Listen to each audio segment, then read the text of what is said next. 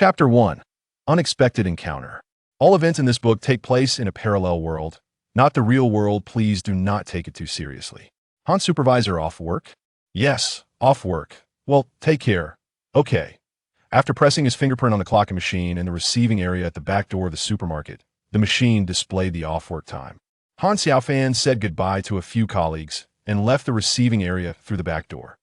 The back door led to a large parking lot, which was not only for the supermarket's delivery vehicles, but also for over 300 employees and more than 1,000 staff, members of various counters. The parking lot was full of various vehicles, including a significant number of electric bikes. As an ordinary supervisor at the supermarket, with only 2 years of work experience and little savings, Xiaofan naturally could not afford a car as mode of transportation. Was an electric bike. Riding his beloved little sheep, Xiaofan greeted the security guard watching over the vehicles in the parking lot and left. Because it was located in the suburbs of Shenzhen, the rent was not as outrageous as in the city center. His one-room apartment, which included a bathroom, cost only $1,200 a month, which was quite reasonable, though this was also related to the old condition of the building. Otherwise, it wouldn't be so cheap. After closing the door and turning on his computer, Xiaofan started cooking while waiting for it to boot up. Yes, he cooked for his own health. He always prepared his meals himself. He could use a rice cooker to cook rice, and for vegetables, he usually steamed them directly. Once the rice cooker was ready and plugged in, Xiaofan sat at his computer desk and took out a small stone from his pocket. The stone looked quite ordinary. How could it be just an ordinary stone? Should I try the blood test like in the novels? Without hesitation, Xiaofan, an ordinary-looking orphan with no parents and no relatives, had always felt a deep-seated unwillingness to be ordinary. However, in this era, without any capital, he could only live as an ordinary person that if there were no unexpected encounters, he might spend his life finding an ordinary woman to marry and have children, raise them to adulthood, and eventually wait for them to marry, and have children, living a life of mediocrity. With a small knife, he made a small cut on his finger, letting a bit of blood flow onto the stone. Xiaofan felt anxious, yet somewhat expectant. Fortunately, the stone did not disappoint him. The blood quickly disappeared from the surface of the stone, absorbed by it. He didn't have to wait long. Just a few seconds later, the stone erupted with a burst of light and shot towards his forehead with a whoosh. He couldn't dodge in time and was struck by the stone. Just as he felt he might be in danger, everything went black before him, and he lost consciousness. Achio! Achio! He didn't know how long it had been, but when Xiaofan woke up, he sneezed twice and found himself lying on the floor. He touched his forehead and found no wounds. He knew that everything that happened in his dream was real, not just his imagination. Yet, the thought that in 5 days, Blue Star would face the apocalypse made him feel powerless. Indeed, that stone was Xiaofan's unexpected encounter. Its origins were untraceable. The stone itself was a crystal containing an intelligent life form. According to the novels, it could be called a spirit, but it didn't know its own origins. It only knew that it had recognized Xiaofan as its master and that he would be its owner from now on. The crystal itself functioned like an external system, but for some unknown reason, many of its functions had been lost. Now it only had a dungeon function, which could provide significant security for Xiaofan in the upcoming apocalypse. Of course, this crystal also had another important function. It could continuously improve its master's physical attributes over time.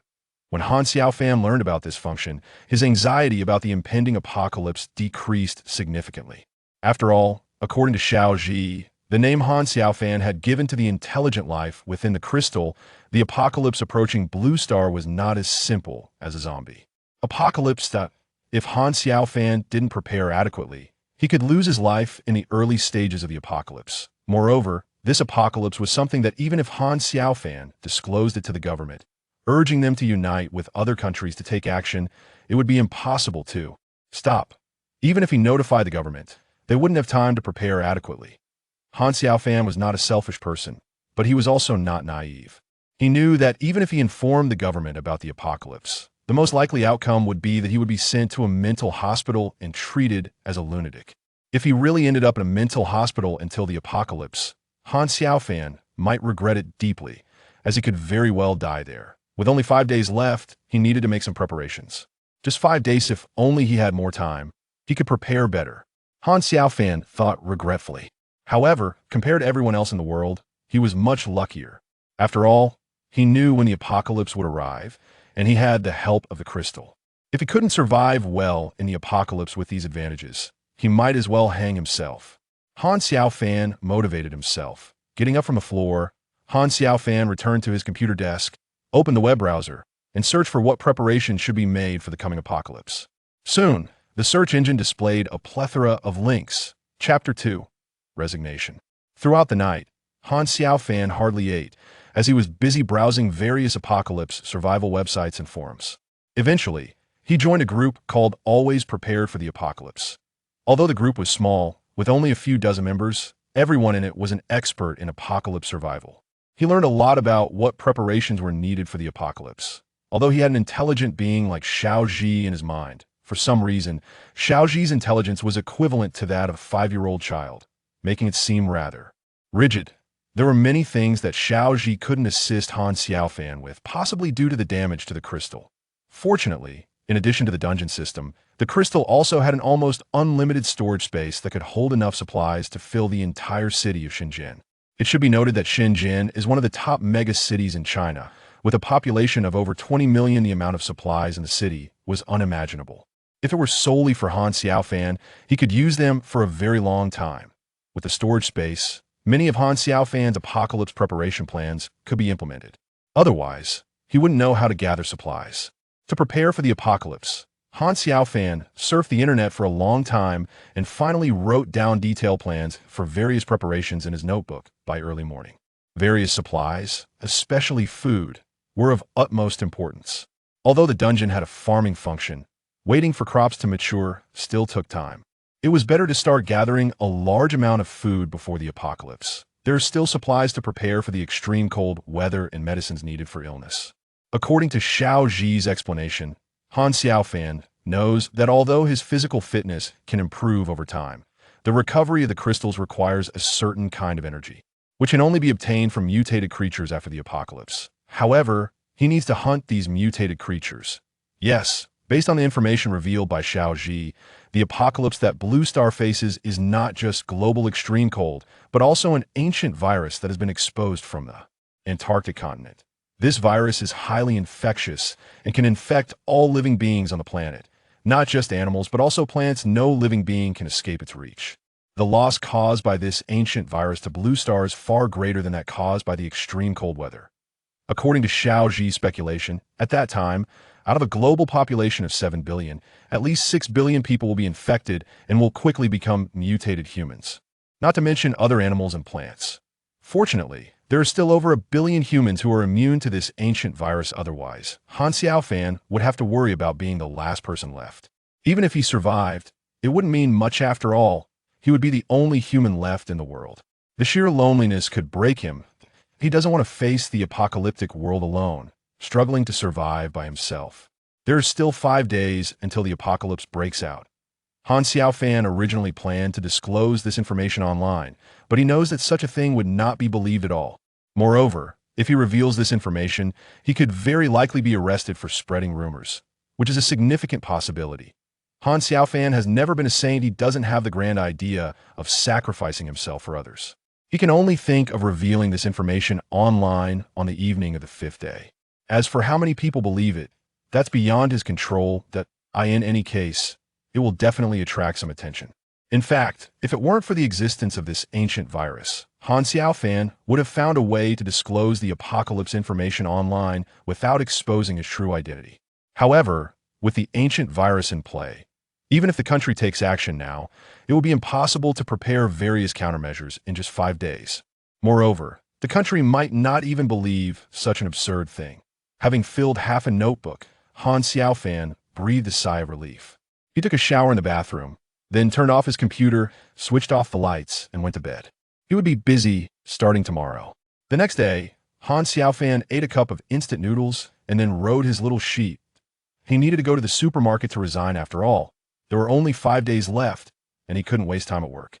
Upon arriving at the supermarket's office, he found the manager, Ma Yong. Han Xiaofan told him that he needed to resign due to an emergency at home. Ma Yong, who didn't like Han Xiaofan because he didn't engage in flattery, initially pretended to persuade him to stay. However, upon realizing Han Xiaofan's strong desire to resign, He quickly agreed and stated that his salary for this month would be transferred to his account tomorrow. After signing the resignation letter with HR, Han Xiaofan quickly packed his things from his desk and said goodbye to a few colleagues he got along well with before leaving the office. As he passed the supermarket checkout counter, Han Xiaofan saw the enchanting figure that had captivated his heart. She had an alluring figure, dressed in a plain supermarket uniform, yet it somehow exuded an alternative beauty, enhanced by her stunning face, which was adorned with a gentle smile as she served customers. Out of 10 checkout lanes, 9 had few customers, with almost all the men lining up there, illustrating just how beautiful she was. This stunning beauty was named Lu Xianhong, a sophomore from a prestigious university, who was also working part-time at the supermarket. Since she started working there, the supermarket's business had improved significantly, as many men came to the supermarket just to catch a glimpse of her, including many rich second-generation youths who would buy more items simply to have longer conversations with Lu Xianhong at the checkout. Logically, a beauty like her should not be working as a cashier at a supermarket, even part-time. With her background as a student at a prestigious university and her extraordinary looks, she could easily find better part-time jobs. However, Han Xiaofan had no idea why Lu Xianhong chose to work part-time at the supermarket. Although he was a supervisor at the supermarket, he didn't interact much with her. With his ordinary looks and orphan background, they were from two different worlds. He had heard that she was also an orphan with no relatives, but he knew that in this world, looks were very important. With her stunning beauty, she would have a significant advantage in whatever she chose to do after graduation, and most likely, she would marry a rich second-generation heir and become a wealthy lady. Han Xiaofan didn't say goodbye to her. Their relationship was merely that of ordinary work colleagues, and they only exchanged nods when they met. He didn't want to make the situation awkward, but he asked for reminding her that the apocalypse was coming in 5 days and to prepare for it. Han Xiaofan wasn't foolish. He knew that if he told her, she would most likely look at him as if he were crazy. Chapter 3. Cashing in. After leaving the supermarket, Han Xiaofan arrived at a real estate agency not far from the supermarket. He told the agent his requirements. He needed to rent a villa built on a mountain or at the foothill for a week. And he also needed to rent a warehouse with an area of no less than 1,000 square meters, also for a short-term rental of 1 week. Upon hearing Han Xiaofan's request, the agent quickly found a suitable villa and warehouse. Han Xiaofan followed the agent to see the villa, which was located on a mountaintop near the first industrial area of Long District. It was a villa community with more than 100 villas, making it a favorite among the middle class, as almost all residents were from that demographic. The villa provided by the agent was a 3-story Western-style villa with a moderate size of over 600 square meters. There was a small front yard and a small garden at the back.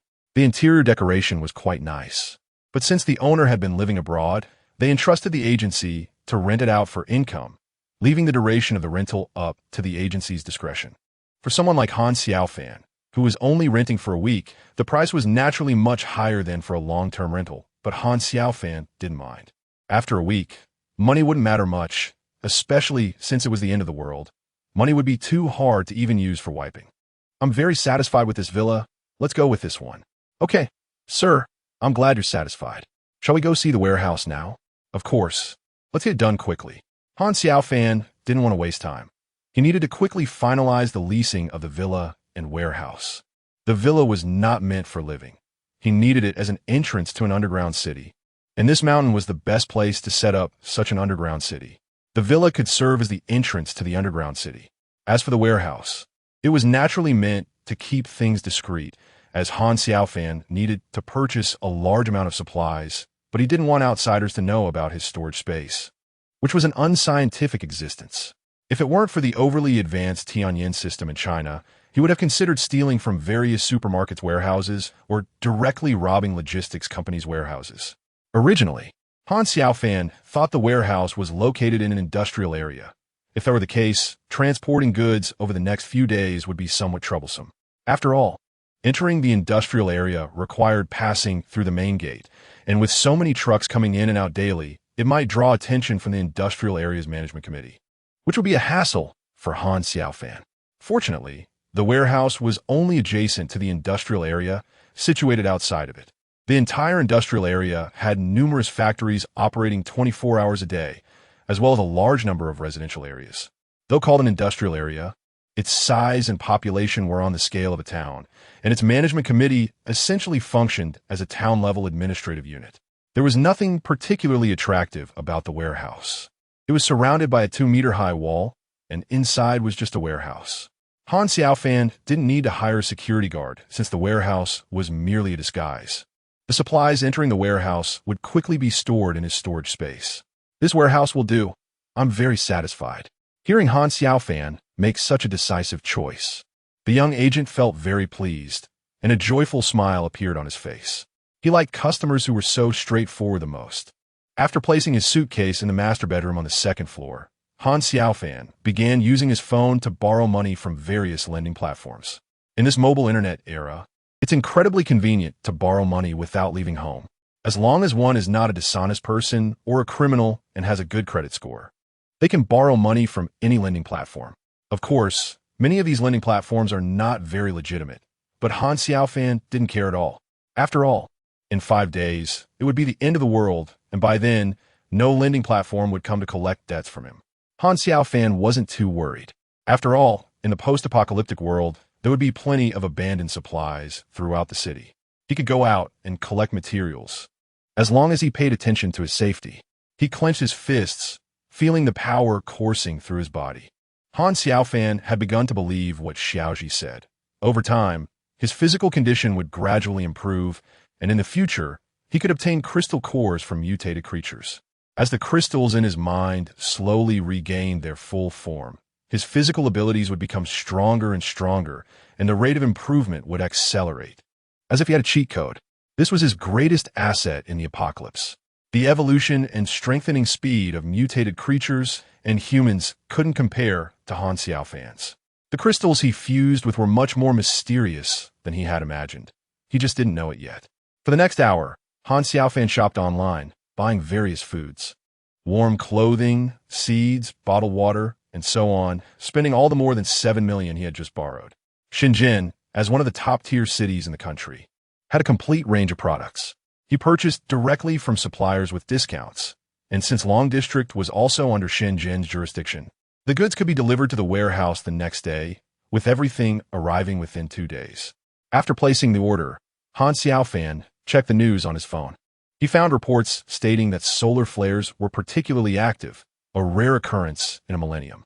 The news reminded the public to be cautious about communication issues, which could cause short circuits, but experts reassured people that there was no need to worry. Such solar activities occurred every decade or so, and this time, the scale was just larger than usual. Only Han Xiaofan was startled. He knew this was a sign of the apocalypse. In the following 5 days, he saw various natural disasters around the world in the news. Earthquakes, volcanic eruptions, and massive icebergs melting in Antarctica. By the 5th day, almost all active volcanoes on Blue Star erupted, marking the official onset of the apocalyptic era. Chapter 4. Decision. Han Xiaofan had not been in touch with his middle and high school classmates for many years. Even friends he had been close to had grown distant over time. As for his university classmates and roommates, it was even more evident that if he was not doing well, he would quickly lose contact with them. This was a form of inferiority complex, and Han Xiaofan was well aware of it. He just didn't want to change things, as he found it quite fine as it was. Knowing that the world would enter the apocalyptic era in 5 days, Han Xiaofan felt a mix of panic and a certain sense of peace. Finally, he wouldn't have to pretend with others anymore. All right, Han Xiaofan admitted he had some social anxiety. During holidays, he would stay alone in his rented room, playing computer games, watching movies, anime, and reading novels, enjoying his freedom without wanting to interact with others. However, even with his social anxiety, Han Xiaofan didn't want to be the last person alive on Blue Star. Such a life would be too boring, and he didn't want humanity to face total extinction. Even if he evolved to live 1,000 years, it would be meaningless if he ended up dying from loneliness. After thinking for a long time in his bedroom, Han Xiaofan finally made up his mind. He would issue a warning about the apocalypse online, alerting countries around the world, especially the Chinese government, to pay attention to the signs occurring in these days. If the government could prepare in advance, at least they could save more citizens. Of course, for his own safety, Han Xiaofan needed to conceal his identity. He never underestimated the intelligence capabilities of a major country. If he casually issued an apocalyptic warning online, it wouldn't take 2 days before the authorities might track him down. He could easily be accused of spreading rumors and false information.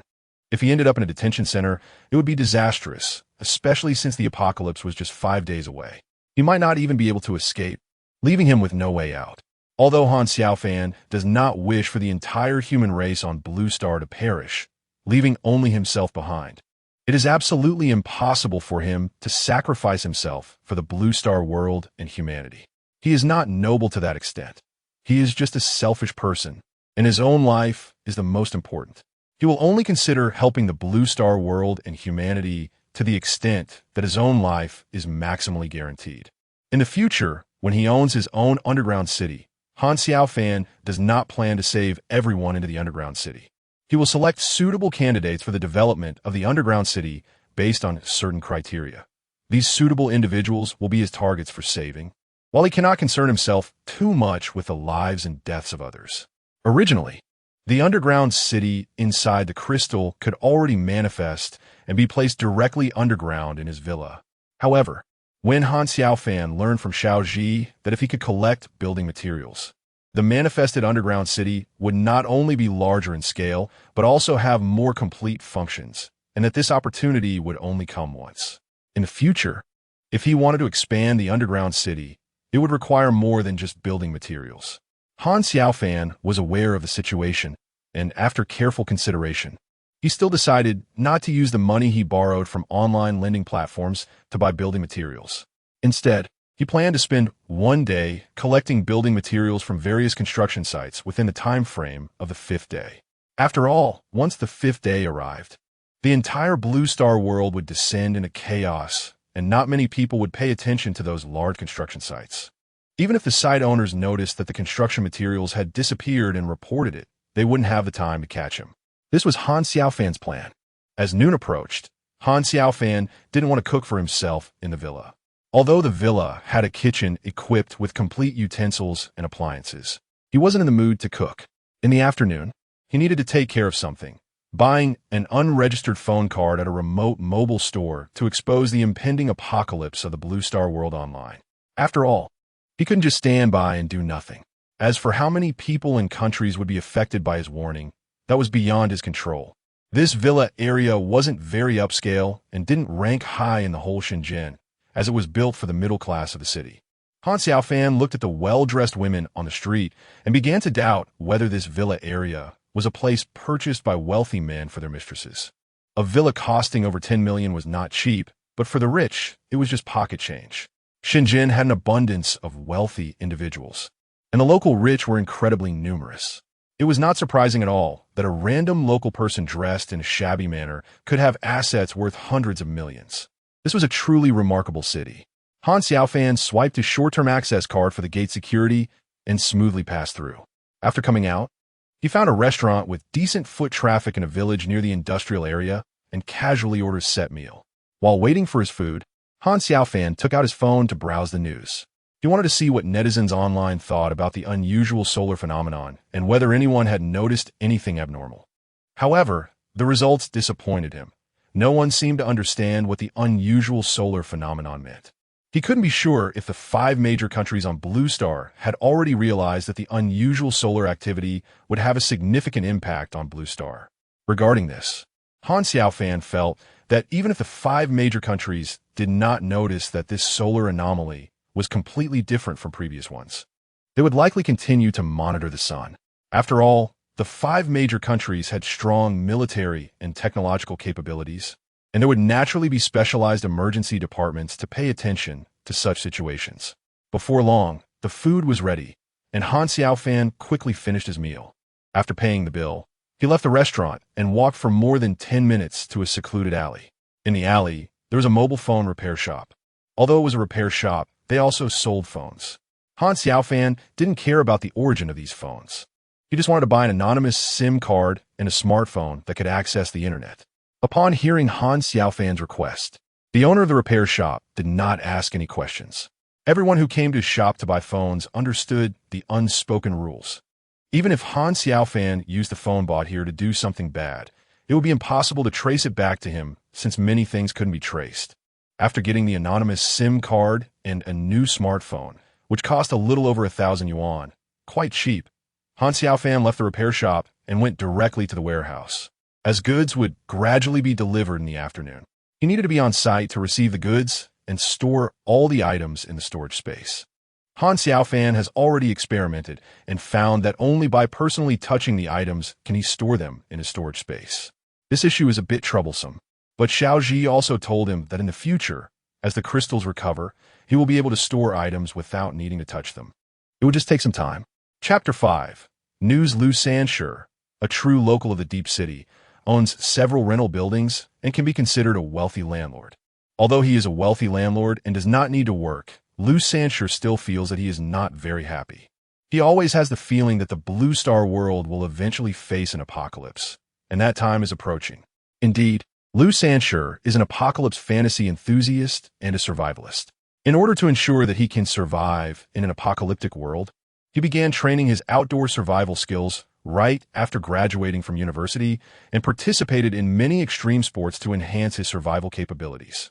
To prepare for the apocalypse, Lu Sanshi spent a large amount of money transforming his villa into a survival base and collected a vast amount of supplies for the end times.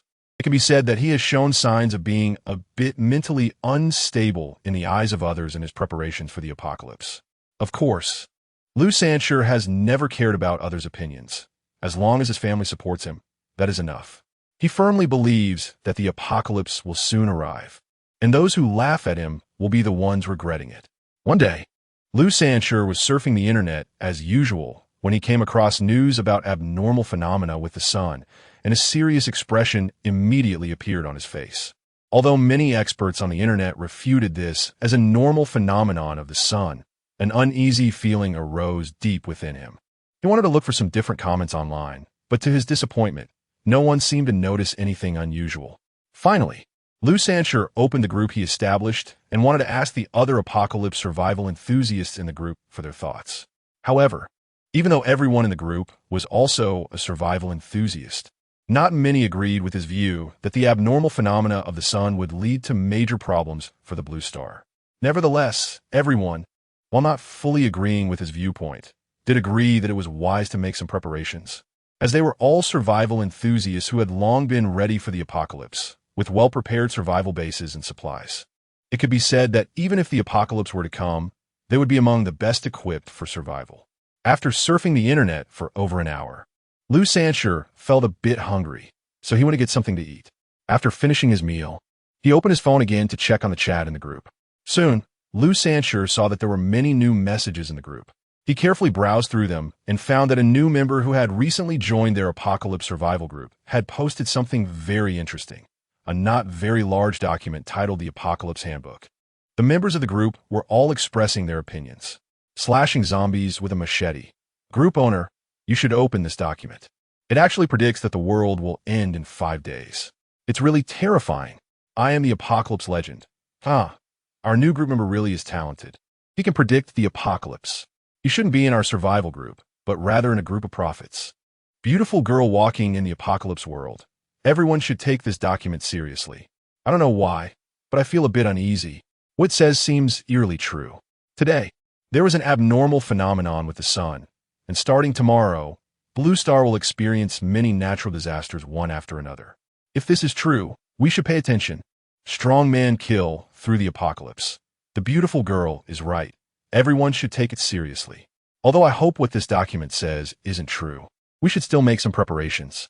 Seeing the messages from the group members, Lu Sanshi was curious about what this new member had shared that sparked so much discussion.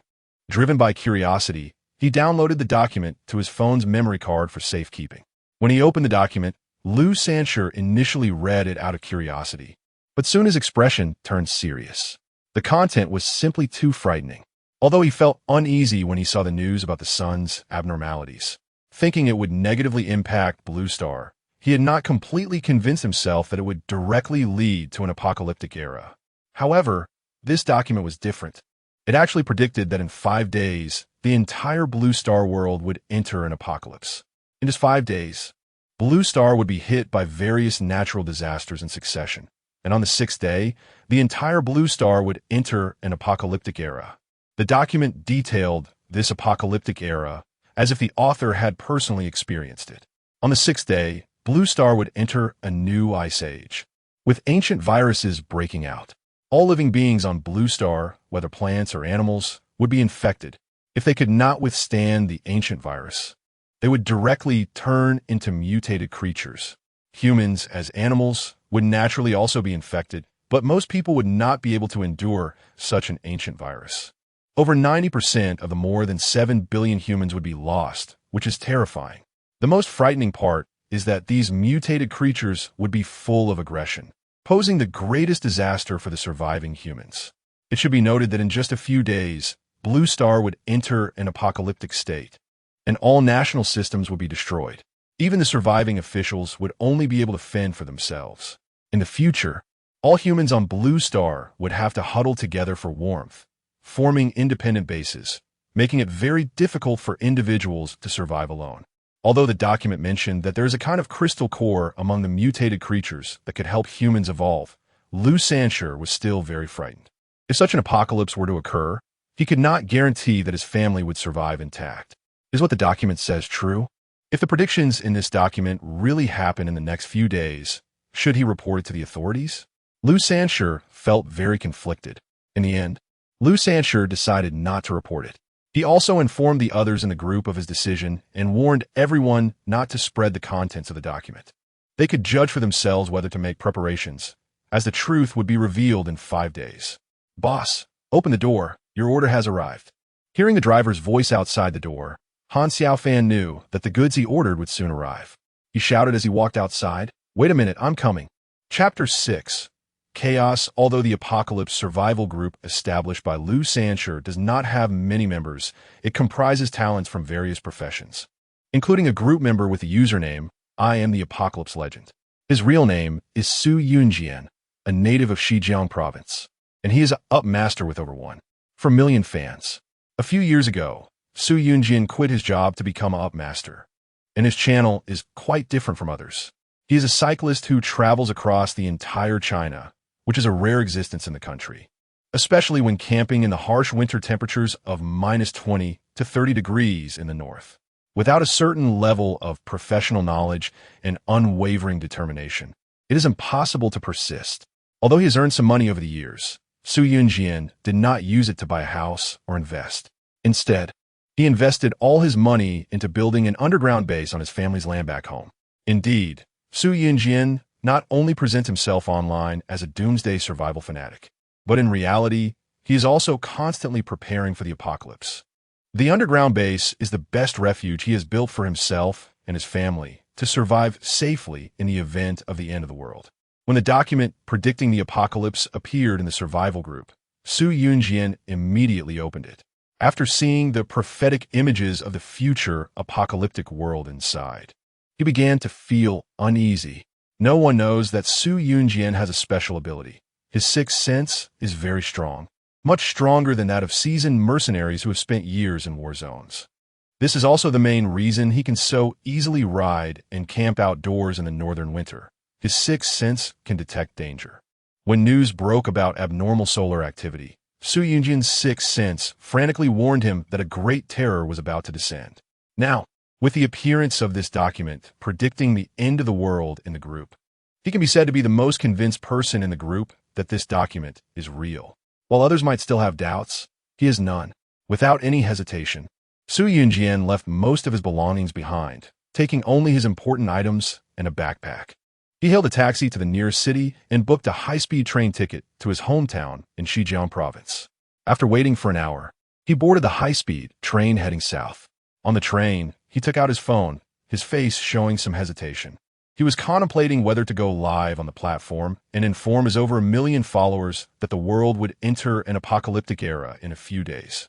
Su Yunjian knew well that the authorities would severely punish anyone spreading rumors like this.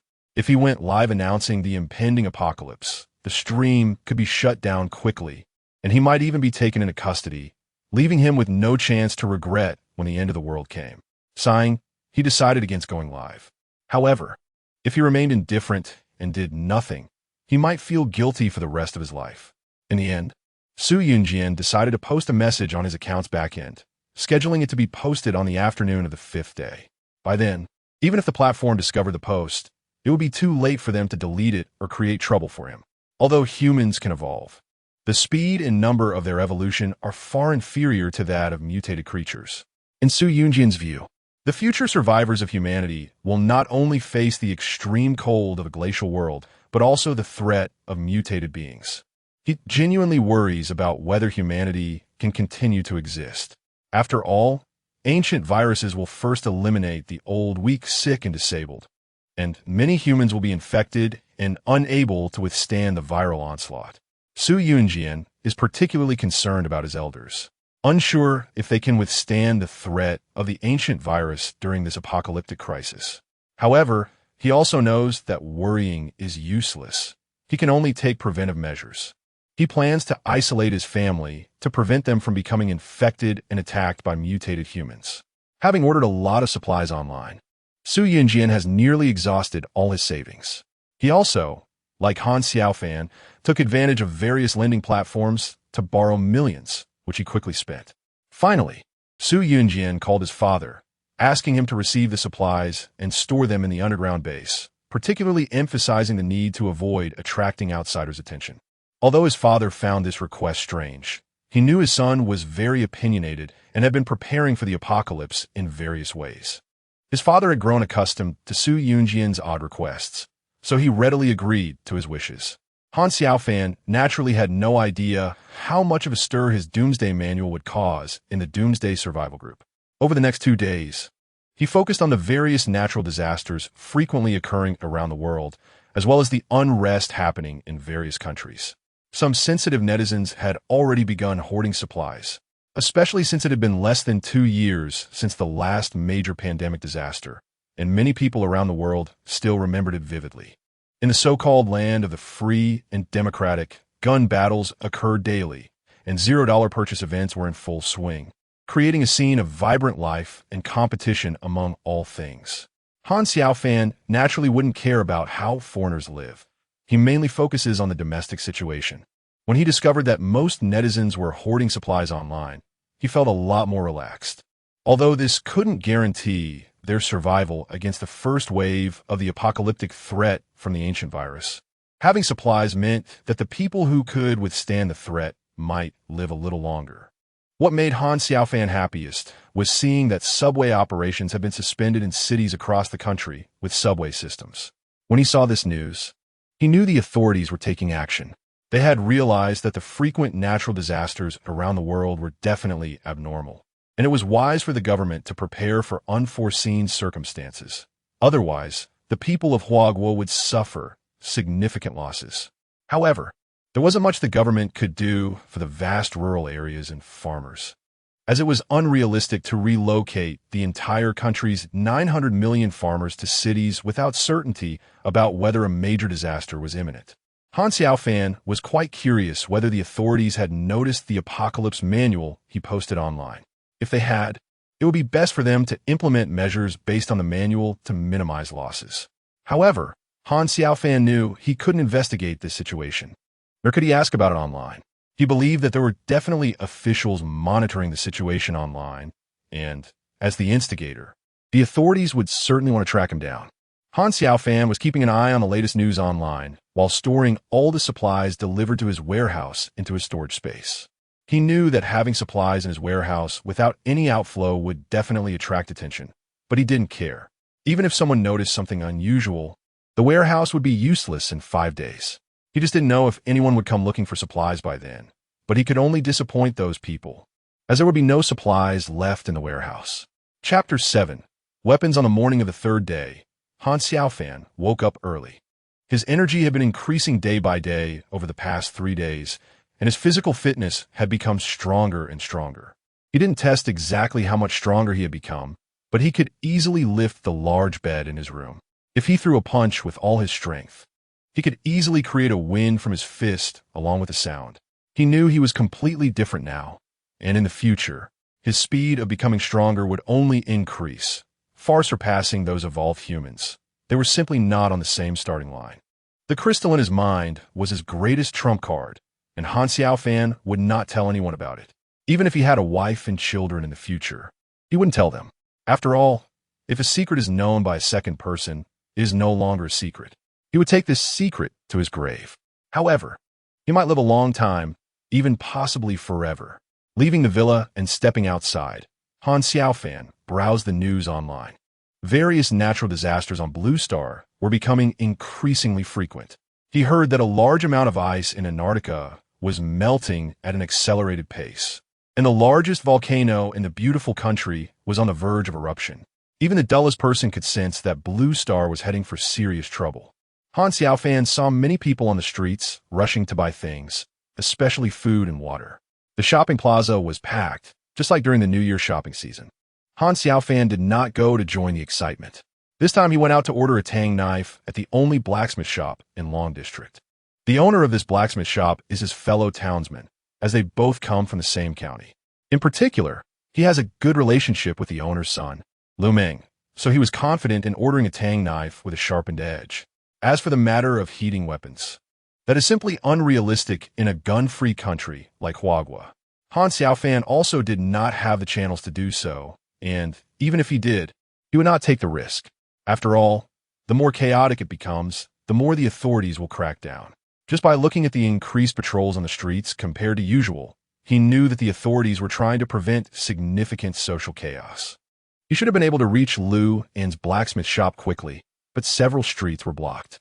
Han Xiaofan recalled that the only important subway station among those streets was now closed, and he suspected that the authorities were taking his doomsday manual posted online seriously. Better to believe it exists than not. For the authorities, there are certainly many experts and scholars predicting the increasingly frequent natural disasters occurring on Blue Star over the past 2 days. And Han Xiaofan believed that the government would prepare accordingly. After all, everything in Huagua is people-oriented, and the upper echelons would not really do nothing in terms of preventive measures. If a doomsday event were to occur, it would be too late for the country to take action then. Moreover, many things written in Han Xiaofan's doomsday manual were terrifying. It could be said that the government actually hoped it was false, wanting peace in the world, with the worst case being just a rumor spread by an identity-less individual online. However, if it were true, starting some preparations now could at least preserve some resources. It could be said that the government was also preparing for the worst-case scenario, and many doomsday-level bases had already been activated, many of which were built during the last century in response to the potential for nuclear war, especially in the Northwest. Apart from the high-ranking officials, no one really knows how many such doomsday-level bases exist. Han Xiaofan was not foolish. If he really stood up, he estimated his fate would be tragic. The best outcome would be to be placed under house arrest, and once the doomsday truly occurred, he would never have freedom again. He might even be dissected due to the abnormalities in his mind and physical condition. He never doubted the darkness of human nature, especially in a doomsday era when humans fight for themselves and seek to dominate is common. After walking for half an hour, Han Xiaofan finally arrived at a village in Long District. Although it was called a village, it was actually part of the urban area of Long District, as the entire Shenzhen city had no rural areas. Shenzhen is a fully urbanized megacity. However, for Lu An, the ancestral skill of blacksmithing could not be lost. The blacksmithing techniques passed down for thousands of years must not be abandoned, or else he would have no face to meet his ancestors even after death. Thus, Lu Meng had to endure a lot of hardship.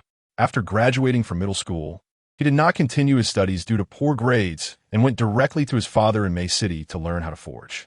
Although the Lu family's blacksmith shop had machine operations, Lu An still required his son Lu Meng to learn the techniques passed down from their ancestors. Fortunately, Lu Meng was honest, hardworking, and had some talent for blacksmithing, surpassing his predecessors. Moreover, because many wealthy individuals or film crews in modern society sought authentic effects, some weapons needed to be specially made, Lu Meng's manual blacksmithing skills naturally came in handy. He earned much more money from his handcrafted forging each year than the shop made. Han Xiaofan was looking for Lu Meng. He knew that Uncle Lu and was relatively timid, and if he found out that Han Xiaofan wanted to get a sharpened tang knife, he would definitely not agree and might even call the police. "Brother Han, what brings you here? Are you looking for me?" When Lu Meng saw Han Xiaofan come to his shop, he had a puzzled look on his face. After all, if Han Xiaofan wanted a drink with him, it was usually at night, or he would call him. It was quite rare for him to come in person. Han Xiaofan saw Uncle Lu working in the store. He first smiled and greeted Uncle Lu, then waved his hand to signal Lu Meng to come out, saying, "I have something to discuss with you. Come with me." Okay. Although he still felt a bit puzzled, Lu Meng smiled foolishly and readily agreed. Han Xiaofan brought Lu Meng to a small alley not far from the blacksmith shop and directly expressed his desire to have a tang knife made. Hearing Han Xiaofan's request, Lu Meng showed a worried expression and said, "Brother Han, is something wrong?" "It's nothing," Han Xiaofan replied with a smile and shook his head. But his expression quickly returned to calm. After thinking for a moment, he felt it was necessary to remind Lu Meng, as he could only truly consider Lu Meng a friend in Long District. His face turned serious as he said, "You should be aware of the chaos happening around the world these days." Lu Meng nodded, knowing about the numerous natural disasters and the internal strife many countries were facing. But he was unsure why Han Xiaofan was bringing it up. "As long as you know, I think we should prepare for the worst. I'm asking you to forge the tang knife for self-defense. Don't worry, I won't do anything bad." Han Xiaofan's expression appeared very sincere. Of course, after the apocalypse arrives, no one would care what he did with the knife anymore. "All right, I understand, Brother Han. Come pick up the knife tonight." A customer originally ordered one, but it wasn't sharpened. "It could be ready in an afternoon. You can come by at 6. "Thank you. I'll be there at 6. Lu Meng agreed, and Han Xiaofan felt a lot more relaxed. With the tang knife, he would have the ability to protect himself. Of course, he believed that in 5 days, his physical fitness would become quite formidable, not worse than those special forces. However, having a weapon would further enhance his physical advantages. Chapter 8. Full outbreak at 6 in the evening.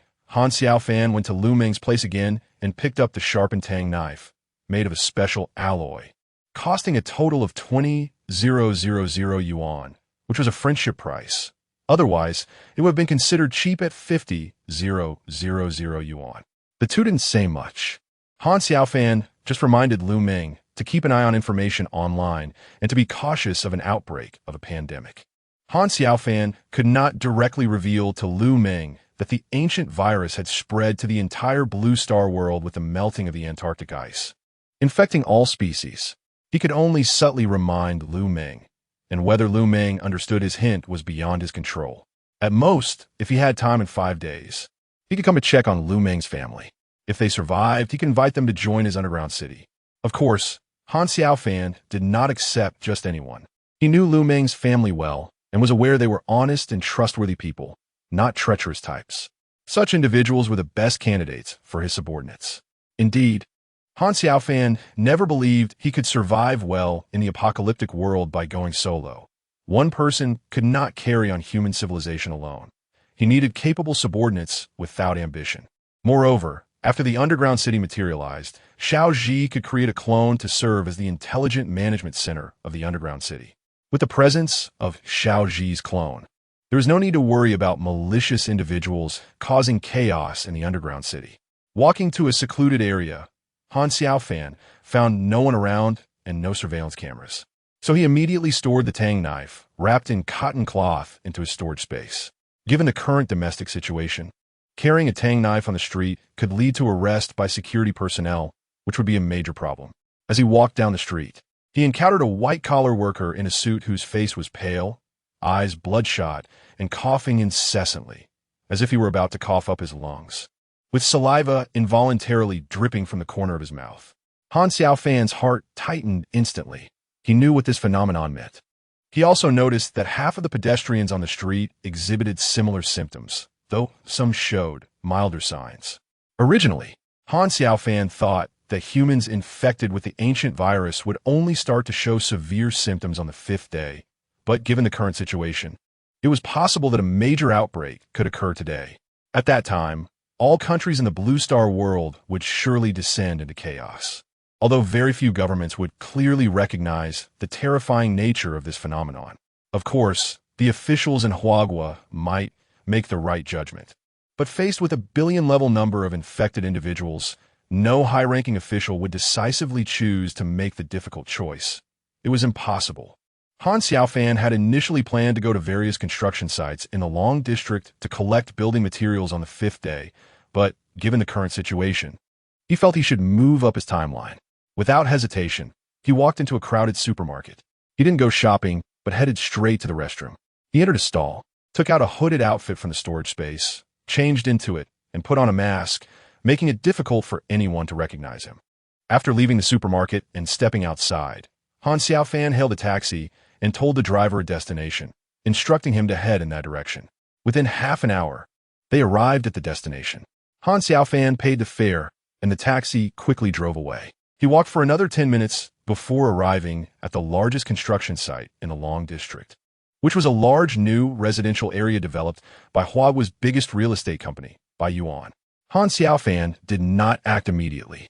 He planned to wait until midnight when the night guards at the construction site were asleep before taking action. First, he circled the entire site to memorize the locations of the surveillance cameras, intending to avoid being caught on camera when he moved.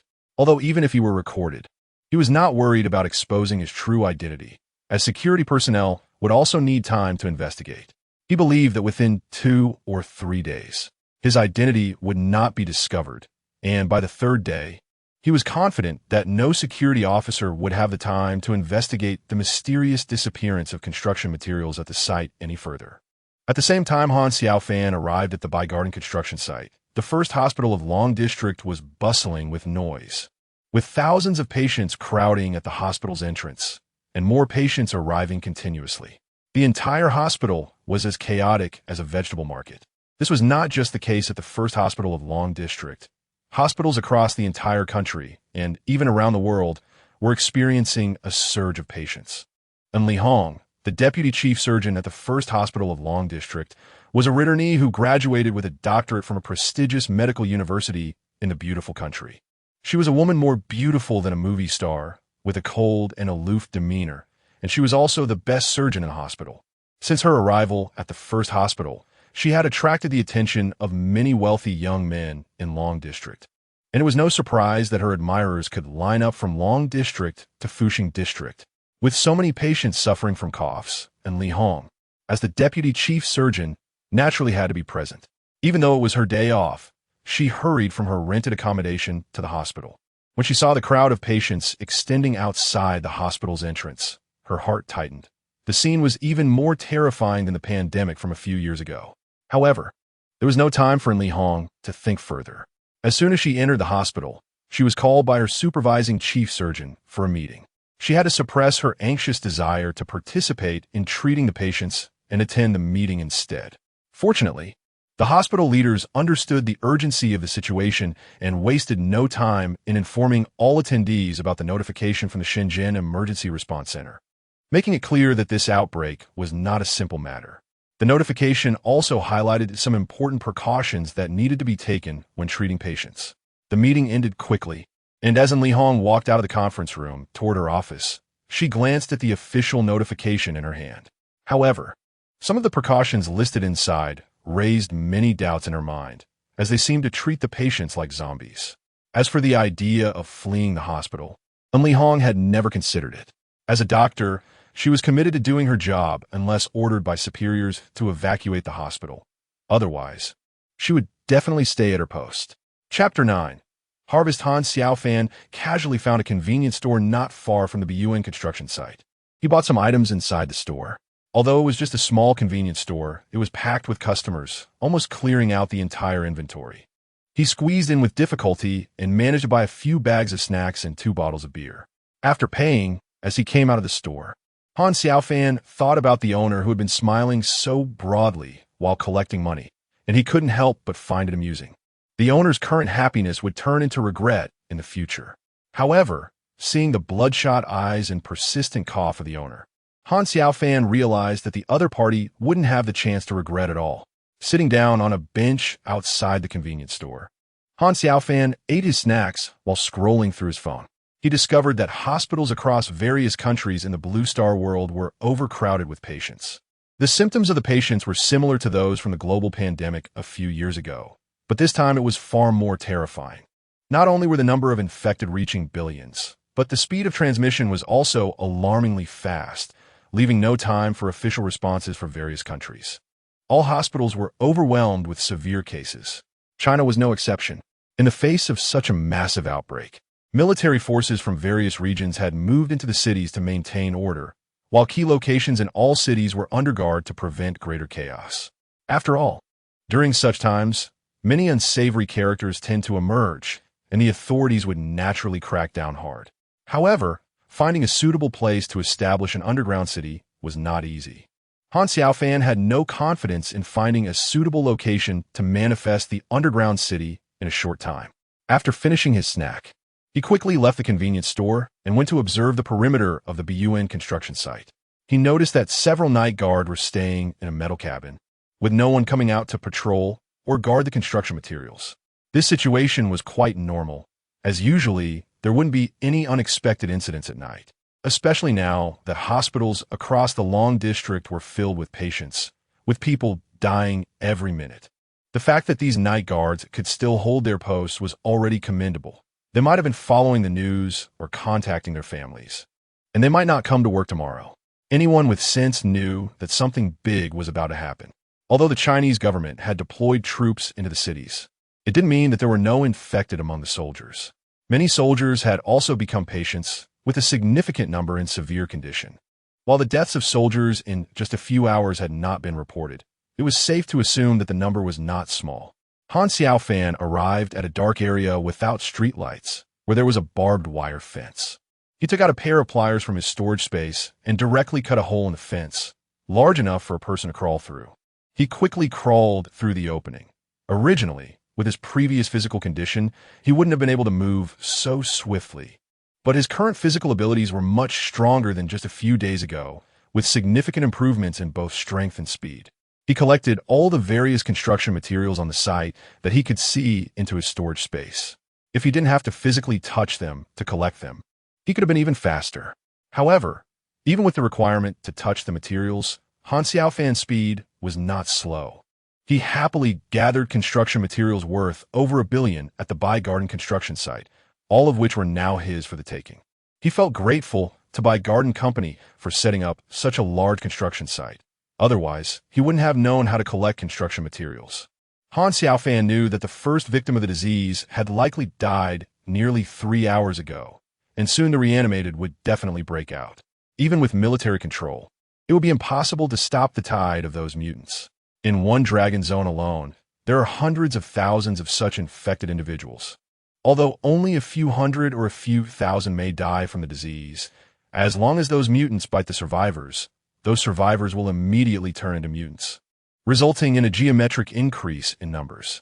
No army could eliminate such mutants, let alone the few thousand troops stationed in the Dragon Zone, which wouldn't be able to withstand even a single wave of mutant assault. Xiaoji, didn't you say that the apocalypse would only arrive in 5 days? That's right. Han Xiaofan treated the small intelligence within the crystal as an intelligent life form. After all, treating Xiaoji as a spirit of a magical artifact from a fantasy novel didn't seem very scientific. Although obtaining the crystal and merging with it wasn't exactly scientific either, he still felt that Xiaoji was more likely an intelligent life form. That's correct, Master. The Blue Star world will fully enter the apocalyptic era in 5 days. Right now, it is merely the first wave of the apocalypse. Humanity cannot solve this ancient virus. It is the self-evolution of Blue Star. The self-evolution of Blue Star. Han Xiaofan had a look of confusion on his face. Is the self-evolution of Blue Star really about exterminating humans? He directly asked Xiao Ji in his mind. Xiao Ji, what do you specifically mean? I'm sorry, Master, but I don't know either, Xiao Ji replied. Hearing this, Han Xiaofan's expression immediately turned grim, but he didn't blame Xiao Ji. After all, he knew that the crystal itself was damaged, and Xiao Ji must also be impaired. To fully restore the crystal, they would need the cores of mutated creatures, and he found himself looking forward to the arrival of those mutated beings. Along the way, Han Xiaofan also noticed that many stray cats and dogs were exhibiting symptoms similar to humans. He knew these animals had been infected and would likely soon become mutated creatures themselves. However, he had no idea if the plants infected with the ancient virus were showing any abnormal conditions. He couldn't afford to stop and check the plants lining the streets. That would be foolish. He encountered numerous car accidents on the road, with the sounds of ambulances and police sirens blaring. Passers-by hurried home, their faces filled with anxiety and restlessness. Chapter 10. Manifestation Xiao Ji.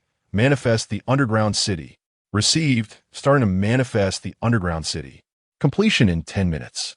The countdown began. 10 minutes. In the past, Han Xiaofan felt that 10 minutes passed quickly. But this was the first time he felt that 10 minutes could drag on so slowly. He could only stay in the living room, sitting on the sofa and scrolling through news on his phone, only to find that the internet was filled with desperate news. All the countries of Blue Star were in complete chaos. Bang, bang, bang. Suddenly, gunfire echoed from a distance. Han Xiaofan stood up and walked to the window, pulling back a corner of the curtain to look outside. He saw flames rising high into the sky, accompanied by the continuous sound of gunfire. The noise from afar seemed to have spread to the villa area, and the entire area began to buzz with activity. A woman suddenly emerged from somewhere, running frantically while shouting for help. Help! There are monsters! Someone save me! But Han Xiaofan quickly saw a dozen dark shadows scampering on all fours, rushing towards the woman. In an instant, she could only let out a scream before falling silent. She was killed by those mutated beings who immediately began to feed on her. Even though he couldn't see clearly how the mutants were feeding in the dark, Han Xiaofan could imagine the scene was absolutely horrific. Of course, there were still survivors in the other villas. He didn't believe that all the residents of the 100-plus villas had perished. Many might think they were safe hiding inside their houses, or they were hoping the military would come to rescue them. However, Han Xiaofan knew that these people would soon despair. In a couple of days, the temperature across Blue Star would drop dramatically, plunging the world into an ice age. Moreover, those mutated creatures would grow stronger over time. Unlike the zombies portrayed in films, these mutants wouldn't just bite humans to infect them. They would treat survivors as food. Of course, the mutants wouldn't coexist peacefully with other mutated animals either. Different mutated beings would kill each other. Only beings of the same kind would not harm each other. For instance, mutated humans would band together to hunt living creatures. One could say that mutated humans had already become a different species. If survivors expected these mutants to starve or freeze to death due to the extreme cold, they would be sorely disappointed. This was because all mutated beings would evolve, and they evolved much faster than living humans, akin to the Cambrian explosion of life billions of years ago, leaving humanity behind. Most importantly, mutated beings could reproduce like normal organisms. Indeed, their numbers wouldn't decrease due to death and might even increase. After learning this from Xiao Ji, Han Xiaofan genuinely lost most of his confidence in humanity's future. Fortunately, he had the crystal as an external aid. Even if he couldn't restore human civilization in his lifetime, it was still possible to ensure a certain number of humans survived. The commotion outside grew louder, with the sounds of humans' desperate screams before death, explosions, and various noises merging into a chaotic symphony of violence. Han Xiaofan merely watched coldly from the sidelines. Though his physical abilities had improved significantly, and he estimated that he could take down about 5 mutants with his Tang knife, facing more than that would put him in great danger. He had no desire to play the hero. After 2 years of working, he had long since smoothed out any rough edges. Master, the underground city has been successfully manifested. Han Xiaofan felt as if his brain had been suddenly filled with a lot of information, creating a sensation as if it were about to explode. Fortunately, this feeling quickly disappeared. This was the result of Xiaoji directly implanting all the information about the dungeon into his mind. Han Xiaofan did not expect that this kind of implantation would be so painful. If such things happen in the future, he might prepare himself better before the process. Like lying in bed to receive the information would be more comfortable. Master, in the future, once your strength breaks through the first-level gene lock, it won't be so painful. Xiaoji comforted Han Xiaofan in his mind, probably sensing his discomfort. First-level gene lock? This isn't a science fiction novel, Han Xiaofan thought, feeling a bit confused. He immediately asked a series of questions. Xiaoji, what is a gene lock? Are there different levels of gene locks? How do you break through a gene lock? Can only humans break through gene locks, or can all mutated organisms do it too? Master, It's not that Xiaoji doesn't want to tell you, but telling you too much now will only cause you distress. Moreover, Xiaoji doesn't remember a lot of the information. You'll need to collect more mutated organism cores in the future to speed up the recovery of the crystals. However, Xiaoji can tell you that only those who break through the gene lock are true evolved beings, and you have only just begun. After hearing Xiaoji's words, Han Xiaofan didn't say much. He just kept it in his heart.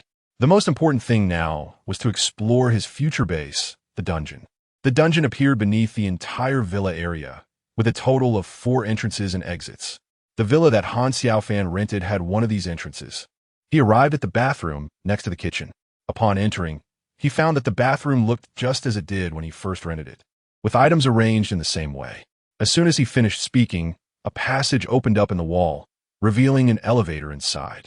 This amazed Han Xiaofan, as he had not noticed any abnormal changes in the villa during the 10 minutes he had been there. He did not expect an elevator to appear directly. He certainly didn't think this was something the villa owner had created. It could only be said that the technology of the crystals was far more advanced than he had imagined. Without thinking too much, he stepped into the elevator, which automatically closed, and the outside transformed back into a wall, making it impossible for anyone to discover that there was an elevator behind it. The elevator had only 3 number buttons. Han Xiaofan already knew from the transmitted information that the dungeon currently had only 3 levels. In the future, as more building materials were collected, the number of levels could continue to increase. Chapter 11. Dungeon-Based Ding. The elevator door opened, and Han Xiaofan stepped out. The first thing he saw was a passage. He knew this passage was also the first line of defense for the dungeon. Even if enemies managed to find the entrance and made it here, they would still have to face an insurmountable defense measure of the dungeon. Han Xiaofan walked through this inconspicuous passage, which was about 20 meters long. It may not seem long, but it is a death passage. No matter how many people come, it is never enough. The dismembered bodies can still fall through the switch on the ground into the space below without blocking the passage. So, if an enemy wants to paralyze this laser passage by sacrificing lives, they are just overthinking. Behind the laser passage is a large door, which requires a fingerprint to enter. Han Xiaofan can naturally enter.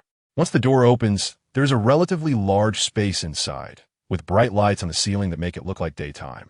The space is circular, with a tree in the middle wrapped in light strips, and this tree is surrounded by a circular fence. There are stone benches along the fence for people to sit on. Several passages connect to this space, each labeled with signs that read accommodation area, leisure area, commercial area, factory area, etc. Han Xiaofan scanned all the areas of the first floor. Due to time constraints, he didn't take a very close look. After all, the entire underground city belonged to him, and he had plenty of time to explore it in the future. The first floor covered an area of about 10,000 square meters, equivalent to 2 football fields, which could be considered a decent size. However, the underground city could only accommodate a maximum of 1,000 survivors. While it could technically hold more, that would lead to a decline in the quality of life for the survivors or issues with resource supply. Han Xiaofan estimated that it would not be possible to recruit a full 1,000 people in a short time. Although he had wristbands to control the behavior of survivors entering the underground city, these wristbands could not control their thoughts, and he did not want to admit any brainless individuals. He was only interested in those survivors who met his standards or had a relatively good moral compass. However, he believed that as time went on, many people would become darker after experiencing the unimaginable hardships of the apocalypse. It would be challenging to recruit 1,000 survivors who still retained their kindness and friendliness from before the apocalypse. Han Xiaofan was not too anxious about this. He had the underground city as a solid base, so he was not worried about a lack of people wanting to join. After briefly looking over the various areas of the first floor, Han Xiaofan took the elevator down to the second floor. In fact, there were other ways to reach different floors besides the elevator, as there were also stairs connecting them. There were a total of 5 elevators, 2 of which were freight elevators, and 5 staircases, so the configuration was quite good. Upon arriving at the second floor and stepping out of the elevator, Han Xiaofan noticed that it was quite different from the first floor. The first thing he saw was a relatively large square, with an area of 300 square meters. Han Xiaofan naturally knew what this square was used for. This square could serve as a parking lot, and there was also a large passage leading outside, allowing cars or supplies brought in from outside to be transported through this passage. Han Xiaofan didn't plan to tell anyone about his storage space. He knew that in this apocalyptic world, as soon as any faction learned that he possessed a storage space, he would never have peace. All factions would come to capture him. Anyone who wasn't foolish would understand how significant having a storage space was for a faction in the apocalypse. The second floor had only 3 areas. The first was a planting area where crops could be grown. The second was a breeding area for raising poultry. And the third was an agricultural processing center that could process the outputs from the planting and breeding areas. After observing the 3 areas on the second floor, Han Xiaofan took the elevator to the most important third floor of the underground city. The third floor contained a large warehouse, where he released most of the supplies from his storage space. It was much simpler to take things out than to put them in. As long as he imagined the supplies filling the shelves in his mind, they would automatically fill up without excess or shortage, as if the storage space had intelligence and could calculate the volume of the supplies. Of course, Han Xiaofan still left some supplies in the storage space, as he couldn't stay in the underground city forever. He needed survivors, needed crystal cores to accelerate the recovery of crystals, and needed crystal cores to become stronger. Although he could become stronger over time, even without crystal cores, he couldn't just lie down and do nothing. As long as he continued to grow stronger, he believed the apocalypse would not be the end for him. Half of the third floor was a warehouse, while the other half was separated by a laser passage that one had to pass through to reach another space. Moreover, without Han Xiaofan's consent or authorization, anyone who approached this laser passage would face certain death. Another large door blocked his path, and Han Xiaofan pressed a panel on the wall. Soon, the door opened, and he entered, after which the door closed again. The space behind the door resembled a grand hall, akin to the front desk of a 5-star hotel, with several sets of sofas, a service counter, and a bar. Near the service counter was another passage, and Han Xiaofan knew that passing through this passage would lead to the most important core area of the underground city, the Smart Control Center. The entire underground city's lighting, energy, and network centers were controlled by this intelligent control center, where a clone of Xiaoji was also located. Inside, there was another area, which was the residence of Han Xiaofan, the owner, a luxurious house with an area of 3,000 square meters. Rather than just a house, it could be called a luxurious villa estate. This villa estate was far superior to the most luxurious and expensive villas in Deep City. Han Xiaofan was almost dazzled. Such a large villa estate would require hundreds of service personnel, if not for the intelligent management by Xiaoji's clones. After casually touring his future residence, Han Xiaofan arrived at the most crucial area of the underground city, the Intelligent Control Center. Chapter 12. Control Center. The Smart Control Center was not as sci-fi as Han Xiaofan had imagined. It resembled the launch control center of a space agency he had seen on TV, but it was much simpler and smaller, lacking numerous monitors. The most eye-catching feature of the entire Smart Control Center was the large display screen on the wall, along with a row of 10 computers and a few chairs. There was also a conference room and a bedroom, with a total area of about 200 square meters. The bedroom had an escape passage reserved for the owner of the underground city, Han Xiaofan, to use in case of emergencies. However, he believed such a situation would not arise. With the underground city's defense measures and the power of the wristbands, if he could still be breached by enemies, he might as well take his own life to avoid being ridiculed by the world.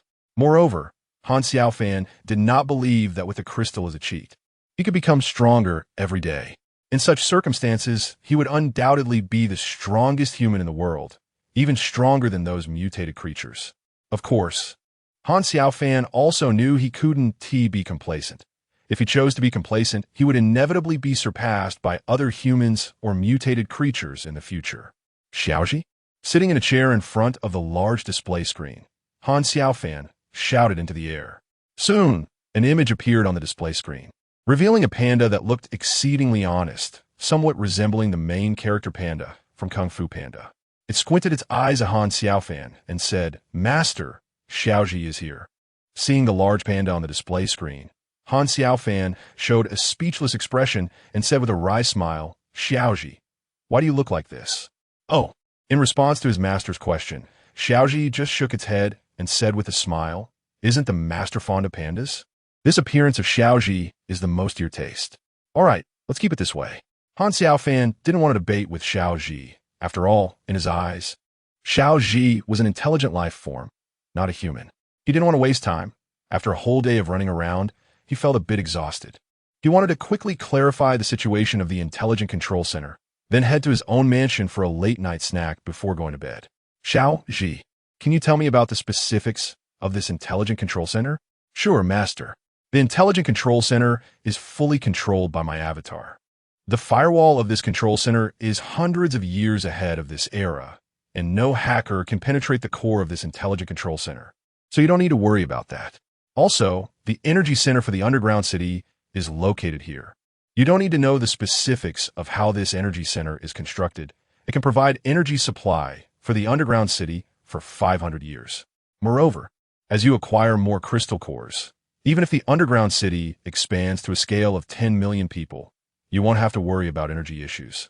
"Master, because the underground city is manifested in this villa area, the Intelligent Control Center has actually taken control of all the cameras in the entire villa area and has hacked into the entire surveillance system of the Deep City. As long as Deep City does not experience a power outage, you can see any place in Deep City that has a camera through here." Hearing Xiao Ji's words, Han Xiaofan's mouth dropped open. He didn't expect Xiao Ji could hack into the Deep City surveillance network. Although Deep City was currently in chaos due to the issues with mutants, he didn't believe that the control center of Deep City surveillance system would be without experts. The most important thing was that with this, Han Xiaofan could wear his highest authority wristband, allowing him to receive information from the Intelligent Control Center in real time, helping him avoid many dangers. Although he felt powerful now, Han Xiaofan was still an ordinary person who hadn't experienced brutal battles. Only by going through more fights could he transform his combat power into actual fighting capability. Xiao Ji, open the surveillance of Deep City Center to take a look. "Okay, Master." Soon, dozens of small windows appeared densely on the display screen. Han Xiaofan carefully observed these windows and found that none of them showed calm scenes. There was bloodshed, riots, corpses everywhere, and images of mutants feeding, all of which made him feel a bit nauseous. Yet he forced himself to watch closely, as these were things he would need to get used to in the future. If he couldn't adapt, his only fate would be death. In some scenes, he could still see the Chinese military fighting against the mutants, but things didn't look optimistic. Han Xiaofan noticed that those mutants were incredibly fast, not at all like the sluggish zombies in movies. This was still before they had undergone significant evolution.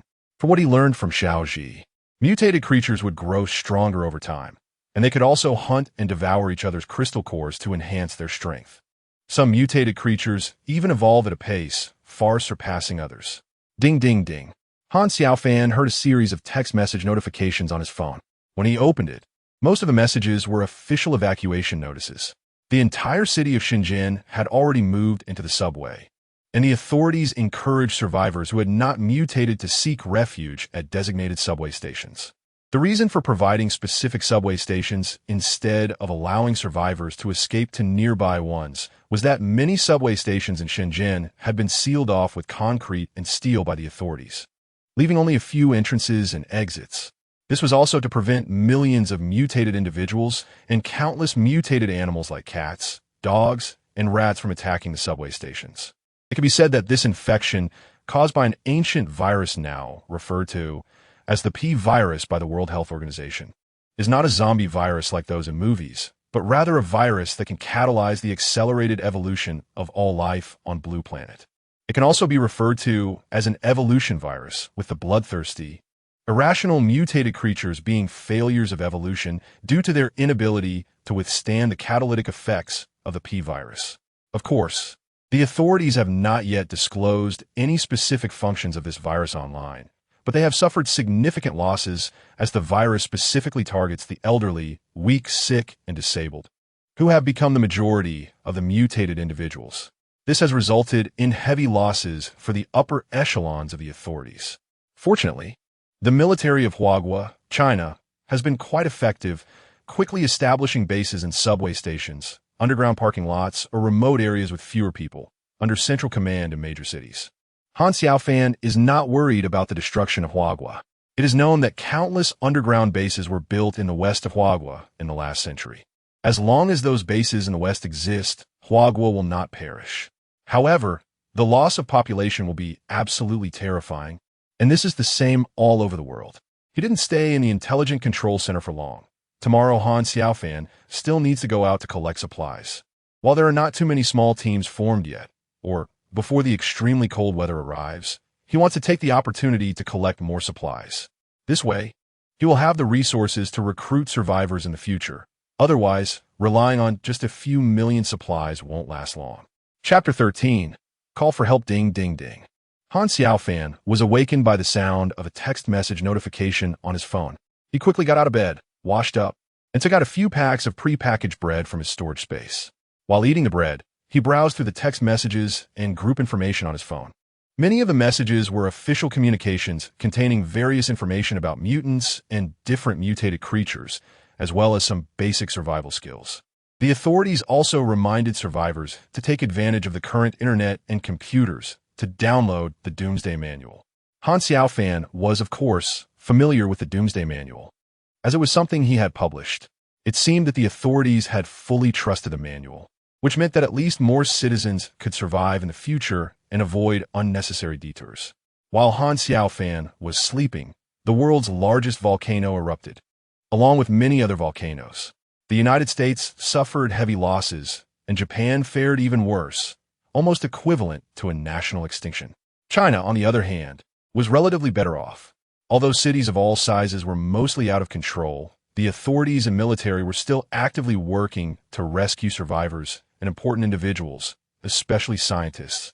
Without any pause, the authorities urged the public to stay safe at home and to be cautious not to make too much noise, as the hearing of mutants and various mutated beasts was very sensitive, especially at night. Additionally, due to the numerous volcanic eruptions on Blue Star, the entire planet would enter extreme cold weather over the next 2 days, which would last for hundreds of years, essentially plunging Blue Star into an ice age. The authorities reminded the public to be aware of mutated creatures and also to keep warm.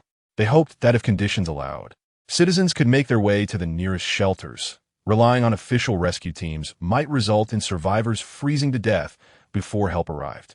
However, the authorities were also at a loss, as dealing with the mutants in each city was already difficult for the military, let alone the additional task of rescuing survivors and relocating important supplies.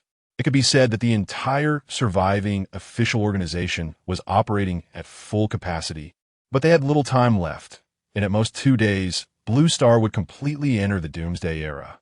Upon opening the messages on WeChat, Han Xiaofan discovered that someone in the work group he had not exited had sent a distress message. It turned out that several supermarket staff members were trapped inside the supermarket and unable to escape. They had been sending distress messages in the group, including one from the beautiful Lu Xianhong, whom he secretly admired. Han Xiaofan's heart stirred. He knew this was a good opportunity, a chance to win the heart of the beautiful Lu Daemon. However, he couldn't be too eager. The survivors in the supermarket had not yet completely fallen into despair. Even if he rescued Lu Xianhong, she might not be grateful to him and could instead ask him to take them to an official shelter. Although he realized that his thoughts were selfish, Han Xiaofan did not feel ashamed. In the future apocalyptic era, there would be even more desperate and brutal scenes. Such matters were merely child's play.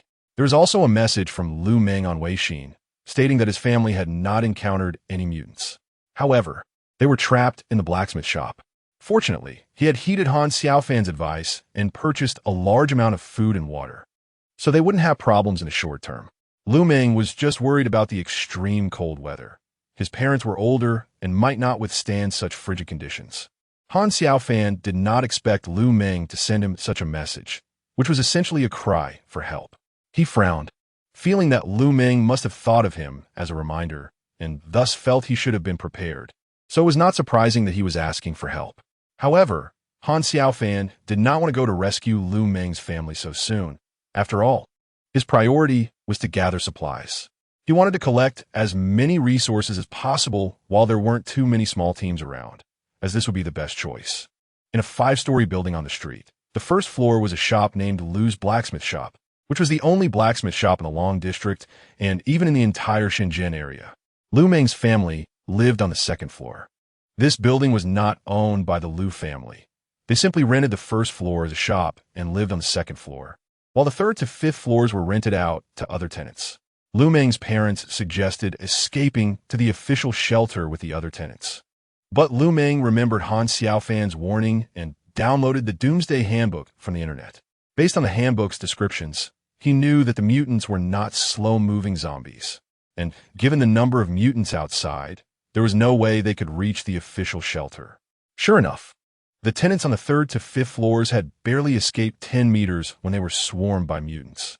Lu Meng's family watched helplessly as more than a dozen people were devoured by the mutants until only bones remained. They were all disgusted and terrified. When Lu Meng spoke, his parents and younger sister, Lu Duo, immediately showed expressions of surprise. But Lu Meng's father still looked somewhat skeptical and directly asked, "Is it true? Will he really come to save us? Does he have the ability to save us?" Lu Meng's father did not doubt Han Xiaofan, but his impression was still that of an ordinary person working as a supervisor in a supermarket and being a fellow townsman. How could such a normal person have the ability to save their family? They had seen online that the military was struggling against numerous mutants and mutated beasts, and it was known that the military had many firearms. Although they had suffered losses due to the P virus, most of the military structure had been preserved. "Dad, you don't have to worry. Brother Xiaofan is not an ordinary person. He said he would definitely come to save us, and he has the ability to do so." Although Lu Meng had no evidence, his intuition told him it was right to trust Han Xiaofan. Going to the official subway shelter was too risky. The nearest shelter was 10 kilometers away, which might take only 10 minutes to reach under normal circumstances, but during this time, it might take half a day, and that was assuming they didn't encounter large groups of mutants and mutated beasts. Although the Doomsday Handbook described that mutated creatures feared sunlight and fire, Lu Meng knew that walking in a city like this, those mutants and mutated beasts were hiding in the shadows, making it easy to fall into their traps. Moreover, mutated creatures could overcome their fear of sunlight and fire when it came to food. Looking out from a corner of the curtain, as Lu Meng saw the overcast sky outside, his unease grew. He knew that extreme cold weather was approaching, and polar night was near. Today might be the last time humanity saw the sun. "Mom, Dad, little sister, quickly put on your cold-resistant clothes. It will drop in temperature soon. It might reach -30 degrees today." Upon hearing Lu Meng's suggestion, his family did not object. They knew their only reliance now was on Lu Meng, and listening to him was definitely the right choice. Chapter 14. The first battle. Bang, bang, bang, bang, bang. If someone had told Han Xiaofan a few days ago that he could hit a sandbag like this, he would have said the person was crazy. But now, he was trying out exercises he never dared to attempt before. His physical fitness was improving every day, and he was fully adapting to it. However, he still did not have a clear impression of how strong his physical abilities were. So, before he set off to leave the underground city to gather supplies on the surface, Han Xiaofan went to the gym in a manner to work out and see where his limits were and just how strong he really was. After testing several projects, Han Xiaofan discovered that his physical fitness was indeed formidable. If only physical fitness was considered, he might be one of the strongest humans in the world. Of course, this was in the past.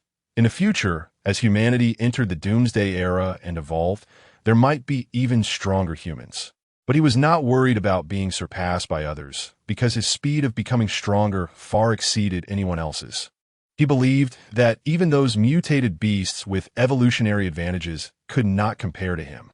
Han Xiaofan took out the Tang Dao crafted by Lu Meng. He began practicing with the sword in the style of a martial arts enthusiast he had seen in a video on his phone. Of course, he couldn't learn much in a short time, but as long as he understood the basic techniques of using a sword, that was enough.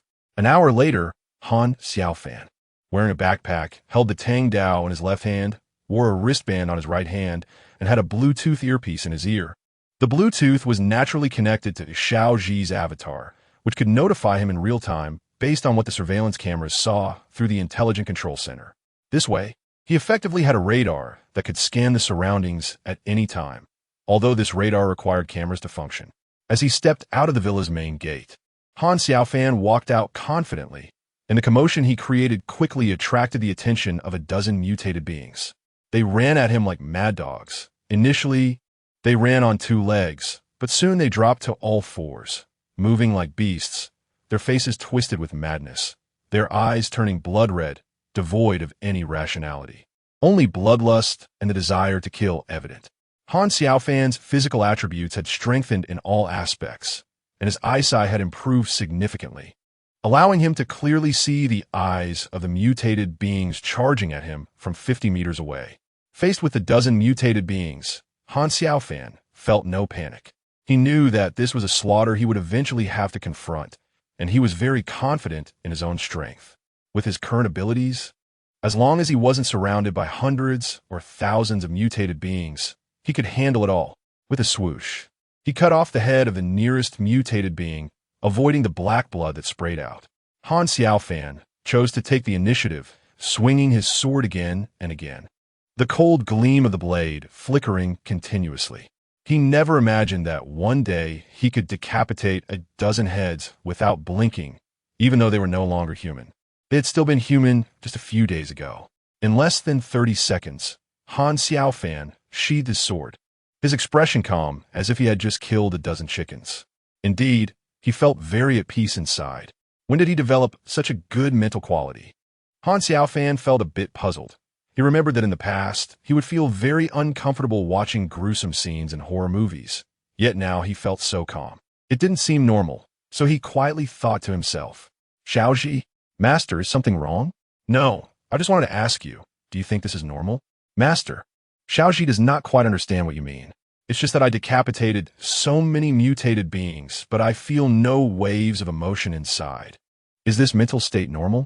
Master, Xiaoji doesn't understand human psychology very well, but Xiaoji thinks your current state is most suitable for the apocalypse. All right, let's not talk about it. Not getting much from Xiaoji, Han Xiaofan still had his suspicions. He knew that after merging with that crystal, not only had his physical abilities improved, but his mental state must have changed significantly as well. However, since this change occurred over time, he didn't feel much of it. But Xiaoji was right. In this apocalyptic era, such changes were only beneficial, not detrimental, as they would help him adapt better and faster to this new world. Taking a dagger out from his backpack, Han Xiaofan squatted down next to a corpse of a mutated being. The appearance of the mutated being had changed significantly compared to ordinary humans. Not only was it covered in thick hair, but its face had also become like that of a gorilla, looking quite repulsive. He directly used the dagger to cut open the chest of the mutated being, slicing through the heart, and pulled out a glass ball-like object from within. This object was the crystal core from the mutated organism, a valuable item that could enhance human physical attributes and would become a crucial strategic resource for humanity in the future. In the Doomsday Manual sent out by Han Xiaofan, there are also some descriptions about crystal cores, but it's unclear how many people have seen it or how many would believe it. As soon as Han Xiaofan stepped out of the villa, he felt someone in the third villa diagonally opposite was watching him. His physical abilities have been enhanced in all aspects, and his sixth sense had become very sharp. This ability is truly useful in the Doomsday era. At least he doesn't have to worry about being ambushed by enemies. If he continues to grow stronger in the future, he might really achieve that realm of martial arts where one is oblivious and avoids danger. Since the gaze watching him had no malice and the other party did not come out, Han Xiaofan decided not to confront them. He had many things to do today. Next, he planned to clear out all the mutated humans and mutated beasts in the entire villa area. As for the survivors, when they see him clean up the villa area, smart people would naturally not provoke him, while he wouldn't care about the reactions of foolish ones. Anyway, he planned to collect supplies outside after finishing the cleanup, stockpiling more resources to recruit survivors faster. With the reminders from Xiaoji in his Bluetooth, Han Xiaofan's operation to clear the villa area went smoothly. Although mutated humans and mutated beasts were faster than ordinary people, with his strength, he faced no significant difficulties. 2 hours later, the entire villa area was cleaned up by Han Xiaofan. He did not bother with the survivors, closed the gate of the villa area again, and then rode an electric bike away from the villa area. Tianjun, go out and see if those monsters have been killed by that person. Not long after Han Xiaofan left the villa area, in a certain villa, a middle-aged fat man was speaking to a young man with a sturdy appearance, clearly a former soldier. This fat man, Zhang Anjian, was somewhat of a celebrity in the Dragon District, the owner of Anjin Construction Company, a billionaire. He had come to visit his mistress last night and did not expect the emergence of mutated creatures, monsters typically seen in doomsday scenarios. The lingering look of terror on his face indicated he had been frightened all night. Besides the two men, there was also a stunning beauty in the living room. Zhang Anjin's mistress, named Zheng Kairi, a former live-streaming internet celebrity before being supported by him, now curled up on the sofa, trembling. When Zheng Kairi heard her benefactor telling Tianjun to go out, she immediately screamed, "No, Tianjun, don't go out." Smack! Zhang Anjin slapped Zheng Kairi's face directly, causing it to swell up like a bun. With a cannibalistic expression on his face, he said, "Shut up. You have no right to speak here." After warning his mistress, Zhang Anjian turned to face Tianjun, becoming amiable again, as if he were not the one who had just been angry. He smiled and said, "Xiaojun, be careful when you go out. Watch your safety. If those monsters outside have all been killed by that young man, then call out the other survivors from the villas. We need to discuss what to do next." Tianjun, who had just been hired as Zhang Anjian's driver and bodyguard not long ago, merely glanced at him calmly, nodded, and then turned around, taking a baseball bat with him as he went out. Watching Tianjun leave and close the door behind him, the smile on Zhang Anjian's face instantly disappeared, turning dark and inscrutable, as if he were pondering something unknown. Chapter 15. The Great Cold Wave, with Xiao Zi's clone monitoring the villa area from the underground city's intelligent control center. Han Xiaofan quickly learned about the movements of the survivors in the villa area. However, he was not surprised by this. In such circumstances, humans tend to band together for warmth, as it is very difficult to survive alone in this doomsday era. Han Xiaofan arrived at a small supermarket not far from the villa area. There are not many mutants inside, just a dozen or so, and he easily cleaned them out. As for the crystal cores, Han Xiaofan did not need to dig them up. The crystal he fused could directly absorb the cores of dead mutated beasts within a 10-meter range without the need for excavation. This made things much more convenient for him. And in the future, the more intact the cores were, the farther the crystal could absorb from. However, it still required the mutated creatures to be dead for the crystal to actively absorb them. Although he did not understand why the crystal could not absorb living mutated creatures. If it could, Han Xiaofan would not have to fear thousands or tens of thousands of them. He could directly use the crystal to absorb the cores of mutated creatures within a 10-meter radius. And without the crucial core, those mutated beings would naturally die. However, Han Xiaofan was a bit overly optimistic. The crystal did not have such capabilities, so he still needed to kill the mutated creatures himself. It seemed that fate did not want him to have it too easy. After putting all the items from the small supermarket into his storage space, only about 10 minutes had passed.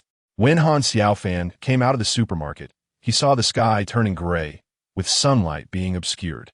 The mutants and mutated animals, which were afraid of ultraviolet rays, began to become active. Indeed, both the mutants and other mutated animals were quite averse to ultraviolet rays. Although UV light could not inflict significant harm on them, it could make them uncomfortable and cause the P virus in their bodies to become dormant and less active.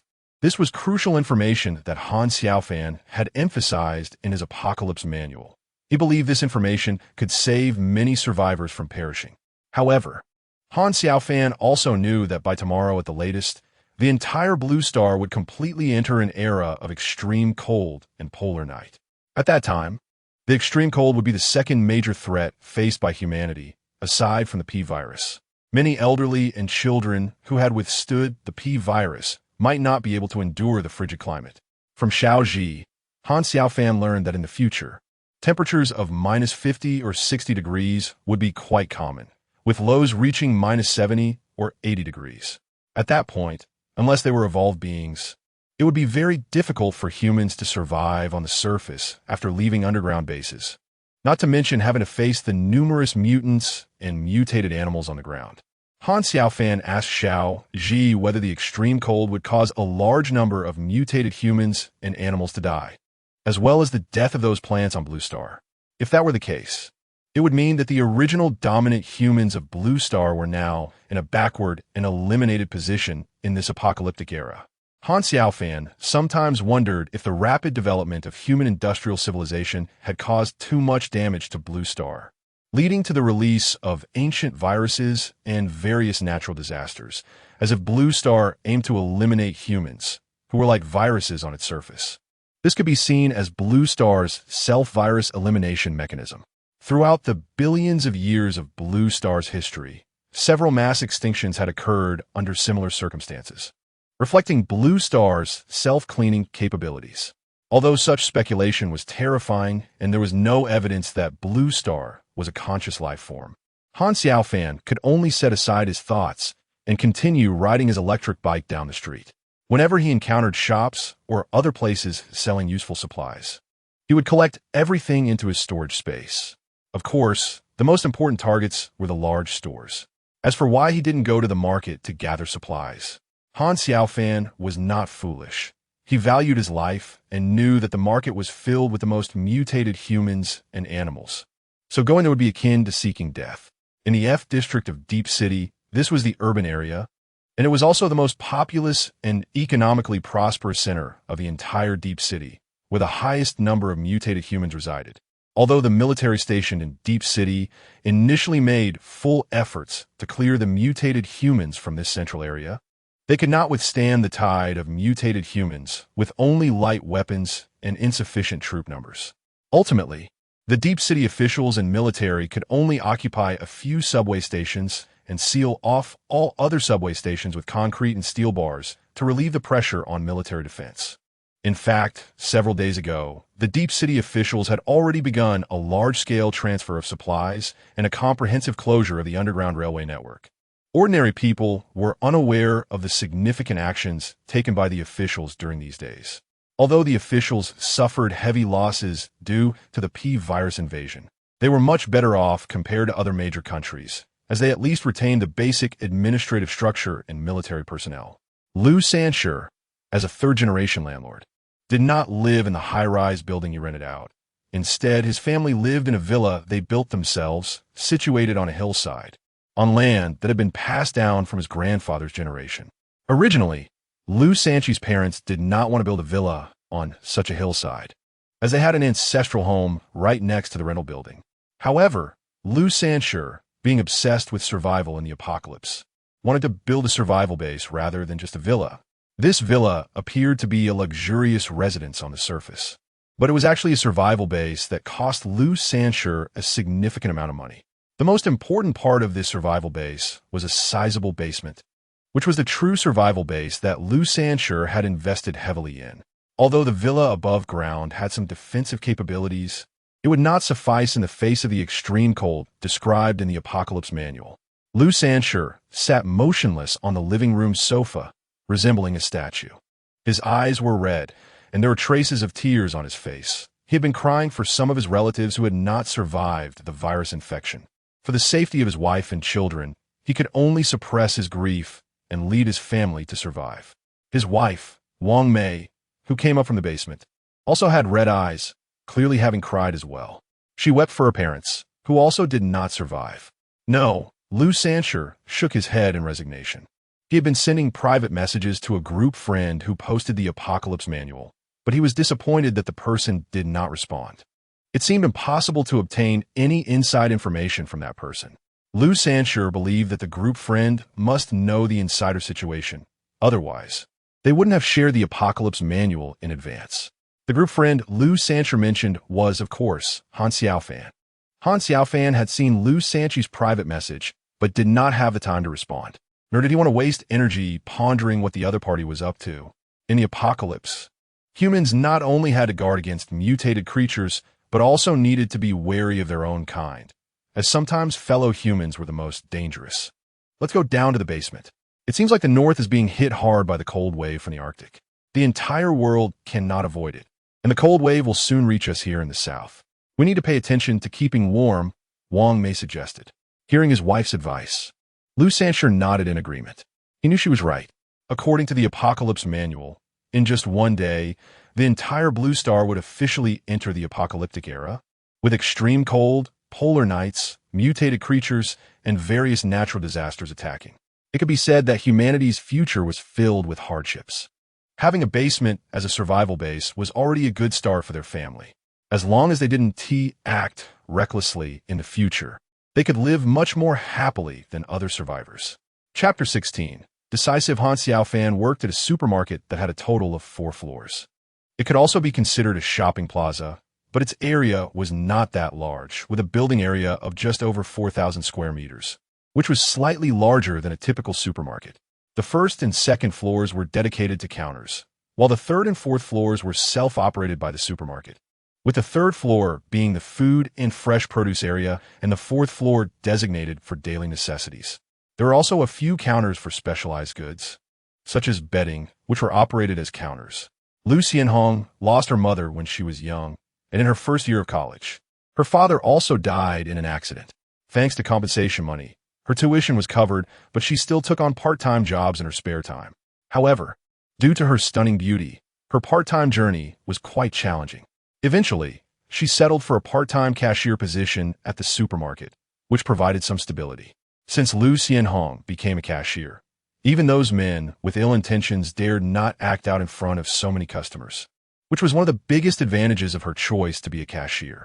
Originally, Lu Xianhong was not scheduled to work the night shift last night, but since a female cashier fell ill and went to the hospital, she had to come in to cover the shift. However, she did not expect that by 10 o'clock at night, the entire Long District would be thrown into chaos due to an outbreak of a mutated virus, an apocalyptic event. Fortunately, it was already 10 o'clock at night, and the supermarket was preparing to close. Most of the staff at the counters had already left. Besides the supermarket employees and a dozen customers who were frantically buying products, the only remaining people were the supermarket's own staff. Moreover, except for the entrance and the delivery area, which remained open for employees, all other doors were locked. As chaos erupted outside, the supermarket staff quickly closed the remaining 2 large doors, effectively creating a good shelter. Generally, the wages at the supermarket were much lower than in other professions, especially for ordinary employees who were often paid the minimum wage in the city, making it difficult to recruit staff. It was even harder to attract people from outside the area.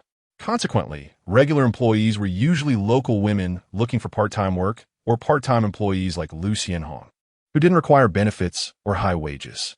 The supermarket manager, Ma Yong, the deputy manager, Chen Daqiang, and the security team leader, Ma Jianren, were all in the supermarket because they were on duty that night.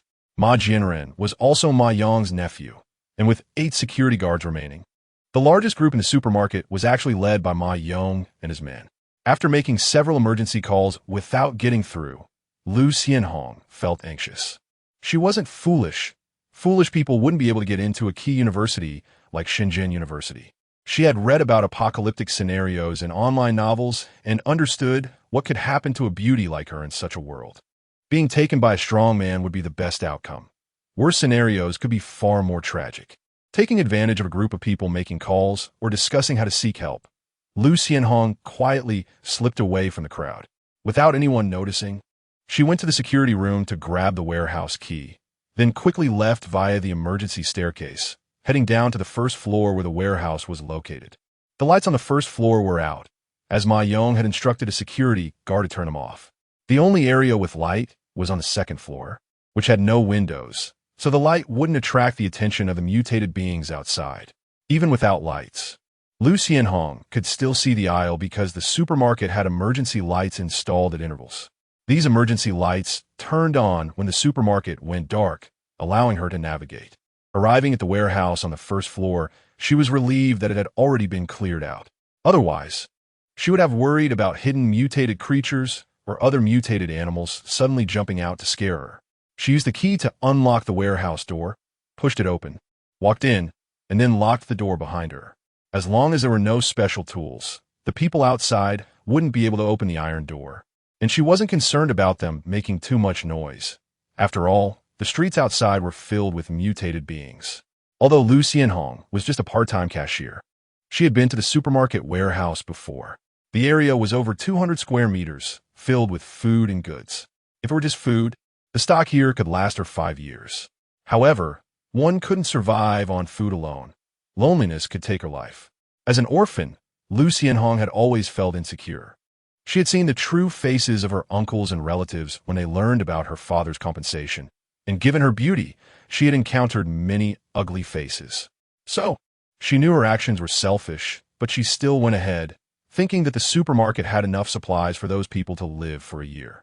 Lu Xianhong sent out a distress message in her WeChat group, but she didn't hold out much hope.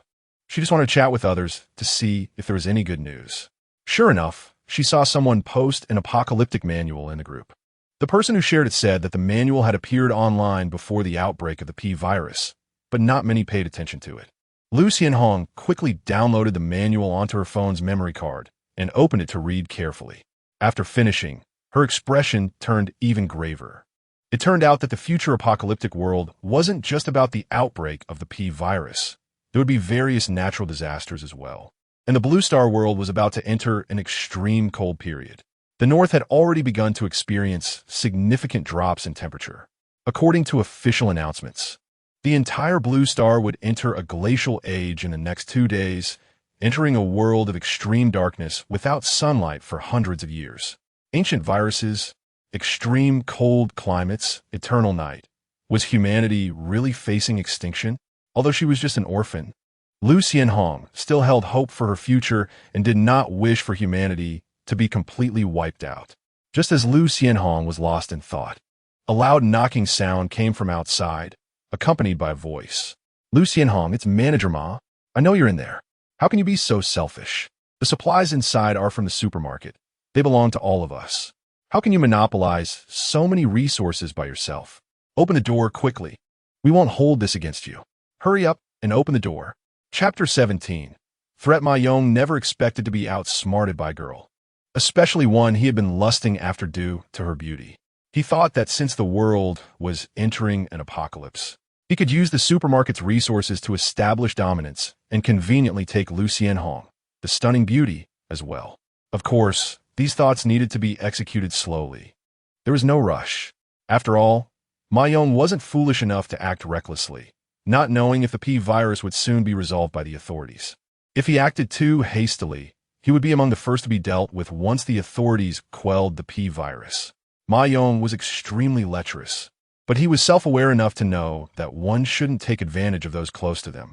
If he caused trouble in the supermarket, the risks would be too high, especially since he had people watching his position. As a supermarket manager, he not only earned a salary, but also received many benefits from suppliers. This extra income was substantial. The moment Ma Yong saw Lu Xianhong for the first time, his resolve of not pursuing beauty close to home failed, mainly because Lu Xianhong was just too beautiful. To be honest, even among film and television actresses, none were as stunning as her. At that moment, he made a decision in his heart. He must have this gorgeous woman. However, Lu Xianhong had always been very cautious and did not give Ma Yong a chance to succeed. She never participated in employee gatherings because she was just a part-timer, and Ma Yong, despite being the manager, could not force her to participate, as the cashier job was not a high-paying position, and Lu Xianhong could resign at any time. Ma Yong never expected that the P virus would cause such mutations in humans, marking the beginning of a biochemical apocalypse. Although he felt terrified, he knew this was also an opportunity for him to rise. Indeed, this was his chance. Ma Yong began to plot how to firmly control everything in the supermarket. He definitely needed to eliminate the deputy manager, Chen Daqiang. And there were some others who usually did not listen and had difficult personalities that he also needed to deal with. With the help of his nephew, Ma Jianren, he could completely take control of the supermarket, and the stunning beauty Lu Xianhong would also become his woman. Wait, where did that woman go? Ma Yong looked around and realized that while he was lost in thought, Lu Xianhong had disappeared. He immediately asked those around him anxiously, "Have you seen where Lu Xianhong went? I didn't see her. She was just here, and then she vanished in the blink of an eye. She might have gone to the first floor to use the restroom." Upon hearing someone say that Lu Xianhong went to the first floor, Ma Yong's heart sank. He guessed what Lu Xianhong went to the first floor for. It definitely wasn't to use the restroom. After all, the first floor was so dark. How could a girl dare to go down there alone? Bastard, She must have gone to the warehouse. Let's go. Everyone go to the first floor. Ma Yong had already regarded everything in the supermarket as his own and saw it as his future capital for domination. There were many supplies in the warehouse, and he could not allow Lu Xianhong to monopolize them. That was absolutely unacceptable. When the others heard Ma Yong say that Lu Xianhong might have gone to the warehouse on the first floor, they were not fools. Everyone knew how crucial supplies, especially food and water, were in this situation. Without food and water, even if they could withstand the extreme cold, they would still starve to death. So everyone was furious. How could Lu Xianhong be so selfish? It's really hard to believe she is that kind of person. Let's go. We need to find her. She must come out of the warehouse. Those supplies belong to all of us. Come on, follow Manager Ma down. Soon, everyone angrily followed Ma Yong down to the first floor. Once they arrived, they became cautious as the first floor was close to the street outside, where many mutated beings existed. They all knew that if they made too much noise, they would easily attract the attention of the mutated beings outside, and the supermarket's doors might not be able to withstand the onslaught. Upon hearing Manager Ma's words outside, Lu Xianhong understood the threat behind them. But she was not worried at all. She had chosen the warehouse after careful consideration. The warehouse on the first floor was the safest place in the supermarket and the best base for survival. Manager Ma, you don't need to say any more nonsense. I won't open the door. The supplies on the second and third floors are enough for you to use for a year. Just leave the supplies in the warehouse to me. That's it. Don't even think about prying open the main door. Just think about the threat from those mutated beings outside. It should be known that Guangnan province had never seen snow. The coldest it got was just below 0 degrees in the northern regions during the coldest time of the year, which was already very cold. Snow was unimaginable. Bastard. Damn it, Lu Xianhong, you better not fall into our hands, or you'll have a miserable life. Upon hearing Lu Xianhong's words, Ma Yong's face distorted. He truly did not expect that this young girl would be so decisive and not yield to his threats. He knew she was right. He dared not act recklessly. Opening this door was not a simple task, and the supermarket had no tools for that. If he tried to force it open, it might really provoke a riot from the mutated beings outside, and then everyone in the supermarket would face certain death. Let's go. We need to discuss what to do next. In the end, Ma Yong could only suggest this. As for dealing with Lu Xianhong, there was no rush. After all, she couldn't escape and would have to stay in the warehouse. His most important task now was to organize the people in the supermarket and establish a survivor team. Ensuring his leadership position within that team was the priority. The others had no strong opinions and had not yet realized that the apocalypse was upon them. They were still accustomed to listening to Ma Yong's commands. After all, he was the manager of the supermarket, and no one else present had a higher status than him. Human obedience still maintained its inertia. Chapter 18. Dead End Daddy, I'm Scared. Hearing the terrified voice of his 7-year-old daughter in his wife's arms, Li Xiong began to regret bringing his wife and daughter away from home to follow others to the official base. At first, when there were only dozens of them, they had not encountered too many mutated beings. A few men with various weapons could easily deal with them, and they could even dig out crystal cores to strengthen their bodies. Yes, they all knew about the function of crystal cores, which they learned from official announcements, as well as the existence of a doomsday manual. However, less than 100 meters from home, they encountered a horde of hundreds of mutated beings, and soon the group was dispersed, resulting in many deaths. Those who died met a tragic end, almost unrecognizable, as the mutated beings would eat the corpses down to the bones. If it weren't for the fact that human bones were a bit hard to chew, Li Xiong suspected that the mutated beings wouldn't spare even the bones, though he felt a bit shameless thinking this way. It was thanks to those corpses that Li Xiong was able to escape with his wife and daughter. They quickly found a small convenience store to settle down in, and no one mentioned going to the official underground base 5 kilometers away anymore. If 100 meters was this dangerous, there was no way to safely reach the official base 5 kilometers away. Li Xiong doubted anyone in Shunshe could rely on themselves or form groups to reach the official base safely, unless military personnel were escorting them. However, Li Xiong had not seen any military personnel. He had heard gunfire during the chaos last night, but after a few hours there was no sound at all. Li Xiong had already lost hope in the military rescue team. In fact, if it weren't for the lack of food and warm clothing at home, He would never have risked taking his wife and daughter to the official base. However, both the official announcements and the Doomsday Manual indicated that an extreme cold wave was imminent, and the entire blue planet would soon enter an ice age. At that time, humans without adequate warmth would face certain death. Li Xiong and his group consisted of 8 people, his family of 3, 2 male and female university students, a middle-aged bus driver, and 2 women they encountered on the road. These 2 women were strikingly beautiful, a rarity in reality. And Li Xiong felt that even the female celebrities on TV could not compare to them. One was dressed in military uniform, fully armed and looking valiant, while the other wore casual clothes, exuding a cold demeanor reminiscent of an ice queen. The 2 women stood out in stark contrast to the group. However, Li Xiong and his companions felt a sense of reassurance, mainly due to the impressive skills and marksmanship of the female soldier, which were crucial for their escape to the convenience store. Unfortunately, the convenience store they settled in was quickly surrounded by a group of mutated beings. They had to close both the front and back doors, and although the store had several floors, there were no stairs leading to the second floor inside. The stairs were located outside. With the mutated beings surrounding them, they had no way to escape. Li Xiong took his daughter from his wife's arms, gently stroked her head, and handed her a Snickers bar from the shelf, opening the packaging for her. He softly reassured her, "Don't worry, sweetheart, Daddy will protect you."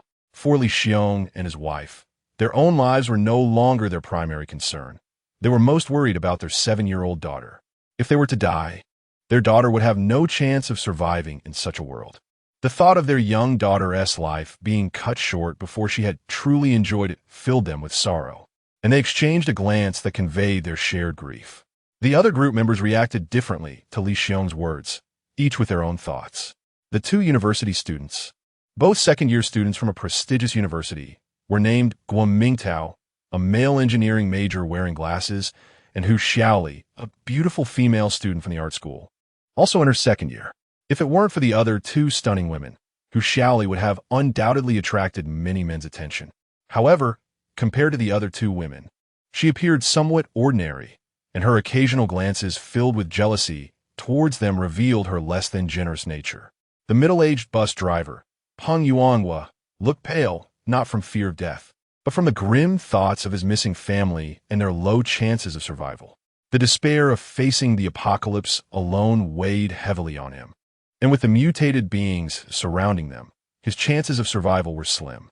He thought that perhaps he would soon reunite with his family underground, and he found some solace in that.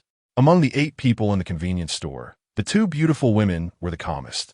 The one in military attire was named Ouyang Mei, the captain of a renowned special forces unit in China, skilled in various firearms and vehicles, and known for her high combat capabilities, having once single-handedly eliminated dozens of armed criminals. The other, the Ice Queen, was Yilan, only 25 years old, but already the head of a national-level secret base in China. Her IQ was reported to be the highest in human history, surpassing even that of world-class scientists.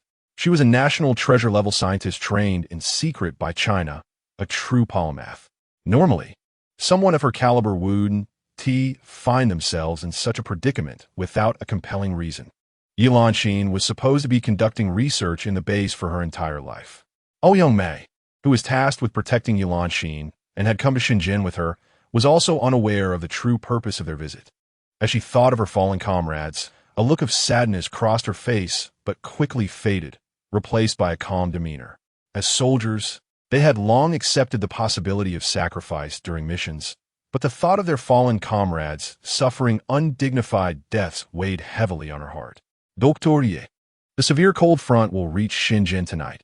We might freeze to death. What should we do? Should we force our way out? Ouyang Mei whispered to Yilan, ensuring only she could hear. The others, excluding the child, were not oblivious to the situation. They understood that their best chance of safely leaving the convenience store rested on the 2 extraordinary women. Xiaoli, don't say that. Upon hearing Hu Xiaoli's words, Guomingtao, who had always idolized her, quickly intervened, his expression urgent. As a university student who had been accepted into a top-tier school, he was no fool. He recognized Hu Xiaoli's attempt at moral coercion. Given the current situation, Such behavior would only provoke resentment and could jeopardize their chances of rescue. If anyone wanted to escape safely, it was Li Xiong's family. After hearing Guo Mingtao's words, he immediately chimed in. That's right, beautiful lady, don't say that. We should all work together to find a way out, right, Commander? Chapter 19. The plan. Seeing the flattering expression on Li Xiong's face, Ouyang Mei realized he was not trying to curry favor for himself and his wife, but for their daughter, which she understood. If she didn't clarify the situation, there might soon be infighting among the group. With her skills, Ouyang Mei wasn't worried about others causing her harm, but in the narrow confines of the convenience store, she wouldn't be able to unleash her full potential. If a conflict arose, it could inadvertently harm Dr. Yi, and she would deeply regret it if anything happened to her. With a smile, Ouyang Mei said, everyone don't worry. Since we are fated to be together here, we are all in the same boat. I am an active duty soldier and will never abandon the civilian populace to save myself. You can trust in the responsibility of the Chinese military, right? Of course. Who in the world doesn't know that Chinese soldiers are the most responsible? Exactly. Chinese soldiers are our protectors. We definitely believe in you. Except for the silent Peng Yuanghua and Li Xiong's daughter, the other four expressed their agreement. Afen fletting Ouyang Mei, with the assurance that she wouldn't abandon them. Their previously anxious hearts began to relax. However, they also knew that placing all their hopes on a single female soldier didn't seem very promising. They were just ordinary civilians who had never fought, let alone killed mutated beings. Escaping from the convenience store, surrounded by hundreds of mutated beings, was a hellishly difficult task. Ouyang Mei felt her head spinning at the thought. Dr. Yi, do you have any good ideas for escaping from here? Upon hearing Ouyang Mei's question, Yi Lanxin calmly furrowed her brow and asked, how long can the ultraviolet lamp you have last? Ultraviolet light can make mutated creatures uncomfortable, an important detail mentioned in the Apocalypse Handbook, which is why all Chinese soldiers carry ultraviolet lamps. This type of light cannot kill mutated creatures, and it can even attract their attention, which is somewhat of a pitfall. It is only effective when used in front of a few mutated creatures or when many ultraviolet lights or high-powered ultraviolet lights are used together. Alternatively, it can be used to drive away mutated creatures during special missions set by the authorities. In any case, one must learn to use ultraviolet lights wisely. Otherwise, a careless mistake could be fatal. Yi Lanxin shrugged her shoulders and said helplessly, I don't have any good solutions either. You all should dismantle those tables and chairs and collect everything that can burn. Otherwise, when the temperature drops significantly at night, we might freeze to death.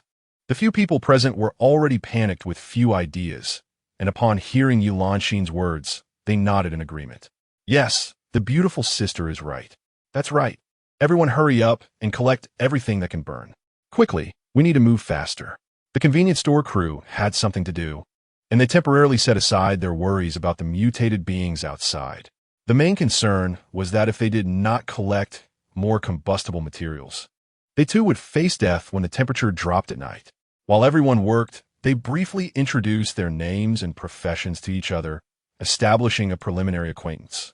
As for deeper topics, they refrained from discussing them, as their ability to escape safely was uncertain and talking too much seemed pointless.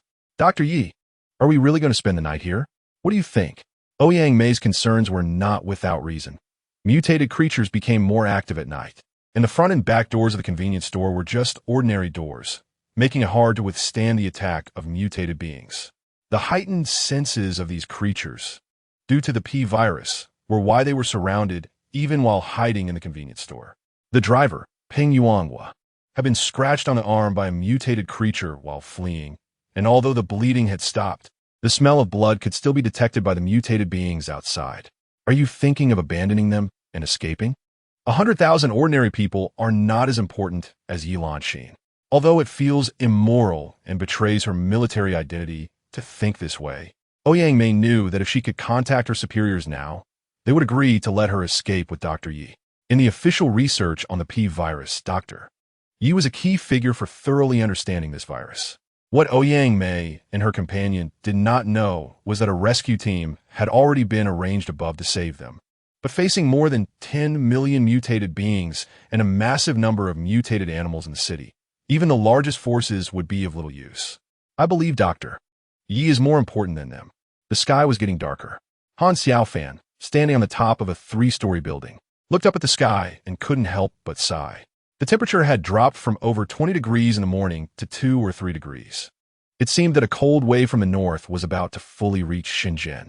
After a day's efforts, Han Xiaofan had gathered a large amount of supplies. The storage space in his mind was almost limitless, and it was impossible to fill it up. Perhaps he would need to collect all the supplies in the city to fill this storage space, in addition to acquiring a large amount of supplies. The most important thing was killing mutated beings and various mutated animals. If he was a novice when he first started killing these monsters in the morning, now he was already skilled at harvesting their lives. For him, it didn't matter what kind of monster it was, as long as he could chop off their heads. That was enough. Having absorbed so many crystal cores, Han Xiaofan had become much stronger. In terms of data, if his strength was 10 in the morning, it should now be 50, a 4-fold increase, and this enhancement was comprehensive. Han Xiaofan learned from Xiao Ji that not every survivor who stays alive can grow stronger by consuming crystal cores. Some people will never become stronger no matter how many crystal cores they eat. This group makes up the vast majority, destined to live their lives as ordinary people. There is another type of person who can grow stronger by eating crystal cores, but each person's constitution is different, even if they consume the same number of crystal cores. The extent of their strength increase varies. Han Xiaofan understands this well, as everyone's genes are different, leading to varying rates of evolution through crystal cores. However, he is not worried about himself at all, because he has an essential difference from all other humans, and his rate of becoming stronger far exceeds their imagination. Chapter 20. Shocked. Han Xiaofan never thought about becoming a savior. He knew that he couldn't save many people relying solely on his own strength. Although he had fused with the crystal, which was like a cheat, he didn't know the full extent of its abilities, whether it could save all of humanity or just the underground bases. The specific capabilities of the crystal would depend on its level of restoration. When he asked Xiao Ji, he found out that Xiao Ji himself didn't know how he came to be, what the crystal really was, or how it appeared in this blue star world. As more cores were absorbed, the restoration level of the crystal would increase, and at that time, it would reveal more abilities. Han Xiaofan didn't doubt this. He just knew that he could grow stronger every day and that killing mutated creatures would make him stronger. With this knowledge, he was no longer afraid of the apocalypse. Jumping down from the 3rd floor, several mutated beings quickly surrounded him. The light sword flickered a few times, and the movements of the mutated beings suddenly froze. Then their heads fell one by one.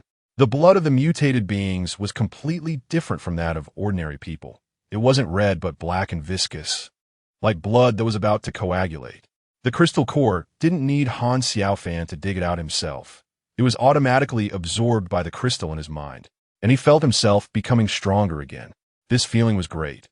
As long as he killed mutated creatures, he could become stronger, and every day he would automatically grow stronger. Han Xiaofan felt unprecedentedly good. Compared to his aimless days before the apocalypse, he honestly felt that he might be living better in this apocalyptic world. Of course, this thought was quite selfish. Han Xiaofan was very clear about that, but he also had no ability to stop the apocalypse. It was beyond his personal control. Being able to publish an apocalypse manual online was already the most basic conscience he could fulfill as a human. Running forward with all his might, Han Xiaofan's speed was much faster than that of world sprint champions, almost reaching 6 seconds for 100 meters. If someone were to see his running speed now, they would definitely be astounded. Unfortunately, even if there were survivors in the buildings on either side, they were all busy collecting warm supplies for the impending drop in temperature tonight, with no time to pay attention to the outside situation. After all, the imminent drop in temperature was far more deadly than the threat of the mutated beings outside. Han Xiaofan did not plunge into the crowd of mutants. He was like a highly agile hunter, occasionally seizing the opportunity to harvest a prey, pushing his speed to the limit. And the mutants could not inflict any harm on him at all. The roars of the mutants outside were naturally heard by the people inside the convenience store, and they quickly realized that something was happening outside. They rushed to the windows, pulled back the curtains, and what greeted their eyes was a scene that left them stunned. A ghostly figure was weaving through the crowd of mutants, The sharp light of the blade seemed to blind their eyes, and the heads of those mutants fell one by one like rice being harvested by diligent farmers. My God, is he a superhuman?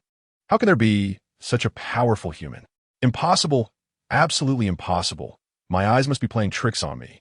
How can there be such a powerful person? Could it be that he has consumed a lot of crystal cores, which is why he has become so strong? It's very likely. Aside from Ouyang Mei and Yi Lanxin exchanging glances, their expressions were much calmer than the others, both thinking the same question. Has the official gene drug research been successful? And is the expert outside someone who has taken the gene drug? Indeed, compared to mutated creatures, humans may not evolve as quickly, but humans possess something that mutated creatures do not: intelligence. Since crystal cores can make humans stronger, scientists can naturally use crystal cores to create gene drugs that allow humans to evolve more easily or accelerate their evolution. However, Yi Lanxin's brows quickly furrowed. She knew that countries around the world had research projects related to gene drugs. Although major powers had successfully developed gene drugs, the effects of those gene drugs were not powerful, only enhancing a special soldier's physical attributes to be similar to those of a world champion in sports. Such gene drugs would be of little use. Even with the presence of crystal cores now, developing a more powerful gene drug within a few days was simply impossible. As a top expert in this field, Yi Lanxin could make such a judgment. The officials couldn't have developed it so quickly. He is not one of us. This is what Yi Lanxin quietly said to Ouyang Mei, implying that the person outside was not sent by the officials to save them, but was possibly just an ordinary citizen. Though she did not understand why he was so powerful. The man outside must have secrets. Yi Lanxin's eyes flashed with excitement, and she couldn't wait to study him. If she could uncover the secret of why he had become so strong, the situation in China would improve significantly. Dr. Yi, you are right. He is not a soldier, just an ordinary person. He can easily kill the mutants simply because his speed and strength are too strong, making it seem as if the mutants are no match for him. Ouyang Mei had personally fought against mutants, and, in her view, the physical capabilities of the mutants had already reached the limits of human potential. Moreover, over time, these mutants would likely become stronger, and if humans could not keep up, the future for humanity would be dire. Dr. Yi, Commander Ouyang, he must be from the military, right? Is he here to save you? The question came from Li Xiong, who could hardly hide his excitement. After all, they originally thought their family would eventually meet a tragic end. But the expert outside was killing the mutants as easily as slaughtering chickens, instantly filling him with hope for survival. If they had such an expert protecting them, their family would definitely survive. No, we don't know him, and he doesn't look like a soldier, Ouyang Mei replied honestly. This was her nature. She had no desire to lie to ordinary citizens and would not lie to please others. Upon hearing Ouyang Mei's words, the previously joyful expressions of the others instantly vanished. They worried that the expert outside was not there to save them. What would they do then? After all, even if the crowd of mutants outside was wiped out, they could leave the convenience store, but without the protection of the expert, they wouldn't get far, and the dire situation would remain unchanged. I've killed all the mutants outside. Open the door. Fortunately, at this moment, a very young voice came from outside. The people in the convenience store exchanged glances, and for a moment, it became a bit quiet. They were somewhat worried that the person outside might be a killer, as the scene of slaughtering the mutants had been quite shocking. However, the convenience store's door could not stop him. If he had ill intentions, everyone present could lose their lives. It would be better to simply open the door. The people present were not fools, and soon, under the tacit agreement of the crowd, Li Xiong opened the door, allowing Han Xiaofan to enter, and then closed the door again. Chapter 7, Sugifun's Helu, Yi Oiman Xiaofan. I saw that there was a crowd of mutants surrounding the store outside, so I knew there must be people inside here. As expected, I was not wrong.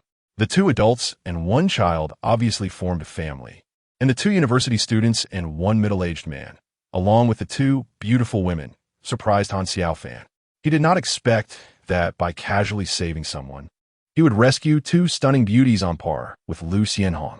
Brother Han, thank you so much. Without you, we wouldn't know what to do. You're too polite. What is your surname, big brother? My name is Li Xiong. This is my wife, Wang Caixia, and this is my 7-year-old daughter, Li Xiaona, nicknamed Nana. Soon, with Li Xiong and Han Xiaofan introducing themselves, the others also took turns to introduce themselves, exchanging a few pleasantries to establish a preliminary understanding. Everyone, what are your plans next? Brother Han, hello. The speaker was Ouyang Mei. Seeing that everyone was looking at her, she realized they did not have any ideas. So they were relying on her, a soldier, to take the lead. This was not surprising. In China, soldiers were still highly trusted by the public, especially during such chaotic times. Commander Ouyang, please just call me by my name. I prefer that. Han Xiaofan showed a shy smile on his face. Completely different from the person he was when he was slaughtering mutants outside just moments ago. Seeing this, the others felt a lot more relaxed. After all, Han Xiaofan's earlier actions had genuinely frightened them, and they still held some fear towards him. Now that they saw his friendly demeanor, they felt much more at ease. All right, I'll call you Xiaofan then. You don't have to be so formal. I'm older than you, so just call me Sister Mei, Ouyang Mei said. It was clear that someone capable of being the captain of a special forces team was no simple person. Ouyang Mei knew that even if she combined her strength with that of Dr. Yi, they wouldn't be able to defeat Han Xiaofan. Their safety in reaching the official base depended on his protection, so she naturally hoped to build a good relationship with him. The warmth in her words was evident, and the others exchanged thoughtful glances, each with their own plans. All right, Sister Mei, do you plan to stay here or leave? Han Xiaofan asked straightforwardly. We don't have time to waste. Xiaofan, could you escort us to the official base? Upon hearing Ouyang Mei's words, the others, especially the couple Li Xiong, looked at him with intense hope in their eyes. This was not just for themselves, but for the safety of their daughter. They believed that with a powerful figure like Han Xiaofan protecting them, reaching the official base safely would not be a problem. Do you know how far the nearest official base is from here? How many mutants will we encounter on the way? And night is approaching. Soon, not only will you have to face a large number of mutant attacks, but you'll also have to deal with the coming cold wave. You should know in your hearts that this path only leads to death. Han Xiaofan is stating the truth and is not deceiving anyone. This situation is something that can easily be thought of, but they subconsciously overlooked it. People have the ability to self-deceive subconsciously. After hearing Han Xiaofan's words, Li Xiong and the others immediately felt dejected. However, Ouyang Mei and Yi Lanxin exchanged glances as if they understood something, but neither of them spoke. Just waiting for Han Xiaofan to continue. How about this? Is it okay with you? Hu Xiaoli, the female college student, fully utilized her advantages as a beauty, walking directly in front of Han Xiaofan, almost pressing against him. Honestly, Hu Xiaoli is indeed a beauty who could score above 80. But in front of Ouyang Mei and Yi Lanxin, she seemed quite ordinary, not to mention that Han Xiaofan had another goddess in his heart, Lu Xianhong, who was still in the supermarket. It's safe, there are plenty of warm clothes and enough food. I live in a villa area where there are other survivors, but I don't know if they have left. That's great. I want to go to your place, Han Xiaofan. Guomingtao, you'll come with me, right? The first part was directed at Han Xiaofan, and the latter part was addressed to her admirer, Guomingtao. Hearing Hu Xiaoli's words, Guomingtao, who had just felt a bit upset seeing his goddess trying to please Han Xiaofan, immediately became happy. He quickly nodded in agreement with her words, and the others sighed inwardly, realizing that in the end, a lickspittle ends up with nothing. We'll go with Xiaofan too. Xiaofan, let's set off. We need to hurry. It will get dark soon. Soon, everyone decided to follow Han Xiaofan out of the convenience store. The middle-aged driver, who had been very silent, also left with them. However, before leaving, everyone filled their backpacks with food.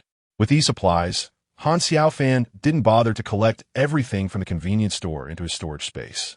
He didn't plan to tell anyone about this secret, not even his future wife and children.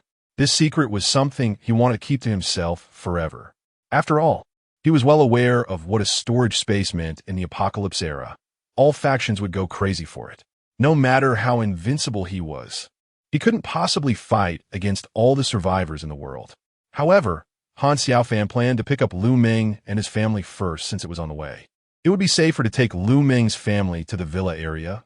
Otherwise, he would regret it if something unexpected happened. As for Lu Xianhong, who was calling for help, there was no rush.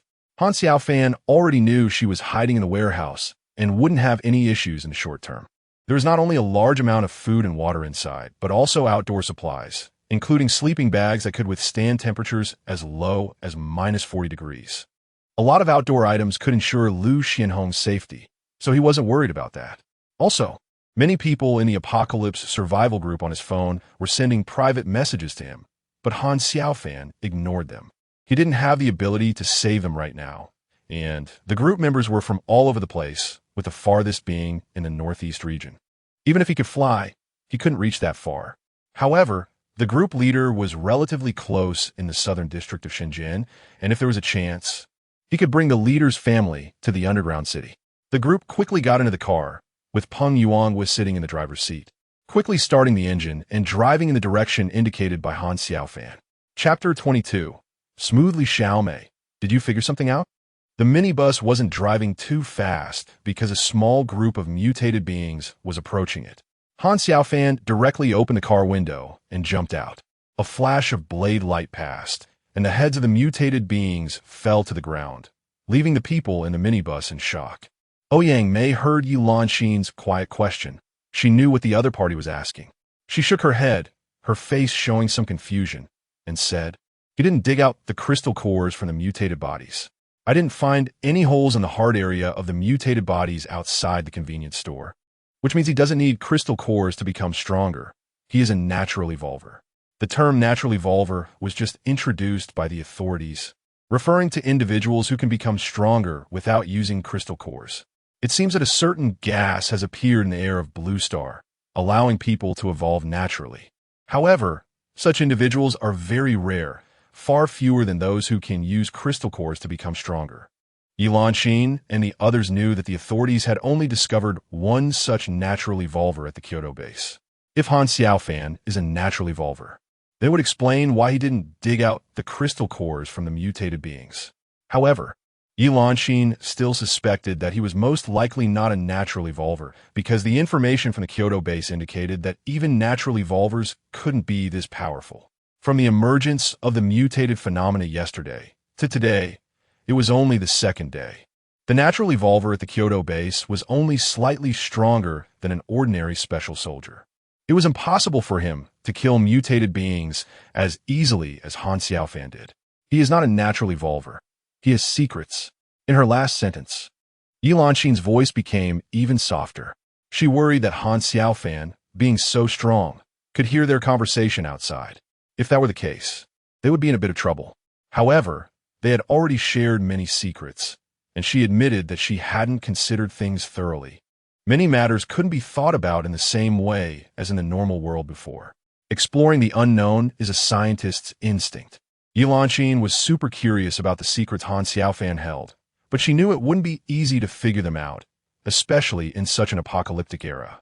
Her identity as an official researcher wouldn't play a significant role. Rather, her beauty was quite dangerous in such times. Fortunately, from her observations, Han Xiaofan didn't seem like the type who would want to devour her and Ouyang Mei's beauty. When Yi Lanxin saw Han Xiaofan smile at them, they immediately knew he had heard their quiet conversation. Both of them showed an awkward smile, as they had just been saved by him and were talking behind his back about some inappropriate things, which was indeed not advisable. Han Xiaofan naturally wouldn't be angry at the curiosity of the two girls. After all, he had already decided to take everyone present to the underground city. These people were not inherently bad, and even though Hu Xiaoli appeared a bit materialistic, her personality was quite decent, as she hadn't done anything offensive. "All right, Xiaofan. Everyone is seated. I'll drive faster." Once everyone was mentally prepared, Peng Yuanhua increased the throttle, and the minibus quickly accelerated, charging forward like a runaway horse. There were still some survivors on the floors on both sides of the street who heard the sound of the minibus. But by the time they reacted and wanted to shout, the minibus had already disappeared from their sight, leaving them cursing for a while. "Mom, Dad, cease. Quickly grab your luggage. Xiaofan brother will be here soon to take us to the villa area." Seeing the message from Han Xiaofan on his phone, Lu Meng was very happy. He knew Xiaofan brother wouldn't let him down. He believed that his family following Xiaofan brother would definitely be safe, and this was his intuition. Although it was not very scientific, he trusted his instincts. "Okay, duo. Hurry up and take out your luggage. Got it, Mom. I'm taking it out now. Don't take too much. Leave behind the unnecessary stuff. Xiaofan brother said that the villa area has everything we need. Understood, bro. Just as Lu Meng's family finished packing their luggage, the minibus had already stopped downstairs. For safety reasons, Han Xiaofan asked the others to stay in the vehicle while he got out alone. He went up the back stairs and encountered a mutant at the stairway, which he quickly dispatched with a single slash. Soon, he arrived at the door of the Lu family on the second floor. He knocked on the door. They had already heard the sound of the vehicle stopping and saw the minibus parked downstairs, so they were mentally prepared. It's Xiaofan, you can come out now. Okay, Xiaofan brother, we are ready. The door opened, and Lu Meng's family saw that it was indeed Han Xiaofan. Smiles involuntarily appeared on their faces. In their hearts, Han Xiaofan, who came to rescue them at this time, was equivalent to a savior. Han Xiaofan helped carry the luggage with one hand, and soon the five of them each brought a bag of luggage down from upstairs. A dozen mutated people, who had just heard the sound of the minibus, surrounded them from all directions. It was the first time Lu Meng's family faced mutated people whose movements were almost like those of aliens in movies. Panic was evident on their faces. However, when they saw Han Xiaofan take down a mutated person with one strike, their panic turned to shock, creating a somewhat comical mix of emotions on their faces. At that moment, they realized that Han Xiaofan had the courage to come and pick them up, but they were also a bit surprised. After all, they had known Han Xiaofan for several years, and in their minds, he was just an ordinary man. Now, he seemed so powerful, and they couldn't understand how he had become so strong. The family wasn't too foolish. They naturally wouldn't ask Han Xiaofan what had happened to make him so powerful. It wasn't just that the timing was wrong. Such matters were inherently sensitive, and even a fool would know not to ask such questions. Under Han Xiaofan's guidance, Lu Meng's family successfully boarded the minibus. Once on the bus, they saw a few people inside and immediately realized that these individuals had also been rescued by Han Xiaofan. They were all in the same situation. But everyone knew this wasn't the time for introductions, so they quietly found seats. The minibus soon started up and headed toward the villa area. Chapter 23. Moral Coercion Captain. A minibus has entered. When Yi Chuandong heard the report from his subordinate, who had been keeping an eye on the entrance, he was delighted. He instructed his subordinate to continue monitoring the situation outside while he went up to the second floor. The small living room on the second floor was already crowded with more than 30 people. These individuals were all survivors from the entire villa area gathered here. Let us go down, Zhang Anjian said, noticing that others were watching him and Yi Chuandong. He naturally wouldn't disregard them and confront Han Xiaofan alone, especially since there were quite a few women and children present. With women and children around, he felt more confident about morally coercing Han Xiaofan. He believed that as long as he adorned this young man, who had just entered society, with high praise and applied some level of moral pressure, he could completely control the situation. Everyone present knew that the villa area had become safe because Han Xiaofan, a skilled fighter, had eliminated all the mutated people and animals. Many had witnessed how effortlessly he killed the mutated beings that morning.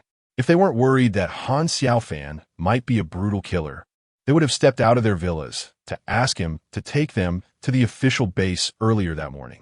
The villa chosen by Zhang Anjian and the others was not far from the entrance of the villa area. After the minibus entered, Han Xiaofan closed the gate again and went out to kill some mutated people and mutated cats and dogs that had been attracted by the bus.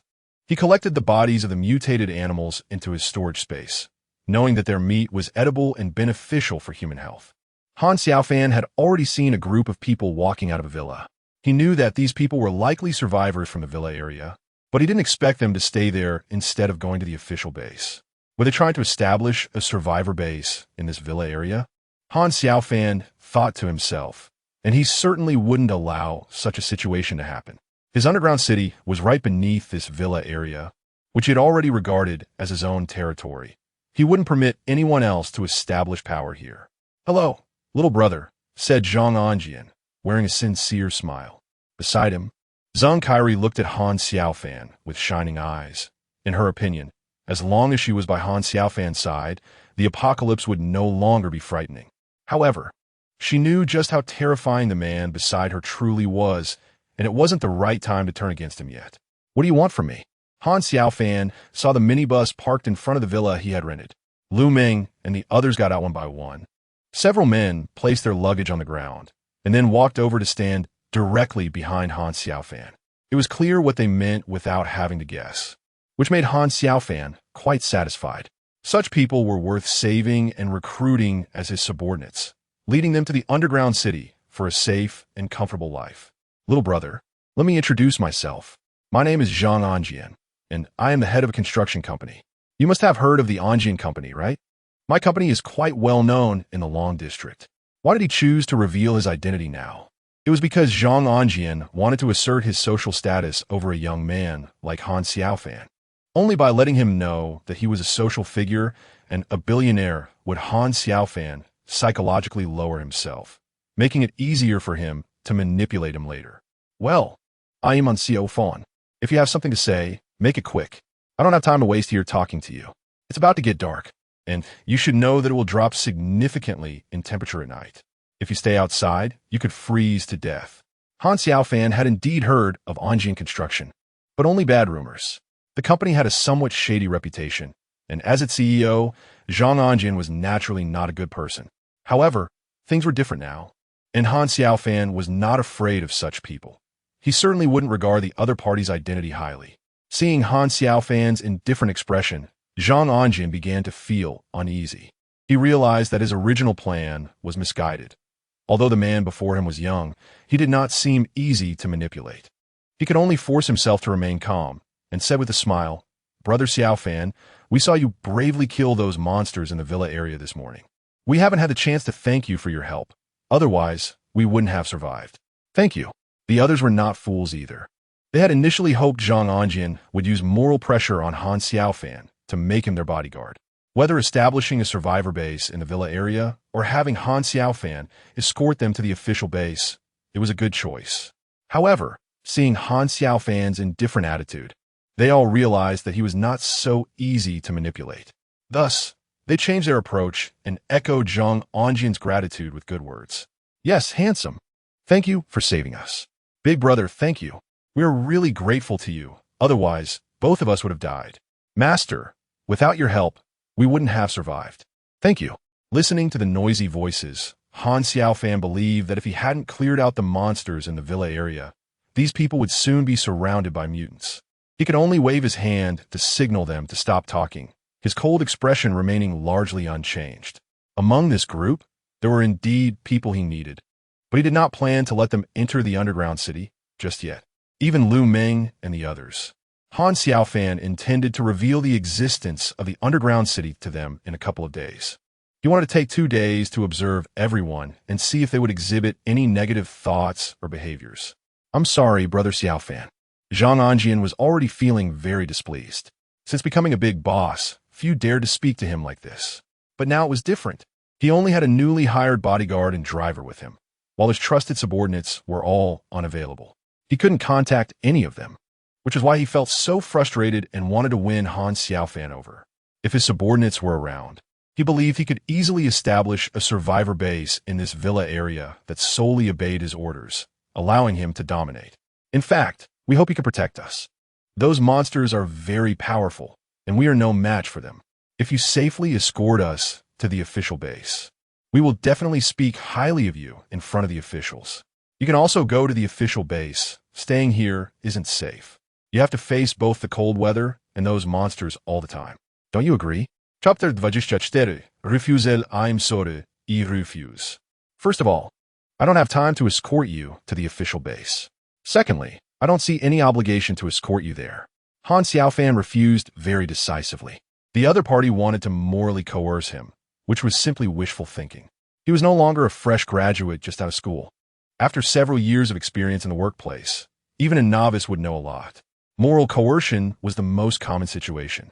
Zhang Anjian probably did not expect Han Xiaofan to refuse so straightforwardly, leaving him momentarily at a loss for words.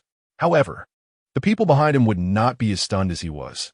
They all began to criticize Han Xiaofan, as if he were committing a crime by not escorting them to the official base.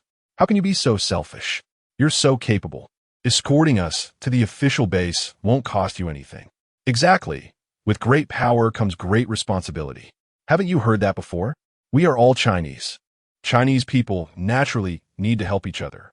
Are you even Chinese? As long as you escort us to the official base safely, we'll give you hundreds of thousands.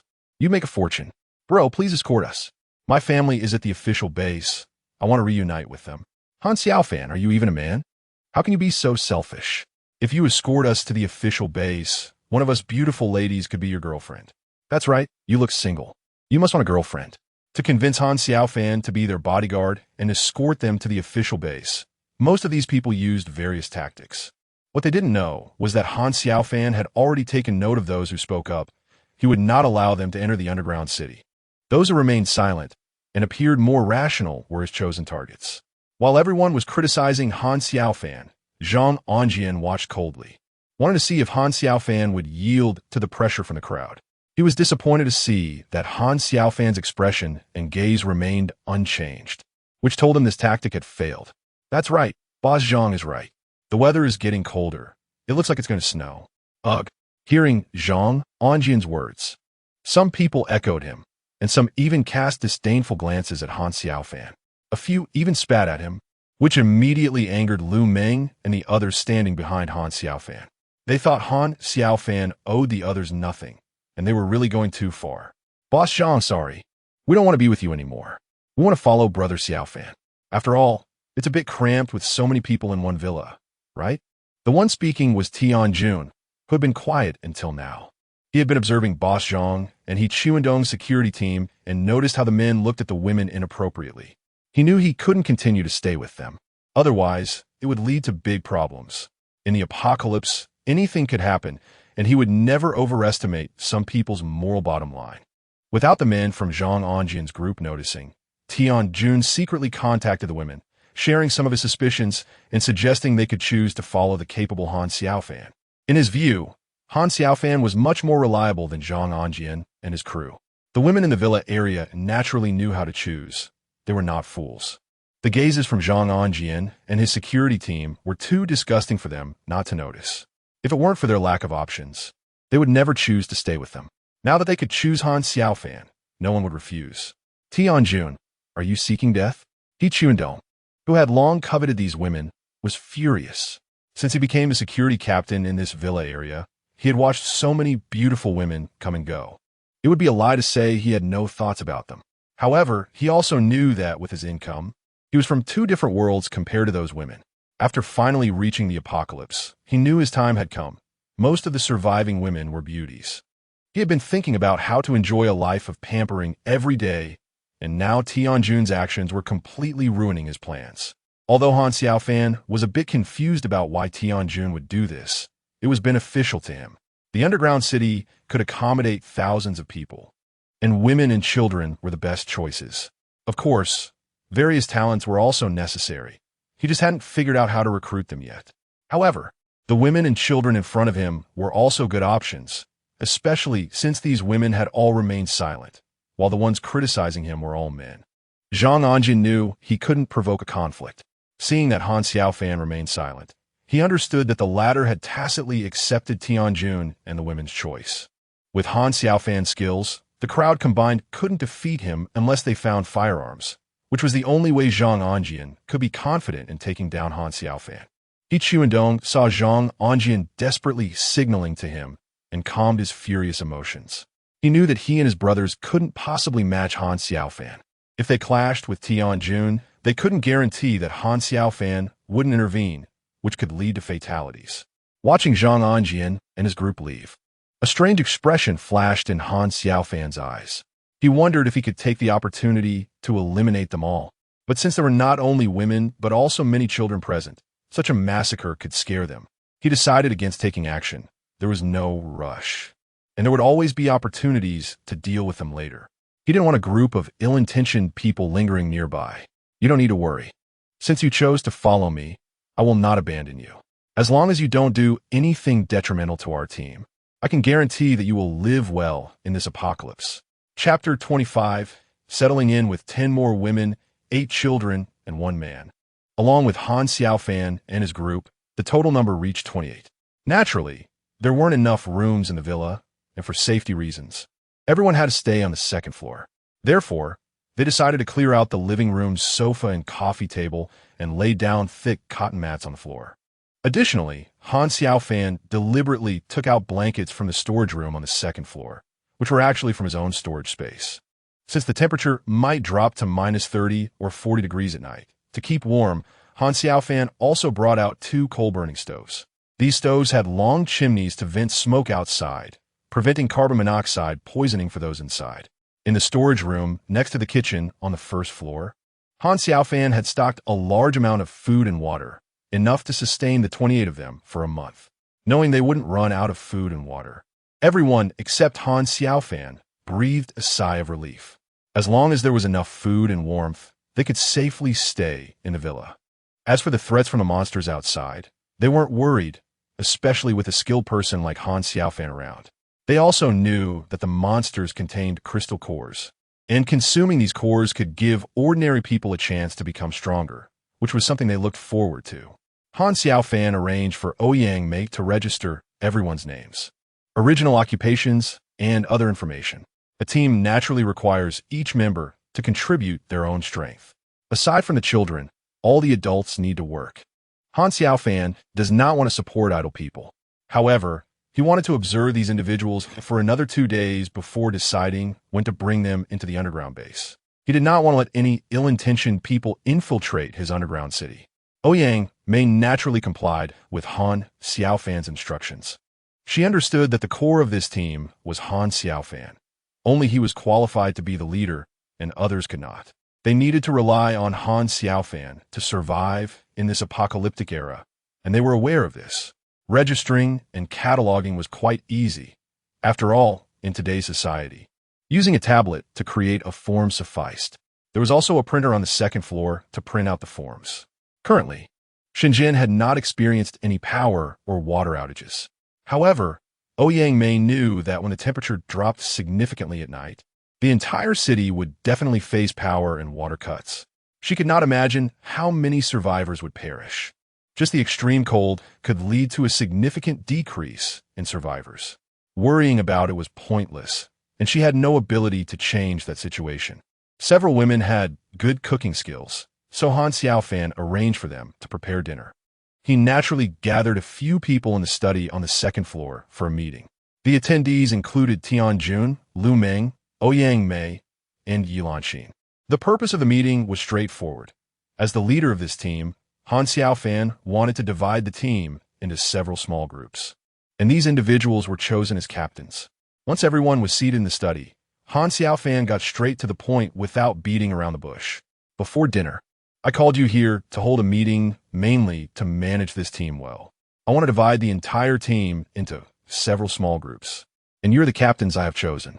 What do you think? Hearing Han Xiaofan's suggestion, the others had no objections.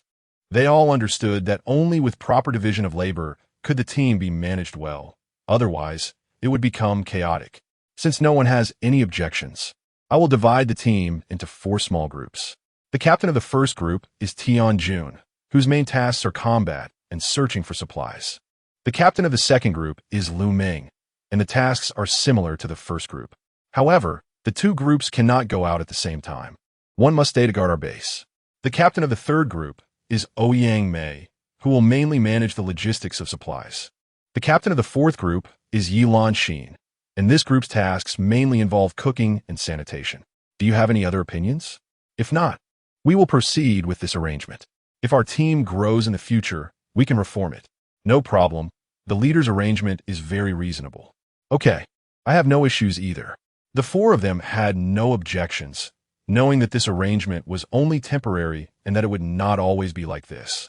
Next, they discussed the treatment of the members of each small group. The members of the first and second groups would definitely receive better treatment than others, as they needed to venture out to search for supplies and fight monsters, which posed life-threatening risks. Naturally, their treatment would differ from that of others. Otherwise, who would be willing to join such groups? The latter 2 groups did not need to go out on adventures, making them more suitable for women, and everyone present was well aware of this. All right, no issues. After dinner, you can go recruit your team members. Tell them that all adults need to join a small group, and those who do not want to participate will not have a place in our team. Although Han Xiaofan's words sounded unkind, Lu Meng and the others understood him well. In this apocalypse, many things need to change. There are no opportunities for anyone to just lay down and do nothing. Han Xiaofan simply cannot support those who cannot contribute. And he wouldn't take such people to the underground base, as they would only add to the troubles. Dinner was a big stew, and Han Xiaofan asked Ouyang May to take out some canned food to make the first team meal a bit more varied. It wouldn't be like this in the future, as equality in distribution was impossible. Once everyone had filled their plates and found a place to sit, Han Xiaofan recounted the content of the earlier meeting to everyone. Everyone listened attentively, knowing this would affect their positions in the survivor team. Most of the women felt relieved upon hearing about the logistics team. All of them had children, and their biggest worry was that leader Han Xiaofan would send them out on dangerous missions. It wasn't that they were afraid to take risks, but they were concerned about what would happen to their children in case of an accident. This concern was not unfounded. Who could guarantee that the team would care for their children after they were gone? You don't have to worry about the kids. I assure you, in this team, the children will never be abandoned. They are the future of humanity. Without children, is there any hope for humanity's future? Absolutely not. However, there was no rush on this matter, as Han Xiaofan still had a lot to prepare.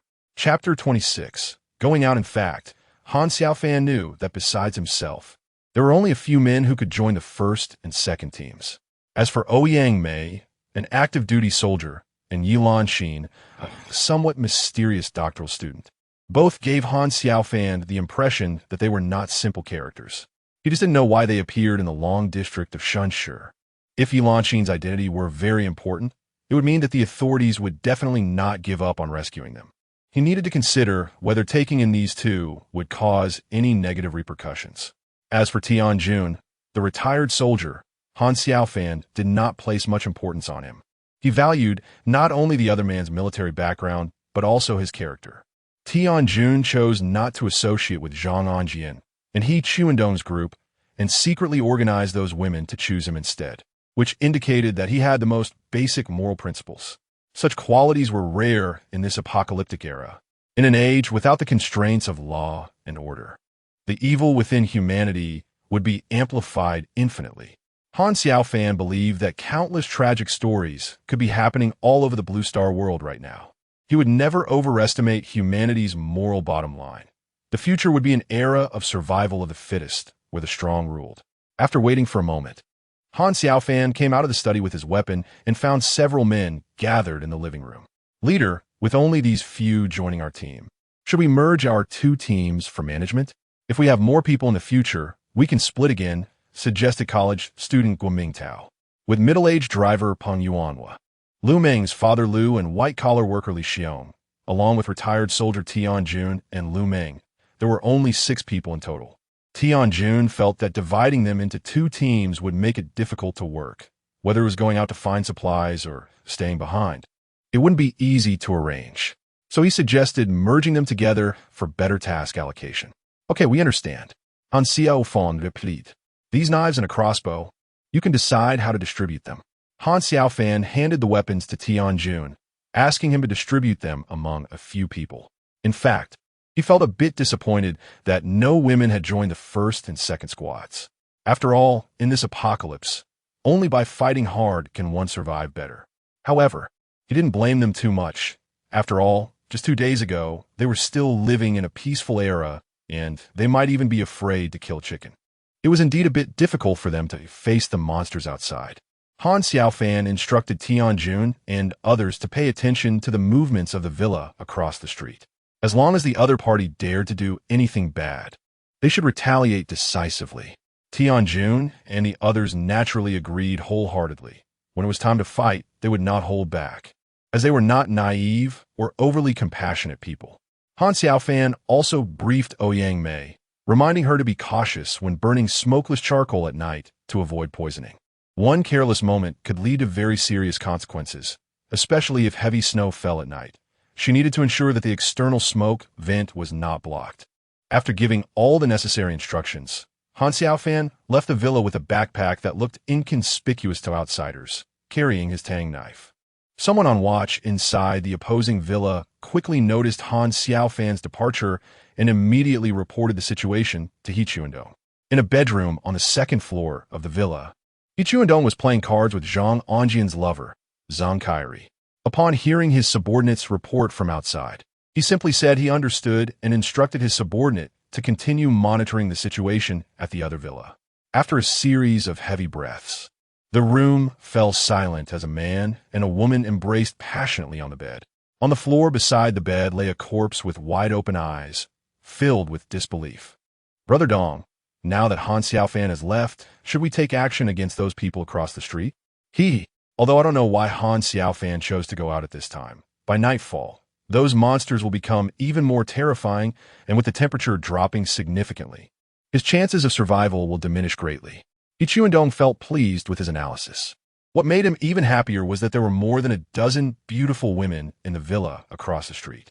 He had a good eye and had noticed that among the women who got off the minibus earlier, 2 were exceptionally stunning, even more beautiful than the actresses on television. He was already planning how to possess them. Zhang Anjian, who was standing in his way, still thought he could lead the team based on his previous billionaire status. How could He Chuandong tolerate that? He directly killed Zhang Anjian and took over his lover. This was the era he had been looking forward to. He believed that with his inexplicably enhanced physical abilities, he could establish a survivor base in this villa area and grow stronger, eventually becoming a king. Seeing that He Chuandong was not acting recklessly, Zhang Kairi felt very satisfied. Choosing such a man was the best decision for her. As for Zhang Anjian, who couldn't see the situation clearly, it was no surprise he would be eliminated by He Chuandong. Even without He Chuandong's intervention, a person like him wouldn't last long in this apocalyptic era. The most important thing was to recognize one's new position. Past wealth, power, and status would all vanish. Only strength was eternal. He Chuandong was already thinking about how to kill some mutated beings and extract their cores to become stronger. But he felt a bit scared about facing those monsters. There was no rush. First, he needed to deal with the people across the street, then form a larger team with more manpower, and then he could go hunt those monsters. He Chuandong was happily calculating in his mind. Chapter 27. Night falls, the sun set, and darkness enveloped the sky. A super cold wave from the north had reached the deep city. For the survivors in the deep city, tonight would be the most difficult night of their lives. As night fell, the monsters outside became more active, with various roars, human screams, and the sounds of monsters fighting among themselves, creating a symphony of death for humanity, signaling the end of days for their future. However, in such a situation where going outside was akin to courting death, a man was out there treating those monsters as prey to harvest. Yes, this man was Han Xiaofan, who had left the villa area. Han Xiaofan went out to hunt mutated humans and mutated animals, primarily for the crystal cores inside them. He wasn't doing it for himself, but for Tianjun and the others. After all, they were not natural evolvers and needed to consume crystal cores to become stronger. Given their current strength, they could handle a few mutated humans, but going out at night was simply a death wish.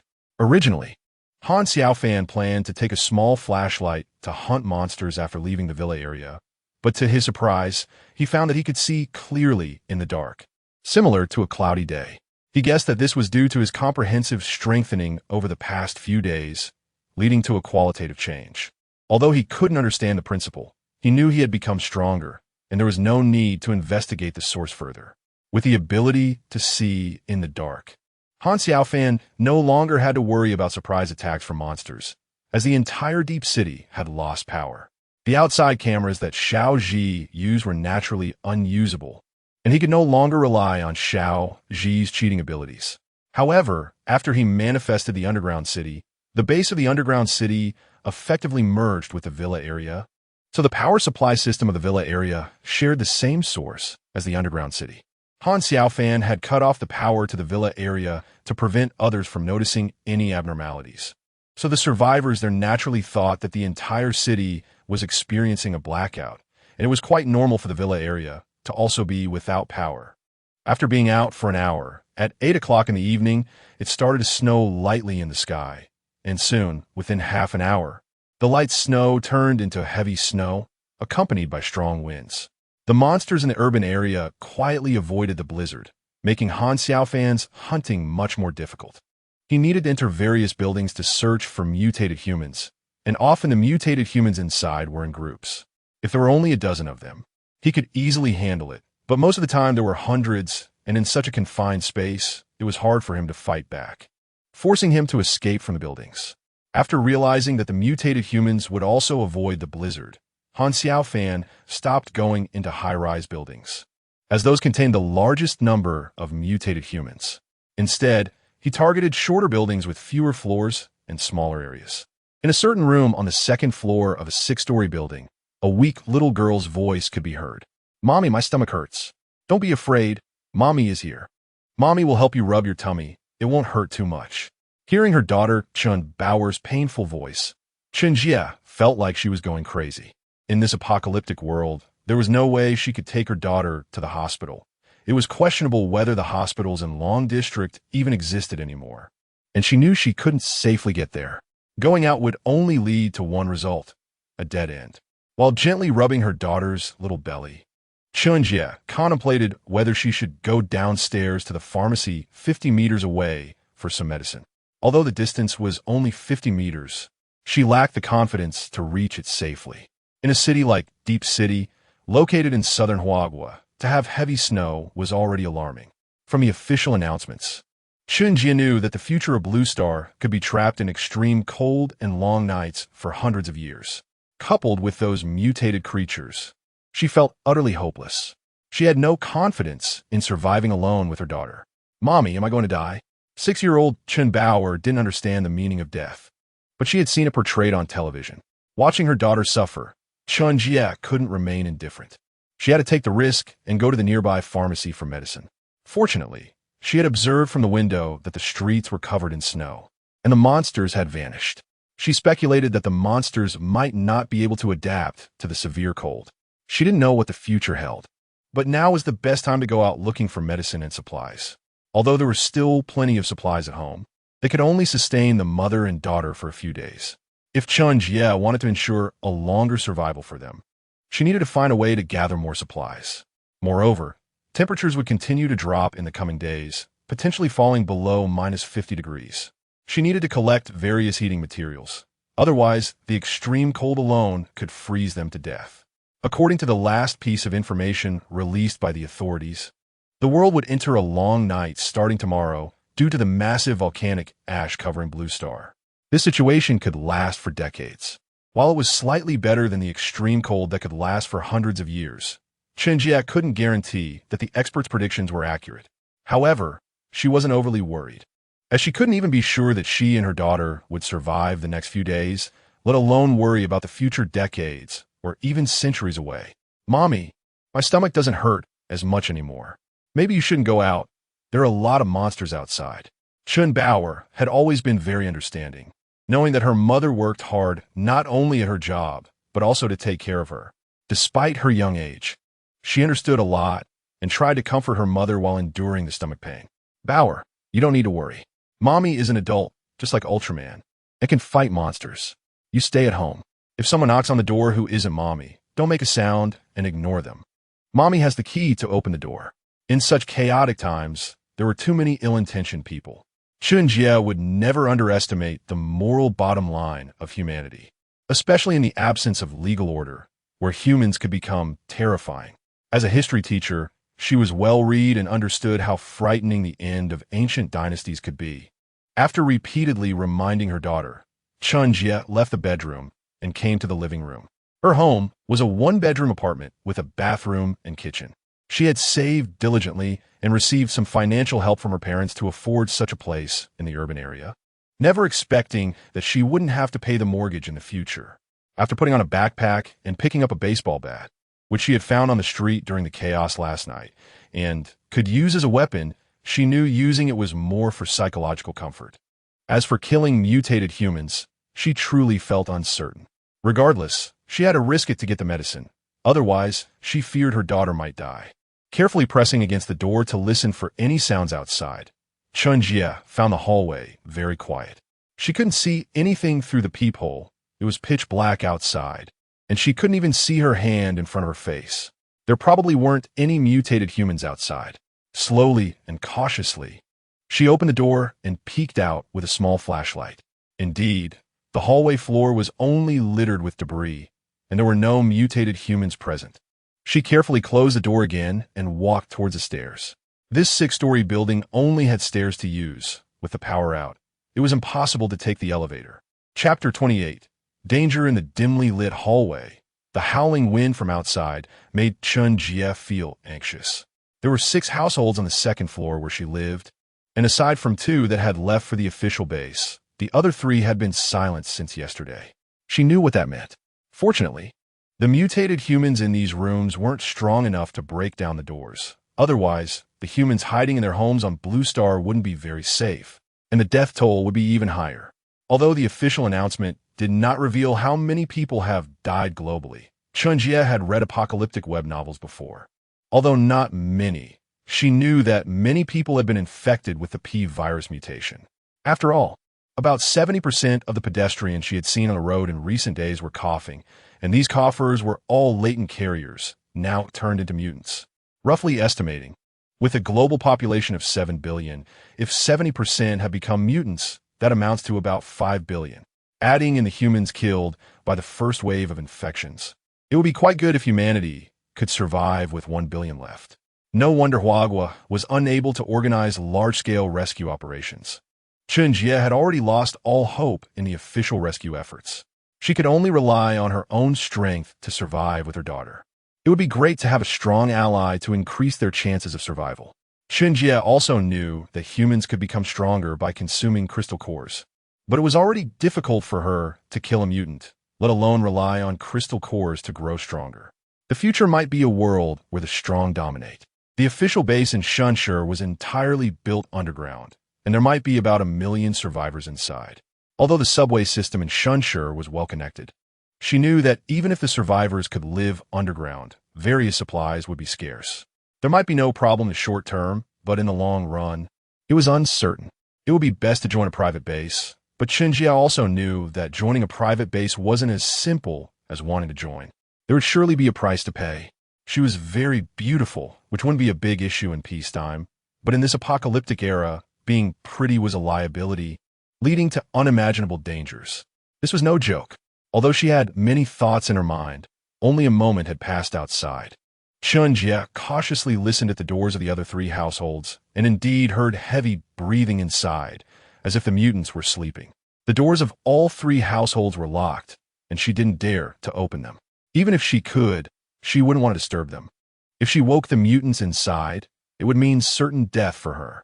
Chun Jie wore gloves. Without them, her hands could get frostbite in the outside temperature of -10 to 20 degrees. Holding a flashlight in her left hand and a baseball bat in her right, she slowly descended the stairs. When she reached the corner of the stairs on the 1st floor, she didn't rush down, but carefully listened to the situation in the lobby and took out her daughter's glass marbles from her pocket. She dropped the marbles down the stairs, letting them fall freely. Although the sound was not loud, she believed that if there were mutants in the lobby, they might hear it. This would allow her to determine if any mutants or mutated animals were hiding in the corners of the lobby. After a few minutes, when the marbles landed in the lobby without any sound, Chun Jie sighed in relief. However, she didn't let her guard down. To prevent the light from the small flashlight from being too conspicuous, which might attract the mutant's attention, she wrapped transparent tape around the flashlight, dimming the light to resemble the soft glow of old yellow incandescent bulbs, making it less glaring and less noticeable. What Chun Jie really wanted was a night vision device. If she had one, she wouldn't need to hold a flashlight, as even with precautions, the light could still attract hidden mutants, which could lead to her demise. As she descended the stairs, she pointed the flashlight at the ground, minimizing the chance of directly shining it on a mutant. She crouched down a bit and pointed the flashlight towards the floor, making the light even less noticeable.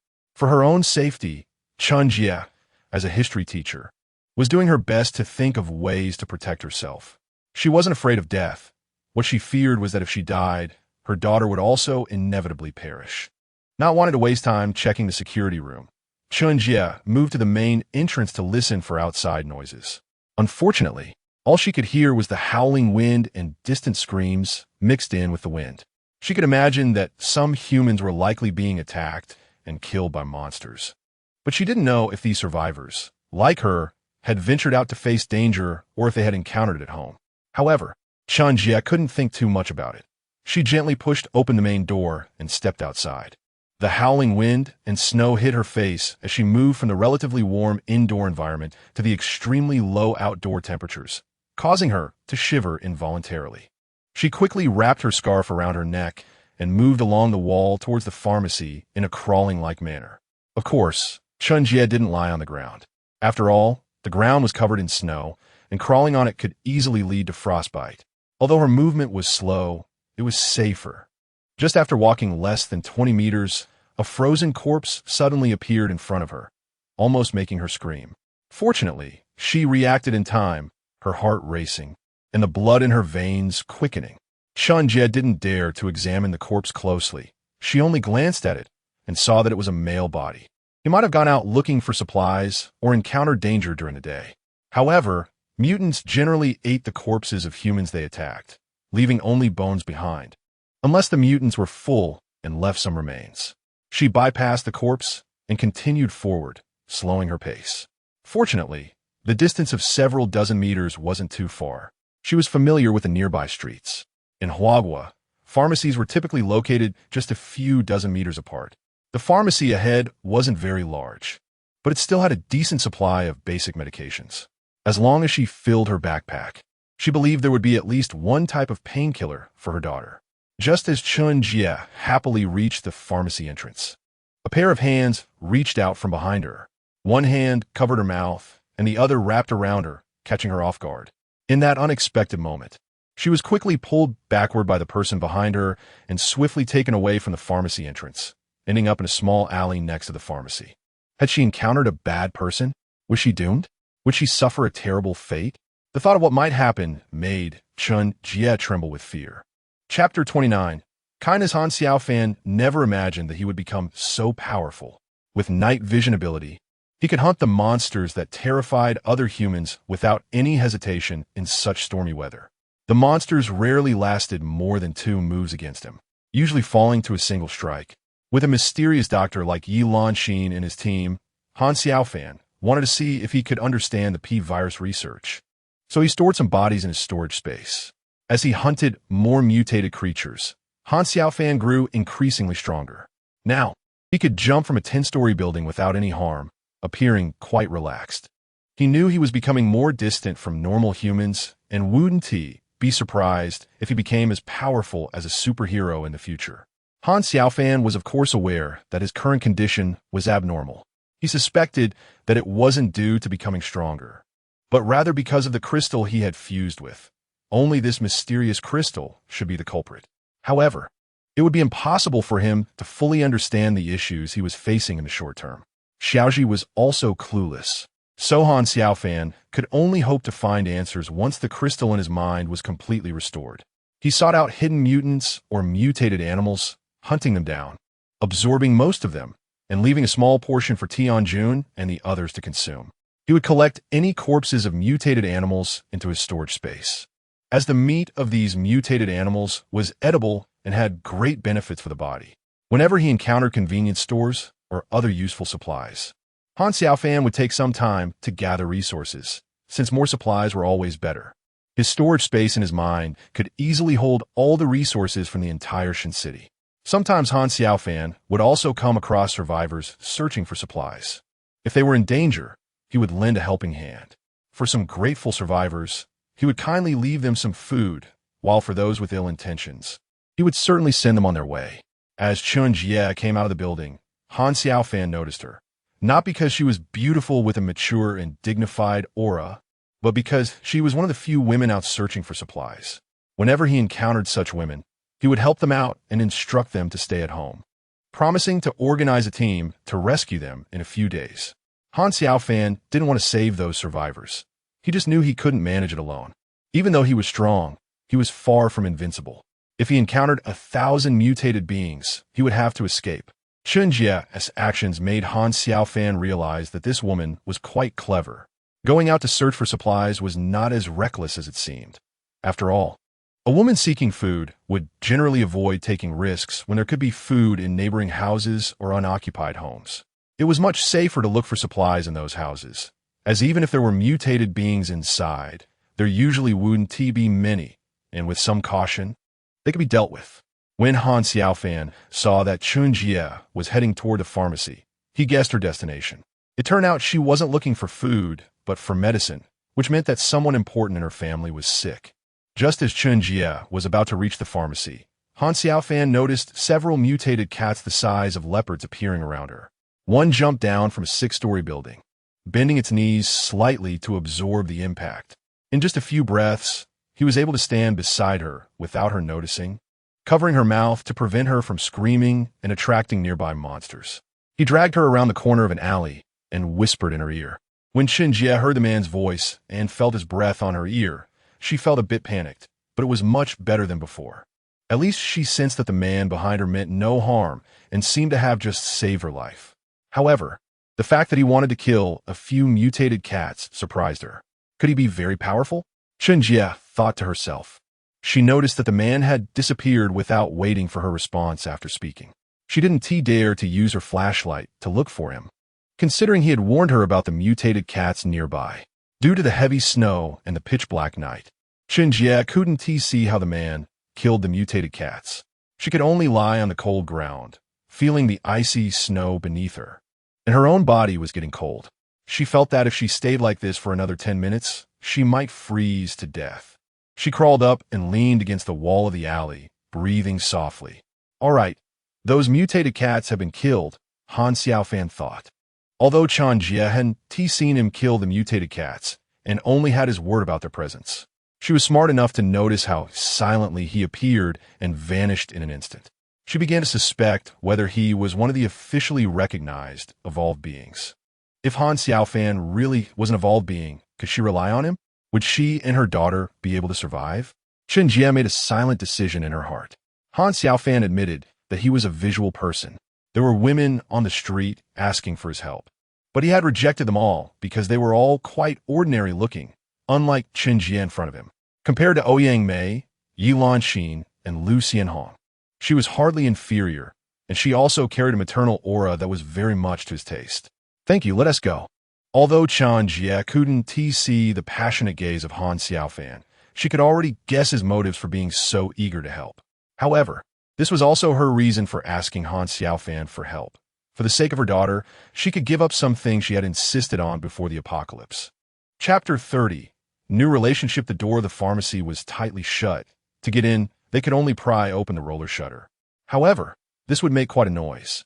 Although the strong winds might prevent distant, mutated creatures from hearing it, there were many hidden, mutated creatures in the nearby buildings, and if Han Xiaofan pried open the door, they would definitely hear the commotion. For her daughter's safety, Chunjie had already made a decision in her heart, so she naturally wouldn't refuse when Han Xiaofan reached out to take her hand. Thus, the two of them arrived at the back door. Han Xiaofan leaned his body against the door and pushed hard. The lock inside was violently forced open. He pulled Chunjie inside and then closed the door, propping a stool against it. They didn't waste any time and went to the front area of the pharmacy. Chunjie turned on her flashlight and first got a clear look at Han Xiaofan's appearance.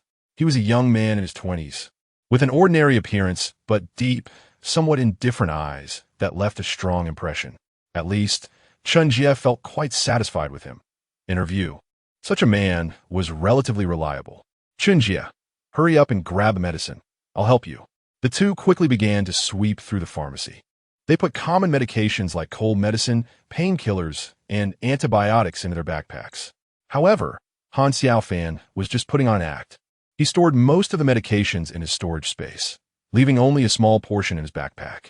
Chunjie didn't notice his actions, so she naturally didn't know that many medicines in the pharmacy had disappeared. After about 10 minutes, Chunjie filled her backpack. She originally wanted to look for some food, but Han Xiaofan stopped her, saying that he still had a lot of food in his backpack and could give it all to her. Since Chunjie had already made up her mind to follow Han Xiaofan, she didn't insist on searching for food. After all, if they ended up following Han Xiaofan, they wouldn't be able to carry too much food anyway. The stronger Han Xiaofan became, the happier Chunjie felt. as it meant that her and her daughter's future safety would be more assured by following Han Xiaofan. After closing the door, Chun Jie felt a sense of loss for some reason, even though she no longer needed to be held by Han Xiaofan since there were candles in the living room. When they were outside, being led by Han Xiaofan made her feel an unprecedented sense of safety, a feeling that her late husband could never provide. Chen Bauer might have heard her mother's voice, and a weak voice came from the bedroom. Upon hearing her daughter's voice, Chun Jie set aside her own feelings and opened the bedroom door. It appeared warmer inside, with a few candles left by Chun Jie, and the small space helped to reduce heat loss. Han Xiaofan followed Chun Jie into the bedroom. He saw Chun Jie open the thermos and give several types of medication to her daughter. As for whether it would be effective, she wasn't really sure because she didn't know what was causing her daughter's stomach pain. She couldn't treat it properly, and her daughter was too young to take medication casually, which made her appear quite anxious. "Mom, who is the uncle behind you?" "Uncle, thank you for saving my mom. Are you Ultraman?" Seeing the pain on the little girl's face, but her polite speech, Han Xiaofan instantly took a liking to this little girl. How wonderful it would be to have a daughter like her. He walked to the bedside, sat on the edge of the bed, reached out to gently touch Bauer's head, and said softly, "Yes, Uncle is Ultraman. Uncle can chase away those monsters, so you don't have to be afraid anymore. After taking the medicine, it won't hurt anymore. Now go to sleep." "Okay." After comforting Chen Bauer, Han Xiaofan left the bedroom and sat down on the sofa in the living room.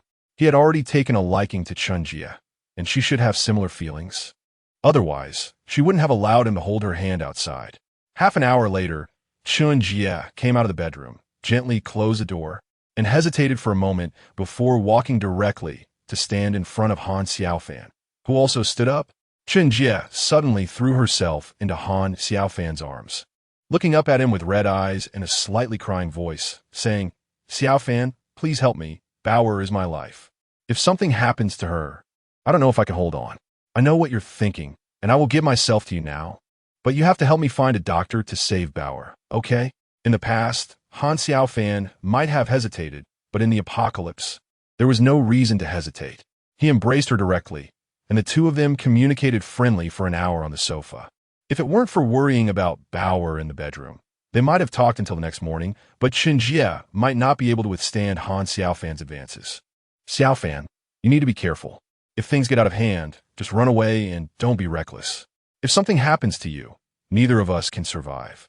Chun Jie was not joking. Without Han Xiaofan's protection, she believed that she and her daughter would soon die. This was no joke. "Don't worry, I will be fine." Han Xiaofan did not share the secret of his body with her, nor did he intend to tell anyone else. Even if others suspected something, they would only think he was an evolver, albeit a rather special one. After putting on his clothes, slinging his backpack over his shoulder, and grabbing his tang knife, Han Xiaofan left her house under Chun Jie's worried gaze. Chapter 31. The hospital at the first hospital of Long District in Deep City. On the 6th floor of the outpatient building, in a storage room of the logistics department, a large amount of various supplies were stored. In one corner, piles of blankets and quilts were stacked up, and 3 women were huddled together, speaking softly.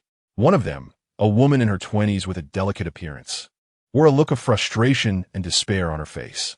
She turned to the other 2 and asked, "Sister Sue, Sister An, are we never going to escape? Are we going to die here?" Upon hearing Nurse Lu Xiaoxiao's words, the expressions of the other 2 women turned grim. One was in Li Hong, the best surgical doctor at the first hospital of Long District, a stunning beauty. The other was the head nurse, Su Mei, in her 30s, at the prime of her womanhood and the second most beautiful woman in the hospital after Li Hong. Although married, she still attracted many suitors. Su Mei gently embraced Lu Xiaoxiao, smiling as she comforted her. "Xiaoxiao, don't worry. Everything will work out in the end. We haven't reached a point of despair yet. We need to stay optimistic, okay?" Sister Sue is right, and Li Hong patted Lu Xiaoxiao's head. The 3 of them had a good relationship, and their survival in this apocalyptic era was largely thanks to Su Mei. It was she who noticed something was wrong and pulled both Lu Xiaoxiao and herself to hide in this storage room. Otherwise, they would have already fallen prey to the mutants. "Okay, I understand, Sister Sue, Sister An. I won't think too much anymore. After hearing the comforting words from her two older sisters, Lu Xiaoxiao felt much better. She was grateful to have Li Hong and Su Mei by her side. Otherwise, she couldn't have held on alone, and she might have succumbed to despair and committed suicide. Seeing Lu Xiaoxiao's mood improve, and Li Hong and Su Mei exchanged a glance, both recognizing the complex emotions in each other's eyes. They knew what the other was thinking, but both understood that it was something they couldn't speak out loud. Otherwise, Lu Xiaoxiao would definitely lose her mind first. In fact, Lu Xiaoxiao was unaware of their biggest problem, the shortage of food. This storage room was not a pantry. It contained no edible supplies.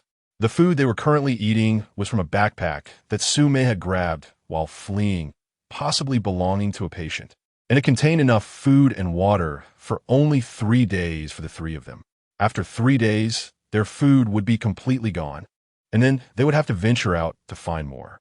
However, both Li Hong and Su Mei knew that if the three of them ventured out, it would be a dead end since, although this building was not the outpatient or inpatient building, there were still quite a number of mutants, at least several hundred. Even fighting just one mutant would be very difficult, let alone hundreds. Has Old Wei or Old Kong sent you any messages? Originally, among the three, and Li Hong, as the deputy director of surgery, held the highest position, while Su Mei was the head nurse, and Lu Xiaoxiao was the lowest in rank. However, that was before the apocalypse.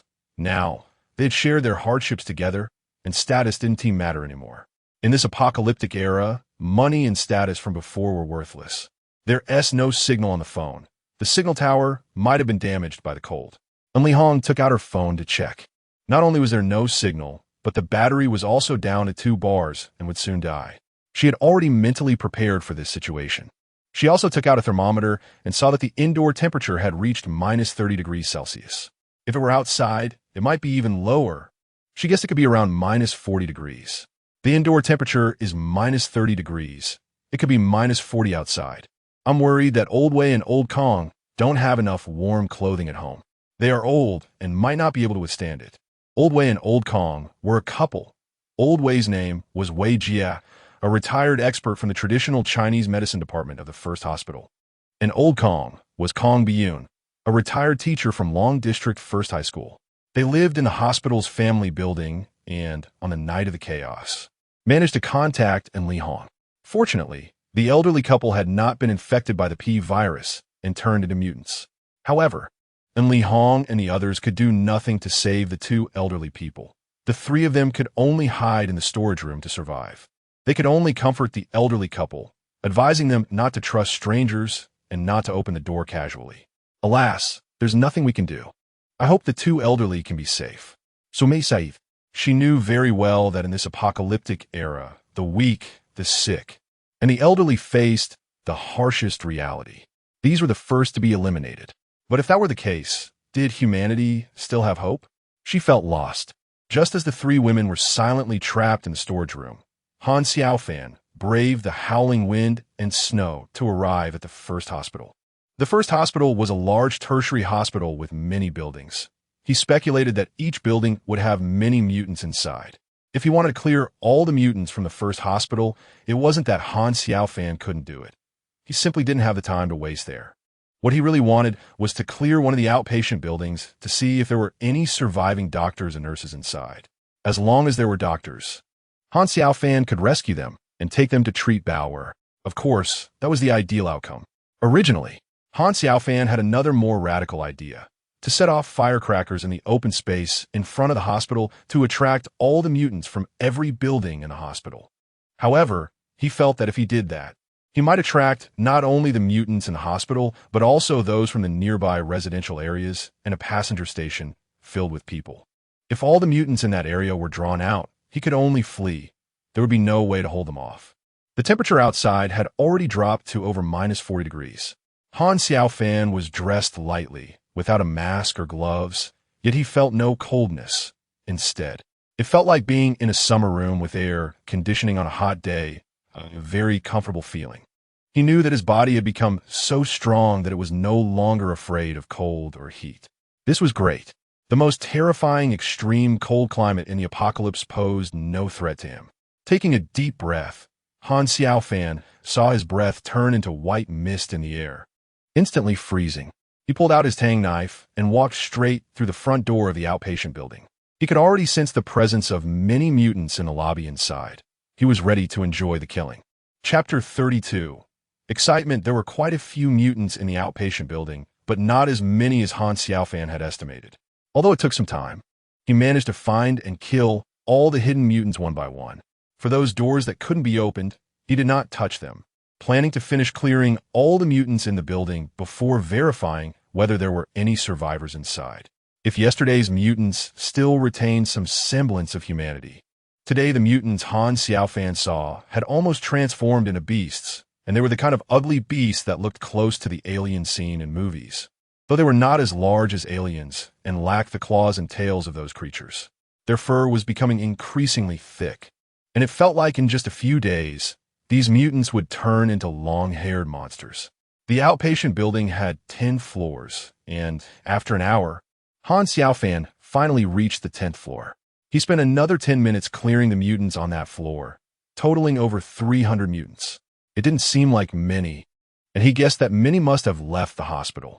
Otherwise, based on the number of patients the first hospital received, there should have been at least tens of thousands of mutants infected with the P virus that night. Starting from the 10th floor, he began to collect supplies while also checking for any survivors, though Han Xiaofan had little hope. After all, his efforts to clear the mutants were not quiet, and if there were survivors in the building, they should have heard him. The fact that no one came out to investigate meant there likely were no survivors left.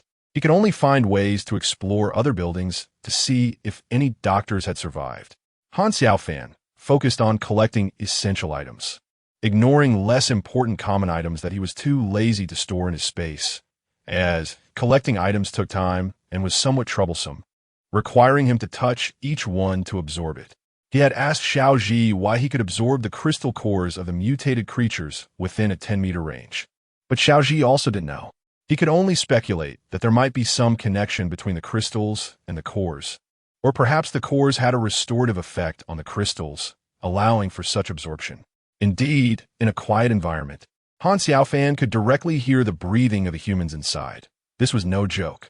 His body had strengthened in all aspects, and his hearing was no exception. When he was clearing the building earlier, the roars of the mutants had drowned out any sounds from inside.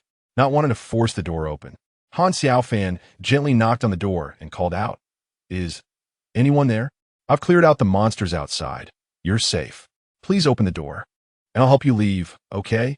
After Han Xiaofan knocked, the 3 women inside had already mentally prepared themselves. They were not deaf and had heard the sounds of Han Xiaofan killing those mutants outside. At first, they thought it was a rescue team coming to save the survivors in hospital, but soon they realized the noises outside didn't include gunshots. They only heard the sounds of bodies falling and whooshing noises.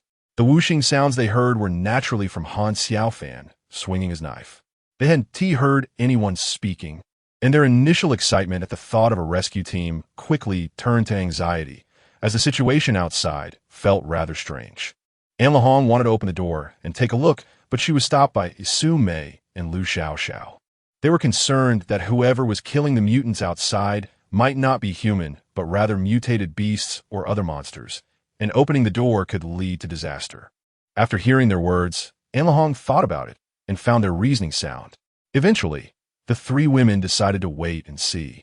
After all, if someone really had come to rescue them, they would come to knock on the door. Sure enough, an hour later, someone did come to knock on the door.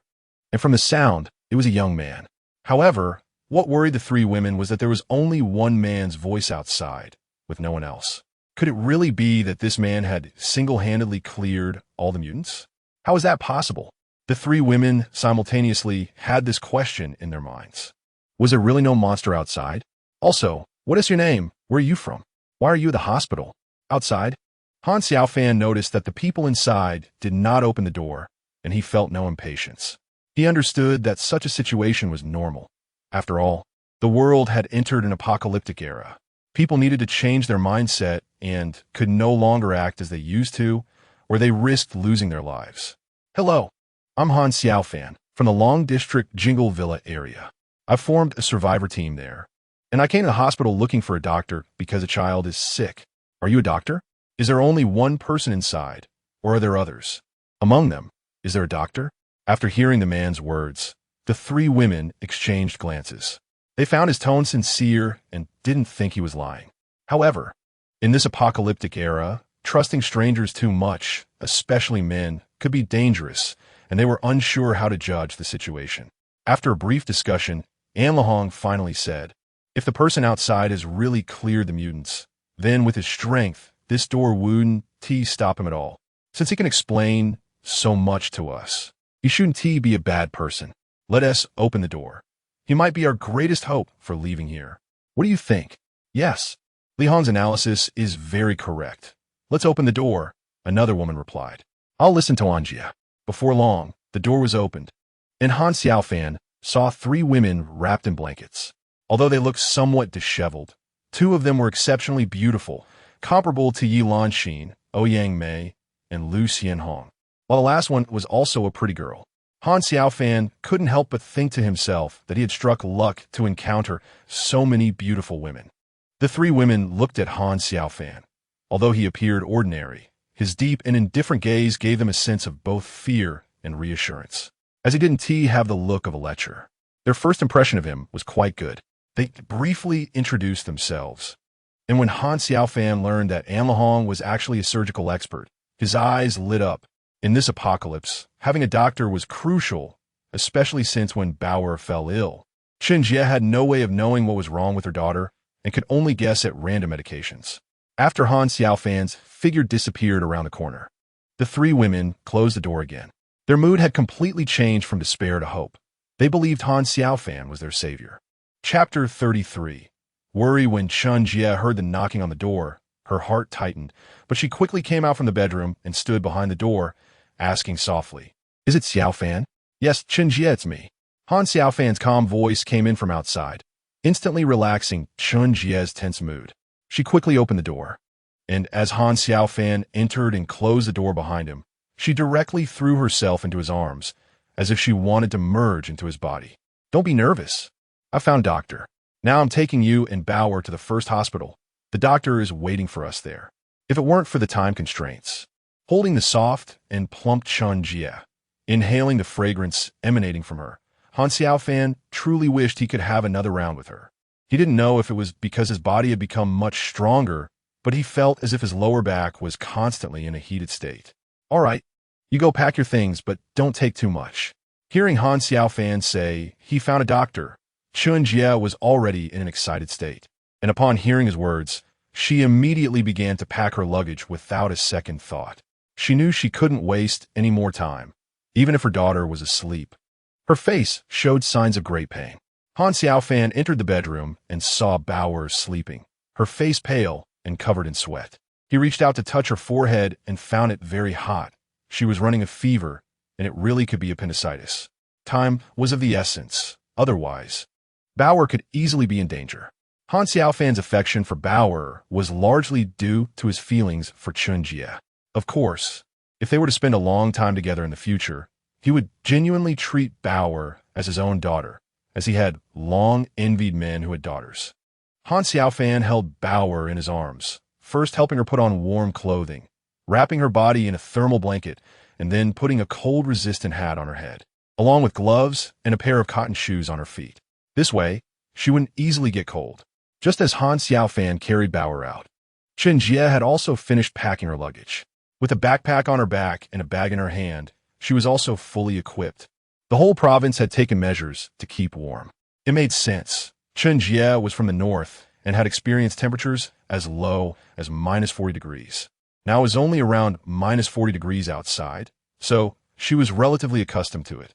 Unlike many southerners from Shenzhen, especially locals from Guangnan province, who were in a more unfortunate situation. Many families didn't have enough warm clothing because the coldest it ever got in Guangnan province was only around 5 or 6 degrees. With temperatures now over -40 degrees, it was hard to say how many people would suffer. "Sister Chen, you can lie on my back. I can carry you faster," Han Xiaofan suggested. Hearing his suggestion, Chen Jie didn't refuse. She was already completely relying on Han Xiaofan and had nothing to be shy about. The soft sensation from her back felt comfortable to Han Xiaofan, but he didn't think too much about it. He used a strap to tie Bauer in front and Chen Jie in the back to himself, wrapping it around twice. Feeling that everything was secure, he blew out the candles in the bedroom and living room and conveniently stored them in the storage space. Chen Jie, lying on Han Xiaofan's back, couldn't see his little actions. She just felt an unprecedented sense of security. Since her husband passed away, she had to deal with men who had ill intentions from time to time. She knew that her beauty attracted many men, and in a normal society before the apocalypse, that beauty would have drawn attention. It was even worse in this lawless apocalyptic era. Her fate would undoubtedly be tragic. Thankfully, she met Xiaofan, and with his protection, she knew she would be safe in the future, carrying a child and a grown woman on his back. An ordinary person might struggle to walk a few hundred meters on the snow-covered streets without gasping for breath. However, for Han Xiaofan, even carrying several hundred pounds wouldn't significantly affect him. He ran at full speed, and if someone were using infrared equipment to observe the streets outside, they would be astonished by Han Xiaofan's speed, but no one was there to witness such a scene. "Mom, who are they?" Bauer woke up from the actions of the three women. Her face immediately filled with panic as she quickly searched for her mother. Chen Jie was standing beside them, watching them check her daughter. Seeing her daughter awake and hearing her panicked voice, she immediately comforted her. "Bauer, we're in the hospital now. These ants are doctors. They're helping you get better. Just tell the ants whatever they ask, okay?" "Okay." With her mother's reassurance, Chen Bauer quickly calmed down. But she soon felt the pain in her belly again, and her eyes filled with tears, making Chen Jie feel heartbroken. And Li Hong gently pressed on Bauer's right abdomen with her right hand and asked with a smile, "Bauer, does it hurt here?" "Yes, Annie, that's where it hurts the most." Bauer replied. "Okay, Annie knows what's wrong, and I'll help you get better soon. Don't worry." And Li Hong exchanged glances with Su Mei and Lu Xiaoxiao, and the two quickly understood her meaning, softly comforting Bauer to help her relax. And Li Hong, Chen Jie, and Han Xiaofan came out of the storage room and into the hallway.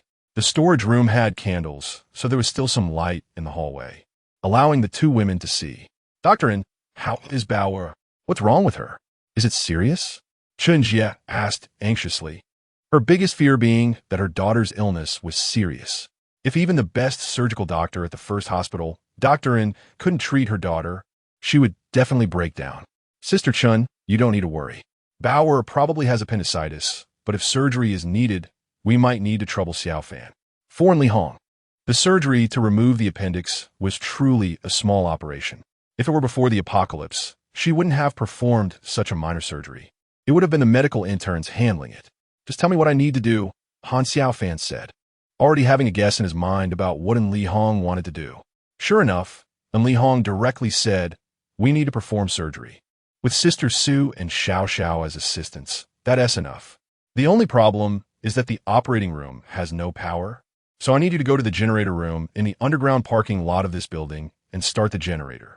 Only then can I operate on Bauer." Hearing in Li Hong's words, Chen Jie immediately looked at Han Xiaofan with concern, unsure whether she was worried that he would refuse or that he might encounter danger in the underground parking lot. Han Xiaofan first smiled and nodded at Chen Jie to comfort her. He said, "I'll follow you to the operating room first.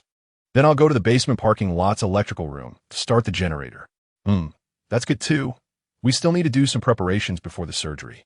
The group did not waste any time and quickly brought Bauer to the operating room on the first floor. Han Xiaofan didn't need to go outside to enter the basement parking lot. There was a staircase on the first floor that led down to the parking lot.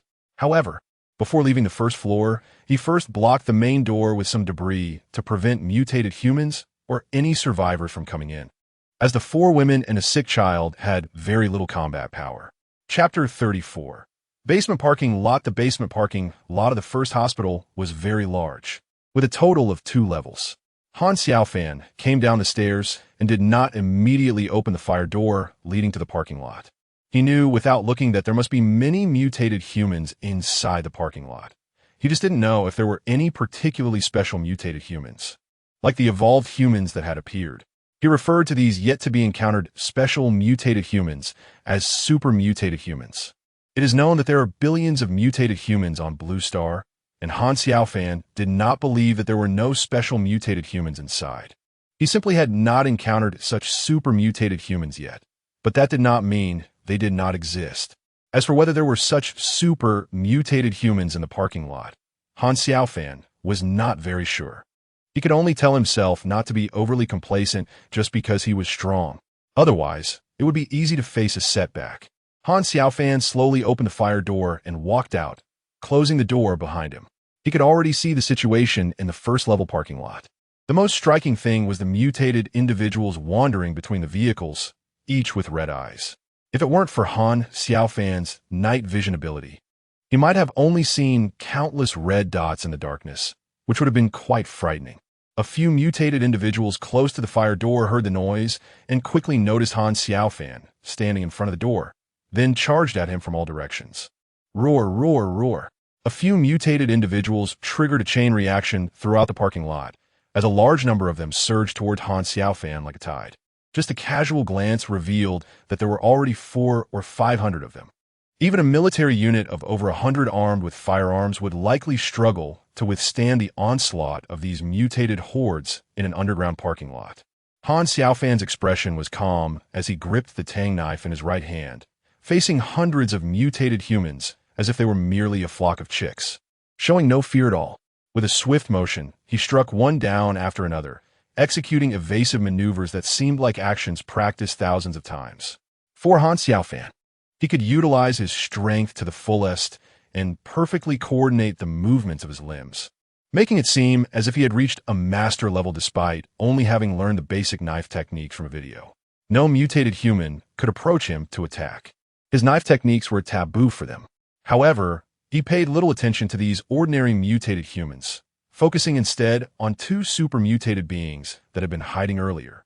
Indeed, the super mutated beings existed. Han Xiaofan noticed that both were tall, with limbs twice as long as those of ordinary mutated humans, and their heads resembled equilateral triangles, giving them an eerie appearance, as if they had been elongated by some machine. Although he hadn't yet engaged in combat with the super mutated beings, their tendency to hide and launch sneak attacks indicated that they were not as reckless as ordinary mutated humans. They possessed a certain level of intelligence, making them a true threat to humanity. Humans were already at a disadvantage in terms of physical evolution compared to these mutated beings, and the emergence of intelligent super mutated beings was certainly not a good sign for humanity. However, Han Xiaofan was overthinking. The fate of humanity was not something he could decide alone. In the underground parking lot's first level, there were two super mutated beings, and it was possible that the second level might have similar threats. Nevertheless, as long as the mutated beings below didn't come up, Han Xiaofan had no intention of clearing them out, as his main goal in coming down was merely to start the generator. The intelligence of the two super mutated beings, hiding behind cars, was likely not very high. Their craving for human flesh was ingrained in their genes, and they found the distant prey more enticing than any they had ever consumed. Soon, they could no longer resist their desire for blood and flesh. The two super mutated beings rushed towards Han Xiaofan from different directions, occasionally hiding behind other mutated beings to get closer to him. Their movements appeared quite stealthy, but Han Xiaofan was fully aware of their actions. One lunged from above, while the other attacked from behind, forming a cooperative hunting relationship akin to wolves stalking their prey. This indicated that they could communicate with each other, as they coordinated their timing perfectly. However, Han Xiaofan was well prepared for their ambush. He sidestepped their attack, causing it to miss. Before the super mutated being from above could land, Han Xiaofan's tang knife had already struck its long neck. Although he felt that its neck was much tougher than that of an ordinary mutated human, it was no major issue. It was like cutting a radish with a kitchen knife, easy for Han Xiaofan. Of course, for an ordinary person, even armed with guns or other firearms, facing such super mutated beings would be futile, as their speed was simply too fast to aim accurately. With a single stroke, he decapitated it, and the crystal in his mind absorbed the core, causing his body to warm slightly. The effect of the core from this super mutated being was significantly better than that of ordinary ones.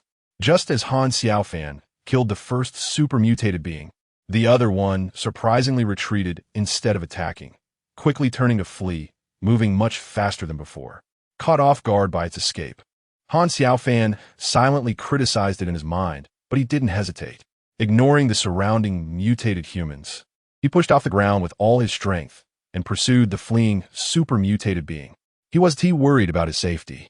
He was more concerned that it might escape the underground parking lot and go above ground, potentially attacking Chunjie and the others in the surgical room on the first floor. He needed to eliminate this hidden danger. Although the super-mutated being was fast, much faster than the world record holder for the 100-meter sprint before the apocalypse, it was still no match for Han Xiaofan. As he chased down the super-mutated being intent on fleeing, he quickly caught up to it and severed its head with his tang knife. Its two separated parts sliding forward for several meters due to inertia. Han Xiaofan did not absorb the crystal core of the super-mutant. He could stop the absorption process in his mind at any time. After all, the crystal had already been integrated with him, and he was naturally the master of the crystal.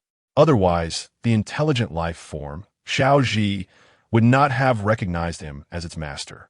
He planned to have Tianjun or Ouyang may absorb this super crystal core to see how strong an ordinary person could become by absorbing such a core. In the next half hour, Han Xiaofan eliminated all the mutants in the first level of the underground parking lot, absorbing half and collecting the other half of the crystal cores. Arriving at the door of the electrical room, he found the door locked, but it was no challenge for Han Xiaofan. He forcefully opened the door. The electrical room was not large, containing only a diesel generator. Han Xiaofan was quite familiar with diesel generators, having operated one while working in a supermarket. Fortunately, the key for the generator was hanging on the wall of the electrical room. Otherwise, he wouldn't have known where to look for it. Han Xiaofan first checked the basic condition of the generator and found no damage. He quickly started the generator, and once the voltage stabilized, he turned on the transfer switch on the wall, switching the power supply from the grid to the output from the diesel generator. Chapter 35, Surgery. After Han Xiaofan generated electricity, he closed the door of the power room and then pushed a nearby small car directly in front of the door to block it, preventing anyone or monsters from entering and damaging the running generator. Therefore, Han Xiaofan spent another hour dealing with all the mutants on the second floor, among which there were 3 super mutants, contributing 3 super crystal cores to him. Han Xiaofan walked up to the front of the operating room. He saw Chun Jie sitting in a chair with a flashlight. He approached her and asked, "Sister Chun, how is it?" Han Xiaofan hugged Chun Jie, patted her on the head, and smiled to comfort her. "Sister Chun, don't worry. Appendicitis is nothing to a top surgeon like Dr. N. It's a trivial matter and won't cause any issues. Rest assured, Bauer will recover soon." Chun Jie felt that since the outbreak of the apocalypse, her inner strength had become much more fragile. After all, she had been raising her daughter alone since her husband's death and had moved from her hometown to Shenzhen to fight for a better life. She wasn't inherently weak, but the change in her environment forced her to adapt. Showing her vulnerability as a woman in front of Han Xiaofan was also a strategy on her part. Of course, it wasn't that Chun Jie wanted to harm Han Xiaofan. She just wanted to elevate her status in his eyes. Since the world had entered the apocalypse, women without power and good looks had little choice but to rely on the strong, unless they were in an official base where there might still be some order. However, in Chun Jie's view, the official base in Shenzhen had over 1 million survivors, and just providing food for them was a huge problem, not to mention facing the threats from those monsters. There were many mutated rats underground, which could pose a significant threat to human bases. Next, Chun Jie relayed the information about Li Hong and the others to Han Xiaofan. Ultimately, it was up to him to decide whether to go or not. Chun Jie was merely conveying the message. However, she still hoped Xiaofan would go rescue the 2 elderly people, not only because one was a retired traditional Chinese medicine expert and the other a retired teacher whose expertise could be valuable in the apocalypse, but also because she didn't want her man to be heartless. Of course, if it meant Han Xiaofan had to risk his life to save them, Chun Jie would definitely oppose it. She wasn't foolish enough to let her man take risks for strangers. She wasn't a saint. Hearing that one was an elderly Chinese medicine expert and the other a retired teacher, Han Xiaofan's eyes lit up. Having an elder at home is like having a treasure. He wouldn't abandon the elderly and children like other private bases. For humanity, the elderly and children are very important. If they were all abandoned, what future would humanity have? Here's the walkie-talkie. If anything unexpected happens, let me know immediately. Han Xiaofan took a walkie-talkie out of his backpack, though he actually retrieved it from storage space. He just pretended to take it out from his backpack in front of Chun Jie. He demonstrated to Chun Jie how to use the walkie-talkie, then left the first floor. However, he did not move the clutter blocking the door and instead found a room to jump out of through the window. The snow outside had become thicker than when he arrived, with his foot sinking knee-deep, at least 30 centimeters thick. However, it did not significantly affect his walking speed. It was the ordinary people who ventured out to search for supplies who would find it much harder. The family building of the first hospital in the Dragon District, rather than being a family building, was more like a family compound. It was an open structure built in the last century, surrounded on 3 sides by 6-story circular buildings, housing doctors from the first hospital and their families, as well as retired old doctors. The 2 elderly people had been relatively lucky, not infected by the P virus and transformed into mutants, making them among the few surviving seniors. However, their luck was also quite poor. Having encountered the chaos of an apocalyptic world, during the outbreak, they managed to get in touch with their son in Kyoto, who, along with his family of 3, had not mutated, which gave them some relief. However, starting today, their phones had no signal and they could no longer contact their son as family, which left them very worried. Yet, there was nothing they could do. They were already old, and even if they wanted to head north, it was not entirely impossible. But they might be torn apart by those monsters as soon as they stepped outside. Moreover, with the temperature continuously dropping, they had no heating tools prepared at home, unlike those used in northern winters. This made them very aware that their lives were likely on a countdown unless some unexpected event occurred. In such an apocalyptic world, it was truly difficult for the elderly to survive. They felt a bit regretful, knowing they would never see their beloved granddaughter again. That night, the 2 elderly prepared a big meal, with Old Wei even bringing out his cherished good wine. Old Kong no longer advised against drinking, saying it was harmful to health. They drank as if they were newlyweds, candles lit in the middle of the table, both showing a rosy glow from the alcohol. After finishing their meal, they sat together on the sofa in the living room, embraced, and planned to fall asleep like that. Chapter 36. Hope. Although it was dark outside, with strong winds and heavy snow, it was a rare opportunity for humans to venture out and gather supplies. Humanity's adaptability was quite strong, and many seized this chance. They donned thick clothing and took precautions against the cold, venturing out from their homes to risk gathering supplies. As long as they were careful, most could still manage to find something. However, Han Xiaofan would remember the general locations of those survivors. When he needed to recruit a large number of survivors for his underground base in the future, these survivors would be potential candidates. The automatic sliding door of the family building was left open, and there were no vehicles blocking the entrance. Only a thick layer of snow covered the ground.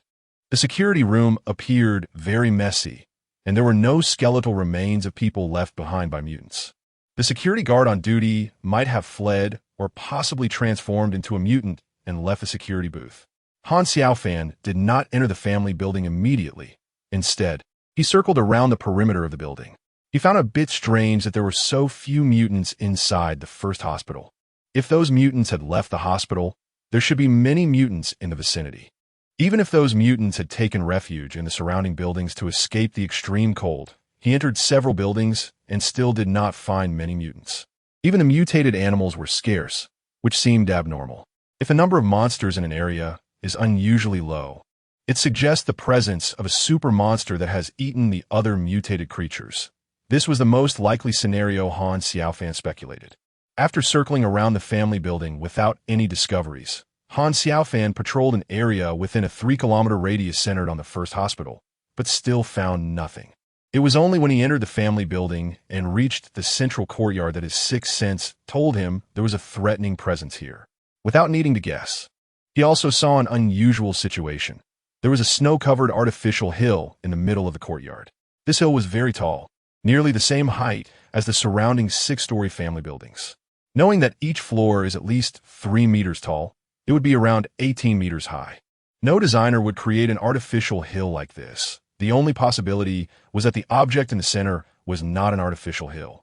However, because it was covered in snow, Han Xiaofan did not approach to clear the snow off its surface, so he did not know what kind of monster lay beneath. Although he was eager to confront such a super monster, he decided to first check if the elderly couple on the 6th floor were still alive before deciding whether to deal with this super monster. Han Xiaofan, who usually appeared indifferent, felt a rare surge of excitement. He enjoyed this emotional fluctuation as it made him feel like a normal human being, not a robotic existence. Of course, he also felt some emotional fluctuations when he clapped with Chun Jia, which made him realize that he might not lack women in the future. Han Xiaofan first exited the family building. Outside, he stored several large round stones that were blocking the intersection into his storage space, as they would surely be useful later. Upon returning to the family building, Han Xiaofan did not waste any time. He went up the stairs, and, as expected, there were no mutated creatures or human skeletons on the staircase. He circled around the 2nd floor, where many room doors were open. Some appeared quite messy, while others looked relatively tidy. As for the locked rooms, there were no survivors inside either. He went up to the 3rd floor, but found nothing significant. The same situation occurred on the 4th and 5th floors. Han Xiaofan had already lost hope for the 2 elderly people. After all, if those young people couldn't survive, it was unlikely that the 2 elders would fare any better, even if they hadn't been infected and mutated by the P virus. The apocalyptic world posed many other threats to survivors. In fact, the level of threat posed by humans to each other could potentially be greater than that of the monsters. For some people, dealing with their own kind is much easier than facing monsters. Humanity has never lacked such individuals.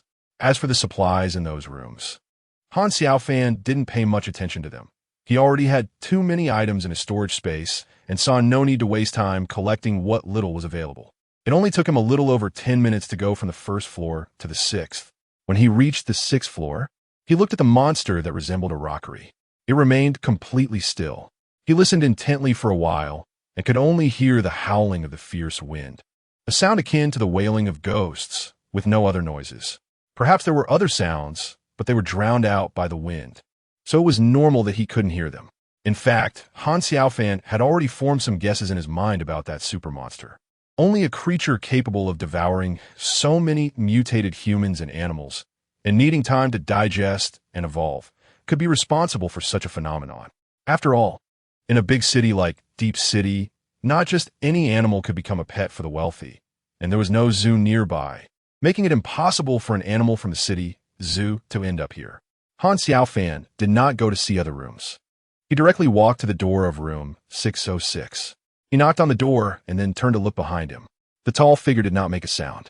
Was it that it couldn't hear, or did it simply not want to pay attention to a seemingly non-threatening human like him? Han Xiaofan pondered for a moment, but soon he heard a voice coming from inside, an old man's voice. Who is it out there? Han Xiaofan breathed a sigh of relief. His hearing was remarkable, and he could naturally hear 2 very faint breaths from inside. Initially, he thought the 2 elderly people might have fainted or something bad had happened. Fortunately, although the sounds were quiet, they were still healthy. He gently smiled and said, "Old Wei, hello, my name is Han Xiaofan. Dr. Li Hong sent me to rescue you. Could you please open the door?" Upon hearing that Li Hong had sent someone to rescue them, Old Wei did not have any doubts. They had already decided to let themselves slip away and would not be able to get up tomorrow, with the determination to face death. They felt that even if the people outside were thugs, there was nothing to fear. Moreover, the monster in the open space outside would not spare any survivors leaving the apartment building, so the thugs entering would only lead to a dead end. Old Wei opened the door and saw Han Xiaofan, who looked ordinary but had deep, indifferent eyes. With a slightly regretful expression, he pulled Han Xiaofan into the room and closed the door. With a tone of regret, he said, "I'll call you Xiaofan. You Shun-Ti have come to save 2 people who are about to be buried. When I wanted to send a message to Doctor, and to inform her about the super monster here, my phone lost signal. I'm really sorry for putting you in such a dangerous situation." Chapter 37. The Big Snake. Old Wei, you don't need to worry. I know there is a monster outside. It should be a big snake. Hearing Han Xiaofan's words, Old Wei's face showed a hint of confusion. He wondered how Han Xiaofan knew that the monster outside was a big snake. The snake was currently covered in snow and had been hibernating there as long as no survivors left the apartment building. However, as soon as someone used any means to leave, even if they crawled down from a street-facing window, the snake would detect it and quickly devour the survivor. Old man, let him sit down and have a cup of hot tea first. Don't be anxious. Old Kong walked over and patted her husband's hand, then smiled to Han Xiaofan and said, I'll call you Xiaofan too. Please sit down and have a cup of tea. Let us chat, okay? And I want to have tea. Time is tight. You two pack your things while I deal with a monster outside, and then we'll leave. The elderly couple had seen many people over the decades, and regardless of the type, they were confident they could discern something about them. However, the young man named Han Xiaofan in front of them was truly special. They couldn't see through him at all. Just looking at Han Xiaofan's deep and indifferent eyes, they exchanged a glance, and after decades of being together, they could naturally guess the meaning expressed in each other's eyes. Han Xiaofan was not an ordinary person. He might be one of the evolvers mentioned in the official information. All right, Xiaofan, please be careful.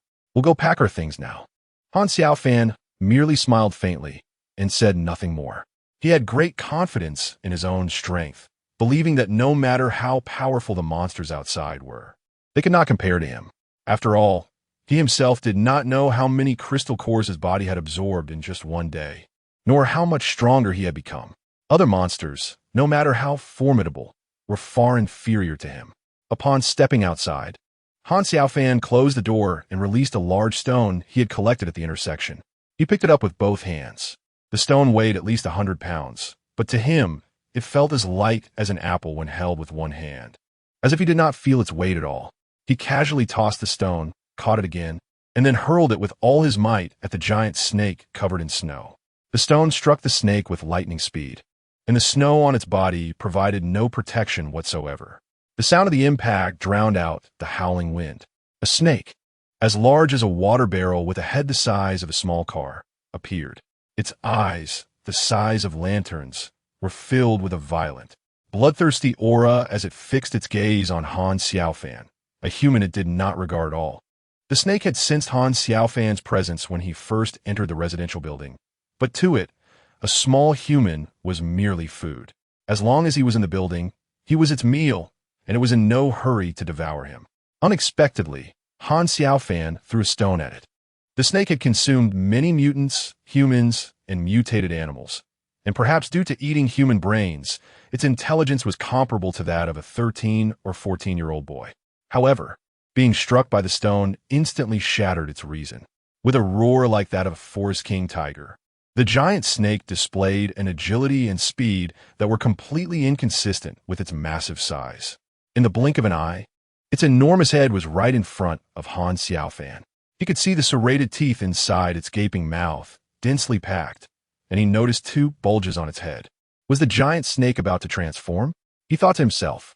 Although Han Xiaofan had many thoughts in his mind, the outside world was just a brief moment. He pushed hard with his feet and swiftly dodged the bite of the giant snake. The snake bit down on the fence, instantly breaking off several meters of it. Its biting force was astonishing. Jumping down from the 6th floor, Han Xiaofan landed directly on the ground, wielding a tang knife to slash at the giant snake's body. However, the damage he inflicted was minimal. The scales on the snake were as tough as steel, and the tang knife even sparked as it struck. Nevertheless, Han Xiaofan's strength was immense, and he was still able to draw blood from the snake. The giant snake, despite its high agility, was still hindered by its massive size, making it feel slow compared to Han Xiaofan, whose top speed could reach 50 meters per second, covering 100 meters in just 2 seconds. This was something he had tested himself. When he used all his strength, he moved as if teleporting, just like now in the battle against the giant snake, which could do nothing but passively endure his strikes. With each slash, more and more wounds appeared on the snake's body, and a large number of scales fell to the ground, its blood nearly dyeing the snow on the vast open space of the residential building red. The giant snake grew anxious. It realized that continuing like this would lead to its death. Intelligent creatures would instinctively flee when their lives were threatened, and the giant snake was no exception. It first feigned an attack at Han Xiaofan and then swiftly darted toward the door, attempting to escape.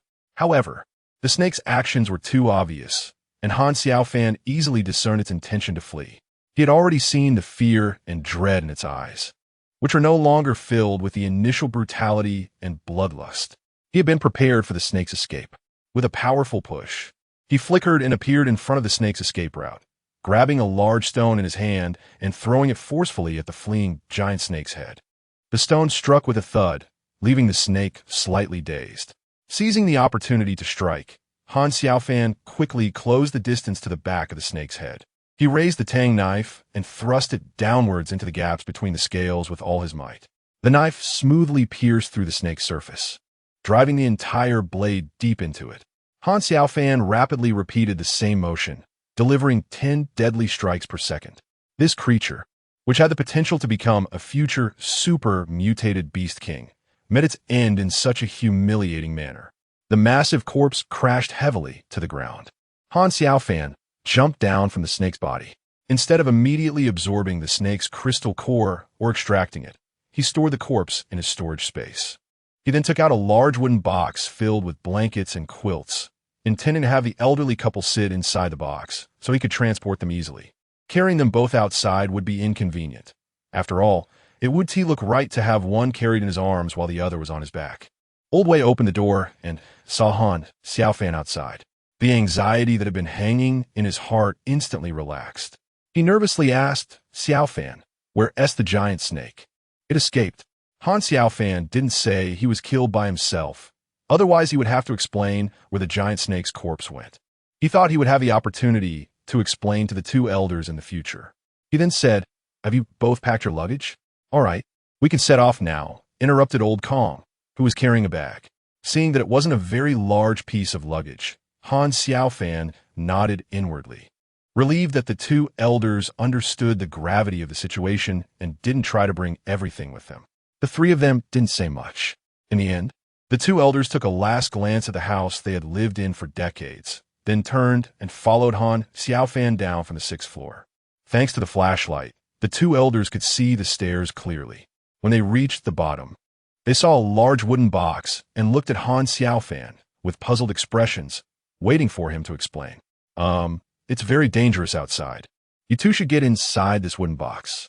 I will carry the box with me later. It's more convenient that way." Han Xiaofan's explanation was very understated, but the two elders had already firmly believed that he was the evolver. Since the evolver had appeared, they naturally understood that they could no longer cling to the common sense of normal society. With Han Xiaofan's help, they entered the wooden box. Inside the box, there were blankets and quilts, so the two elders felt very comfortable and warm. Once the two elders were seated, Han Xiaofan closed the door of the wooden box and secured the latch from the outside, ensuring that the door would not be blown open by the fierce wind, preventing the two elders inside from freezing. Han Xiaofan directly lifted the wooden box, feeling very relaxed. The combined weight of the two elderly people in the wooden box was less than 150 Jin, which was a trivial matter for him. "You two, be careful. I'm about to set off." "All right, Xiaofan, you don't need to worry about us," came Wei Lao's calm voice from inside. In reality, he and his wife did not look as calm as their voices suggested. He initially thought Han Xiaofan would tie a rope around the wooden box and pull it along, as the box could slide like a sled. However, they did not expect Han Xiaofan to run while directly holding the box. When the box was lifted, they could naturally feel it, which surprised them greatly. Yet, when they thought about it, they figured that as an evolver, Han Xiaofan should be capable of such feats. What the two elderly people did not know was that no evolver in the world could match Han Xiaofan's strength, and they were far behind him. After all, it had only been 2 days since the apocalyptic event began, and many evolvers around the world had not yet figured out what changes had occurred to them. As for those who could go outside to hunt monsters, they were few and far between. Only Han Xiaofan was capable of treating mutated monsters as if they were garbage. "We've arrived. You two can come out now." When they reached the window of the outpatient building, with Han Xiaofan's help, the two elderly people came out of the box. As soon as they emerged, they shivered. The inside of the box was very warm, but once outside, they felt the extreme cold. They estimated that the outside temperature was at least below -40 degrees. "Come in, please. The surgery should be completed by now." Although he had not received any messages from Chun Jie through the walkie-talkie, Han Xiaofan guessed that Bauer's surgery had likely been successfully completed. Otherwise, Chun Jie would have notified him through the walkie-talkie if something had gone wrong.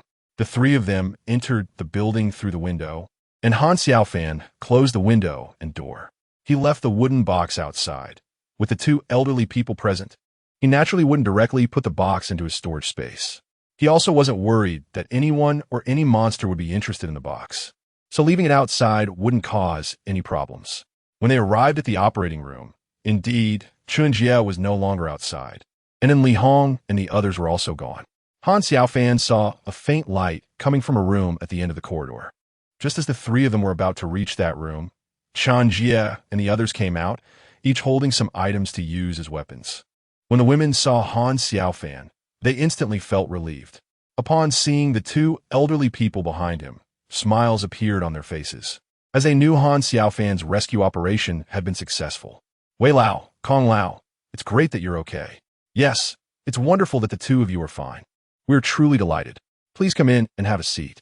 Since they were colleagues from the same hospital, and Wei Lao was a highly respected traditional Chinese medicine expert who had retired but still occasionally participated in free clinics held by the hospital.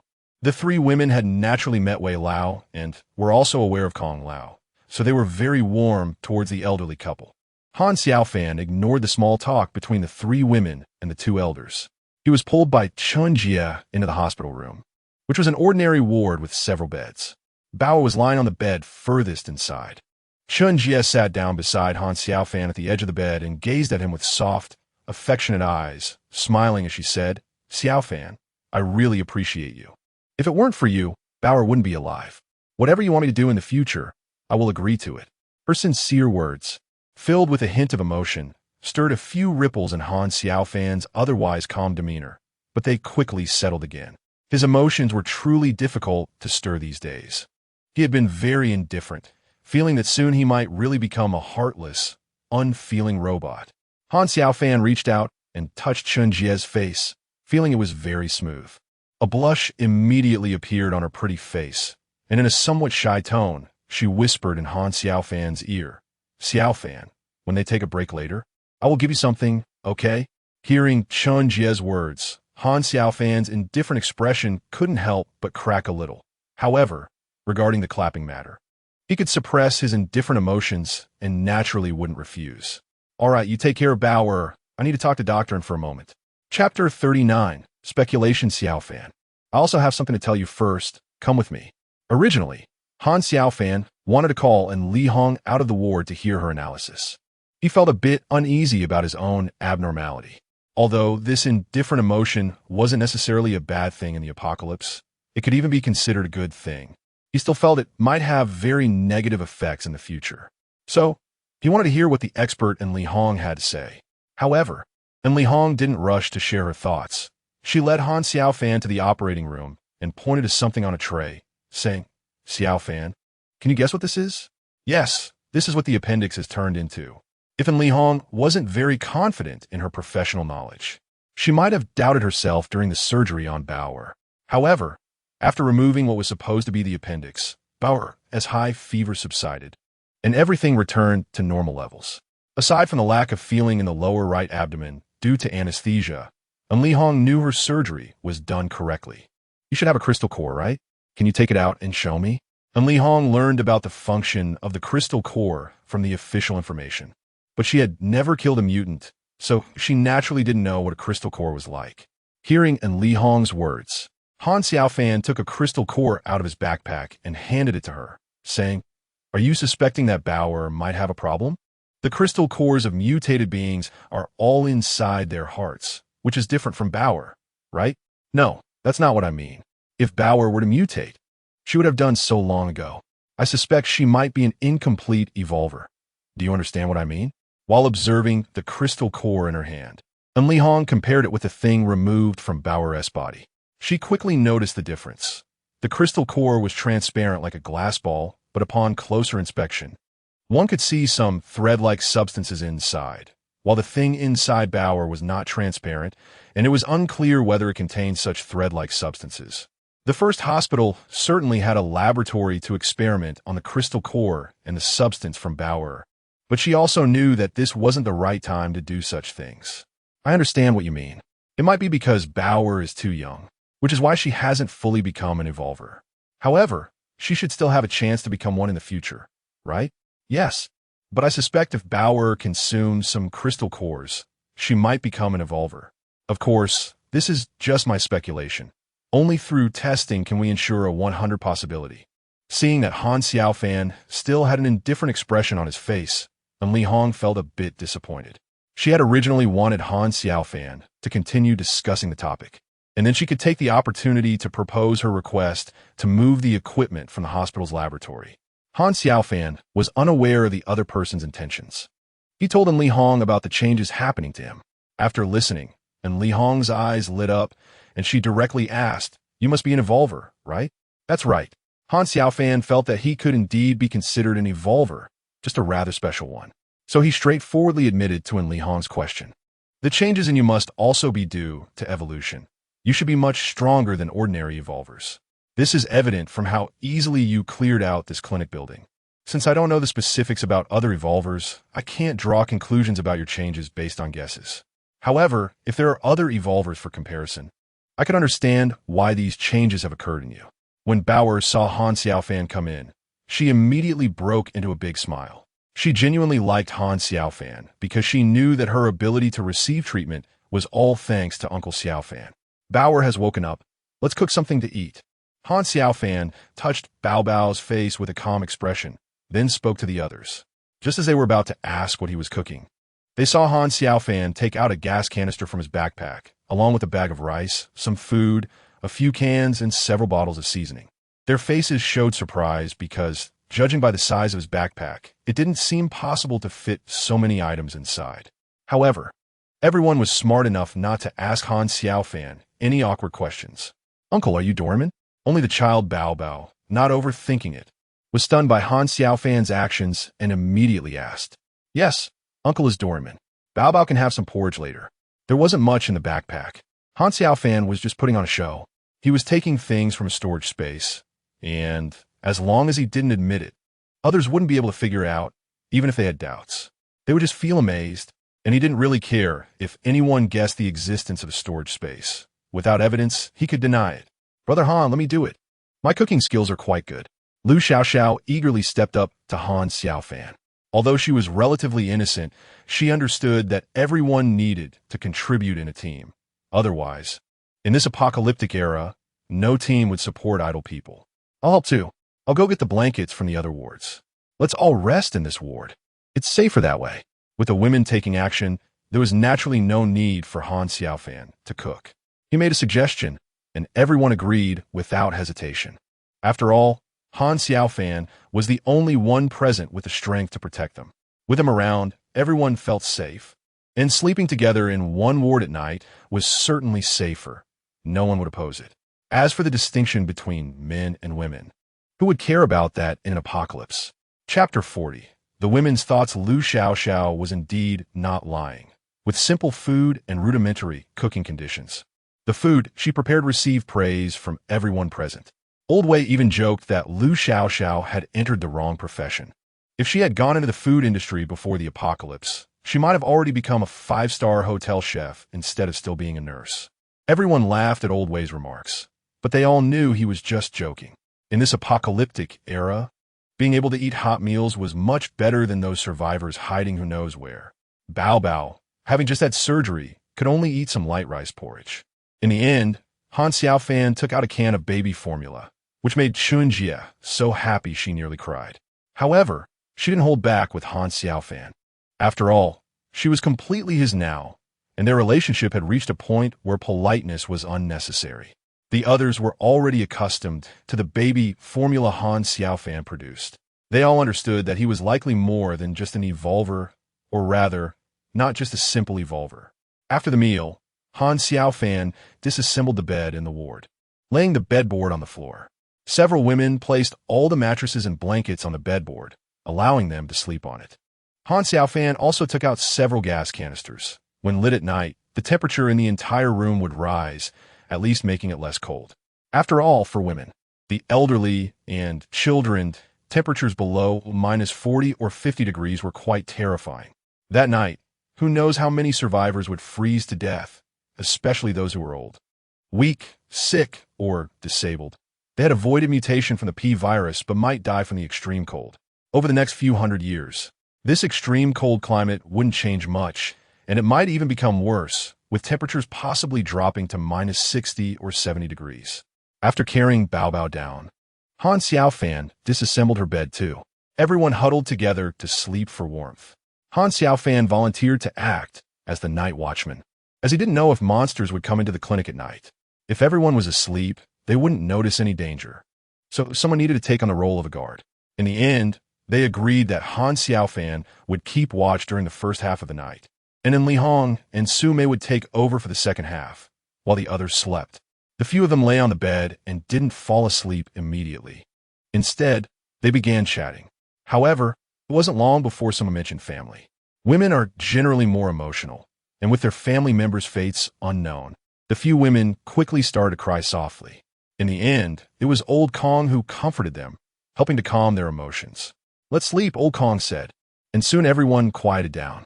Before long, the sounds of deep sleep filled the room. Han Xiaofan sat quietly to the side, staring at the flames in front of him. The bracelet on his right hand had not received any information, indicating that there were no problems in the villa area. After all, if there had been an issue, Xiaoji would have notified him long ago. In fact, Han Xiaofan was still a bit hesitant about whether to bring all the survivors to the underground city early. He believed that if he told the survivors about such a safe base as the underground city, no one would refuse. However, it was hard to say how many people would fully obey him. Nevertheless, with the bracelet restricting them, even if some survivors harbored ill intentions and betrayed him, Han Xiaofan would be able to know immediately. After thinking for a long time, Han Xiaofan ultimately decided to quickly bring all the survivors into the underground city base. This way, the survivors could avoid suffering on the surface, and the development of the underground city could get back on track sooner. Without anyone, Han Xiaofan alone could not operate the base. The crystal in his mind did not have the function to exchange resources for humans or other supplies like in some web novels. If it had such a function, he would have to think of ways to recruit survivors. Of course, humanity could not be extinguished.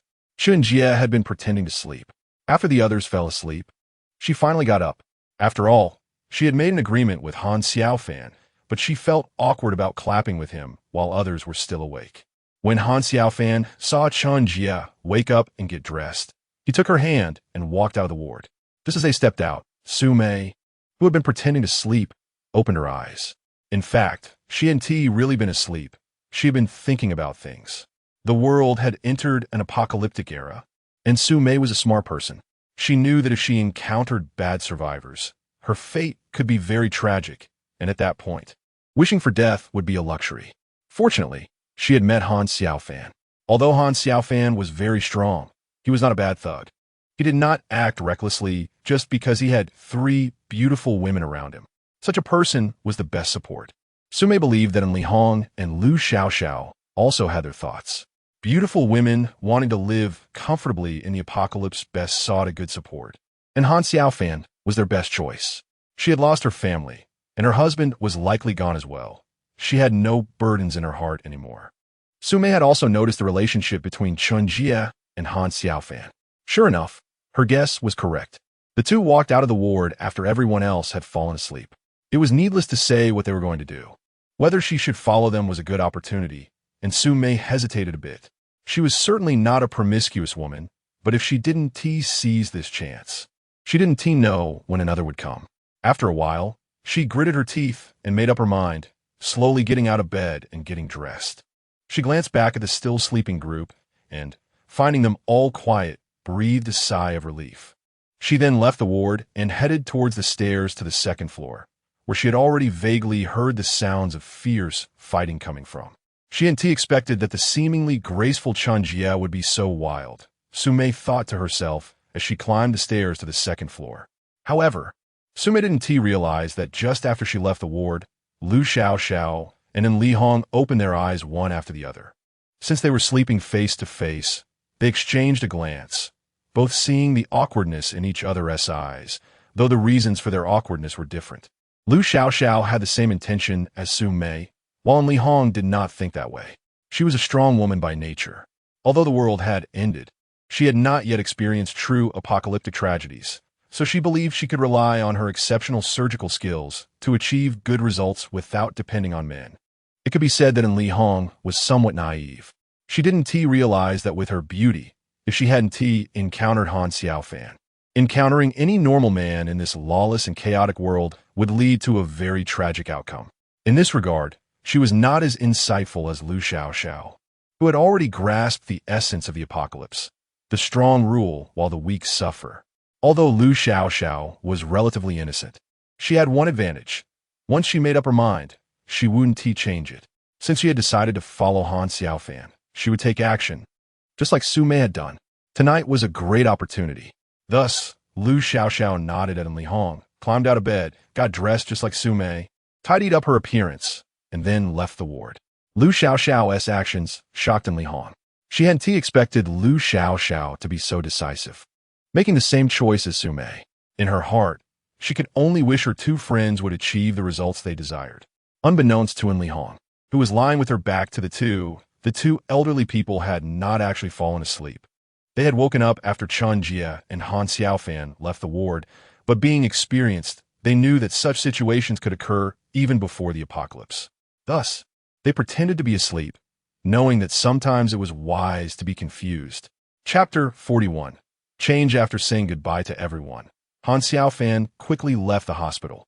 He closed the hospital gate again to prevent any mutated individuals from accidentally entering and posing a safety risk to Chen Jie and the others. Why did Han Xiaofan leave the hospital? It was because Xiao Ji sent him a message, informing him that something had happened in the villa area, and He Chuandong and his group had already taken control of Tianjun and the others. The situation was quite simple. Tianjun and a few men wanted to take advantage of the blustery snowstorm outside to gather supplies, but were ambushed by He Chuandong's group. Tianjun and the others were injured and captured, leaving only Ouyang Mei among the women and children in the villa, who had some fighting capability. However, Ouyang Mei was quite decisive. Upon seeing Tianjun and the others being taken into the villa by He Chuandong, she immediately led the other women to build a defensive line at the top of the stairs on the second floor. They threw down a large amount of items to block the staircase, and, as long as He Chuandong's group did not want to set the villa on fire, they had little way to attack the second floor. For He Chuandong's group, what they most wanted were Ouyang Mei and the other women. They did not want to end up with dozens of corpses. Moreover, He Chuandong used the capture of many women and children to threaten Han Xiaofan, making him hesitant to act. After all, Han Xiaofan could kill those mutated beings as easily as killing chickens, and they were all aware of this. They were certainly worried that Han Xiaofan would turn against them, with the women and children serving as their protective charm. It can only be said that He Chuandong and his group were overestimating their situation. If Ouyang Mei and the others were not on Han Xiaofan's side, he would have completely disregarded their lives, especially since he was somewhat concerned about Lu Meng's family. For Han Xiaofan, he had already taken Ouyang Mei and Yi Lanxin as his women. After all, women could alleviate his increasingly cold emotions, and he would not give up on either of them. Guo Mingtao was an ordinary young man. Although he worked hard to get into Shenzhen University, once he was there, he realized just how ordinary he truly was. Ordinary looks, ordinary family background, ordinary intelligence, and even his luck with women was quite ordinary. The most he had ever done was hold a little girl's hand in kindergarten. However, after entering Shenzhen University, Guo Mingtao met his goddess, Hu Xiaoli. He fell in love with her at first sight when she was acting as a flag bearer during military training. He frantically collected all information about her and tried every possible way to get close to her. Others called him the ultimate, a derogatory term for someone who excessively flatters or caters to someone else, but he did not see himself that way. He just loved her too much. When the apocalypse came, Guo Mingtao was not worried about his family's safety. Instead, he felt fortunate and happy because he could be with his goddess forever. In a normal society before the apocalypse, no matter how much he fawned over her, he knew he was not worthy of her. His goddess liked luxury goods and money, which he could not provide. and the result would have been that he could only watch her marry into a wealthy family. Fortunately, with the apocalypse, Guomingtao believed he could survive with his goddess, and they could live well together in the future. What Guomingtao did not expect was that after they encountered danger, they met Han Xiaofan, an extraordinarily powerful person, who saved them. Watching his goddess fawn over Han Xiaofan made Guomingtao's jealousy explode. He wished he could kill Han Xiaofan, but he knew he did not have that strength. However, he could wait for an opportunity. For his goddess, he could endure all hardships. Fortunately, the opportunity soon arrived. At the moment they were attacked and captured by He Chuandong's group, Guomingtao turned traitor. It was because of his insider information that He Chuandong's group was able to capture Lu Meng and the others. Xiaoli, tell the others that Donggu won't do anything to you. As long as you come down, he guarantees your safety. He will establish a fair and just survivor base here, and you'll be able to live well in this base. Don't count on Han Xiaofan anymore. He has been gone for so long that he is either dead outside or has abandoned us. It is normal to choose a new leader. Such things are too common in this apocalyptic era. You should know how to choose. Donggu promised me that as long as you follow me, you will definitely eat well and live well in the future. Don't worry. Most of He Chuandong's group stayed in the living room on the first floor, with only a few standing behind Guomingtao to prevent the women above from doing anything. Of course, they were not very worried that a group of women and children could pose any threat to them. Tianjun, Li Xiong, Lu Meng and his son Luan, and Peng Yuanhua, 5 men were tied up, lying helplessly on the cold ground, each with some wounds on their faces, with Tianjun being the most seriously injured due to the fierce resistance from the Tian family, who had been beaten up badly by He Chuandong's group. Except for Li Xiong, who appeared relatively calm, the others showed signs of despair. Although they did not know why He Chuandong's group spared their lives, they did not believe they could survive. The person they hated the most was Guomingtao, the traitor. If given the chance, they would definitely kill him. Dongyi, why are you keeping them alive? Wouldn't it be better to kill them? Zhang Kairi, who was in He Chuandong's arms, said coldly and cruelly. In her view, keeping Tianjun and the others alive was a risk. Only dead people would be the safest. He Chuandong was not a foolish person. As the head of a villa security team, he had at least some basic judgment. Han Xiaofan's extraordinary strength made him suspect that the other party should be an evolved being, which gave him a bold idea. If he could recruit Han Xiaofan, he could completely develop and grow the villa area into a survivor base. In this lawless apocalyptic era, it was not impossible to achieve great things, which excited him greatly. Chapter 42. Resolution. Although Hu Xiaoli was a materialistic girl, she had never done anything morally reprehensible. She liked money due to family factors, but her values were still in line with those of ordinary people. Just looking at the fact that she was still a virgin at this point shows that she still had a basic moral compass. Xiaoli, don't worry about them. They won't last long. Ouyang Mei, who was beside Hu Xiaoli, comforted her with a smile. Ouyang Mei was not worried at all about the group downstairs. When she saw that the cameras in the living room were still powered and working, she knew everything happening in the villa. Han Xiaofan, who was outside, should be able to see it in real time. Although she did not know why the entire Dragon District had lost power while this villa still had electricity. Perhaps there was a basement with a generator. However, she did not understand why the lights and electrical appliances in the rooms were not working. Ouyang Infina. I just didn't expect Guomingtao to be such a person. Hearing Ouyang Mei's words, Hu Xiaoli could only smile bitterly and shake her head, indicating she was not very concerned. At the staircase, there were also Li Xiong's wife Wang Saixia, Yilan Xin, and Lu Meng's mother and sister.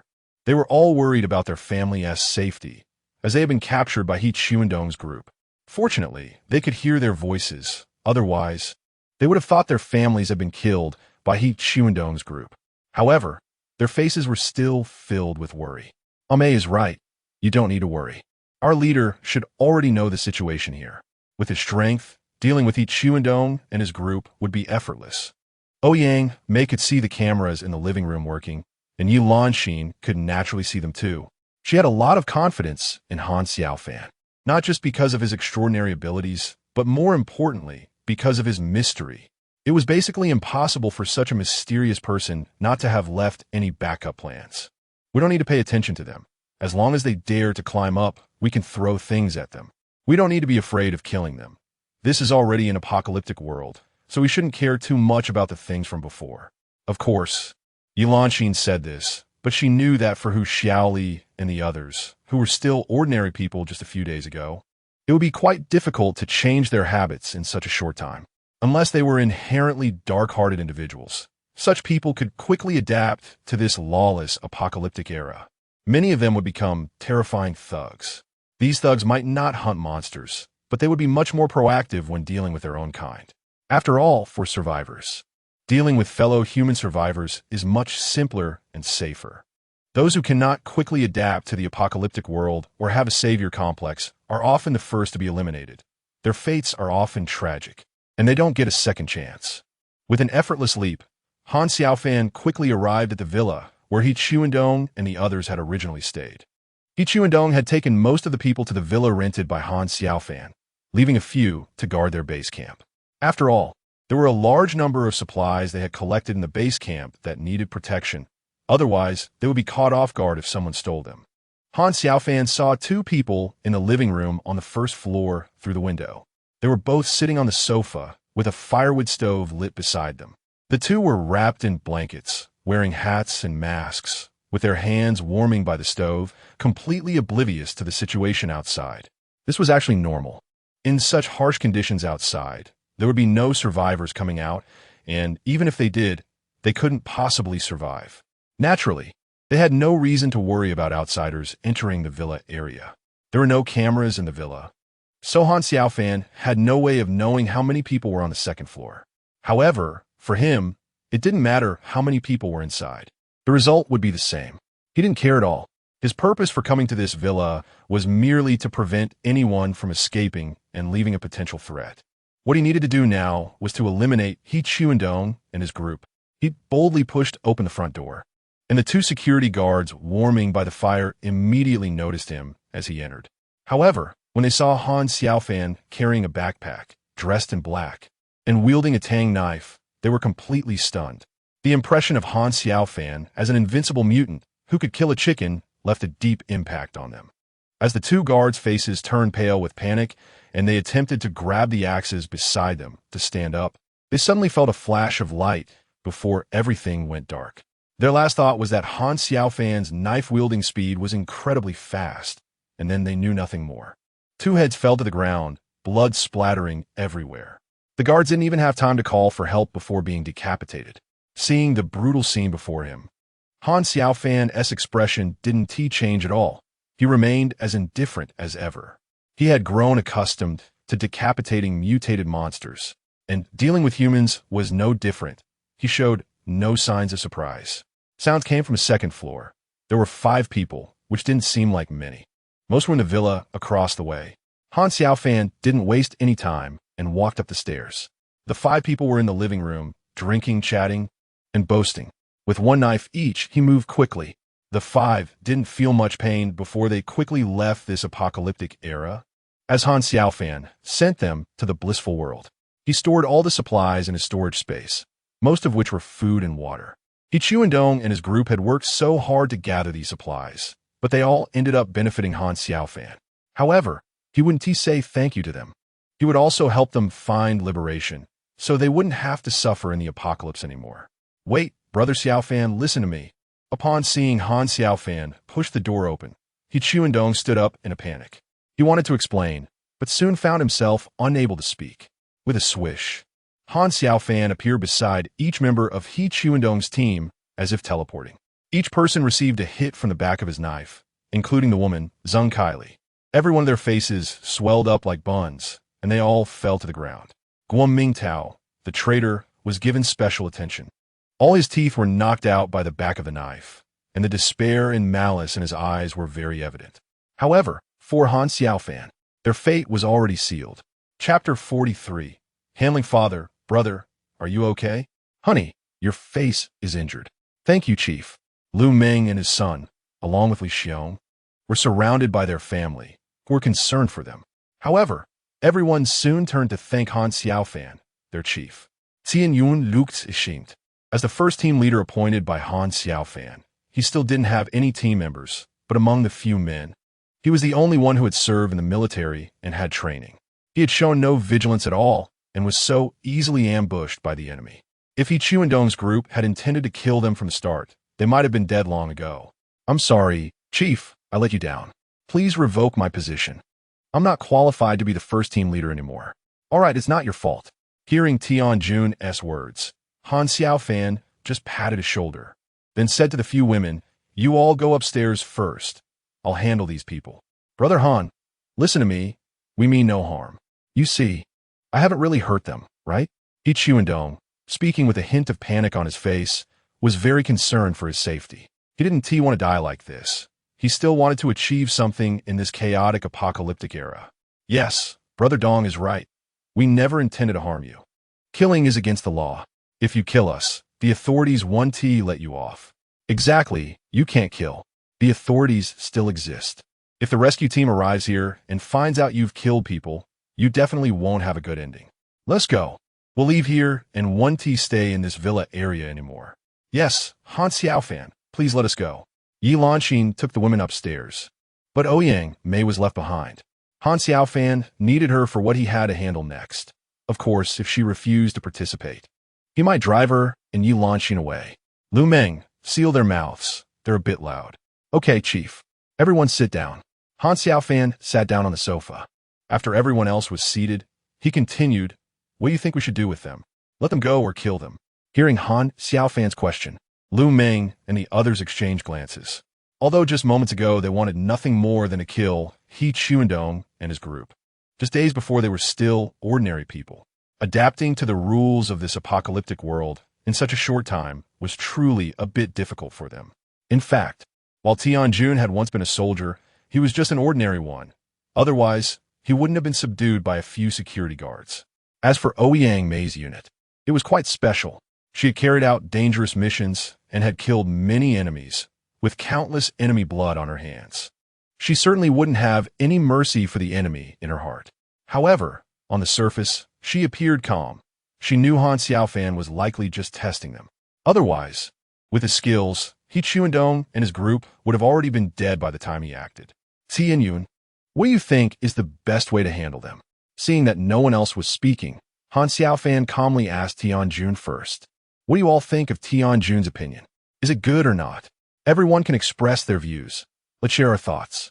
Lying on the cold ground, He Chuandong and his group watched as Han Xiaofan and his people discussed their fate in front of them, their eyes filled with despair. However, when they heard Tianjun's words, they all cast grateful glances at him. Although they had been expelled from the villa area, they could still find a building to live in outside.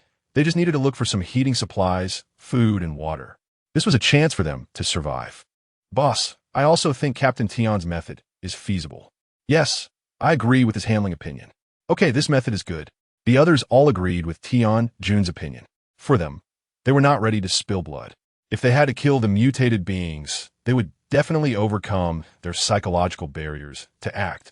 But to say they were ready to act against He Chuandong and his group right now, they truly did not have that determination. How should I put this? Han Xiaofan felt both disappointed and somewhat relieved by Tianjun and the others' choice.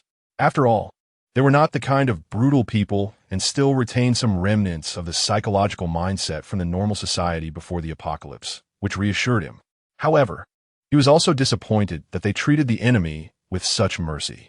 Ouyang Mei, you've been silent. You must have a different opinion, right? Please share. Since everyone else had expressed their views, Ouyang Mei's quietness naturally caught Han Xiaofan's attention, and he directly asked her what her handling opinion was. Okay, boss, everyone. Ouyang Mei didn't want to kill He Chuandong and his group, but she disagreed with simply driving them out of the villa area. That was too merciful. I believe we need to give them a harsh lesson. Otherwise, even if we drive them out, they won't be grateful to us. They will continue to find ways to deal with us. Only by giving them a severe lesson will they not dare to trouble us again. I think we can break their hands and feet, so they will need a long time to recover and won't have time to cause us trouble.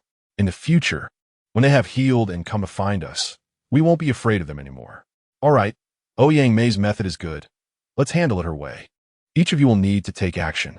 I will throw them out later. It must be said that Ouyang Mei's method seemed to teach He Chuandong and his group a harsh lesson. Broken hands and feet could be treated in a hospital before the apocalypse, but now, in this apocalyptic world, their outcome would only be one, a more tragic death. However, since Han Xiaofan, their leader, agreed with Ouyang Mei's suggestion, Tianjun and the others naturally would not oppose their leader for the sake of the enemy. They also knew that if they were too afraid to break the enemy's hands and feet, Han Xiaofan would definitely not want them. Soon, Lu Meng and the others broke He Chuandong and his group's hands and feet. They all understood that the result of this was far more cruel than directly killing them. However, as long as they did not kill them on the spot, they felt they could comfort themselves that they had not personally killed anyone, as they wouldn't see them die outside. They took He Chuandong and his group, who had their hands and feet broken, outside one by one.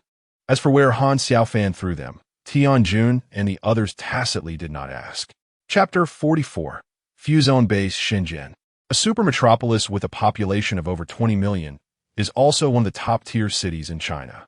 This super city has a vast underground subway transportation network, which naturally serves as an excellent survival base in the apocalypse. The largest official survivor base in Shenzhen is built inside the biggest subway station in the Fuzone district, housing nearly 1 million survivors.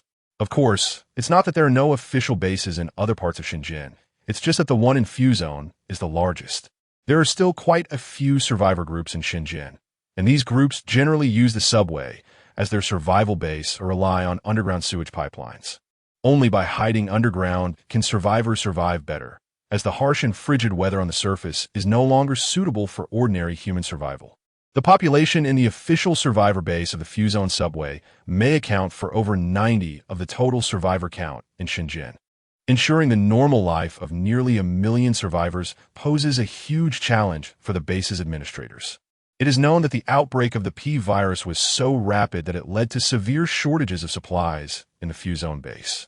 The stored food and water were only enough for 1 million people for a month, and various warm clothing was also in short supply. To ensure that the base's survivors would not freeze to death due to the extreme cold weather, half of the military personnel in the base were sent out to collect all possible warming supplies. At the lowest level of the Fuzone base, in a space resembling an air raid shelter, was Shenzhen's official civil defense base, constructed when the city was built. Originally, it was built to prevent a world war. Now the entire Shenzhen has reactivated such civil defense bases. All official bases are built relying on the civil defense system. Otherwise, even if the top leadership in China decided to trust the apocalyptic manuals online, there wouldn't be enough time to build underground bases in just a few days. The civil defense bases are most numerous in China's northwest region, where the surviving population is also the largest. Naturally, the regions that suffered the most population loss in China were the eastern and central areas, which were once the most prosperous and developed. The head of the Fuzone base, and also the top administrative leader of Shenzhen, Jiang Qingli, had turned gray in just a few days and appeared quite haggard.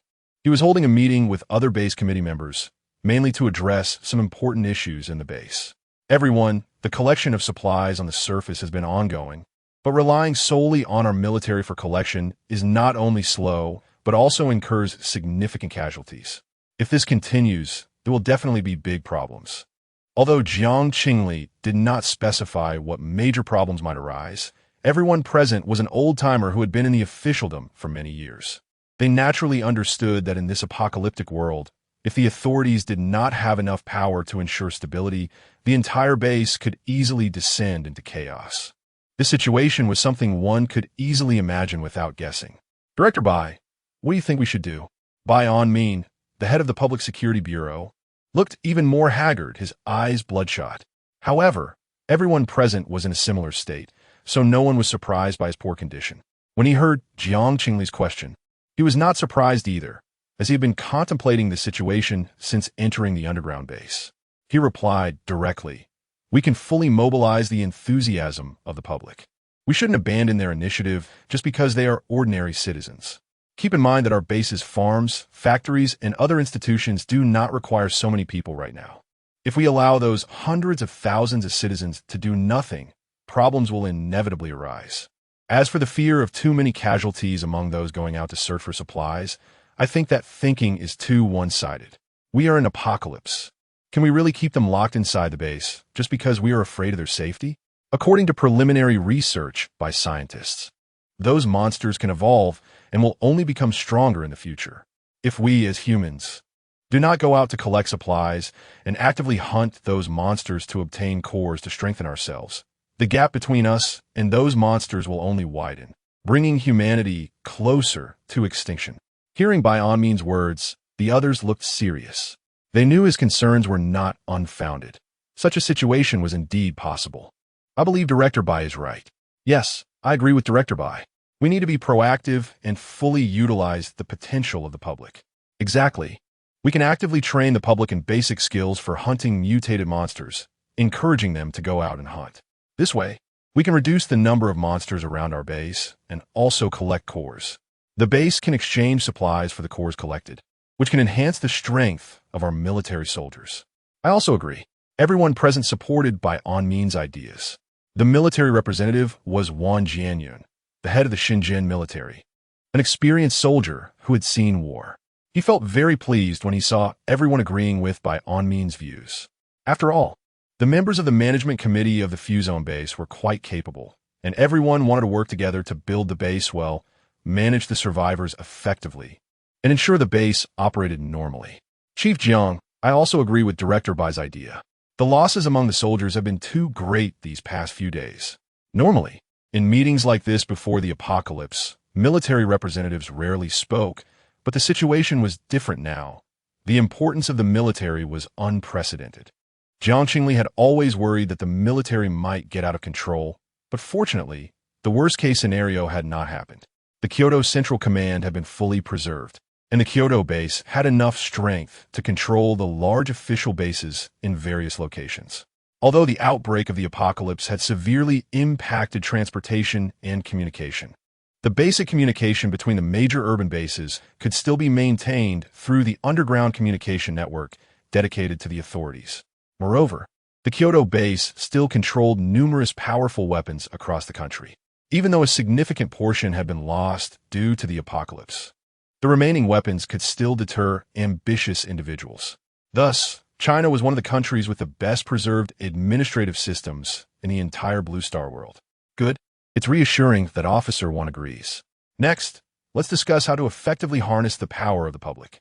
After several hours of discussion, the meeting quickly produced several important resolutions, which were then announced to all citizens of the base and communicated to other smaller official bases in Shenzhen, forming a set of rules for the Shenzhen official base. Chapter 45. Elite Squad Zhao Jianjun, the captain of a special operations team in Shenzhen, has 6 members in his team, each with different roles, making it a complete combat special operations team. They could be considered the best special operations team in the Shenzhen region, having successfully completed dozens of missions. This team ranks among the top 3 special operations teams in the Southern Military District of China and is the most outstanding special operations team in the Shenzhen base.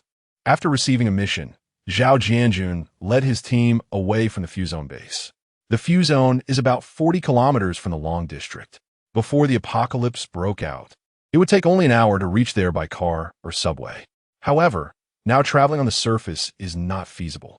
Zhao Jianjun and his team were well aware of the dangers on surface. To reach the Long District quickly, they had a more convenient route, using the subway tunnels. The entire Shenzhen subway network is interconnected, and the subway tunnel from the Fuzone can naturally reach the Long District. However, this does not mean that the subway tunnels are entirely safe.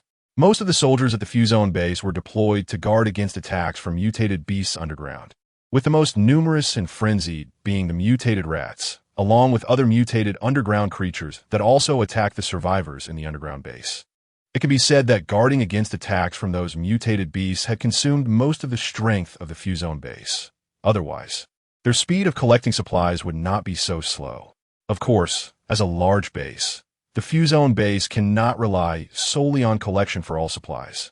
Eventually, the supplies outside will run out, and there are many survivors outside who will also seek to collect supplies, which will only decrease the available resources, especially food and water. These are non-renewable resources. Water is relatively easier to manage, but food poses a big problem. If the base cannot supply food, it will quickly fall apart. This is no joke. If survivors go hungry and face famine, they can do anything. History has seen many lessons from the end of dynasties. The underground railway network of Shenzhen is a vast and immensely complex system. Without maps provided by the Shenzhen authorities, Zhao Jianjun's team would not be able to reach the Long district smoothly. They would likely get lost in this underground maze and might even starve to death inside. After leaving the base area, Zhao Jianjun's team arrived at a subway tunnel where there was an iron door. Zhao Jianjun took out a key, inserted it into the lock, and opened the door. Two members went in and brought out a relatively new hand crank cart. Indeed, this was the hand crank cart that had been phased out in China since the 1960s, generally only seen in museums. However, it had now become the preferred mode of transportation for various bases in China. After all, the bases in major cities across China were built relying on their underground subway networks, and only such hand crank carts were the best transportation tools. As for the original subway trains, they could not operate anymore.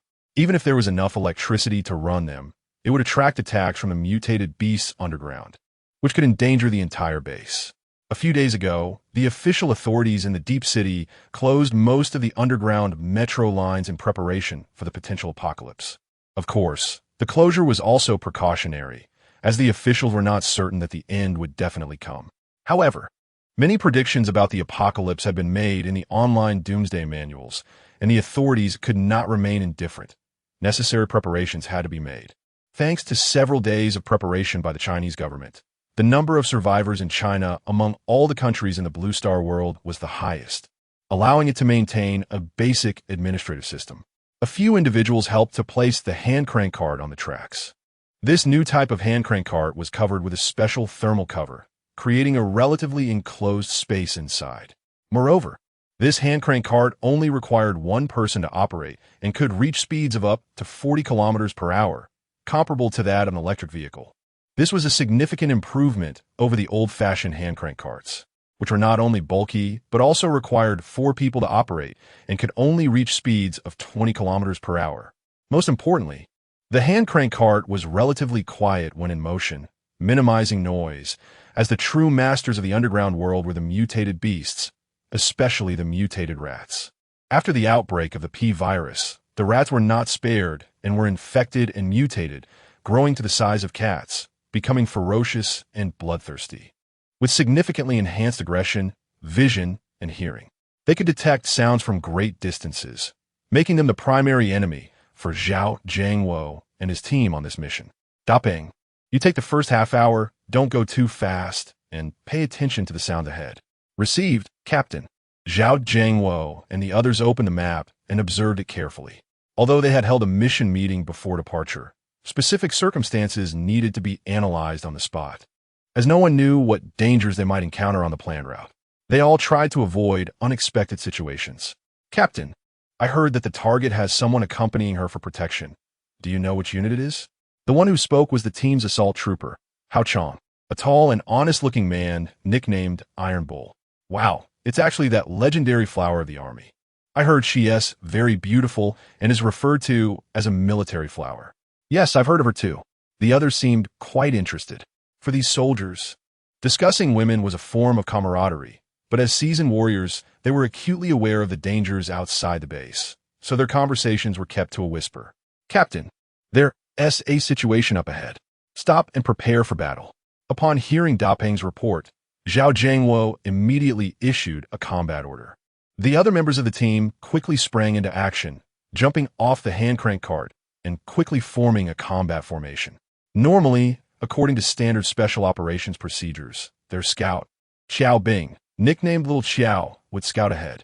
However, given that their primary enemies were various mutated monsters, sending Little Xiao out alone to scout would put him at great risk, and the rest of the team might not be able to support him in time, potentially leading to the annihilation of the entire squad. PFFT, PFFT, PFFT, PFFT. The attacking mutated creatures were none other than the mutated rats, the most common inhabitants of the underground world. The moment Zhao Jianwo's team spotted them charging, all members opened fire. Their firearms were equipped with silencers, so the sound of gunfire was not very loud. Chapter 46. cruelty. More than 100 mutated rats were quickly dealt with by Xiao Jiangwo's team. They swiftly extracted the crystal cores from the corpses and left the bloody scene. Naturally, they could not take the bodies of the mutated rats with them. Carrying them would attract more mutated beasts to attack them. So, with regretful glances, they left, knowing that the mutated rats were a rare food source, and consuming any mutated beast meat would be beneficial. Among Xiao Jiangwo's team, he was the only one who was an evolved individual. The others were ordinary people. However, with the abundant supply of crystal cores at the base, their bodies had become significantly stronger. Nevertheless, Xiao Jiangwo, as an evolved individual, was advancing much faster than the other members of the team. Of course, there was a limit to how many crystal cores one could consume. Each person had a different maximum intake per day, and it was impossible to consume them infinitely.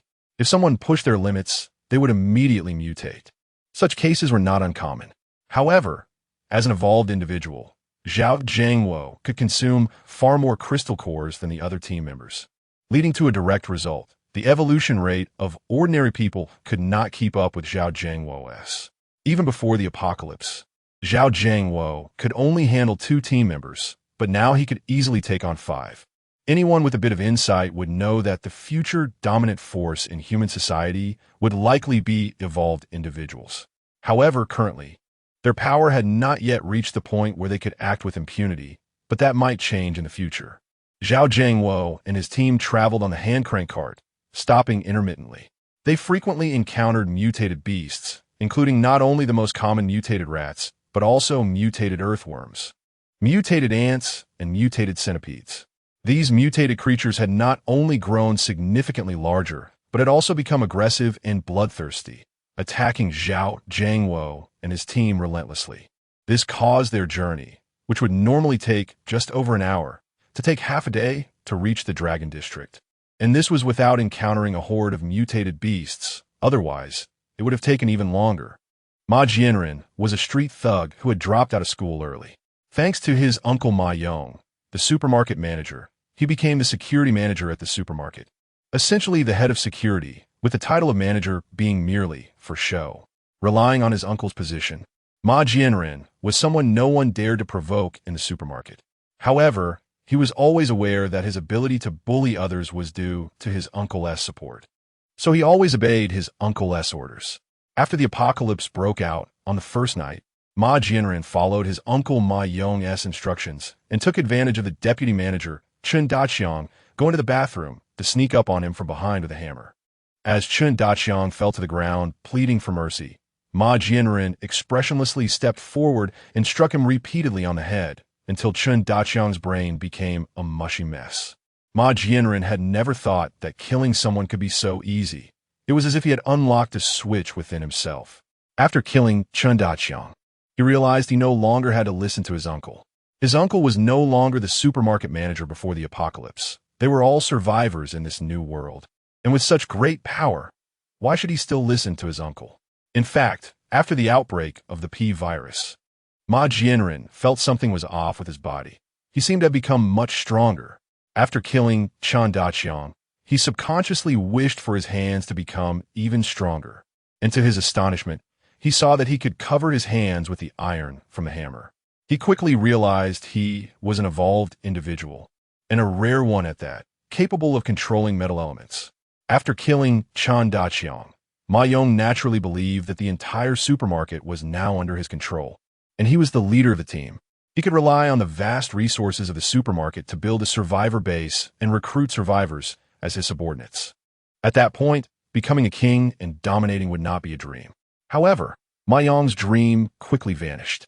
The next morning, when Ma Yong gathered everyone to speak, Ma Jianren once again used the same method he had used to kill Chun Daqiang, an ambush from behind, followed by brutally hammering his own uncle to death in front of everyone.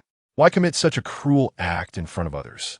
This was because Ma Jianren wanted to subdue all the survivors in the supermarket. Although there were only 2 or 3 dozen survivors, if they resisted, Ma Jianren did not believe that he, an evolving being who had not fully matured, would be their match. Therefore, he needed to establish authority. He wanted all the survivors to know his cruelty so they would not dare to oppose him. It can only be said that since the apocalypse had just broken out a few days ago, the survivors in the supermarket had not yet adapted to the harshness of the new world. Many of their concepts still retained habits from the normal society before the apocalypse. They believed that help would eventually come from the authorities, and they did not think that staying in the supermarket would guarantee their safety. After all, they were surrounded by residential areas, and they had no idea how many mutated beings were lurking nearby. Staying in the supermarket might not be very safe either, as they knew that mutated beings could evolve, and in the future, powerful mutated beings might easily tear open the supermarket's roller shutter door. Everyone, look at the iron hammer in your hand. After killing his own uncle, Ma Jianren smiled, showing no panic or guilt for killing a relative. Seeing the fear and complexity in the faces of the crowd, he could quickly guess their general thoughts. To subdue these survivors as his subordinates, he naturally had to showcase his identity as an evolving being, which would make them follow him wholeheartedly. In the astonished gazes of the crowd, Ma Jianren performed a trick where he transformed the iron hammer into flowing molten iron, covering his hands to form a pair of iron gauntlets. He struck the ground with his fists, quickly creating a pit. You should have seen that, right? That's right. I am the evolving being mentioned in the official announcement, and I am a relatively rare elemental evolving being. Under my leadership, you can absolutely survive well in this apocalypse. Don't you agree? That's right. With Leader Ma's guidance, we can survive well in this supermarket. Brother Ma is the most suitable leader for us.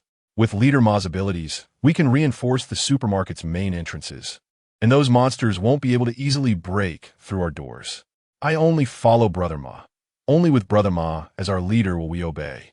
Thus, after Ma Jianren displayed his cruel side, all the survivors in the supermarket became his subordinates, and he became the new leader of the supermarket survivor team. Chapter 47. Covetousness. With all the security personnel as armed support, Ma Jianren naturally did not worry about other survivors rebelling against him. After all, most of the other survivors were women, and he was an evolving being. If he could be overthrown like this, he might as well commit suicide. Although Ma Jianren had not received much education, he had been out in the world for a long time and naturally knew that he could not treat all survivors equally. There needed to be a class distinction to rally a group of people and divide all the survivors. The security personnel were already his subordinates, and Ma Jianren knew them all very well. He set the highest treatment for the security personnel, while the treatment for others was lower than theirs. This created an opposition between the security team and the other survivors, which was certainly beneficial for his rule. Sure enough, after Ma Jianren announced the treatment for the security team, the other survivors looked at the security personnel with envy and jealousy, while the security personnel naturally ignored their gazes. For them, they only needed to obey Leader Ma Jianren's orders. After all, it was the apocalypse, and they did not need to adhere to the rules of normal society anymore. However, among those survivors, there were a few relatively good-looking women who had somewhat strange expressions. They were sales clerks from the counters, and knowing that the world had come to an end, they had a plan for their future, and Ma Jianren was their best choice.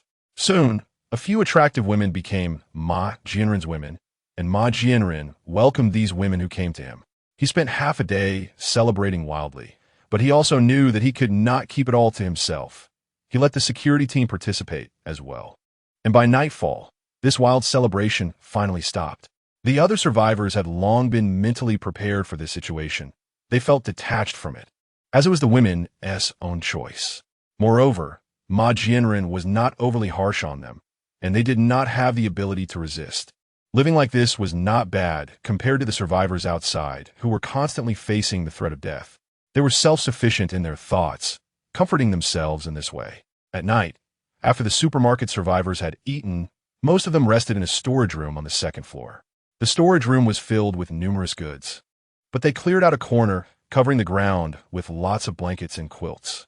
There was also a gas stove in the corner, so when everyone went to sleep at night, they would light the stove to keep warm. After a wild half-day, Ma Jianren had lost interest in those women. He thought of the beautiful Lu Xianhong still in the ground floor warehouse. Let's go to the first floor. Thinking of the stunning Lu Xianhong, Ma Jianren could no longer contain his impulses. He had never seen a woman more beautiful than Lu Xianhong. The actresses on television did not even compare to her 1/10. In his eyes, it was not an exaggeration to describe Lu Xianhong as a celestial beauty. When Lu Xianhong applied to be a part-time cashier at the supermarket, she became the subject of Ma Jianren's dreams every night. However, he knew that with his status, it was impossible for him to get her even in his dreams, and he did not dare to provoke Lu Xianhong. After all, those who pursued her at the supermarket every day were clearly powerful and influential individuals, and he could not afford to provoke them. Ma Jianren also knew in his heart that his uncle Ma Yong and the deputy manager Qin Daqiang were also coveting Lu Xianhong, but they had the same concerns as him, fearing the powerful suitors who pursued Lu Xianhong. After all, Huabu was a normal country, not a chaotic one like the beautiful country. Even those in power did not dare to do bad things openly, let alone supermarket managers like Ma Yong and Qin Daqiang. Compared to those powerful young masters, they could only be considered at the bottom of society. They could flirt with women who were willing to be with them, but they did not dare to act recklessly with university students like Lu Xianhong. It was not just because they feared those powerful young masters, but they were even more wary of prestigious universities like Xinda. With Lu Xianhong's reputation at Xinda, if anything bad happened, it might spread throughout the entire online world, and in that case, they would be doomed. However, the apocalypse breaking out was a godsend for Ma Yong and Qin Daqiang. They were already planning how to obtain Lu Xianhong. Little did they know that they would end up being killed by Ma Jianren, who harbored the same intentions as them, to win over the beautiful Lu Xianhong. It can only be said that the saying beauty brings disaster is truly sincere. In order to win over the beautiful Lu Xianhong, Ma Jianren did not hesitate to eliminate his own uncle. However, for Ma Jianren, it wouldn't matter even if his biological father stood in his way. He would still eliminate the other party.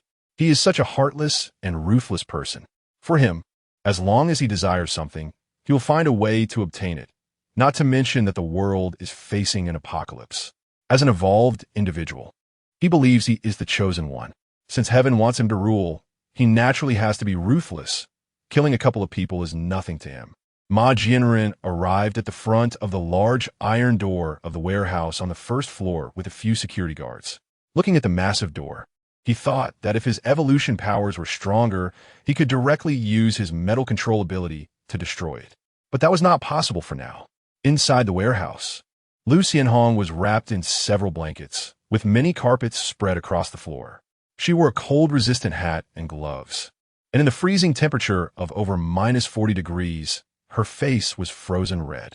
An open flashlight lay on the blankets, which she relied on to see the situation in the warehouse clearly. Of course, she turned on the flashlight out of fear of the dark, but due to the extreme cold, the batteries would soon run out. Her phone had quickly lost power due to the cold, and even if she had a charging cable, it would be useless since the entire supermarket was without power. She suspected the whole city of Shenzhen was out of power. Lu Xianhong ate a little and drank some water, but nearly all the water in the warehouse had frozen. Luckily, the outdoor sports specialty store had quite a few items stored in the warehouse, including a gas stove and gas cylinders, allowing her to cook some food and water.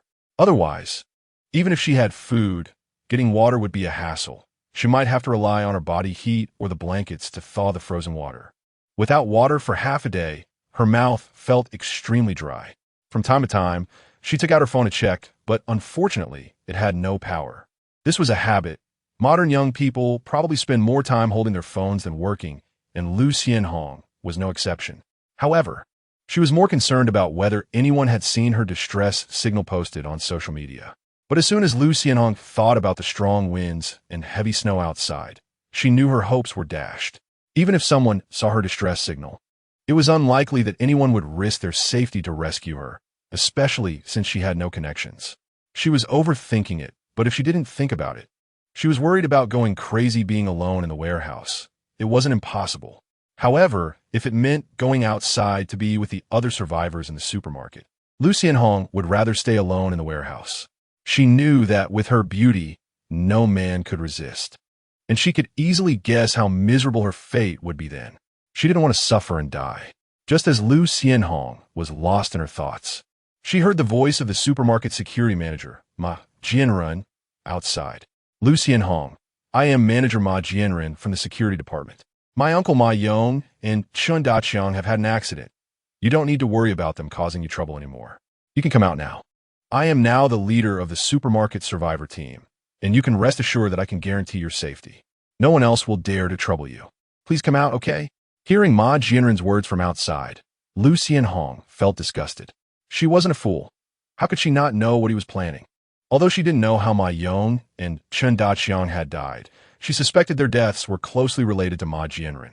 However, she was still a bit worried about whether he would resort to violence to break down the door. Chapter 48. Returning to the supermarket, Han Xiaofan felt that his team was too unbalanced, with too few men, which was not a good thing for a team. He wanted to see if there were more men among the survivors in the supermarket. If they hadn't committed any evil deeds, he planned to recruit them into his base. Han Xiaofan would not miss the supplies in the supermarket either. After all, when it comes to resources, the more the better. Only by collecting enough supplies could he speed up the recruitment of survivors into the underground base. The distance from the Jingle Villa area to the supermarket was not far, but he encountered a few mutated dogs along the way. These mutated dogs had grown significantly larger, and it was unclear whether they had eaten too many survivors or other mutated monsters, which led to their faster evolution. Their attack speed was much quicker than the super mutants Han Xiaofan had killed in the underground parking lot, and they even employed pack tactics, indicating that their intelligence had improved and they were not just mindless mutated monsters. However, these mutated dogs posed little threat to Han Xiaofan and were quickly slaughtered by him, providing him with a considerable amount of meat. This meat was his daily food source. Only the meat of these mutated beasts could prevent him from getting hungry too quickly, as ordinary food did not provide him with much energy. Han Xiaofan knew that ordinary food would no longer be of much use to him. He could only eat mutant beast meat or crops produced from mutated agricultural products. However, to cultivate mutated crops, he would need agricultural experts.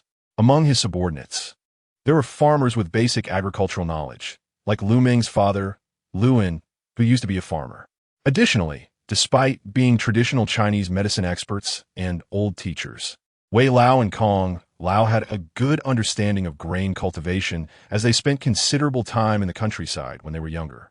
Of course, it would be even better if he could find an agricultural expert, especially since the underground base had a large farm with ample land for growing food. Han Xiaofan knew that for a base to continuously produce food, it was essential. Otherwise, no matter how much food he stored in his storage space, it wouldn't last long under continuous consumption. After about 10 minutes, Han Xiaofan arrived at the back door of the supermarket, where the parking lot was covered in thick snow. There were quite a few cars in the parking lot, but they were all buried under the snow, turned into piles of snow. He walked over to one car, brushed the snow off the windows, and looked inside. He saw 3 mutated humans inside, still alive but curled up like hibernating animals due to the extreme cold.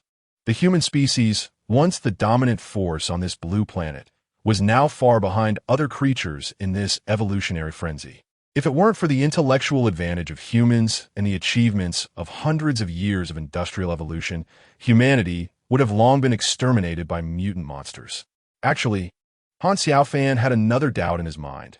Could the ancient P virus really cause all living beings on the blue planet to evolve so rapidly? He recalled the mysterious crystal he had seen in the supermarket that had suddenly appeared and merged with him. This mysterious crystal, in any case, had an eerie origin, as if it had crossed over from another world to the blue planet. Thus, he harbored a terrifying suspicion that it was not just the mysterious crystal that had crossed over to the blue planet. There was a high likelihood that other things had come as well. Not wanting to stay outside for too long and damage the supermarket's doors, Han Xiaofan directly jumped to the second floor of the supermarket, entering through the ventilation shaft. With his current strength, jumping to a height of 9 meters was a piece of cake. Han Xiaofan jumped down from the ventilation duct, brushed off the dust from his clothes, and then saw a group of people with flashlights, each holding weapons like sticks, possibly drawn by the noise he made upon entering. The survivors in the supermarket were all those who had stayed on the second floor to sleep. They knew what Ma Jianren and the security guards had gone downstairs for. And although they were well aware of what might happen to Lu Xianhong, they did not have the courage to resist Ma Jianren and his group. Not to mention that Ma Jianren himself was an evolved being. Just seeing him expressionlessly beat his own uncle to death made all the survivors present fear him. They were afraid they might meet the same fate. When the supermarket survivors saw Han Xiaofan, their first reaction was surprise. They naturally recognized him, having worked in the supermarket for nearly 2 years. Although he usually kept a low profile and had a weak presence as the department head of the supermarket, he still had a certain level of notoriety, and almost everyone present knew him.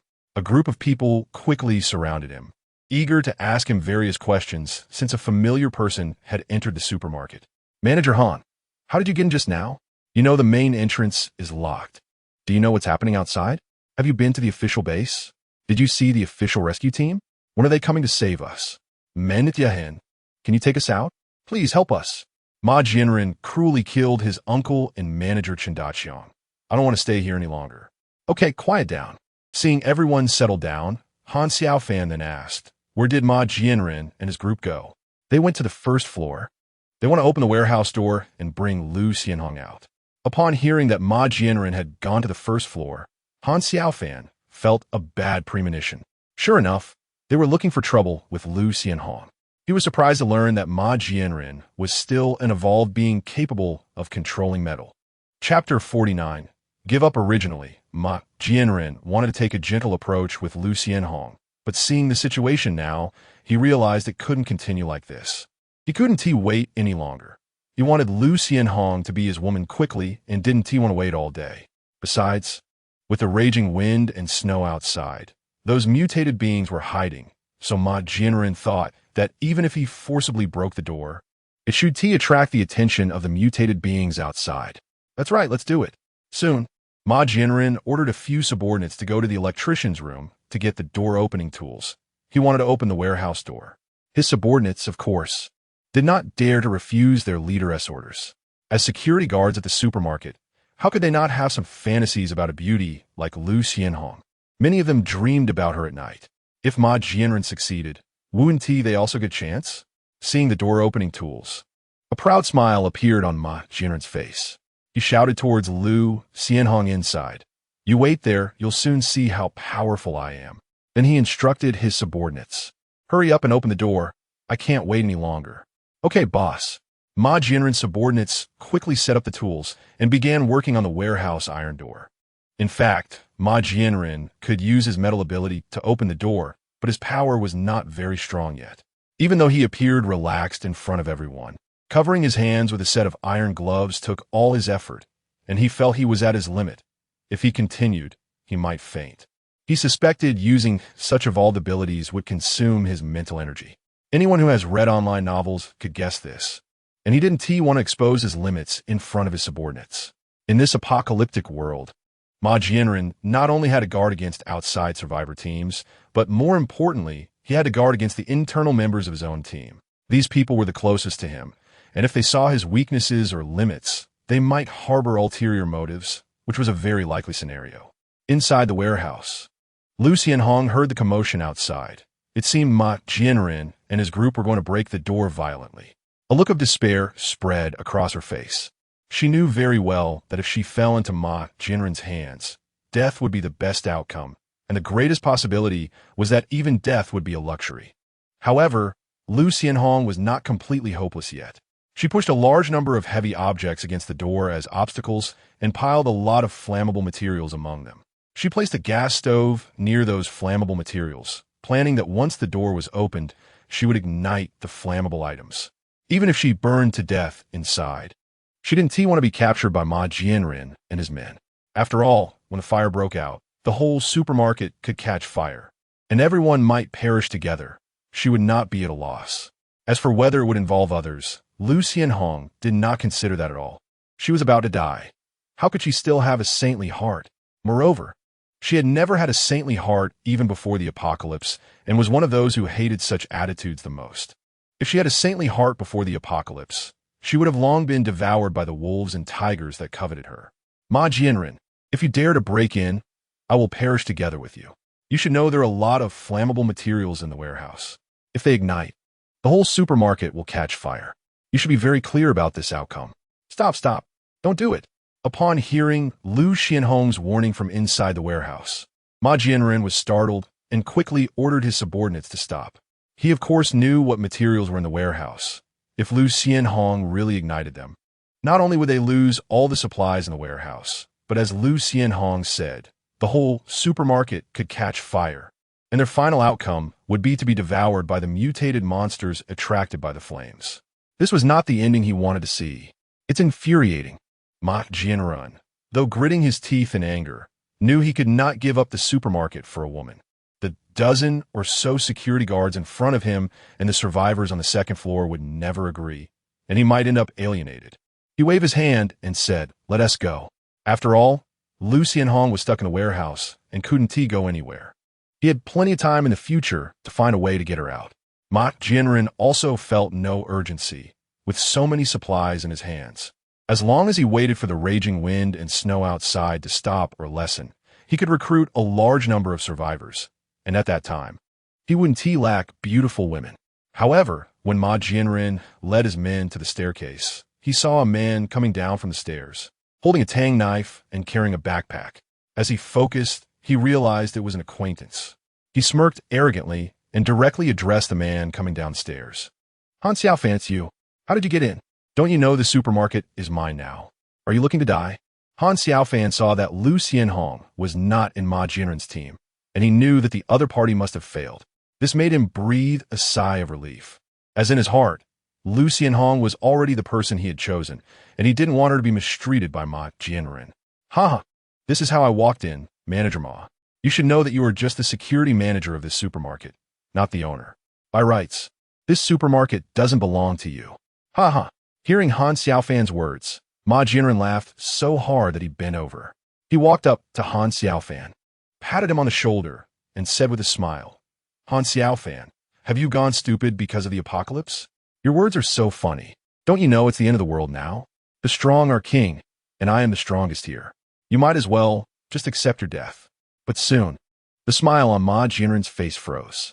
His right hand was easily grabbed by Han Xiaofan, and he couldn't pull it back no matter how hard he tried. He felt like his right hand was about to be crushed, and before he could react, he was kicked away by Han Xiaofan. The security guards behind him were in big trouble. More than a dozen of them were knocked over like bowling pins, many crashing into distant counters. Bleeding and looking quite miserable. He didn't seem strong at all, compared to the super mutants he encountered in the underground parking lot of the first hospital. He was much weaker, and he couldn't even compare to the super mutant snakes. This was Han Xiaofan's first impression of Ma Jianren, the Evolver. He had originally thought that Ma Jianren, who could control metal elements, might be a bit stronger and give him a sense of a fair fight. But who knew he was just a weakling? "Han Xiaofan, you're seeking death." Ma Jianren did not think that he was weaker than Han Xiaofan. He just believed that he was caught off guard, which is why he got kicked. He pulled out his metal hammer from behind and covered his hands with his metal ability. For him, this was his only move at the moment. He might develop more powerful techniques in the future, but he just hadn't had the time to develop them yet. Chapter 50, Useless Against One Blow. Like a wild bull charging, Ma Jianren swung his two iron hands at Han Xiaofan, aiming to smash his head. He wanted to kill Han Xiaofan in the most brutal way to feel better. However, Ma Jianren, who wasn't good-looking, found that despite his desperate attacks on Han Xiaofan, they were easily dodged, and he was simply wasting his energy, accomplishing nothing. "Han Xiaofan, if you have the guts, don't dodge." Hearing Ma Jianren's childish words, if it weren't for his curiosity about how effective the other party's evolutionary abilities could be, Han Xiaofan would have resolved the matter with a single strike. However, he also wanted to see what would happen if he faced off against Ma Jianren head-on. "All right, go ahead and attack. I won't dodge." Ma Jianren just wanted to provoke Han Xiaofan and did not expect him to agree. After all, no one would be so foolish as to give up their advantages. In his view, Han Xiaofan should also be an evolver, but his ability was speed, which is why he didn't dare to confront him directly. When Ma Jianren heard Han Xiaofan agree not to dodge, he didn't think much of it. He only felt excited, believing Han Xiaofan was a fool for listening to the enemy's words. Bang, bang, bang. Unfortunately for Ma Jianren, he was overestimating himself. Han Xiaofan didn't use his tang knife or rely on speed to dodge. He simply went head-to-head with him, and Ma Jianren quickly couldn't hold up. In just 2 minutes, Ma Jianren had taken over a dozen punches. If Han Xiaofan hadn't controlled his strength and only used 1/10 of it, Ma Jianren would have been beaten to death already. What are you all doing watching? Quickly, let's all attack him together. I don't believe he can handle all of us. After taking another punch to the face, Ma Jianren's face was bruised, and he had lost a few teeth. He knew that if he continued to be beaten by Han Xiaofan like this, he might really be killed. So he hurriedly shouted for the other security guards who were watching to join in and surround Han Xiaofan. However, to Ma Jianren's disappointment, the security guards present were not foolish.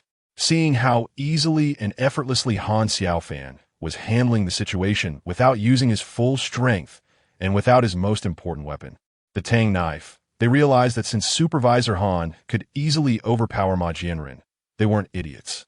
They could naturally guess that Han Xiaofan was likely an evolver, as only evolvers had such powerful speed and strength.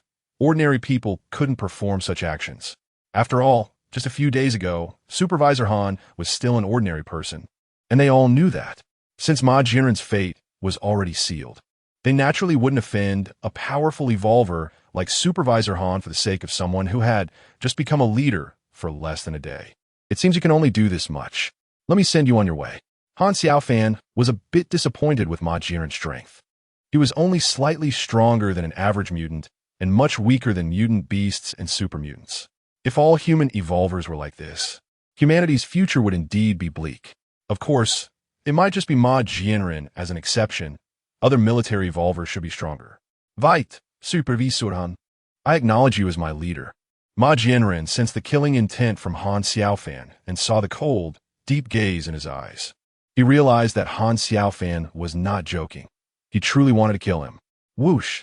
Before Ma Jianren could finish begging for mercy, he felt a flash of light in front of him, a sharp pain in his neck, and then everything went dark. He had no idea how Han Xiaofan had killed him until his death. The onlooking security guards did not see how Han Xiaofan drew his knife. They only saw Ma Jianren suddenly stop moving. Then they witnessed his head fall from his neck, rolling on the ground, blood spraying everywhere from his neck. This horror movie-like scene truly frightened them, and everyone stared wide-eyed, frozen in shock, fear evident in their expressions. Looking at the blood on the ground, Han Xiaofan frowned slightly. He wasn't regretting killing Ma Jianren, but rather reflecting on how he had developed a habit of beheading monsters. After all, those mutant creatures had strong vitality. Even if their limbs were severed or vital organs pierced, they could still be vigorous and unaffected. The quickest way to kill those mutants was to behead them. This method worked well, but doing so to humans seemed a bit bloody. Of course, as emotions faded over time, Han Xiaofan didn't feel it was wrong. He just reminded himself to avoid being so bloody next time. He turned to the others, his expression calm, as if he hadn't just beheaded Ma Jianren. He calmly addressed the crowd. You all go up to the second floor. I'll come up later. I've established a survivor base in the Jingle Villa area. You will all be part of my base from now on. Do you have any objections? No, absolutely not. That's right, from now on, you are our leader. Leader, we are your soldiers. Whatever you ask us to do, we will do.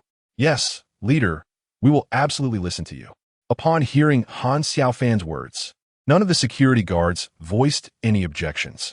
They all expressed their willingness to obey his orders. They were genuinely frightened.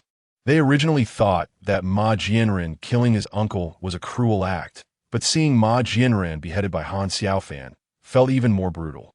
They worried whether Han Xiaofan might turn his knife on them. But fortunately, he did not, and instead recruited them as his subordinates, so they naturally wouldn't oppose. All right, you can go up now. Han Xiaofan drove all the security guards away, putting Ma Jianren's body into a storage space, ignoring the blood on the ground, as it would freeze soon enough and wouldn't attract the attention of the lurking mutants outside. He went directly to the door of the warehouse.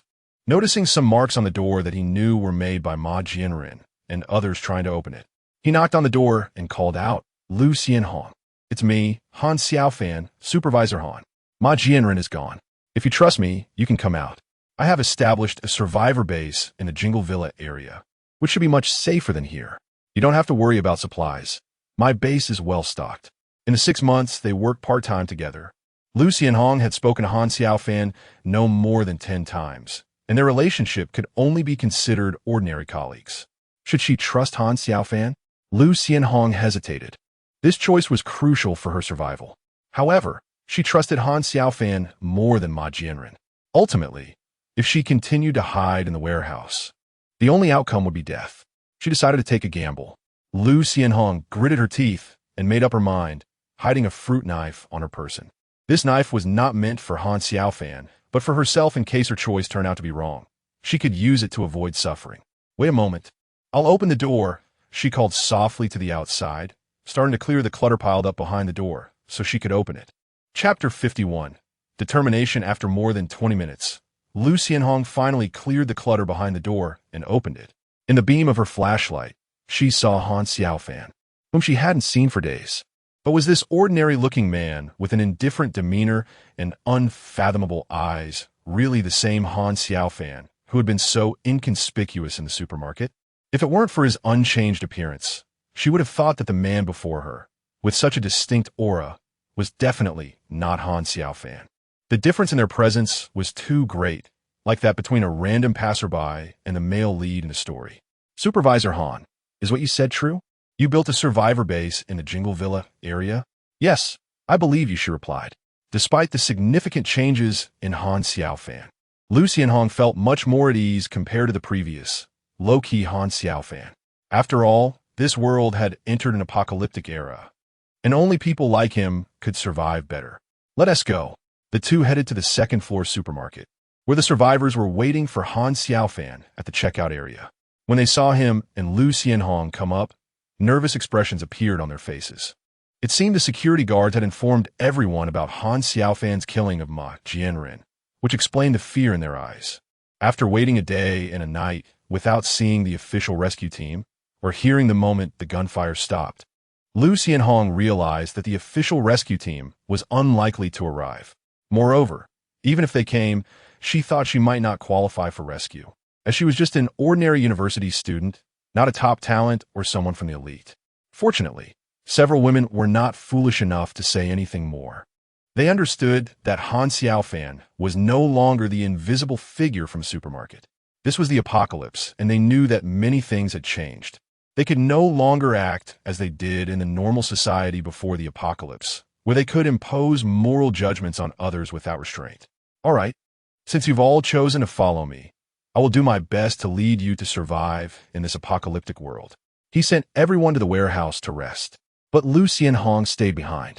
Han Xiaofan had already informed her about Chunjie and others from the first hospital while they were going upstairs. But Lu Xianhong did not want to wait in the supermarket for him. She wanted to go to the first hospital with him. Han Xiaofan knew without guessing that Lu Xianhong was worried about what the men left in the supermarket might do to her. He thought it made sense. He had never doubted how low human nature could sink in this apocalyptic world. Leaving Lu Xianhong here could very well tempt those men to make a mistake. Okay, wait for me a moment. I need to get something from the warehouse on the third floor. Lu Xianhong did not ask what Han Xiaofan was going to get from the third-floor warehouse. She was smart. If Han Xiaofan didn't want her to know, asking would only make her look suspicious and might leave a bad impression in his mind, which would not benefit her future at all. So she nodded obediently, watching Han Xiaofan's figure disappear at the elevator entrance on the third floor. As soon as he stepped onto the third floor, Han Xiaofan felt very comfortable. It seemed there was a gas in the air that was good for his body. He thought to himself that his guess was likely correct. The mysterious crystal was not from this blue star world, and perhaps not even from this universe. Arriving at the warehouse where he found the crystal, Han Xiaofan squatted down to observe carefully, even taking out a flashlight from his backpack to shine around, but he found nothing. He only felt that the gas seemed to be thicker in this spot, as if it were leaking from a void invisible to the naked eye. Xiaoji, what is this gas? Do you know? Is it from another world? Not receiving a concrete answer, Han Xiaofan felt no great disappointment. He just speculated that the gas resembled the spiritual energy from a fantasy novel. Could it be that the Blue Star world was about to enter a period of spiritual energy revival? How could that be? Han Xiaofan chuckled silently to himself. This spiritual energy might have a greater effect on the mutated monsters, but it seemed to have appeared only recently, and its concentration in the air of the entire Blue Star world was still low. Of course, all of this was just Han Xiaofan's speculation. If he wanted detailed information, it would require professionals to conduct experiments. He immediately thought of Dr. Yi Lanxin from the villa area. Han Xiaofan easily passed through the vent with Lu Xianhong and came outside. The scene outside was still one of a doomsday blizzard, with visibility reduced to zero. Since they didn't take out a flashlight, Lu Xianhong felt almost blind, and the violent wind and snow made her feel as if she would be frozen stiff. Lu Xianhong, let me carry you, Han Xiaofan said. He believed that if Lu Xianhong continued to be exposed to the storm, she would soon be frozen stiff.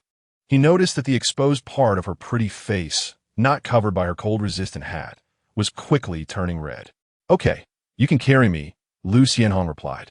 She was not a pretentious person and knew that being carried by Han Xiaofan was the best choice, so she did not refuse. Han Xiaofan quickly prepared Lu Xianhong. He didn't expect Lu Xianhong to be wearing so many clothes, but he still felt she had a lot to offer. Not daring to think too much, he pushed off with his feet and flew forward. Chapter 52. Transportation is at Xiaofan. When they heard footsteps outside, Chen Jie and the others who were awake became tense. However, Chen Jie still picked up a stick and walked to the door, asking what was outside. Chen Jie, it's me, open the door. Fortunately, the voice coming from outside was indeed Han Xiaofan. Upon hearing his voice, the women in the room breathed a sigh of relief. Their biggest worry was that outsiders would come in, and they wouldn't know if they were friend or foe.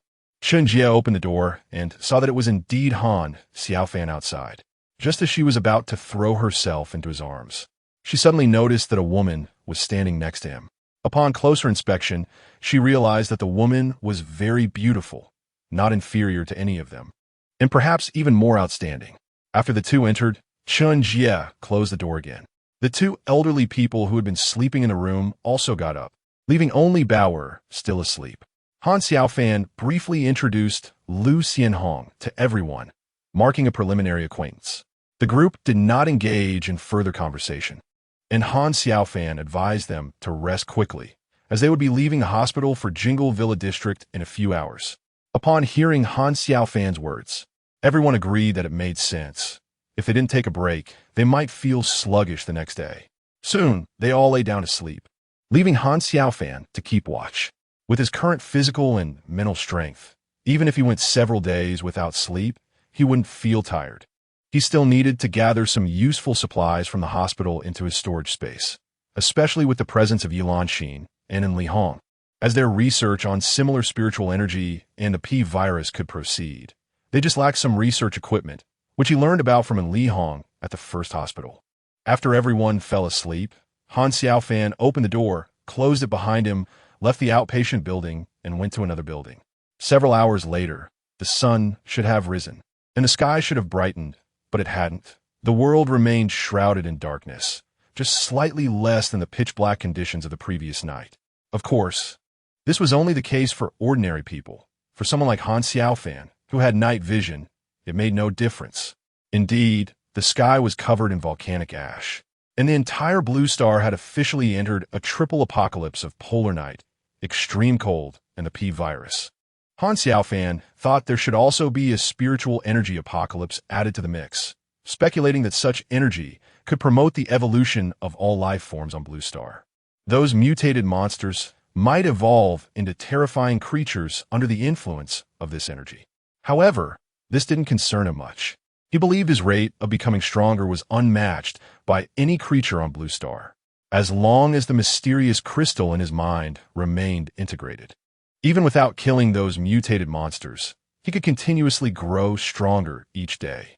Not to mention, he could become even stronger by killing mutated creatures. And if that dual rate of growth couldn't surpass those mutated creatures, he might as well just end all. In fact, Han Xiaofan had some speculation about the mysterious crystal, but without evidence to support his assumptions, he could only set them aside, knowing that one day the truth would come to light. Without wasting time clearing the debris blocking the main entrance, they exited through the window. When everyone woke up, they found the outside environment still shrouded in darkness. Learning from Han Xiaofan about the apocalyptic conditions Blue Star was about to face, they weren't surprised by the dark environment. The raging wind and snow outside made them realize just how harsh it was. Without Han Xiaofan, none of them would have survived in such conditions. You'll be a bit cramped inside, but we'll reach the villa area soon, Han Xiaofan said. The large wooden box had been left outside, and after clearing the snow from it, Chen Jie and the others climbed inside with Han Xiaofan's help. It was a bit tight, but still relatively warm. Upon hearing Han Xiaofan's words, everyone expressed that it was fine. Once everyone was settled, Han Xiaofan closed the wooden box door and lifted it onto his shoulder. Feeling no weight at all, it had no effect on him. Chen Jie and the others were already aware of Han Xiaofan's strength. Although they were surprised that he could lift all 6 adults and 1 child, totaling around 700 pounds, they accepted it as part of being an evolved human. They had never seen other evolved beings and didn't know if they were as strong, subconsciously believing all evolved beings should be as powerful as Han Xiaofan, unaware that others wouldn't even be fit to serve him. Running with the large wooden box did not affect Han Xiaofan's speed at all. He sprinted at a speed of 100 meters in 2 seconds. Fortunately, many survivors in the buildings along the street were still asleep or perhaps would never wake up again, so they did not see Han Xiaofan's swift movement. If they had, they would have surely called out to him for help, as such a powerful being was undoubtedly their savior. The survivors in the villa were excited to see 7 more survivors join them. They all knew that more people meant more strength, and as their team grew, they could better survive in this apocalyptic world. Han Xiaofan briefly introduced Chen Jie and the others, then left the villa area as there were still dozens of survivors at the supermarket to bring over. He thought using the large wooden box to transport survivors was quite convenient. In the future, when he became even stronger, he could directly use a bus to transport survivors, which would be more efficient. Chapter 53. Surprised the 60 people were divided into 2 groups. One group ate in the living room on the first floor, while the other group ate in the living room on the second floor. In such a post-apocalyptic world, having a warm lunch was already a rare blessing. Even if they didn't go outside, they knew how fortunate it was for the survivors outside to find food, as many had met a fate of being killed and eaten by monsters. After everyone finished eating, Han Xiaofan gathered them in the first floor living room.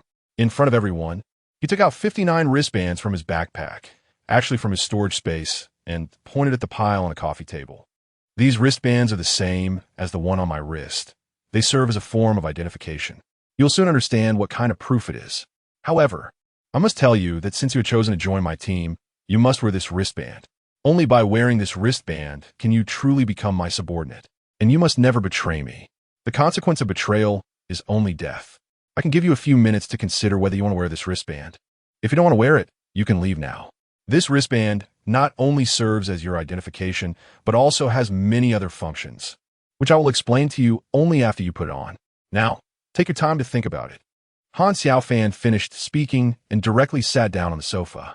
He saw Chen Jie walking over with Bauer in her arms, picking up 2 wristbands without any hesitation and putting them on himself and his daughter. For Chen Jie, she had already made up her mind to follow him after he saved her and her daughter, not to mention that she was already Han Xiaofan's person. Su Mei and Lu Xiaoxiao followed closely behind. Both women had also developed a relationship with Han Xiaofan and naturally believed he wouldn't harm them. So they just needed to listen to him. Seeing that the 3 women chose to wear the wristbands, everyone gradually picked one up and put it on. The wristband looked similar to regular smart wristbands, but the surface screen was larger. Although everyone was filled with doubts, they had no other choice. If they chose to leave Han Xiaofan's team, they would either freeze to death or be killed and eaten by those mutated monsters within minutes of stepping outside. There was no second option, so soon everyone chose to wear the wristbands. All right, congratulations on making the right choice. Soon you'll find out that your choice is one of the best you've ever made in your life. I'm not boasting. You just need to turn on a wristband and record your fingerprints and eye patterns into the wristband system. Under Han Xiaofan's guidance, everyone began to operate the wristbands, and soon they had recorded their fingerprints, eye patterns, and personal information. They also discovered that the wristbands could be used as communication devices.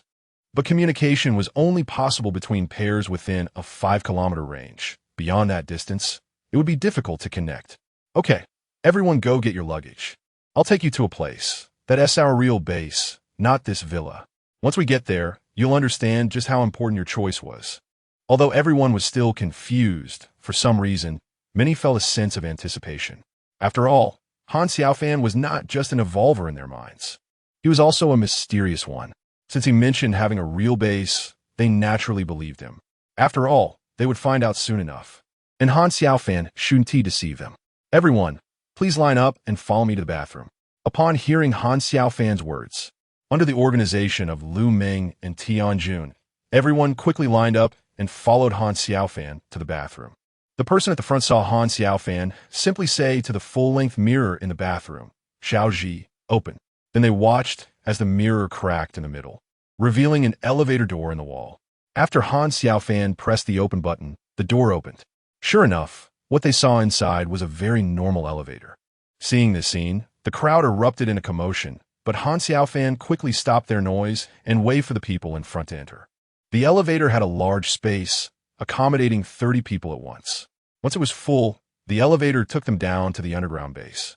After 2 trips, everyone was transported to the underground base. The ones who had just gone down remained at the elevator entrance plaza, displaying various expressions. Some were so happy they were speechless. Some were in tears of joy, and many were ecstatic. Anyone who wasn't a fool knew that having such an underground base in this apocalyptic world meant they had safety guaranteed. Ouyang Mei and Yi Lanxin exchanged glances. Their confusion was much greater than anyone else's present. Given their status, it was impossible for such a large base to exist underground in the Dragon District. Not to mention the various decorations and equipment inside. Even compared to the official national super underground bases, it was not lacking at all. If such a base truly existed, the government would have activated it long ago. It couldn't possibly have been obtained by Han Xiaofan unless the government was unaware of it, and only Han Xiaofan knew, or he was the owner of this base. But how could that be possible? If the Huagua government allowed a private individual to construct such a massive underground base in the Dragon District without knowing, the country would have long been destroyed. Could this underground base have appeared only after the apocalypse began? Both women couldn't help but have such thoughts cross their minds. Looking at Han Xiaofan not far ahead, they felt that the mysterious aura around him had increased. It turned out he was not only powerful, like a superhero, but he also possessed such an underground base. Who exactly was he? Yi Lanxin and Ouyang Mei no longer considered Han Xiaofan an ordinary person. They also wondered if he had experienced some kind of fortuitous encounter after the apocalypse, and this underground base was the result of that encounter. However, they both knew that unless Han Xiaofan voluntarily revealed it, they would never know the truth. All right, everyone be quiet. Your rooms have been arranged, and you can check it on the wristbands. After that, please put your luggage in your rooms and settle down. Han Xiaofan simply introduced the situation of the underground base. As for the specifics, he would discuss with Lu Meng and the others to formulate a set of management systems for the operation of the base before announcing it to everyone. Chapter 54. Base Regulations. Lu Meng's family, Li Xiong's family, Tianjun, Lu Xianhong, Peng Yuanhua, Hu Xiaoli, Yi Lanxin, Ouyang Mei, Chun Jia and her son, the Wei couple, and Li Hong, Su Mei, and Lu Xiaoxiao, along with Han Xiaofan himself, totaled 21 people. They did not follow the others to find their rooms, but instead followed Han Xiaofan to the elevator, arriving at the lowest level of the base, which was the most important 3rd level. They learned from their wristbands that to go anywhere in the base required corresponding permissions. If someone attempted to break in without permission, the only outcome would be to be shot by the base's defense system. Han Xiaofan did not take them to explore other places on the 3rd floor, but directly brought them to his future residence, which is a luxurious mansion covering an area of 3,000 square meters. When Lu Meng and the others saw the luxurious mansion, they were shocked. If such a luxurious mansion were on the surface, it would not be surprising at all. In Shenzhen, a super first-tier city with countless wealthy people, there are all kinds of luxurious mansions, and there are many that occupy hundreds of acres, let alone just a 3,000 square meter mansion. However, those even more luxurious mansions are on the surface. While building such a luxurious mansion underground in this base might cost dozens of times more than a mansion of the same scale above ground. Everyone will live here in the future. This will be everyone's home, and of course, it will also be my home. Han Xiaofan smiled at the crowd as he opened the door. Uncle, is this really going to be our home? The question came from none other than Qin Baoer, the one who Han Xiaofan felt most favorable towards. She had an expectant look on her face, thinking that if she lived in such a big house in the future, Wouldn't she be like a princess in a fairy tale? Uncle, I really like it. I will have a big home. Chen Jie, standing aside, looked at her daughter and Han Xiaofan's interaction with a smile. She could see Han Xiaofan's affection for Bauer, which pleased her heart, as their relationship was almost like that of a father and daughter. All right, everyone, let us go inside. Once they entered the base, everyone took off their cold weather gear because the temperature inside the base was over 20 degrees Celsius, the most suitable temperature for humans. A stark contrast to the minus 50 degrees outside. Bauer also shed many layers of clothing, wearing only an autumn dress, looking very cute. Putting Bauer down, Han Xiaofan held her hand and entered the mansion, with the others following them inside. Just by looking at Han Xiaofan's demeanor, they understood that he treated them as trusted confidants. As for Chen Jie, Su Mei, and Lu Xiaoxiao, who had a close relationship with Han Xiaofan, they didn't need further explanation. Their eyes were observing the mansion with the gaze of a hostess. In front of the mansion was a large garden, filled with a variety of flowers, blooming beautifully. In front of the main building was a fountain, spraying water, with dozens of goldfish swimming in the pond. Bauer and Li Xiong's daughter, Li Xiaona, excitedly watched the swimming goldfish, but they were soon pulled away by their respective mothers. The main building of the mansion was a luxurious 3-story house, with over 30 rooms on each floor, decorated in a rich and extravagant style, giving a royal palace feel. The first floor could accommodate the mansion's servants. The second floor was assigned by Han Xiaofan for Lu Ming and the others, while the top floor, the third floor, was where Han Xiaofan and his women would reside. As for the allocation of individual rooms, Han Xiaofan let them handle it themselves. Those who wanted to live together as a family could have a suite, while those who preferred to live alone could have a single room. Everyone, please take a seat. Upon entering the living room on the third floor, everyone found a spot to sit after hearing Han Xiaofan's words. They knew he probably had something important to discuss. Everyone, although our base currently has only 60 people, we will continue to recruit survivors in the future. The entire base can accommodate about 2,000 survivors, which means we can consider it a relatively large base. Therefore, in order to manage the operation of the base well, we need to establish an effective management system. Does anyone have any good suggestions? Hearing Han Xiaofan's words, the people present fell a bit silent, mainly because they knew it was not appropriate for them to speak on such matters. They felt it was sufficient to listen to Han Xiaofan. After all, this base belonged to him, and they had contributed nothing to its construction, so they naturally couldn't propose any management suggestions. All right, since no one is speaking, I will assign everyone S positions. When Han Xiaofan saw that everyone was silent and did not speak, he knew they had concerns in their hearts. However, he did not expect them to come up with any good suggestions, as the existence of Xiaoji, which was akin to artificial intelligence, meant that any management system conceived by humans would surely be inferior. Next, Han Xiaofan detailed the management system of the base and assigned positions to everyone. He named the base Hope Base, and the system was divided into an administrative management department and a military department. The administrative management department was mainly divided into 4 major departments: logistics, industry, agriculture, and research. In the future, if the number of people increased, other subdepartments could be established under these 4 major departments, or additional major departments could be added as well. The military department was divided into 2 main departments: the military brigade and the security team.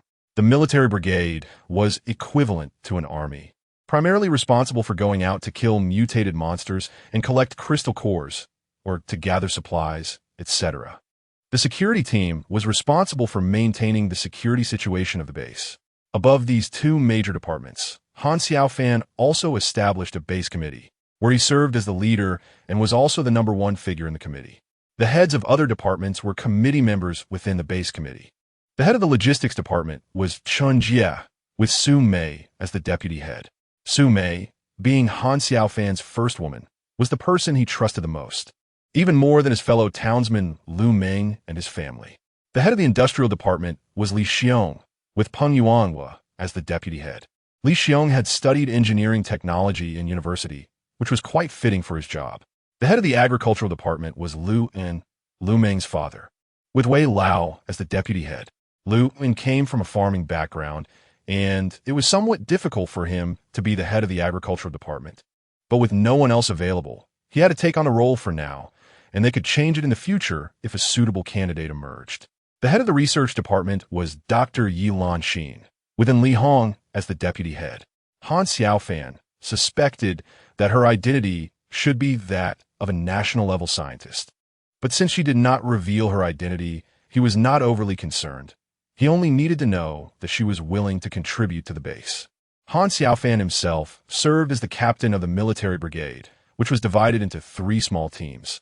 The first team was led by Tianjun, the second team by Lu Ming, and the third team by Ouyang Mei. Han Xiaofan also concurrently served as the captain of the security team, intending to appoint someone else to that position when a suitable candidate was found in the future.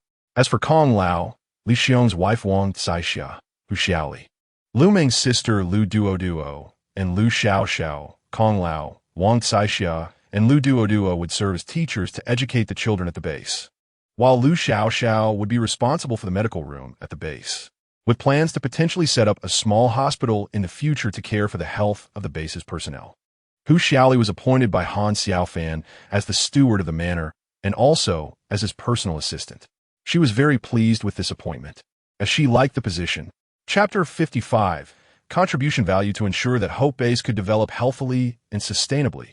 Han Xiaofan naturally could not support everyone without any return. He established a contribution value system, meaning that everyone, except for children or those who are old, weak, sick, or disabled and truly unable to work, would need to earn contribution values through work to join Hope Base. These contribution values would then be used for meals and purchasing supplies, serving as the currency of Hope Base. As long as they were able-bodied adults, they were required to earn contribution values through work. The contribution values earned each day could fully guarantee them a normal life before the apocalypse. Of course, to live a better life, they would need to earn more contribution values. Different types of work would yield different amounts of contribution values. Those who went out to fight could earn higher contribution values, while survivors who stayed inside the base would earn relatively lower values. Han Xiaofan directly asked Xiao Ji to detail the contribution values that each job type in the base can earn daily. This way, the survivors in the base could know their daily contribution values based on their job types. All the work of the survivors in the base is directly arranged by Xiao Ji, based on the personal information they registered, including each person's skills, specialties, and previous work experience. Xiao Ji can assign everyone to the most suitable job positions.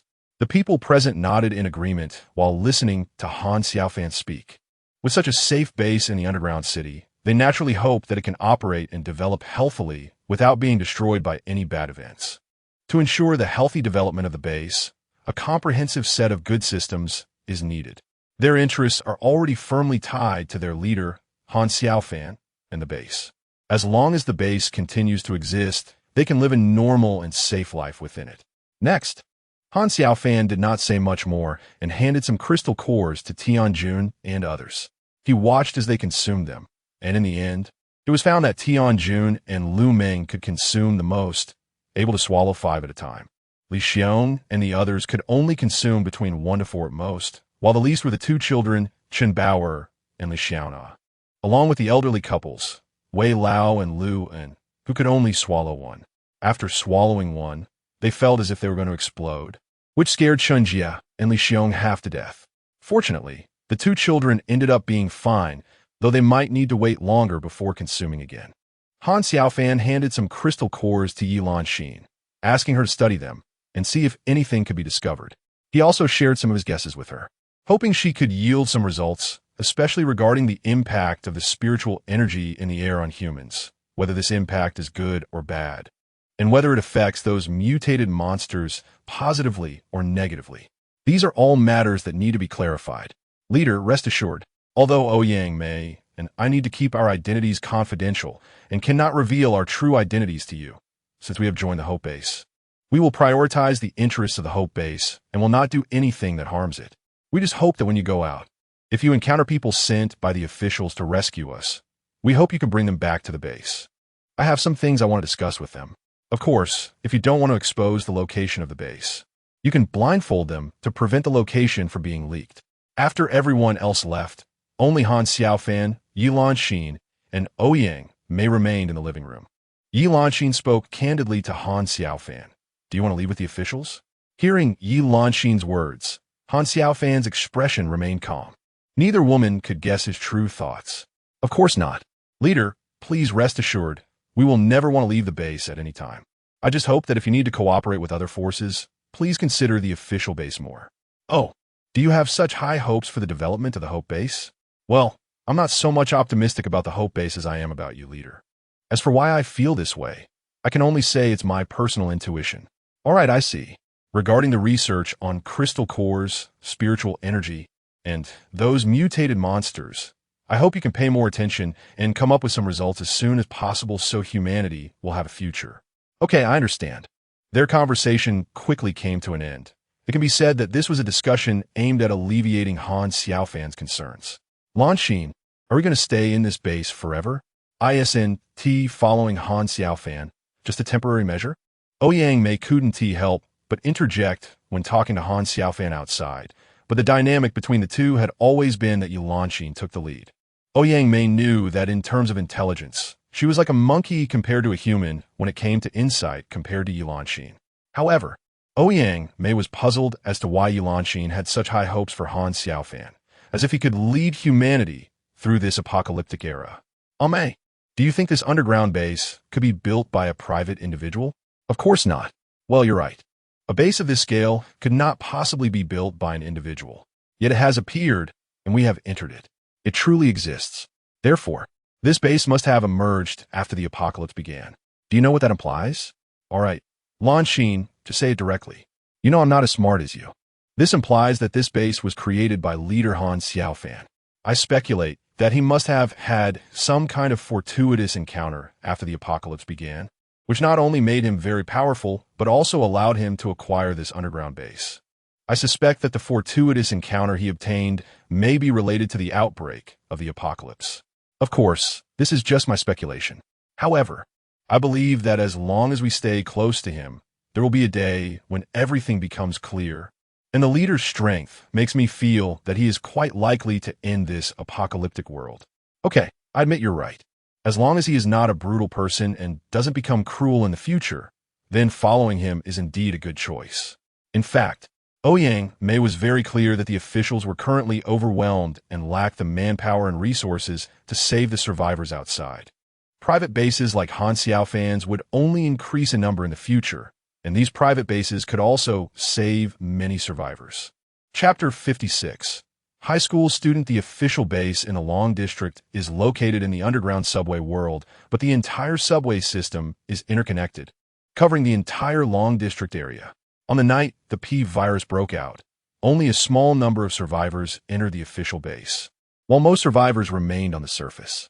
The officials organized several rescue operations, but due to heavy losses, they had to abandon the rescue efforts, resulting in most survivors having to fend for themselves or band together for survival.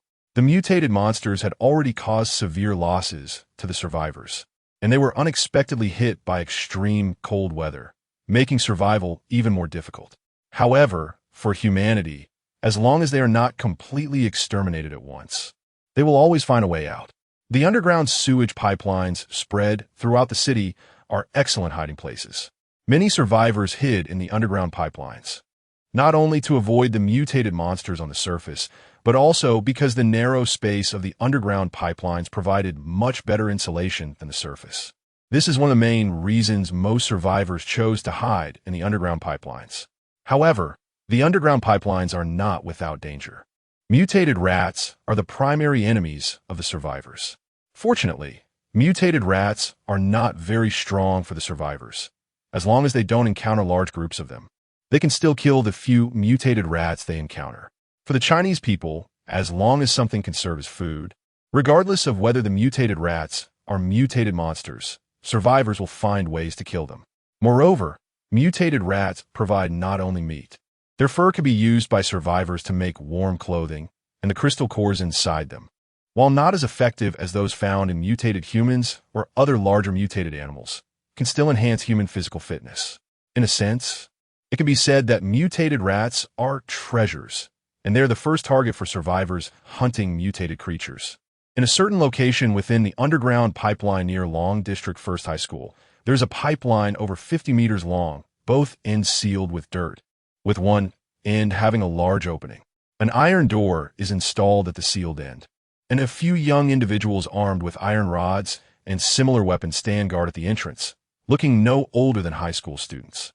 Indeed, this pipeline is a small survival base for survivors, comprising only about 50 to 60 people, most of whom are high school students from Long District First High School who fled into the underground sewage pipelines on the night of the PEV virus outbreak. The leader of this survival base is named Song Xiaofan, an 18-year-old senior preparing for college entrance exams. If nothing unexpected happens with his academic performance, he could become a student at a prestigious university, but unfortunately, the world has now entered an apocalyptic era, and he will never have a chance to attend college. Song Xiaofan became the leader of this survival base, not because of his academic excellence or good looks, but because he is a rare, evolved being, specifically one who has mastered Earth abilities. The seals on both sides of the pipeline were created using his Earth element abilities, and he has also made simple constructions within the pipeline to provide everyone with a separate space to rest. In the middle of the pipeline is the largest room, where the base leader, Song Xiaofan, and his good friend and roommate, Tong Gang, live. This room also serves as their base's conference room and storage room, filled with various supplies collected over the past few days, with food and water being the most abundant. Tong Gang and Song Xiaofan are not only good friends and roommates, but he is also an evolver with the ability to control wind elements. They're classmates, and most of the students in this base are their peers, which is a significant reason they could become the base leaders. Although Song Xiaofan feels sorrowful about losing his parents, he gathers the courage to lead the surviving classmates from his class and some from other classes to escape from school and quickly find a good hiding place in the sewers. Together, he and Tong Gang, the two evolvers, venture out with a group of physically capable classmates to collect supplies and rescue several survivors. Song Xiaofan and 3 of his classmates form the leadership of the base, one of whom is naturally the evolver Tong Gang. He is quite overweight, but his evolutionary ability is that of the wind element. However, his current ability is used at a low level, only allowing him to accelerate himself without being able to use skills like wind blades, as seen in fantasy novels. He may need to consume crystal cores to become stronger or develop skills on his own. Among the other 2 classmates, one is a girl named Wan Xiaoyan, who is beautiful and an academic achiever, also serving as a class monitor. The last one is Du Honghai, who is tall and strong, skilled in fighting, and somewhat reckless. However, he is very grateful to Song Xiaofan for saving his life and completely obeys him as the leader. The 4 of them are discussing some issues regarding the base in the room, as leading over 60 people to survive in this apocalyptic world is not easy, especially since they are all inexperienced and have not yet entered society. However, they know their strengths lie in their absolute combat power. As long as they have the security team made up of their classmates and the 2 evolvers, the stability of the base should not be a problem. Song, are you inside?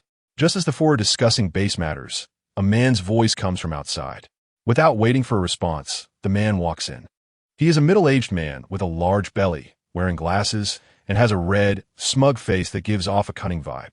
He is none other than Li Dajian, the school's director, a petty man who has risen to his position through flattery. Upon seeing Li Dajian enter without waiting for their invitation, the 4 furrow their brows. However, Song Xiaofan suppresses his dissatisfaction and asks, "Mr. Li, what can I do for you?" Li Dajian acts as if he doesn't notice their displeasure and walks to the table, pulling out a chair to sit down. He smiles and says, "Hello, Song. Actually, I have an important matter to discuss with you. Go ahead." The other 3 remain silent, as it is most appropriate for Song Xiaofan, the leader of the survival base, to speak. Our base has many elderly, children, and women who cannot work and cannot go out to gather supplies. Song, what do you think about driving them all out? Chapter 57, Dissatisfaction. After Li Dajian leaves the room, he wears a smile on his face. He knows that his suggestion will definitely be rejected by Song Xiaofan and the others, so he does not expect success. Being rejected is his goal. Otherwise, how could he incite others who already have grievances against the non-working survivors? He needs to gain control over this survival base, which requires the support of others, so he can become the leader. A few minutes after Li Dajian leaves, Song Xiaobin instructs Du Honghai to check outside. After confirming that Li Dajian has left, they begin to speak again. Okay, I'll go now. Tong Gang has long been dissatisfied with Li Dajian, who only knows how to flatter and is afraid to venture out to gather supplies. However, the other party has not crossed their bottom line, and they cannot just deal with him for no reason. After all, while they have dealt with a few people, to say they are bloodthirsty is simply untrue. Just a few days ago, they were still high school students, and now they have built a survival base in a short time, which is quite an achievement. After leaving the conference room, Tong Gang walks along one side of the pipeline. This over 50-meter-long pipeline has been divided into dozens of rooms by Song Xiaobin's abilities. Generally speaking, survivors do not come out, as it is quite cold outside. Inside the rooms, however, it is different. They can lie on mattresses covered with thick blankets to keep warm, avoiding the cold. Moreover, lying still on the bed reduces energy consumption. The food distributed in the base each day is not enough for them to feel full, but it is much better than facing extreme cold and mutated monsters outside. At least they can survive in this pipeline base. However, even so, there are still some people in the base who are dissatisfied with this way of life, especially some delinquents. But they do not have the courage to oppose Song Xiaobin and the others, knowing that he and Tong Gang have demonstrated their abilities in front of everyone, and that they are no match for the two evolvers. Tong Gang does not approach Li Dajian's room. Instead, he sees two people standing outside, presumably on watch. He enters a classmate's room, which eases the minds of the two watching from a distance, as they know Li Dajian's room is discussing how to deal with the student leadership led by Song Xiaobin. Tong, what's up? In the room, Tong Gang enters. Three male classmates are lying on the floor, covered with thick blankets, chatting and boasting. Seeing Tong Gang come in, one of them asks curiously, "Should be quiet, don't talk." Tong Gang gestures for them to be quiet. He walks over to the wall, focusing his mind, and soon he hears some noisy voices. This is the sound of survivors speaking throughout the pipeline, a type of ability similar to super hearing that has developed from his powers, which is also a significant reason for his emergence. Quickly filtering out the useless sounds, Tong Gang concentrates his mental energy on Li Dajian's room. Sure enough, he hears Li Dajian's voice. "Everyone, Song Xiaobin has refused. You should make your choice now. If you don't make a choice soon, this base will eventually collapse while supporting those useless people. Moreover, you can't even find a woman to enjoy yourself. Song Xiaobin is too controlling. If you support me to become the leader of this base, I can guarantee your interests. You can freely find women to have fun with. What do you think? Will you support me? All right, since Song Xiaobin is unkind, don't blame us for being unjust. We all support you taking over. But how can you guarantee to replace him? After all, he and that fat guy, Tong Gang, are both evolvers, and if they use force, we might not be able to handle it. Don't worry about that. They both have weaknesses.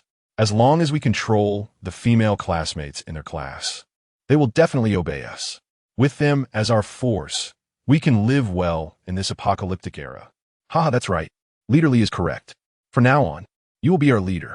Whatever you want us to do, we will do it. We will absolutely obey your commands. As long as you promise to keep us well-fed and provide us with women to enjoy, we'll be obedient. Naturally, after everyone goes to sleep tonight, we will act. All right, leader. Tong Gang repeated everything he overheard, which made Du Honghai extremely angry. He said, "Leader, I've said it before, we shouldn't take in those thugs. And that scoundrel Li Dajian, he's just a sycophant at school. I've also heard some rumors that he is greedy and lecherous, having coerced female teachers. Such a person deserves to die outside. The fact that he survived is because we saved him. Not only is he ungrateful, but he even dares to conspire against us. Such a person is not worth pitying.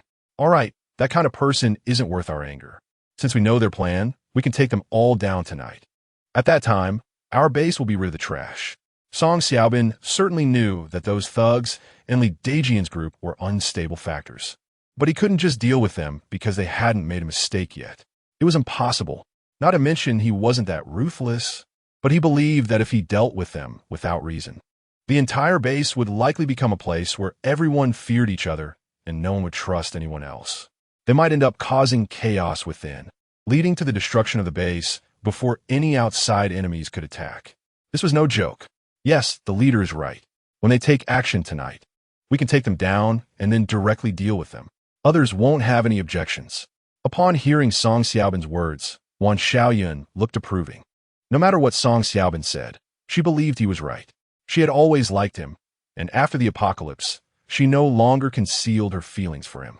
The other two naturally had no objections. The four of them discussed the plan for tonight's action and then separated to make some preparations to ensure everything would go smoothly at night. Chapter 58, Burial that night.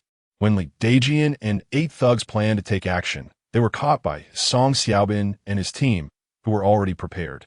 They all knew that their actions would lead to a bad end. Resisting desperately was completely useless, just relying on the strong physical attributes of Song Xiaoban and Tong Gang. They were no match. The 9 of them were soon subdued by the 2, marking the first time they had killed so many people. However, both of them had seen blood before and felt no fear.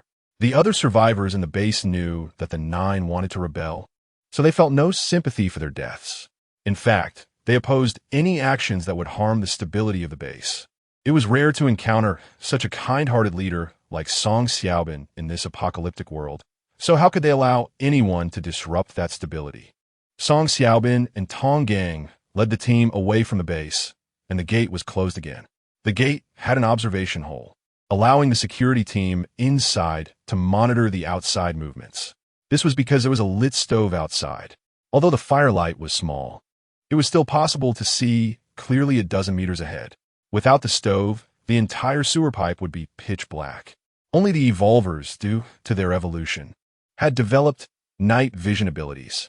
At first, Song Xiaoban and Tong Gang could only see some vague shapes, but as they consumed more crystal cores, their evolutionary abilities and physical quality strengthened, and their night vision improved significantly. Now, even without a flashlight, they could see clearly up to a dozen meters away. With 2 evolvers leading the way, the others didn't have to worry too much about mutated beasts attacking them in the dark. In fact, this time, disposing of the bodies was secondary. Their main purpose was to hunt mutated beasts, primarily mutated rats. They didn't dare to take too many risks with other creatures like mutated earthworms, as some could grow to over 10 meters long, which they couldn't handle. The group took a cart and left the base, encountering a few mutated rats along the way, but in small numbers, all of which were dealt with by Song Xiaoban and the others, and the bodies were collected. About 30 minutes later, they arrived at an outlet of the sewer pipe, where an iron wire fence blocked the exit, and the area was piled high with debris. This debris was accumulated by Song Xiaoban and the surviving members of the base to prevent mutated creatures from breaking through the wire fence and entering the sewer pipe, posing a danger to their base. After all, this exit was only a dozen kilometers from their base, and if mutated beings were to come in, their base would be in great danger. Let's throw them all out. Song Xiaoban left a small opening in the wire fence and used his abilities to build a dirt door for them to crawl out of. Of course, this was also a backup escape route he left for his base. After all, if a large number of mutated rats attacked their base, it would also be very dangerous.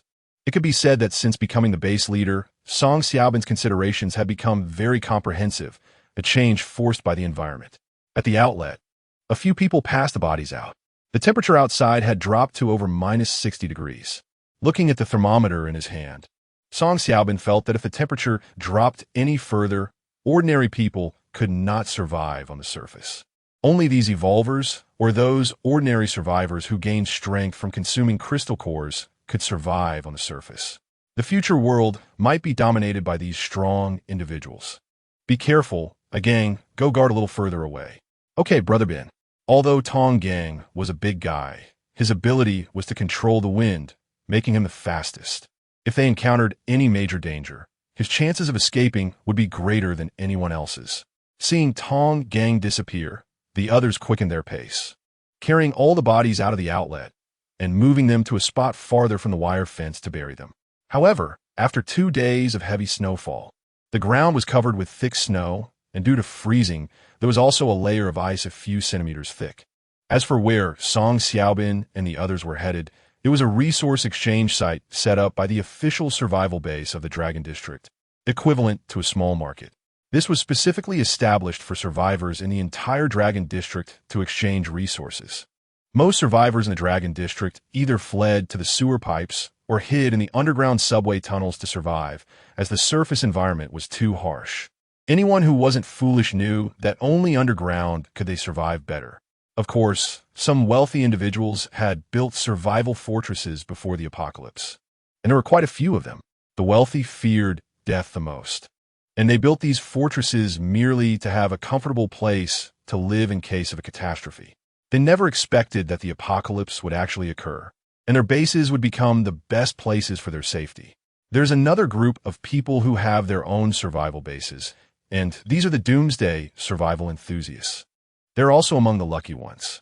Compared to going to the official survival base, their private bases are naturally much better in terms of conditions, and they're not short of supplies. Many of them have stored supplies in their bases for over a decade. These people know that consuming crystal cores can make them stronger, but they do not want to take the risk of hunting mutated monsters.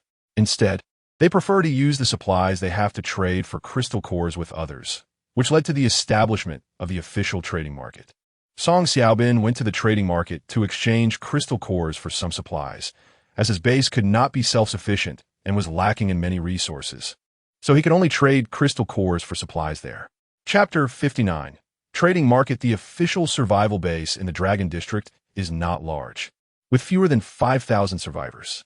There are many more small-scale survivor bases that have banded together for warmth, but the official authorities lack the capacity to count them.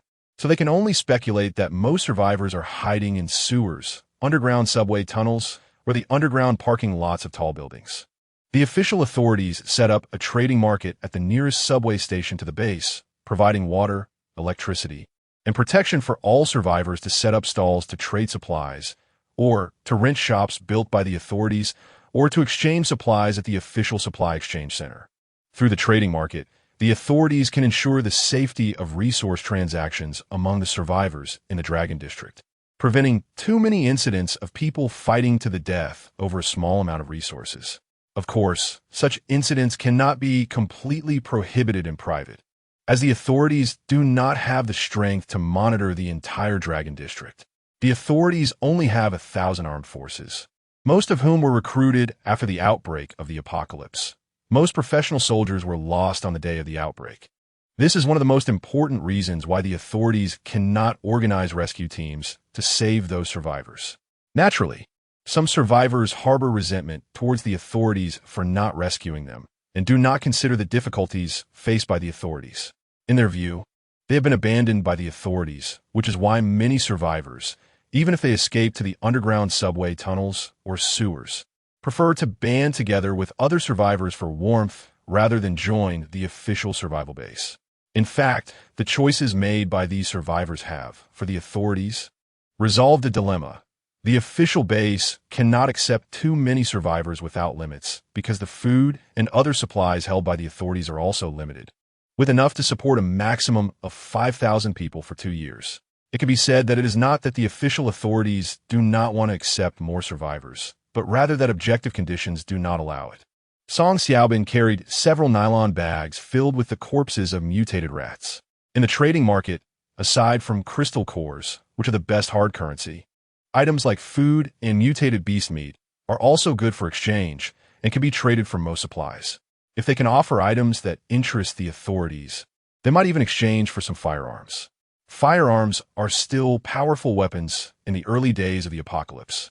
Even the strongest evolved beings would have to flee when faced with a few handguns. However, this may not be the case in the future, as evolved beings can grow stronger every day by consuming crystal cores. The fear of firearms now is simply because they're not strong enough yet. When all evolved beings no longer fear firearms, the forces that survive in the entire Blue Star world may undergo a major reshuffle. Xiaofan twisted and turned to arrive at a passageway. This passageway connects the sewers and underground subway tunnels, and there are many such connecting passages throughout the Dragon District. The authorities have even foresightly opened exits beneath some tall buildings because the raging wind and snow outside show no signs of stopping. If this continues, in less than half a month, the entire deep city will be buried under thick snow. By then, aside from the few 100-meter-tall skyscrapers, all other buildings will be covered by snow, not to mention the sewer grates and subway station exits. If the authorities do not create some exits, It is possible that in half a month, the survivors underground in the entire deep city will be unable to reach the surface, and all survivors could be trapped in the underground world. Of course, it's not just the deep city officials who are taking preventive measures.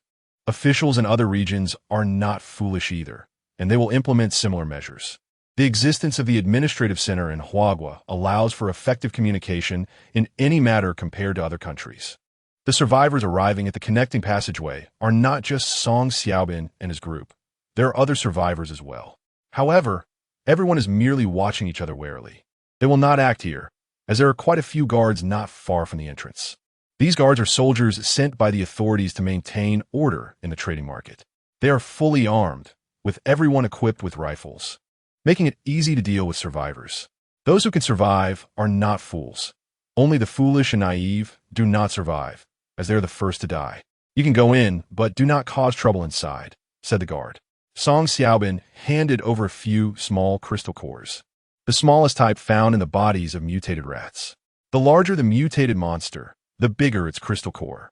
For example, the crystal cores in mutated humans are usually about the size of marbles. The larger the crystal core, the better the effect when consumed by humans. But it can also lead to mutation in humans. This limit varies for each person, so those who wish to become stronger by consuming crystal cores must experiment themselves. A careless mistake could lead to becoming a mutated being. Generally, they prefer to consume less rather than risk reaching their limits, which is the experience they have summarized.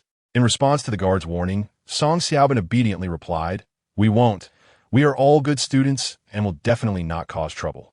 The group passed through the guard's gate and quickly entered the subway station, which is the trading market. Inside the trading market, the lights are bright, powered by generators provided by the authorities. The number of people inside quickly increased. This was Song Xiaobin's second visit to the trading market, and they were much more familiar than the first time. However, seeing so many living people at once still made them very happy, as humans are social creatures and fear loneliness. Look, fresh mutated rat meat. Just trade for tissues. Any brand will do. Mutated rat meat for a #1 battery. The more the better. Rice for mutated beast meat. Sir, do you need a massage service? My skills are very good. Missing person notice. 10 mutated rat crystal cores to help find someone. The entire trading market was bustling, reminiscent of the market in the countryside where Song Xiaobin used to visit his grandmother as a child. Many stalls were set up, with shops made of iron sheets provided by the authorities. Most of the rented shops were run by survivor teams, while individuals were relatively few. In fact, those who have survived in the apocalypse are almost all part of teams. Very few can survive alone unless they are very powerful evolved beings. But since the apocalypse has only just begun for a few days, aside from Xiaofan, who is an anomaly, no evolved being can survive alone in such a harsh environment outside. They all have to hide in the underground world. Song Xiaobin and the others found a spot to set up their stall, laying out a bag containing mutated rat meat directly on the ground with the meat placed on top. This created a very simple stall. Some people, who initially had ill intentions upon seeing that Song Xiaobin and his friends were quite young, were surprised to find that they were selling mutated rat meat. They immediately abandoned their plans to ambush them, knowing that anyone capable of dealing with mutated rats was not an ordinary person, and such individuals were naturally difficult to target. Chapter 60. Searching for people. Zhao Jianjun and his small team took half a day to reach the Dragon District. Along the way, they encountered numerous dangers and some survivor groups, but they did not engage with those survivor teams. They understood that in the apocalypse, besides mutated monsters, they also needed to be wary of other survivors. Humans in such an environment can be even more dangerous. They witnessed many survivors killing each other and even saw demons eating their own kind. Naturally, they showed no mercy to these demons, sending them all to hell. When they encountered some struggling survivors, Zhao Jianjun gave them some of the mutated rat meat his team had collected, helping to increase their chances of survival. They also rescued over 20 elderly people, children, and women. To escort these individuals to the official base in the Dragon District, they spent half a day on the road. After handing over the rescued survivors to the official base in the Dragon District, Zhao Jianjun's team began their mission. The official base had already received notifications from above, allowing Zhao Jianjun's team to receive supplies and some additional assistance.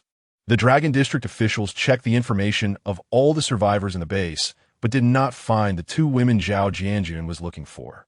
The two individuals they were searching for were not at the Dragon District base, which Zhao Jianjun's team was mentally prepared for, so they were not disappointed. They only felt that it might be very difficult for the two women to survive in such an apocalyptic environment unless they encountered a good survivor team. Xiao Bing was the most eloquent person in Zhao Jianjun's team. Zhao Jianjun assigned him to take photos of Yi Lanxin and Ouyang Mei to the trading market and ask other survivors if they had seen the two women. As for why he didn't publicly display the women's photos or simply offer supplies for help in finding them, it was because Zhao Jianjun had concerns. He worried that if someone with ill intentions found the two women and realized their importance, they might directly use them to threaten him. In this chaotic apocalyptic era, such possibilities were not just present, but quite high. On the way to the Dragon District, Zhao Jianjun's team encountered numerous situations where women were coerced, imprisoned, or used as playthings. Fortunately, they were strong enough to deal with those villains easily, which was also the main source of the women they rescued. Xiao Bing did not wear military attire. Instead, he dressed like everyone else in thick clothing, with a cold-proof hat, gloves, and snow boots. He set up a stall on the ground, displaying some ordinary miscellaneous items that were not eye-catching. However, whenever a customer approached to inquire about prices, he would negotiate while asking if they had seen the people in the photos. Although the efficiency seemed low, it was safe. Of course, Xiao Bing did not ask just anyone. He avoided those who looked like trouble. When Song Xiaobin and his friend arrived, Xiao Bing saw them, but was surprised that these students could also sell mutated rat meat. This made him a bit worried. After all, wealth should not be flaunted. He knew some people would certainly have bad intentions, as humans were generally easier to deal with than those monsters. Xiao Bing asked someone nearby to keep an eye on his stall, and the nearby vendor agreed, as everyone had times when they needed to step away. When he reached Song Xiaobin's stall, Xiao Bing squatted down to look at the mutated rat meat and smiled, asking, "Boss, your meat should be fresh, right?" Of course. With the cold weather, it wouldn't spoil even if left for a month. "How much do you want? Or what do you have to exchange for my meat?" "Well, I can trade you 1 pound of rice for 1 pound of meat. How about that?" "Of course not, big brother. Do you not understand the market here? 1 pound of rice is not something anyone would trade for. My meat is 1 pound in exchange for 10 pounds of food. Whether it's rice or flour or rice noodles. As long as it's food, it can be exchanged. If you want to trade, I'll give it to you. If not, please don't block my business." What Song Xiaobin quoted was the most common market rate. Mutated rat meat was considered the lowest grade among all mutated beast meat, not only because it was tough and chewy, but also because it had a foul smell. However, mutated beast meat could enhance human physical fitness, making it much more valuable than food, which explained why 1 pound of meat could be exchanged for 10 pounds of food. "Okay, don't be angry. I'll trade with you.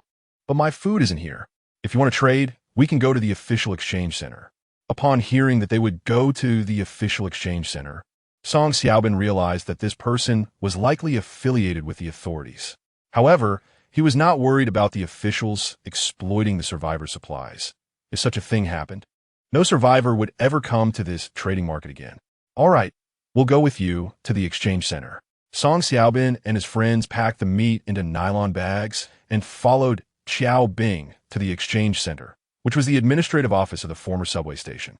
The place was large, with over a dozen rooms and a spacious warehouse storing a significant amount of food, which was one of the main reasons the trading market could operate. Many survivors brought various supplies to exchange for food, although most exchanged crystal cores for food, as crystal cores could yield the highest quantity of food. At the supply exchange center, Song Xiaobin saw that the official staff treated Xiao Bing with great respect, indicating that his identity was not simple. However, he did not delve into Xiao Bing's background. Although curious, he understood that in the apocalypse, being overly curious was not advisable. After weighing the meat, they exchanged it for over 200 pounds of rice. It looked like a lot, but with dozens of people in the base, even if each person only ate half a pound a day, this 200 pounds of rice would be consumed in a few days. After completing the transaction, they exchanged a few pleasantries and introduced themselves, establishing a brief acquaintance. Xiao Bing told Song Xiaobin that if he ever wanted to exchange for anything in the future, he could come to him. Although Song Xiaobin was unsure why Xiao Bing was being so nice to him, he naturally would not refuse such an official channel. Xiao Bing also took the opportunity to show Song Xiaobin the photos of Yulan Xin and the other woman, asking if he had seen them. Song Xiaobin regretfully shook his head and said, "Brother Xiao, I'm sorry, we haven't seen them. If we had, with their beauty, we certainly would remember them. But don't worry, I will inform the people at the base, and if I come across them in the future, I will let them know to come find you." All right, do you want me to send someone to help you? Whether it's the sewage pipes or the underground metro passages, they're all interconnected and quite complex. Each survivor team's base is very secretive, fearing attacks from ill-intentioned individuals. Such incidents have indeed occurred before, and Song Xiaobin naturally wouldn't let anyone know the location of their base. Although Xiao Bing seems to be an official person, Song Xiaobin doesn't dare to trust people easily in this apocalyptic era. Trust takes time. All right, I won't arrange for someone to escort you. Just be careful on your way. Okay, we're leaving, carrying 4 bags, each filled with over 50 pounds of rice. Only Song Xiaobin was not holding any bags because he was the combat power of the group, needing to be alert for any unexpected situations.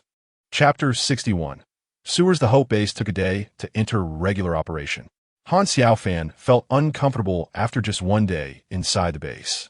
He wasn't sure if it was due to the fusion crystal, but not only had his personality changed significantly, he also felt an indescribable excitement towards killing. As if only through killing could he stir the waves within him, preventing himself from becoming stagnant. Han Xiaofan didn't confide in anyone about his situation, not even to his several women. Some secrets cannot be spoken, especially regarding the crystal, something not from this blue star world.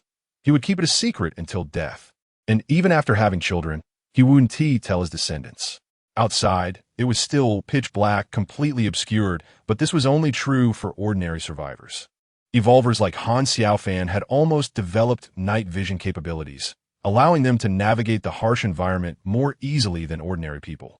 The snow on the streets was much thicker than yesterday. As Han Xiaofan walked, his legs sank several centimeters deeper than the day before. He estimated that if the blizzard continued for another half-month, the shorter buildings on either side of the street might be completely covered in snow, making it even more difficult for survivors to venture out in search of supplies. Moreover, Han Xiaofan noticed that the number of mutated monsters on the streets had increased significantly compared to yesterday, indicating that these creatures had a terrifying adaptability to the extreme cold. Their bodies were beginning to sprout white fur, possibly allowing them to withstand the cold better than humans. With elongated, slender bodies lying on the ground, their heads protruding forward, their mouths shaped like triangles, and their eyes glowing red, they had grown white fur all over their faces, concealing their noses. This was the situation Han Xiaofan discovered after killing a mutated human. They were increasingly diverging from human appearance and would eventually evolve into a new type of creature that preyed on humans. Their speed and strength were increasing, and their limbs had grown sharp claws. Han Xiaofan hunted mutated humans around the Jingle Villa area, even taking down several that had long, barbed tails, which are much stronger than ordinary mutated beings. As for the super mutated beings that had greater speed and strength than ordinary ones, their numbers had also increased significantly.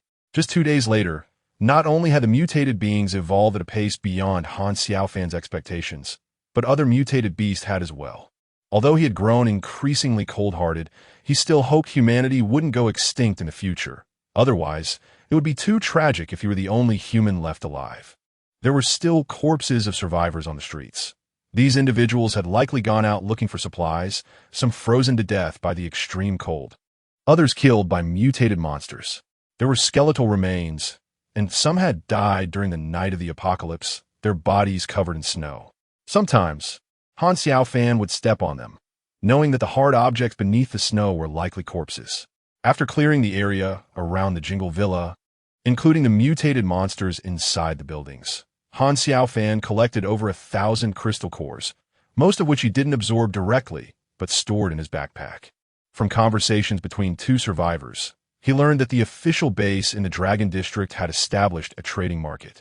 This explained why there were so few survivors on the surface. They had all hidden in underground spaces like sewage pipes, metro passages, and underground parking lots.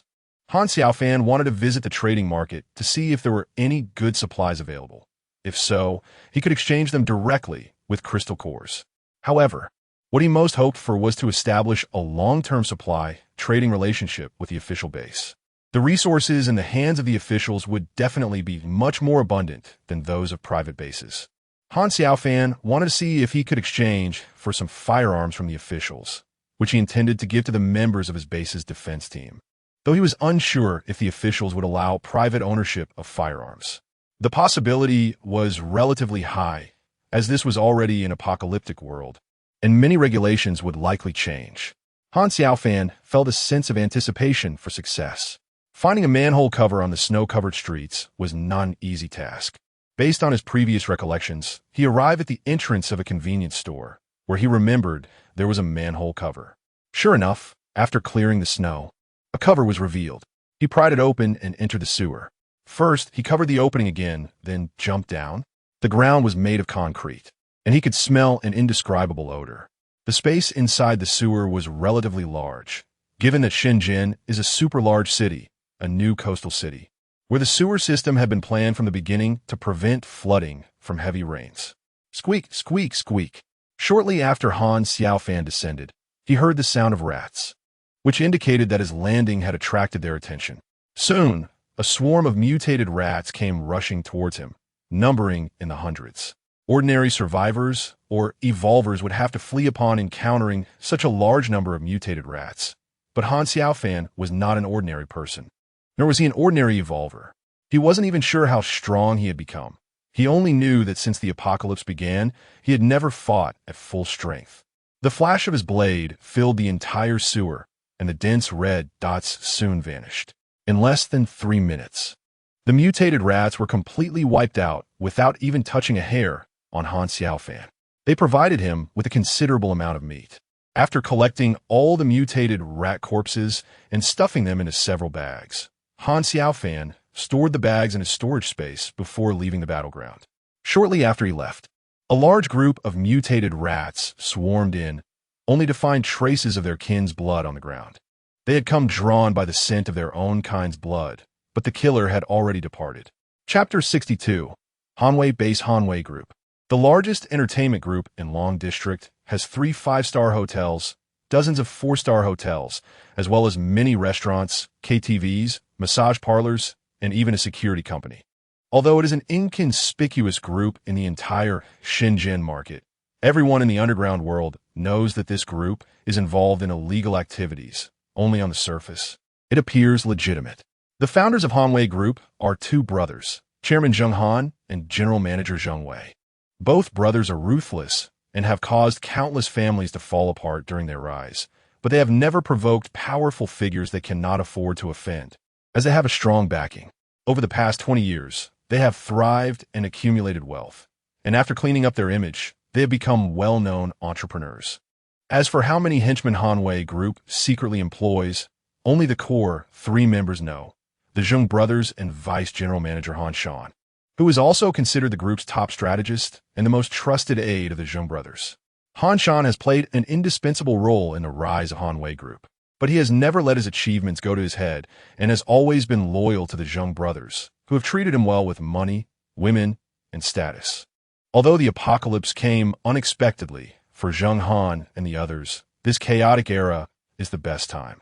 Beneath the Hanwei Group's underground parking lot, Zheng Han secretly built an underground survival fortress, which could be seen as a safety net for someone like him. If anything goes wrong, he can survive with his family in this underground fortress for several years. Originally intended as an escape route after the outbreak of the apocalypse, this underground fortress became the survival base for Hanwei Group. Of course, only Zheng Han's most trusted aides and family members can enter this underground fortress. Others and the recruited survivors can only stay in the underground parking lot. However, being in the underground parking lot is still much better than being on the surface. With the underground survival fortress as a base, the Zheng brothers have greater ambitions. They want to become rulers in this apocalyptic era, trying things they previously dared not attempt, and even going further. However, many things need to be done step by step. Zheng Han knows that although the official forces have suffered heavy losses in the apocalypse, they can still maintain control over the basic situation. In the future, as the evolved individuals become stronger, that may not be the case. He has a long-term vision. Tang Bing is the general manager of Hanwei Group Security Company and also the captain of the security team. He is currently the captain of the guard team at the Hanwei Survival Base. Half of his former subordinates did not escape the infection of the P virus and became mutants, most of whom he dealt with himself. He never expected to become an evolved individual himself. Among all the staff in Hanwei Group, Tang Bing is the only evolved individual. Originally, he wouldn't have thought of betraying his boss even after the apocalypse, but now some of his thoughts are beginning to change. After all, he is the only evolved individual in the entire Hanwei Survival Base, and he believes he will become stronger over time. However, Zheng Han is not a fool. He knows how to control the speed of Tang Bing's evolution, which is to control the number of crystal cores in his possession. Zheng Han and the others naturally see the profit potential in the official trading market. With the internal information provided by their backing, they send people to intercept survivors who have exchange supplies at the official exchange center, skimming off resources from the survivors. The Hanwei Survival Base does not take all the supplies from the survivors. They only take half at most, which prevents those survivors from fighting back against the Hanwei Base. This way, the Hanwei Base can continuously obtain supplies from the survivors and grow stronger. In addition to collecting protection fees in this manner, they also send people to track some survivors to assess the strength of their bases. If a base is not strong, the Hanwei Base will send people to attack it, killing the leaders and their trusted aides, annexing smaller survival bases to obtain resources and survivors, thereby strengthening themselves. Of course, since the apocalypse has only just begun, the Hanwei Base's plans are still in their infancy. Whether intercepting survivors for protection fees or annexing small survivor bases, they have not achieved much yet. However, Zheng Han is not in a hurry. He believes that as time goes on, the Hanwei Base will grow stronger, and there will be opportunities to annex official bases in the future, at which point he can become the ruler. Evolved individuals have a sense of connection when they are close to each other, a feeling that cannot be described in words. When Tang Bing brushed past Song Xiaofan in the trading market, both of them recognized each other as evolved individuals. They exchanged a glance and then went their separate ways. Tang Bing, who was responsible for intercepting survivors and collecting protection fees for the Hanwei Base, quickly arranged a team of loyal security members to intercept Song Xiaofan's group. He intentionally did not inform them that there was an evolved individual in Song Xiaofan's team, using Song Xiaofan to eliminate them. Song Xiaofan, of course, had no idea that the evolved individual who brushed past him saw him as a weapon. He only felt that the other person's gaze was unusual and felt a bit uneasy, so he quickly led his 4 subordinates away from the trading market. Heading back toward their base, Song Xiaofan hinted to his 4 subordinates to be cautious and, smiling at the man with the gun, said, "Brother, may I ask why you're stopping us?" Chapter 63. Taking action. Zhang Hua, a small team leader in the Hanwei Base's security team, is also an informant placed by Zheng Han in the security team. On the surface, he obeys the orders of Captain Tang Bing, but secretly reports Tang Bing's every move to Zheng Han. It is more accurate to say he is Zheng Han's confidant. Usually, Zhang Hua is very obedient to his superior, Tang Bing. This time, when Tang Bing ordered him to intercept a few high school students, he thought it was a simple task. He believed that if he intimidated those high school students a little, they would obediently hand over half of their rice. So, after hearing Song Xiaofan's words, Zhang Hua put on a fierce look and shouted, "What do you mean by brother? I'm not your brother. Do you understand the rules? This area is all under the territory of our Hanwei Base. You pass through here with so many supplies. So why aren't you paying protection fees to our Hanwei Base? I want to make it hard on you. Just hand over half, and you can leave. Otherwise, I can't guarantee your safety." Upon hearing that the thugs on the opposite side wanted them to hand over half of their food, Song Xiaofan's subordinates were furious. "How dare you ask for half of our food? How ridiculous! In these times, you still want to collect protection fees? Boss, let's fight them." A few of them were still high school students and naturally had no subtlety. They were angry and wanted a vent. They just didn't think that this was the apocalypse, and such situations were quite normal. Fortunately, Song Xiaofan still had some composure. He was a very smart person, otherwise, He wouldn't have set the top university in Huagua as his goal for the college entrance examination. Although he was quite angry inside, he could still control his rage very well. He smiled and said, "Brother, we are all Huagua people, all compatriots. There's no need to go this far, is there? If your Hanwei base keeps collecting protection fees around this trading market, I believe neither the survivor teams nearby nor the official bases will allow this situation to continue. Can your base survive the anger of everyone when that happens?" Haha, I have to say, kid, you are quite eloquent. If there were no apocalypse, you could be a great diplomat. Zhang Hua had seen quite a few talents with his boss Zheng Han, and he admired Song Xiaobin's eloquence and composure, even though he hadn't left campus yet. However, no matter how much he admired him, it wouldn't stop him from taking half of the other's food. He stared at Song Xiaobin with a blank expression and said, "Kid, I won't waste any more words with you. Half of the food, are you going to hand it over or not? If not, we'll have to take action. You might have some backup, but your subordinates will definitely die. You choose." There were 10 people on the other side, and most importantly, the leader had a handgun. Song Xiaobin didn't dare to bet that his body could withstand gunfire.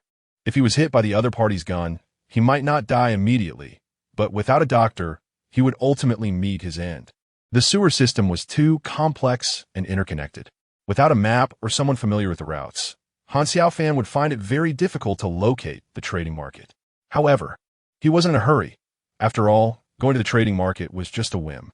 Even if he couldn't find it, it didn't matter. Moreover, he had already memorized the locations of several survivor teams and had hunted many mutated rats, snakes, and earthworms, collecting a lot of mutated beast meat. When Zhang Hua and his group first stopped Song Xiaobin, Han Xiaofan saw it all. Although he didn't recognize either side, just by looking at their appearances, speech, and demeanor, he could tell that the larger group was made up of thugs, and the few young people looked like they were still in high school. Sure enough, through their conversation, Han Xiaofan confirmed that he hadn't guessed wrong. Zhang Hua's group was arrogant and even collected food from survivors as protection fees during the apocalypse. This behavior disgusted him, and he had already sentenced them to death in his mind. Taking out 10 stainless steel balls from his storage space, Han Xiaofan flicked them with his fingers. When Song Xiaobin was in a dilemma, he shot the stainless steel balls toward Zhang Hua and his group, just like playing marbles as a child. Whoosh! Whoosh! The stainless steel balls pierced through the air, producing a sharp sound due to their high speed. Each ball accurately hit one of the thugs in the head. Song Xiaobin and the others only heard the sharp whooshing sound.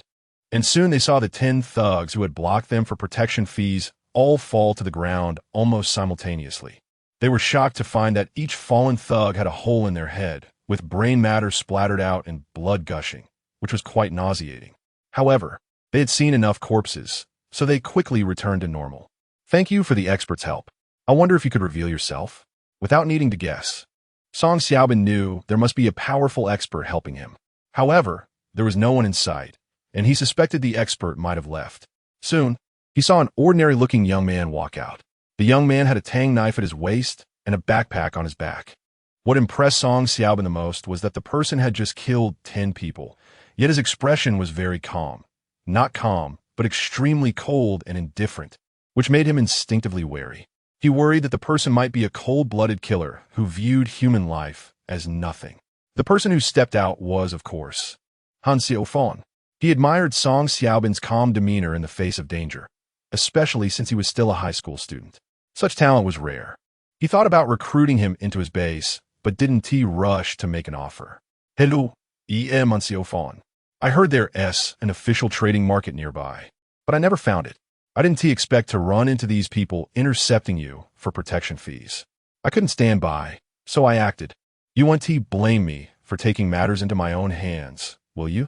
"Of course not, Brother Han. I'm Song Xiaobin, a member of a nearby survivor team. I'm more than happy for you to help us deal with them. How could I blame you?"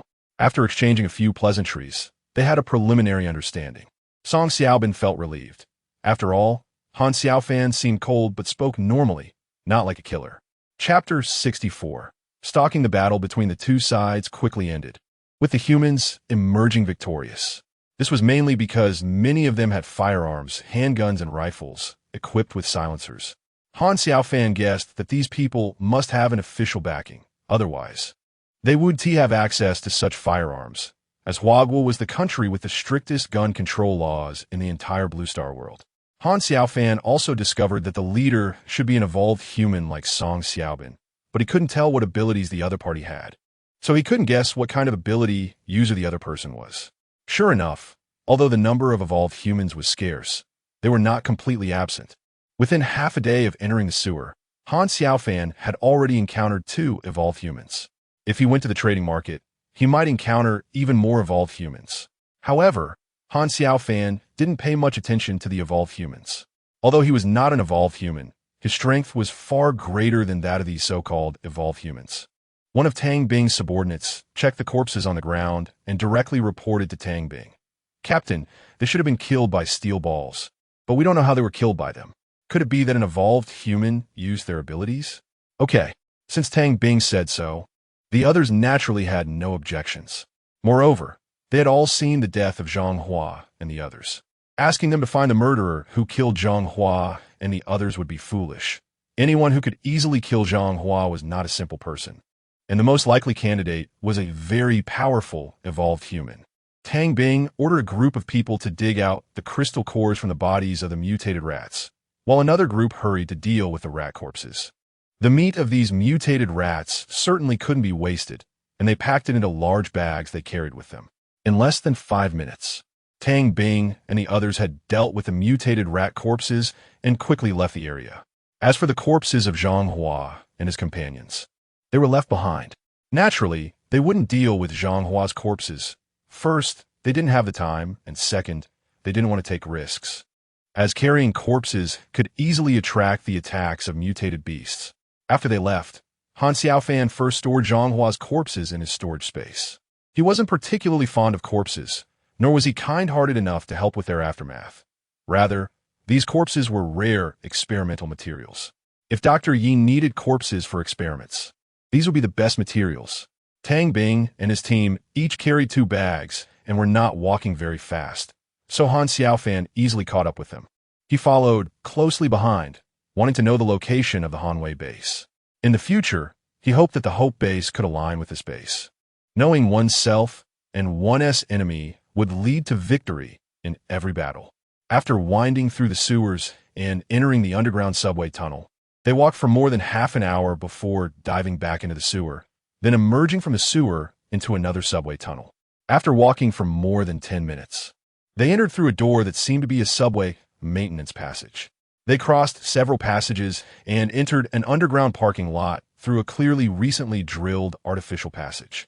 As for the specifics of the situation inside the underground parking lot, Han Xiaofan was not aware. Unfortunately, Xiao Bing also did not receive good news at the trading market. No one had seen Yi Lanxin and Ouyang Mei. This result could only mean 2 things.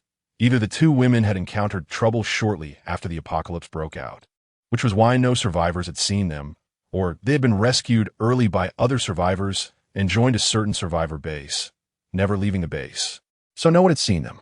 Zhao, Jianjun, and the others naturally did not hope for the first scenario, as it would mean their mission had failed and the country had lost a national treasure-level scientist. Indeed, Yi Lanxin was a national treasure-level scientist in Huagua. If not for special circumstances, Yi Lanxin would not have left her base to come to the Dragon District. However, Zhao Jianjun and the others did not know why Yi Lanxin and Ouyang Mei had come to this area. By the way, Captain, I just met a very interesting high school student. Xiao Bing mentioned to his captain Zhao Jianjun about the earlier incident where Song Xiaobin exchanged food. And he told Zhao Jianjun about his suspicion that the other party was an evolved human. Xiao Bing himself was not an evolved human, so he naturally couldn't sense whether the other person was an evolved human. He also didn't have the unique sensing ability that evolved humans had among themselves. He merely guessed that Song Xiaobin could kill so many mutated rats. Indeed, when evolved humans are close to each other, they can sense whether the other is an evolved human. This could be considered a unique method for evolved humans to determine whether someone is one of them. Chapter 65. Impressions. The shops transformed from subway trains, the stalls of vendors, the numerous survivors, the fully armed security personnel, and the smiling, service-oriented staff at the official exchange center made the entire hall appear both lively and orderly. Perhaps for safety reasons, to prevent attacks from underground mutated beasts. Both ends of this subway station were sealed off with thick concrete walls. Of course, this was stated in the manual distributed to survivors visiting the trading market for the first time. The shop owners renting the stores were generally larger survivor teams, while most of the vendors were smaller survivor groups. As for whether there were lone wolves among them, Han Xiaofan estimated there should be some. After all, humanity has never lacked ruthless individuals.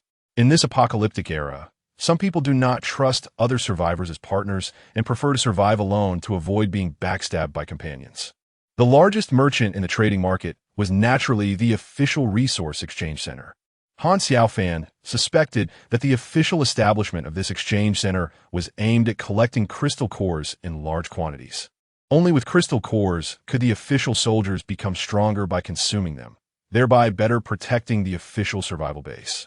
As for the food exchanged out, it was insignificant to the officials. No one knew how much reserve food the officials actually had. The entire trading market was not very large, as it was transformed from a subway station, measuring only about 100 meters in length. There were many vendors, and renting a shop required rent, which meant that ordinary survivors or small teams would save money wherever possible. Han Xiaofan wandered through the entire trading market, exchanging mutated rat meat for useful items. By the end, there was less than half of the meat left in his bag. He decided not to set up a stall anymore and went directly to the exchange center with his bag, telling the staff there that he wanted to exchange for food. The staff asked Han Xiaofan what type of food he wanted to exchange for, with options like rice, flour, and rice noodles among dozens of types. Hearing the staff's words, Han Xiaofan confirmed in his heart that the official base surely had plenty of food, and he himself wasn't lacking either. However, he wanted to exchange for weapons from the officials and wondered if it was possible, so he directly asked the staff if it was feasible. "I don't need that. I want to ask if I want to exchange for firearms. Which leader should I approach?" "I don't know." "All right, thanks." After leaving the exchange center, Han Xiaofan was carrying a bag of rice.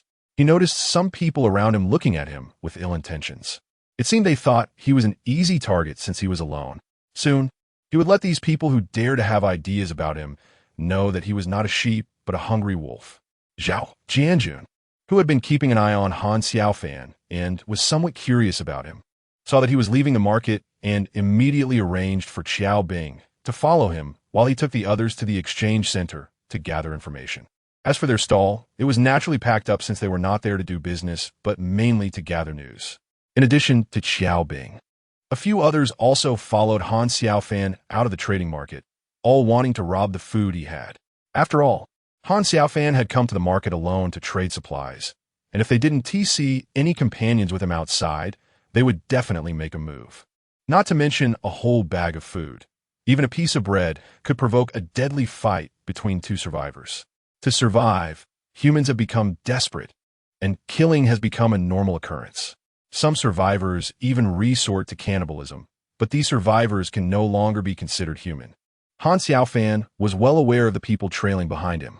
His strength had enhanced comprehensively, and even his sixth sense had taken on a mystical quality. He could clearly sense any living being within 100 meters, as if he had a life radar. Moreover, he felt that as his strength continued to grow, this sensing ability would also strengthen. In the future, he might be able to sense the entire urban area, making him not much different from a deity. As for the survivors who followed him, since they wanted to seek death, Han Xiaofan would grant them their wish. After being checked by the gatekeeper, Han Xiaofan left the trading market and re-entered the sewer system, where sounds of running could already be heard behind him. Sure enough, after a while Han Xiaofan deliberately slowed his pace, he was surrounded by 5 men. Each of the 5 held a machete, and one of them was carrying a flashlight. However, even without the flashlight, Han Xiaofan could see their clothing clearly. Dirty down jackets, cold-resistant hats, masks, and cold-resistant boots. These were typical survivors, but from their bloodshot eyes, Han Xiaofan saw a disregard for life. Such survivors had either killed people or mutated beings. "Kid, hand over the bag you have." "Hurry up," one of the 5 men, presumably their leader, straightforwardly demanded Han Xiaofan to hand over his food, indicating that this was not the first time he had done such a thing. Han Xiaofan did not expect the official establishment of this trading market, which, to some extent, was meant to provide weak survivors with an opportunity to exchange supplies, especially for food to survive. However, many in the official ranks likely did not realize that this trading market also served as a place that attracted survivors to their deaths. After all, the worst traits of humanity cannot be eradicated, especially in a post-apocalyptic world where order and law have broken down. The evil within many people is magnified infinitely. Instead of painstakingly hunting mutated beasts and mutated humans for crystal cores, or collecting supplies in the harsh outside environment, it is much easier for them to simply rob others of their supplies. Make your move.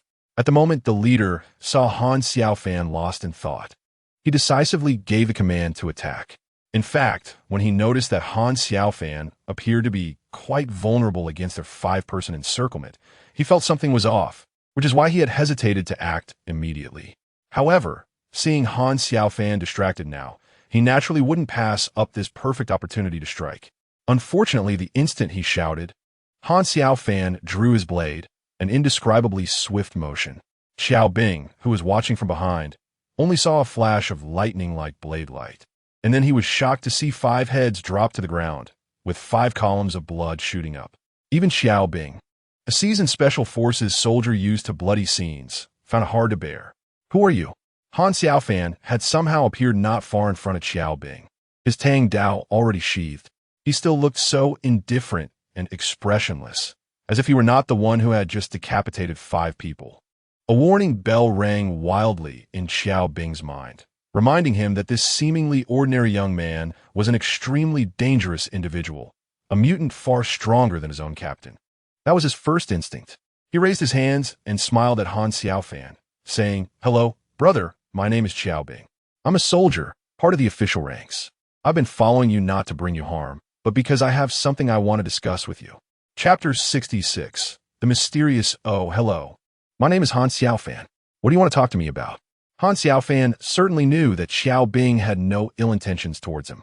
Just earlier at the trading market, he had sensed the gazes of Xiao Bing and his companions. However, he could tell from their stances that they were military personnel, though he hadn't expected them to be special forces. This made sense, as they were among the strongest survivors he had encountered in the apocalypse. Although Han Xiaofan's tone seemed flat, Xiao Bing felt a hint of mockery in it. Nevertheless, he had a thick skin and felt no embarrassment. He took out a photo and asked with a sincere smile, "I just want to ask if you've seen the 2 people in this photo. If you have, please let me know. Thank you." Oh. Seeing the smile on Xiao Bing's face, Han Xiaofan could feel the other person's sincerity and knew he wasn't lying. He took the photo and saw that it was indeed Yi Lanxin and Ouyang Mei. On the surface, his expression remained unchanged, calm, and indifferent. Under the expectant gaze of Xiao Bing, Han Xiaofan calmly shook his head and said, "Sorry, I haven't seen them." Not seen them? Xiao Bing put the photo away, not feeling too disappointed. After all, they had already anticipated the possibility of failing their mission. In this apocalyptic world, although Ouyang Mei was skilled, it would be difficult for the 2 women to survive without being evolved beings. "Brother Han, I noticed you looked a bit disappointed when you came out of the exchange center. Were you trying to trade for something, but didn't get it? I still have some influence with the authorities. If you tell me what it is, I might be able to help you." Hearing Xiao Bing's confident words, Han Xiaofan guessed that he must hold an important position in the military, confirming his suspicions. Han Xiaofan thought that Xiao Bing should be one of the most elite special forces soldiers in Huagua. He then told Xiao Bing about his desire to exchange for firearms at the trading center. Xiao Bing did not find it strange that Han Xiaofan wanted to exchange for firearms. Survivors who went to the trading market were 100 looking to exchange for weapons and food. However, the authorities had not yet made a firm decision on whether to loosen restrictions on firearms for survivors. Nevertheless, Xiao Bing believed that the higher-ups would soon decide to relax the firearm policy. After all, compared to the dangers posed by firearms falling into the hands of criminals, the priority was to ensure that existing survivors would not continue to suffer harm from various mutated monsters. If Huagua's survivors did not have firearms, their ability to protect themselves would be significantly affected, as not everyone was an evolved being. The authorities had conducted a population and evolved beings count at various official bases. discovering that evolved beings made up only 1 in 1,000 of the total population, meaning only one evolved being would appear among 1,000 people. Such a small number was alarming. These were all pieces of information that Xiao Bing had access to, but he did not disclose them to Han Xiaofan. He simply said, "Brother Han, if you can bring some better quality mutated beast meat, I can help you connect with the authorities. They should be able to exchange firearms for you." "Really? Really? All right then. I'll come back to the trading market in a few days. You should be here, right?" "Yes, unless something unexpected happens. I'll be at the trading market." "Brother Han, you must be an evolved being, right?" "That's right. I'm an evolved being." "You must also be the leader of a survivor team, right?" "Yes, that's correct." "What do you mean?" "I just want to ask you to let your subordinates know that if they encounter the 2 women in the photo, the authorities will offer a generous reward." "That's not a problem. Let's leave it at that. I'm off. Goodbye." The two exchanged a few simple words before parting ways. Han Xiaofan did not leave the sewer immediately. Instead, he planned to wander for a few hours, allowing Xiao Ji to map out the area. If he had time, he wanted to explore all the sewers and underground railways in the Dragon District. However, that was not possible in a short time. He also had Xiao Ji record the locations of all the survivor teams he encountered, as he might recruit them into the underground base in the future. Xiao Qiao. How is it going? Xiao Bing's nickname was Xiao Qiao. As everyone had nicknames, they usually addressed each other by these names, a habit formed before the apocalypse. Hearing Captain Zhao Jianjun's question and seeing the others looking at him, Xiao Bing sat down on the sofa and recounted his conversation with Han Xiaofan, along with his speculations. "Captain, Han Xiaofan is a very powerful evolved being. If we can't befriend him, we definitely shouldn't become his enemy." Everyone present knew that, as their team's scout, Xiao Bing would not speak without basis. However, Zhao Jianjun still asked, "Did you judge his killing speed from being unable to see it clearly?" Xiao Bing shook his head, his expression serious. "No, I was standing next to him, and every cell in my body was telling me to stay away from him." "Captain, you should know that my sixth sense is very strong. After the apocalypse broke out, this ability became even stronger. Although I'm not an evolved being, my sixth sense tells me he is 100 times more powerful than you." As seasoned elite soldiers, everyone in Zhao Jianjun's team had developed a sixth sense to varying degrees from their battlefield experiences, which greatly aided them in combat. However, after the apocalypse, although Xiao Bing was not an evolved being, his sixth sense was even stronger than Captain Zhao Jianjun's. This was one of the main reasons they could safely navigate from the center of the Deep City to the Dragon District. 100 times? The gap is that large? Zhao Jianjun's scalp tingled. The apocalypse had only been a few days, and yet such a powerful being had already emerged. If he was truly 100 times stronger, Zhao Jianjun doubted that Han Xiaofan would fear firearms and that there would be few mutated monsters capable of threatening him. It seems he is a very mysterious person. We definitely need to engage with him. If he comes back here in a few days, let's give him a warm welcome. As for the matter of exchanging firearms, there should be results tomorrow, as there would be a meeting in Kyoto today to reach a conclusion, and a notification would be issued tomorrow. After hearing Zhao Jianjun's words, the other team members looked thoughtful. It seemed that the higher-ups were also aware of the precarious survival situation of the survivors. If the survivors did not have firearms, those not in official bases would likely all perish. Without a sufficient population, the question of whether Huagua could rise again in the future was uncertain. Even survival as a nation was in jeopardy. Chapter 67. Doubt the Hanwei Group took only 20 years to establish and grow, making it a significant group in the Dragon District with assets worth billions. Its headquarters was a 50-story building, owned by the Hanwei Group itself. When constructing this building, the chairman, Zheng Han, had initially planned to build an underground fortress as a backup, just like other wealthy magnates. Little did he know that this underground fortress would save him and his family after the apocalypse broke out. The underground fortress covers an area of over 10,000 square meters, with a 2-layer structure, totaling 20,000 square meters. The entire fortress is built to specifications for nuclear war, equipped not only with complete living facilities, but also with an independent power generator system, an underground water extraction system, and a geothermal heating system. It can be said that this underground fortress, prepared for nuclear war, is more than sufficient to cope with the current apocalyptic world. Unless faced with mutated monsters with power comparable to nuclear bombs, this fortress is an impregnable base. With such a base, Zheng Han naturally does not fear any external attacks. However, being cunning and shrewd, he knows that as the world enters the apocalypse, many people's hearts will change. He has never trusted outsiders, and now, in this apocalyptic era, he trusts no one but his family. On the second floor of the Hanwei base, in a luxurious suite that serves as Zheng Han's family's residence, the three core members of the Hanwei base are discussing matters in the study: how to recruit more survivors, how to gather more supplies, especially food, and whether to set up an earthworm or mutated rat breeding farm. These are fundamental issues that relate to the survival and growth of the base, and they need to be decided upon by Zheng Han and the others. Zheng Han is quite overweight, round and jolly, resembling the laughing Buddha when he smiles. However, the upper echelons of Long District know that he is ruthless, and his competitors rarely end up well. Sitting next to him are two men. One looks like Zhang Fei and is Zheng Han's second-in-command and younger brother, Zheng Wei. The other has a more refined appearance, wearing gold-rimmed glasses, exuding a scholarly aura akin to a university professor. He is none other than the third-in-command of the Hanwei base and its strategist. Okay, boss, I'll arrange it right away.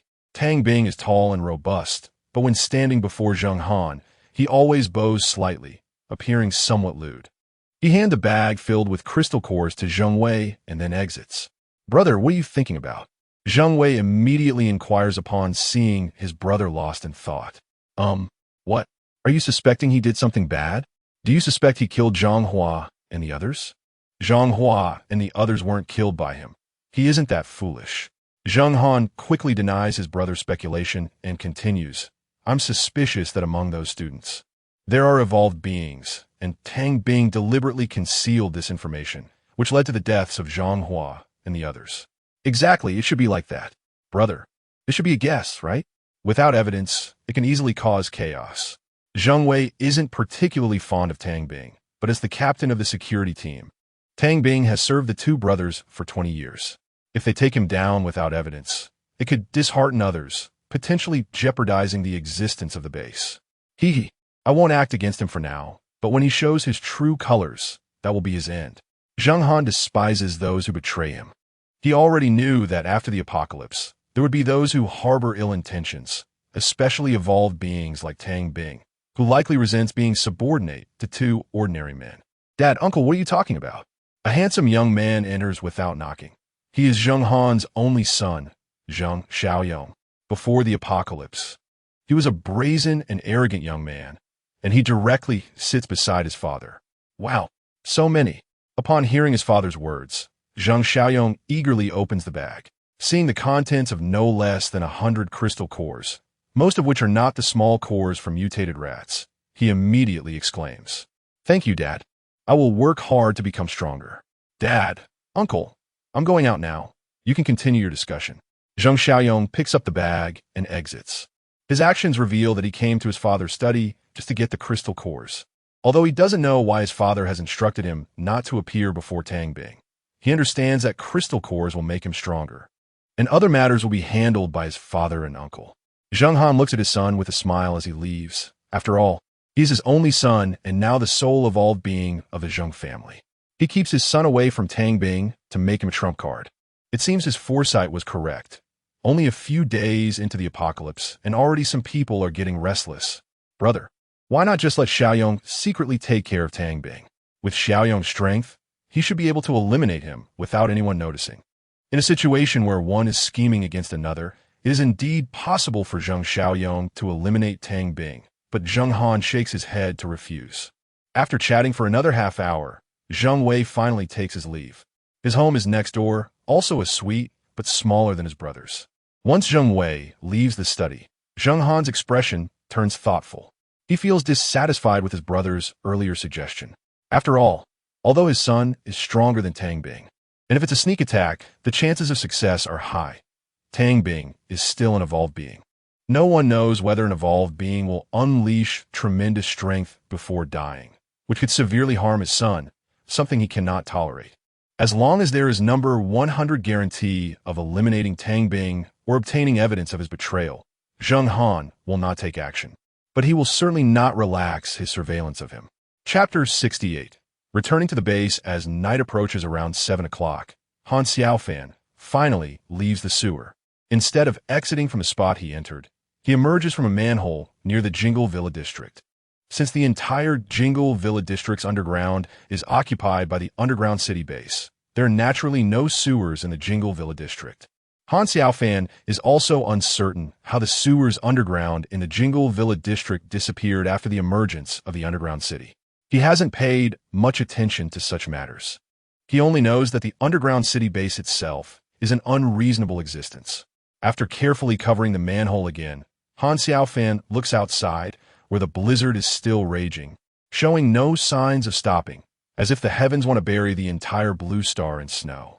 At this rate of snowfall, the entire city could be completely covered in half a month, and all the manhole covers on the streets would be buried beneath thick layers of snow and ice. It seems he needs to find a tall building to dig a passage to the sewer. Otherwise, it will be troublesome to enter the sewer or subway tunnels next time. Of course, for Han Xiaofan, it's merely a minor inconvenience. With his strength, entering the underground world is still a piece of cake. Han Xiaofan has cleared out the mutated monsters in the surrounding areas of the Jingle Villa district, and he encounters no monsters on the way. Easily arriving at the entrance of the Jingle Villa district, the security booth at the entrance is illuminated, where the base's security team is on alert. He sees the figure of the base leader, Han Xiaofan, just as the guard is about to step out of the booth to salute Han Xiaofan. Han Xiaofan waves him off, signaling him to remain inside and not come out. Although the current temperature has dropped to over -50 degrees, there should be heating measures like gas stoves, tents, and sleeping bags inside the security booth so ordinary people can stay inside. As for why security personnel are arranged to be on alert, it is naturally because the cameras cannot function for long in such low temperatures. In a couple of days, all the cameras in the villa area may be frozen and damaged, at which point the base will be blind to the situation on the ground. To ensure that the base can always be aware of the conditions outside, it naturally requires people to monitor the situation. Han Xiaofan has entrusted these arrangements to several captains of the security team. He will not personally lead the security team to search for supplies or hunt those mutated monsters. With his strength, leading the team would not allow the security team members to train effectively. They would simply be able to do nothing, which is not good for the base. For a base to develop and grow, it cannot rely on one person. No matter how powerful Han Xiaofan is, he is just one person, and he does not understand many other things, needing support from talents in various fields. The security team is an armed force for the base and also needs to work hard to become stronger. Han Xiaofan cannot stay at the base every day to protect them. The security team members need to find ways to hunt those mutated monsters and strengthen themselves by consuming crystal cores. Back at the underground city base, the temperature has risen to around 20 degrees. However, for Han Xiaofan, there is no need to take off his clothes. He was dressed lightly outside, wearing only an undershirt inside and a jacket outside. Outsiders would not know that he was only wearing 2 pieces of clothing. If they did, they would be shocked, as even evolved beings cannot ignore the extreme cold outside. Compared to the scenes Han Xiaofan saw in the sewers and subway tunnels, the people in the underground city base live a life almost like before the apocalypse, with smiles on everyone's faces. They certainly know what kind of life the survivors outside are living, which is why they feel very fortunate to join Han Xiaofan's base. When they see Han Xiaofan, they respectfully greet him, saying, "Hello, Chief." The research institute is set up on the 3rd floor, where the security team is also located. The 3rd floor also houses the base's most important warehouse, storing a large amount of supplies that Han Xiaofan has taken out from his storage space. It can be said that unauthorized individuals cannot access the 3rd floor. If someone without permission attempts to go to the 3rd floor, their ultimate fate would be a dead end. The research institute is not small. Currently, only 2 people are using a very small portion of it, Yilan Xin and Li Hong. Han Xiaofan has reserved a large area for future use, expecting to recruit more researchers as the number of survivors in the base increases. "Dr. Yi, what can I do for you?" After several layers of verification, Han Xiaofan entered the technologically advanced research institute and as soon as he entered, he spoke directly to Yi Lanxin. All the equipment in the research institute was taken from hospitals and several pharmaceutical companies in the Dragon District, and Yi Lanxin's evaluation is not inferior to that of general universities. Chief, please take a seat. Although Yi Lanxin is stunningly beautiful, her overall demeanor appears very cold, even to the point of being indifferent. Han Xiaofan's demeanor is equally cold and indifferent, and it can be said that the two standing together indeed create a sense of compatibility. After Han Xiaofan sat down, Yi Lanxin made him another cup of coffee, and she also had a cup for herself. She sat down opposite Han Xiaofan, took a sip of coffee, and after putting down her cup, she finally spoke. Leader, you asked me to study the P virus and the gas you named spiritual energy in the air. After preliminary research with Li Hong, we found that the P virus is very similar to the zombie virus in movies and has strong infectious properties. However, as long as one is not directly bitten by those mutated monsters, they generally won't mutate. Additionally, the mutated monsters do not decay over time like zombies do. If it were just the P virus infection, these mutated monsters would evolve towards becoming physically stronger. But with the influence of spiritual energy, the direction of their evolution becomes very uncertain. Spiritual energy can be considered a powerful catalyst. It can make some things we fantasize about in fantasy novels become reality. Han Xiaofan patiently listened to Yi Lanxin's words and was not surprised by the exaggerated effects of spiritual energy. With his current temperament, it was really hard for anything to evoke other emotions from him. Moreover, the mysterious crystal he had fused with was already quite fantastical. He even suspected that his underground base was not a scientific creation at all, but rather something more like a fantasy. However, he had no evidence for that at the moment, and he was sure he would know the truth in the future. Doctor, please continue your research on the P virus and spiritual energy and try to clarify all their effects. I can provide any help you need. All right, I will let you know right away if I need anything. Both of them were not the type to engage in idle chatter. After discussing important matters, Han Xiaofan quickly left the research institute, and Yi Lanxin continued her research work. Chapter 69. Yinluo. Time passed quickly, and more than 10 days went by in no time. The entire Blue Star was still shrouded in polar night and extreme cold weather. The fierce wind and snow had lasted for more than 10 days, and the thick snow had buried the shorter buildings on both sides of the streets in the Dragon District. The snow had also formed a thick layer of ice underneath, which was the main reason survivors could go out without being overwhelmed by the snow. Perhaps having adapted to the extreme cold, mutated monsters were appearing more frequently outside. Whether they were mutated humans or other mutated beasts, they had all grown long white fur, making it quite fitting to call them white fur monsters. Under the dual influence of the P virus and spiritual energy, these mutated monsters were becoming increasingly bizarre in appearance and stronger in power. Although there were also evolved humans, and ordinary survivors could become stronger through crystal cores. Their rate of strengthening was much slower compared to the monsters.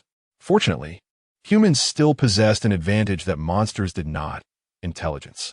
It was this intelligence that allowed humans to survive in such a harsh, apocalyptic environment. Compared to the nearly minus 70 degrees Celsius extreme cold weather on the surface, the temperature in the underground world was slightly higher, at just over minus 40 degrees. However, such temperatures were still extremely dangerous for ordinary people, especially the elderly and children. It could be said that many elderly and children who escaped the infection of the P virus did not survive this extreme cold. According to official experts, as long as the layer of dust shrouding the Blue Star's atmosphere did not disappear, Blue Star would remain in an ice age for the foreseeable future, and the time for the dust layer to disappear was calculated in centuries. It was evident that Blue Star had truly entered an ice age. In a certain sewer in the Dragon District, a man dressed in a thick cold-resistant jacket was cautiously walking through the sewer passage. He did not have a flashlight or night vision equipment, but that did not affect his ability to walk normally in the dark passage. Any survivor who saw him could tell that he was an evolved human, as only evolved humans possessed night vision capabilities. A mutated rat, the size of a large cat, hiding in a corner, saw the man. Just as the man was about to pass by it, the mutated rat suddenly jumped up, aiming to bite the man's throat. Unfortunately for the rat, it failed. A dagger abruptly appeared in front of the mutated rat, as if the rat had delivered itself to its own death, being directly pierced through the head and killed. Yin Luo skillfully extracted the crystal core and swallowed it, then bled the mutated rat's corpse. After draining the blood, he packed the corpse into his backpack. The meat of a single mutated rat could serve as food for his family of 3 for a day.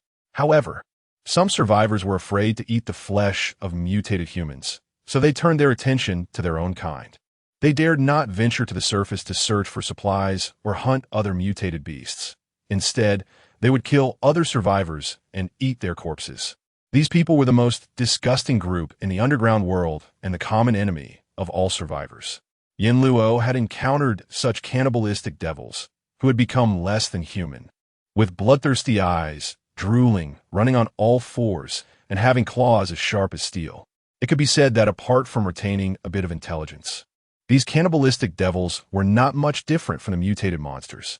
The survivors in the underground world referred to these cannibalistic devils as man-eating beasts and did not treat them as their own kind.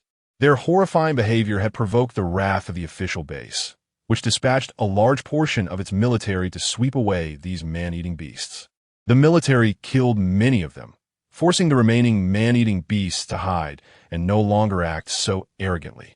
This was a particularly useful evolutionary ability, especially in such an apocalyptic era. It wasn't that this ability had great combat potential, but when it came to civil engineering, this ability was like a cheat. It was also the most important reason why Yin Luo could survive with his wife and 1-year-old daughter in such a cruel apocalyptic era and live far better than other survivors. Inside the cave, there was a passage over 10 meters long. Yin Luo walked to the end, where there was an iron door. He took out a key, inserted it, and opened the door. Inside was a room where a woman was holding a girl of about 1 year old. When they saw Yin Luo enter, they immediately showed happy smiles. "Honey, are you all right?" The fair-skinned Mao Xiaoya looked a bit pale, as she had just recovered from a cold a few days ago, making her appear somewhat weak. It could be said that it was already a stroke of luck for her to survive. Otherwise, being sick without medication in such an apocalypse could really cost one their life. "Daddy, hug me." "Yes, my precious daughter is very obedient." Daddy." Mommy said, "I am the most obedient." And Mom, Daddy knows. Later, Daddy will cook meat for you. For a moment, the small room was filled with laughter and joy, forming a stark contrast to the harsh and cruel outside world. Chapter 70. Rumors the most important thing in the room was a firewood stove. With this stove, the room's temperature could be kept relatively high, preventing the woman and child from getting frostbite. This firewood stove also served as the room's source of light. Given the current extreme cold, even the most durable batteries would not last long before running out of power. Yin Luo returned his daughter to his wife's arms and smiled. "Sweetheart, you stay with Mommy for a while. Daddy will cook first. We can eat dinner soon." Although only 1 year old, Yin Luo's daughter, Yin Xiaobai, had already shown high intelligence.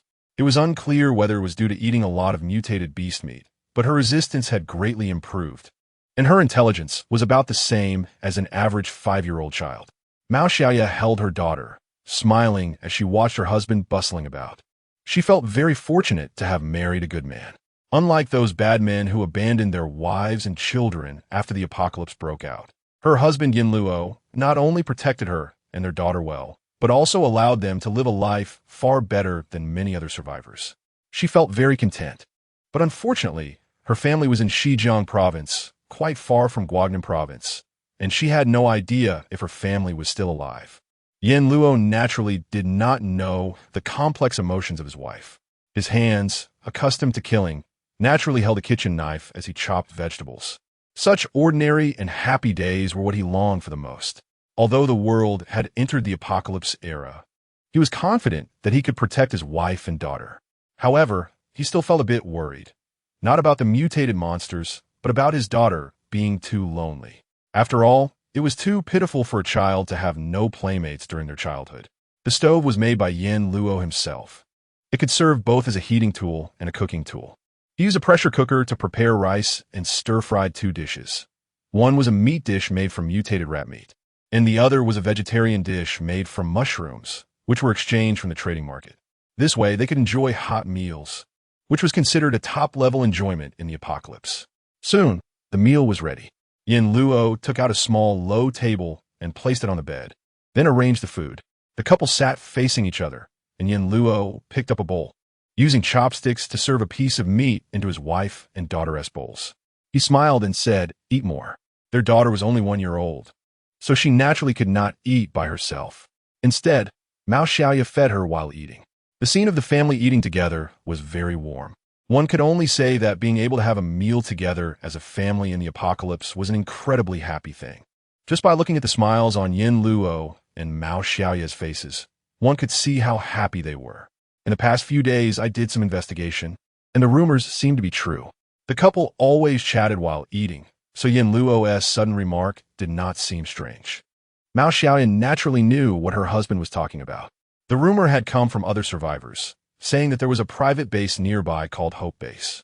Hope Base was an underground base that not only had abundant supplies, but was also very advanced.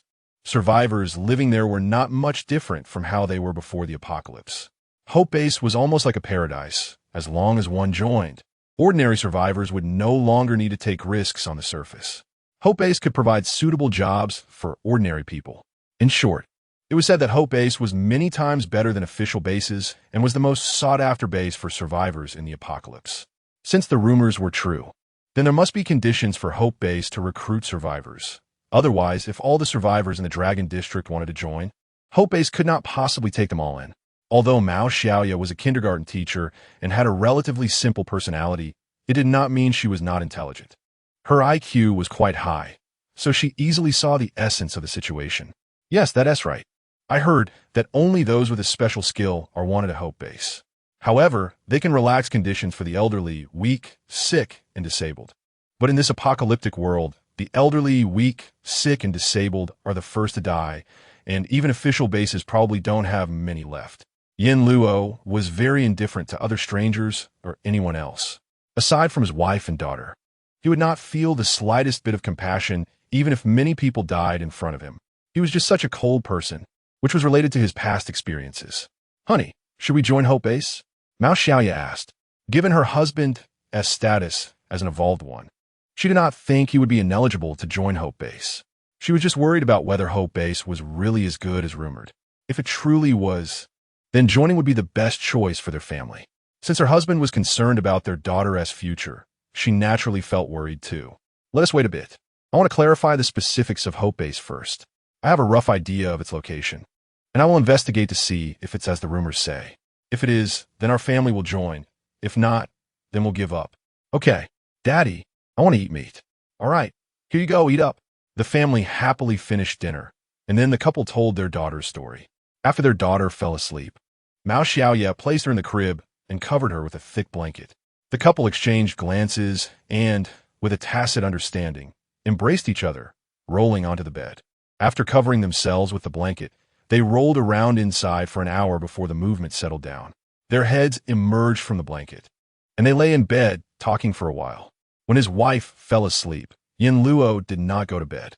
He got up dressed, and added some dry firewood to the stove to ensure it wouldn't go out. Only then did he leave the room. He needed to go to a place to talk to someone and see if they wanted to join Hope Base together. Chapter 71. Hatred of the base was destroyed by the Hanwei base people, and most of the members were killed, while some directly surrendered to the enemy. Song Xiaobin and Tong Gang, relying on their evolved powers, managed to escape with Wan Xiaoyun and Du Honghai. Days of fleeing and being chased made Song Xiaobin and the others finally understand what hatred was. Their base was destroyed, classmates were killed, and these experiences were hard for them to forget. The Hanwei base had been deeply etched in their hearts, and they vowed to destroy it whenever they had the opportunity in the future. After days of fighting, Song Xiaobin and the others had completely shed their childishness and matured. They had become more adapted to the cruel environment of the apocalypse. During the time they were chased by the Hanwei base, they met Yin Luo's family.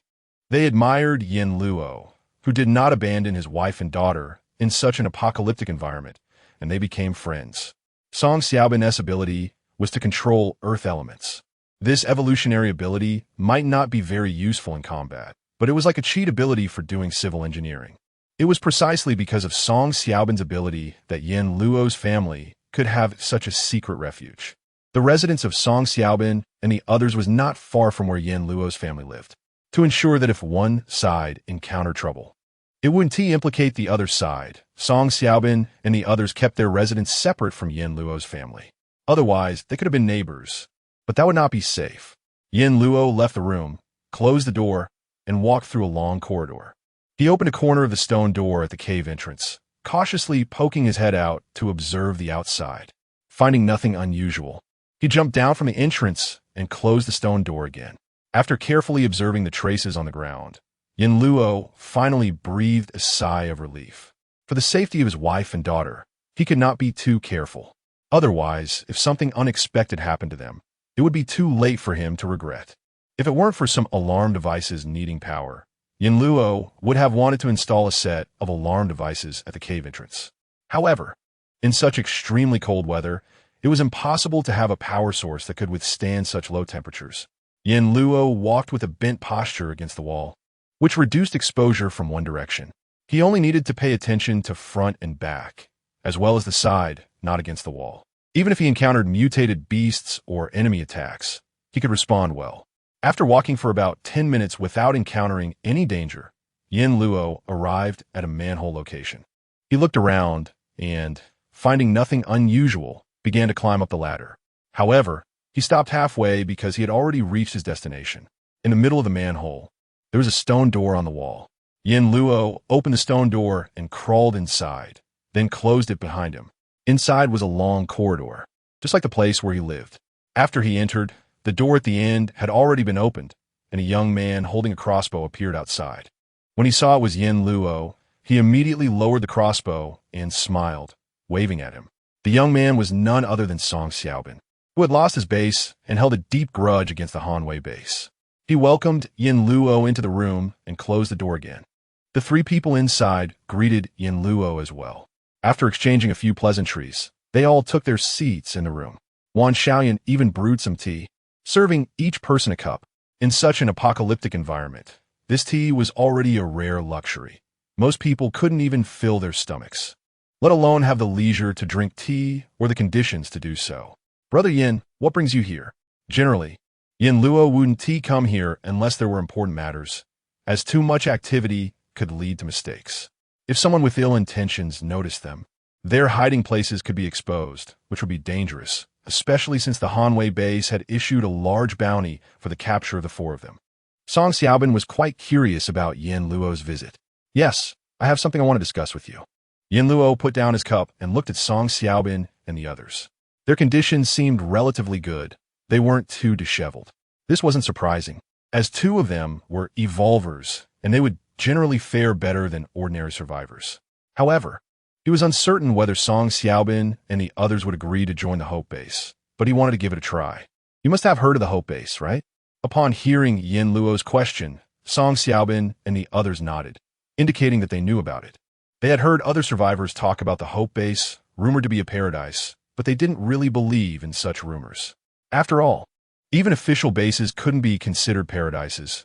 They could only guarantee the most basic needs of the survivors inside, and people still died every day for various reasons. Let alone a private base like the Hope Base. To them, it was purely a scam. Brother Yin, you don't actually believe those rumors, do you? The Hope Base can't really be that good. You should think it over carefully. Song Xiaobin didn't want to see Yin Luo and his family fall into danger, as Yin Luo had saved them when they were surrounded by the Hanwei base and on the verge of being killed. You don't need to worry. I'm not that foolish. I wouldn't just believe in rumors. I've actually been investigating the Hope Base these past few days and have made some discoveries. I'll share them with you now, and then you'll know whether the Hope Base is as rumored. After pausing for a moment, Yin Luo continued. I don't know if you've noticed, but in our Dragon District, there is an area where those monsters are almost non-existent, and that area is continuously expanding. Why do you think this is happening? The four of them were all excellent students from the first high school in the Dragon District, and they were smart. They quickly thought of two reasons. One was that there was a powerful mutated monster hunting other mutated monsters in that area, and the other was that there was a strong base clearing out the mutated monsters. Yes, your analysis is correct, but you're both wrong. There isn't a powerful mutated monster there, nor is it a force clearing them out. It's a terrifying and powerful evolver who has killed all the monsters in that area. Just thinking about that person, who was as powerful as a deity, made even Yin Luo, with his indomitable spirit, show a look of fear on his face. After hearing Yin Luo's words, the four of them also appeared shocked. They knew Yin Luo was not someone who spoke carelessly. What he said must be true.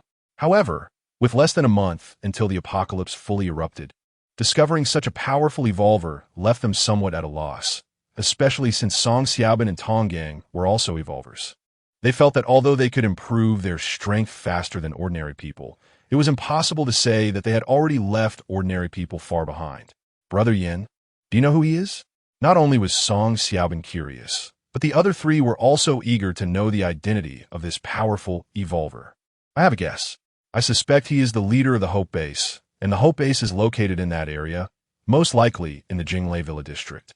Of course, this needs to be investigated further. Yin Luo wasn't making random guesses. He had conducted on-site investigations, drawn a map, and easily determined that the central area was indeed the Jingle Villa district, where the person was clearing the surrounding mutated monsters. Yes, Brother Yan's analysis is correct. Song Xiaobin and the others agreed with Yin Luo's judgment. However, Song Xiaobin then asked, Brother Yin, what do you want us to do? The four of them finally understood the reason Yin Luo was looking for them. He had come to invite them to join the Hope Base. If they didn't have such a deep grudge against the Hanwei Base, they would definitely agree to join Yin Luo and his family at the Hope Base. However, until they had avenged their grievances, they could not settle down in another base. Yin Luo understood what Song Xiaobin meant. They could act as bodyguards to escort his family for a while. This outcome was certainly good, but it wasn't the best. He also knew why Song Xiaobin and the others didn't want to join the Hope Base. Yin Luo directly asked, you must want revenge. So you don't want to join the Hope Base? Yes, Brother Yin. As long as we haven't avenged our classmates, we won't join any other forces. We must destroy the Hanwei Base. Speaking of this, Song Xiaobin's face was filled with hatred, and the other three looked the same. They could never forget the scene of their classmates being killed by the people from the Hanwei Base. That scene was deeply etched in their minds. Sometimes at night, they would wake up in fright, and only after destroying the Hanwei Base could they sleep peacefully. As expected, his guess was correct. Song Xiaobin and the others truly wanted revenge. However, they also didn't consider how many people the Hanwei Base had, or how powerful their forces were. Being able to collect protection fees from survivors around the official trading market and not being wiped out by the authorities. It was easy to see the underlying issues. Yin Luo admired Song Xiaobin and the others' vengeful nature, but he did not give up on persuading the four to join him and his family in the Hope Base. He smiled and said, did I not just say that the leader of the Hope Base is a very powerful evolver? If you join me at the Hope Base, with the leader's strength, wouldn't it be easy to destroy the Hanwei Base? It's much simpler than avenging yourselves, right? After listening to Yin Luo's words, Song Xiaobin and his three companions fell silent for a moment. They thought about it and found it quite reasonable, mainly because they were just high school students and couldn't think of many things. Song Xiaobin clapped his hands, feeling a sudden realization. Brother Yin is right. We hadn't thought of that. But how can Brother Yin guarantee that after we join the Hope Base, the leader will help us take revenge? After all, we have just joined the Hope Base, and our voices are not loud. Yin Luo smiled and shook his head, saying, Xiaobin, you and Tonggang are both evolvers. And with me, that's 3 evolvers. As long as the leader of the Hope Base isn't a fool, he will value us. Don't underestimate the identity of an evolver. Among tens of thousands of survivors in the Dragon District, there are very few evolvers. It's not an exaggeration to say we are 1 in a million. As long as the 3 of us request together, the leader of the Hope Base will not refuse. First, destroying the Hanwei Base would enhance the strength of the Hope Base, in terms of both population and resources. I don't think any base would refuse that. Second, in my guess, to destroy a Hanwei base, the strength of the leader of the Hope Base alone is more than enough. I'm not joking. Once you see him hunt those monsters, you'll know he's not human, but a god or demon. Before the apocalypse, Yin Luo was not just a white-collar worker. He was a well-known expert in the foreign mercenary world. After the apocalypse, he became an evolver and is very confident in his strength. But to compare himself with the leader of the Hope Base is like comparing a firefly to the bright moon. There's simply no comparison. How about this, Brother Yin?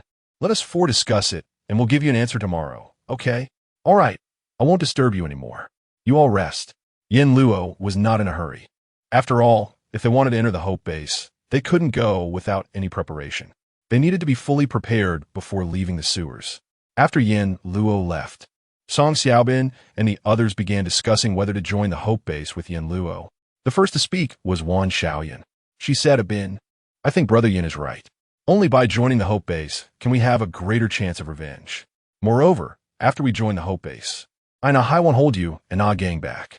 Wan Xiaoyan and Du Honghai were just ordinary people, although they had become somewhat stronger by consuming crystal cores. Their strength was still very limited, akin to an ordinary person becoming a regular athlete. Compared to those mutated monsters, they were no match at all. And most of the time, it was Song Xiaobin and Tong Gang who dealt with the mutated monsters, which made them feel guilty. Du Honghai nodded in agreement. That's right. I agree with Xiaoyan. Joining the Hope Base is the best choice for us. Brother Bin, Xiaoyan, and Ahai are right. I also agree to join the Hope Base. After joining, we can not only take revenge, but also rely on the power of the base to become stronger. I don't want to escape in a panic when facing danger anymore. Tong Gang, who used to be a very chubby guy, had lost a lot of weight and had become much stronger, but his face showed signs of hardship, making him appear much more mature. All right, since you all agree, let's join the Hope Base. I hope our choice is not wrong. Song Xiaobin also wanted to join the Hope Base deep down, as it would be the best choice for them if it really was as good as rumored. However, he still had some worries about whether the Hope Base was really as good as the rumor suggested. He buried this concern deep in his heart. Chapter 73. Changes in the third layer of the underground city, in the main building of the luxurious mansion. Han Xiaofan was having a meal with his 3 women and a child. The 3 women were naturally Chun Jie, Su Mei, and Lu Xiaoxiao, while the child was Chun Jie's daughter, Chen Baoer. The 6-year-old Chen Baoer could already eat by herself. The entire main building had 3 floors. The 3rd floor was an independent space where Han Xiaofan lived with his women, while others lived on the 2nd floor. The 1st floor was where the chefs, servants, security guards, and others lived. Yes, the entire mansion had become more and more formal, but Han Xiaofan didn't pay attention to these small matters. He left them to the 3 women to manage. Although Han Xiaofan was the leader of the underground city base, the daily management was handled by the management team led by Chun Jie. He only took a little time each day to handle the base's affairs, and most of his time was spent hunting those monsters outside. As for whether he was afraid that the power of the underground city base would be undermined, Han Xiaofan could only say that it was overthinking. Not to mention that the core of the entire underground city base was the Intelligent Control Center. And the most important part of the Intelligent Control Center was Xiao Zhi's avatar. As long as Xiao Zhi was present, the entire base was under Han Xiaofan's control. Furthermore, with Han Xiaofan's current strength, he could completely handle any unexpected situations. The security team members understood his strength the best, and in their eyes, he had become somewhat of a god. No one would think of betraying him. Xiaofan, are you going out later? Chun Jie chatted while eating, her face full of smiles. Meeting Han Xiaofan during the apocalypse was her greatest fortune. Otherwise, she couldn't have survived on her own, let alone protect her daughter. Yes, sister. Do you have something to tell me? Han Xiaofan simply inquired in a very plain manner, his heart becoming increasingly indifferent. Sometimes he even doubted whether he was still a normal person, only feeling other emotions like excitement during matters between men and women or when hunting those mutated monsters. I think what you're suggesting is that our base could set up a resource exchange center like the official one, right? After all, the resources produced by our base, aside from self-sufficiency, have a large surplus. We could completely use these resources, especially food, to exchange for crystal cores and other supplies that our base is lacking. This could be very beneficial for us. What do you think?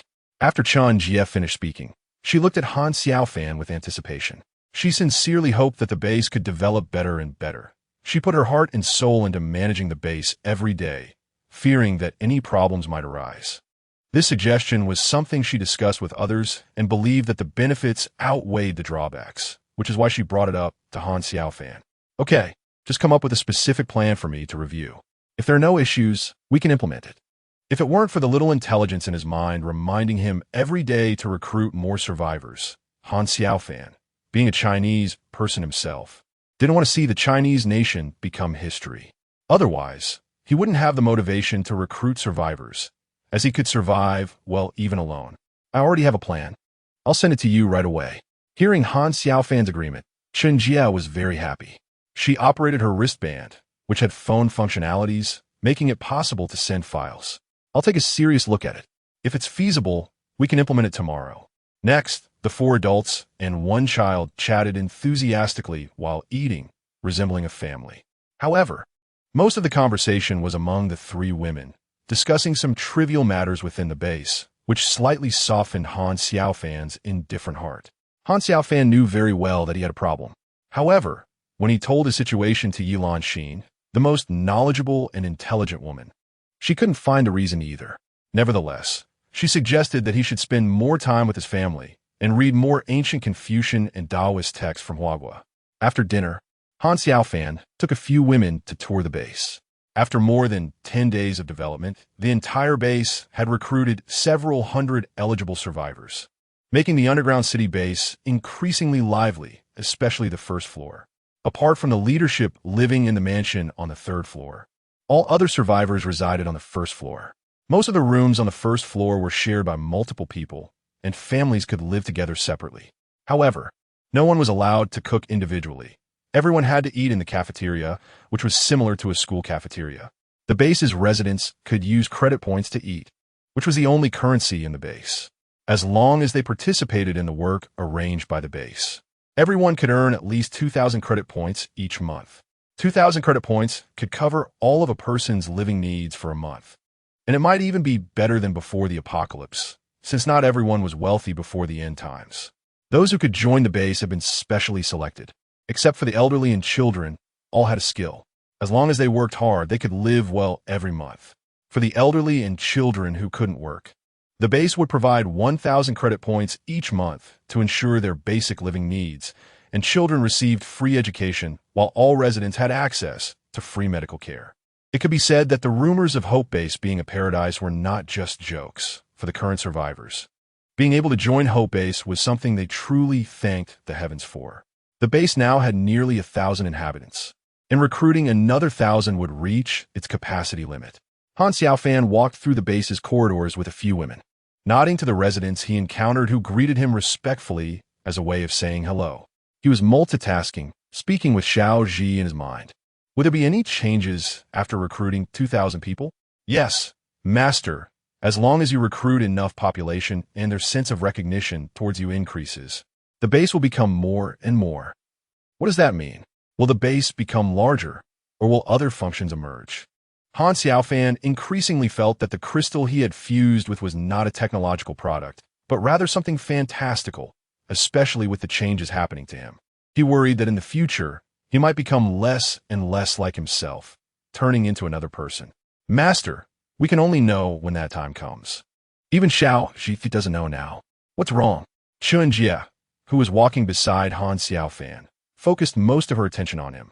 When she saw Han Xiaofan frown, she immediately asked, "It's nothing, sister.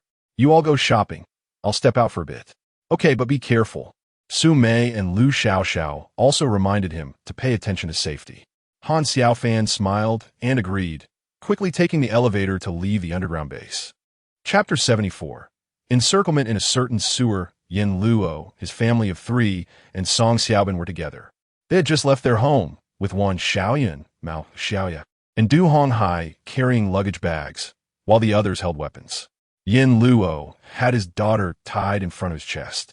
All 3 were evolvers and the most important combat force in the team, so they obviously couldn't carry luggage, as it would pose problems in case of emergencies. If only we had walkie-talkies.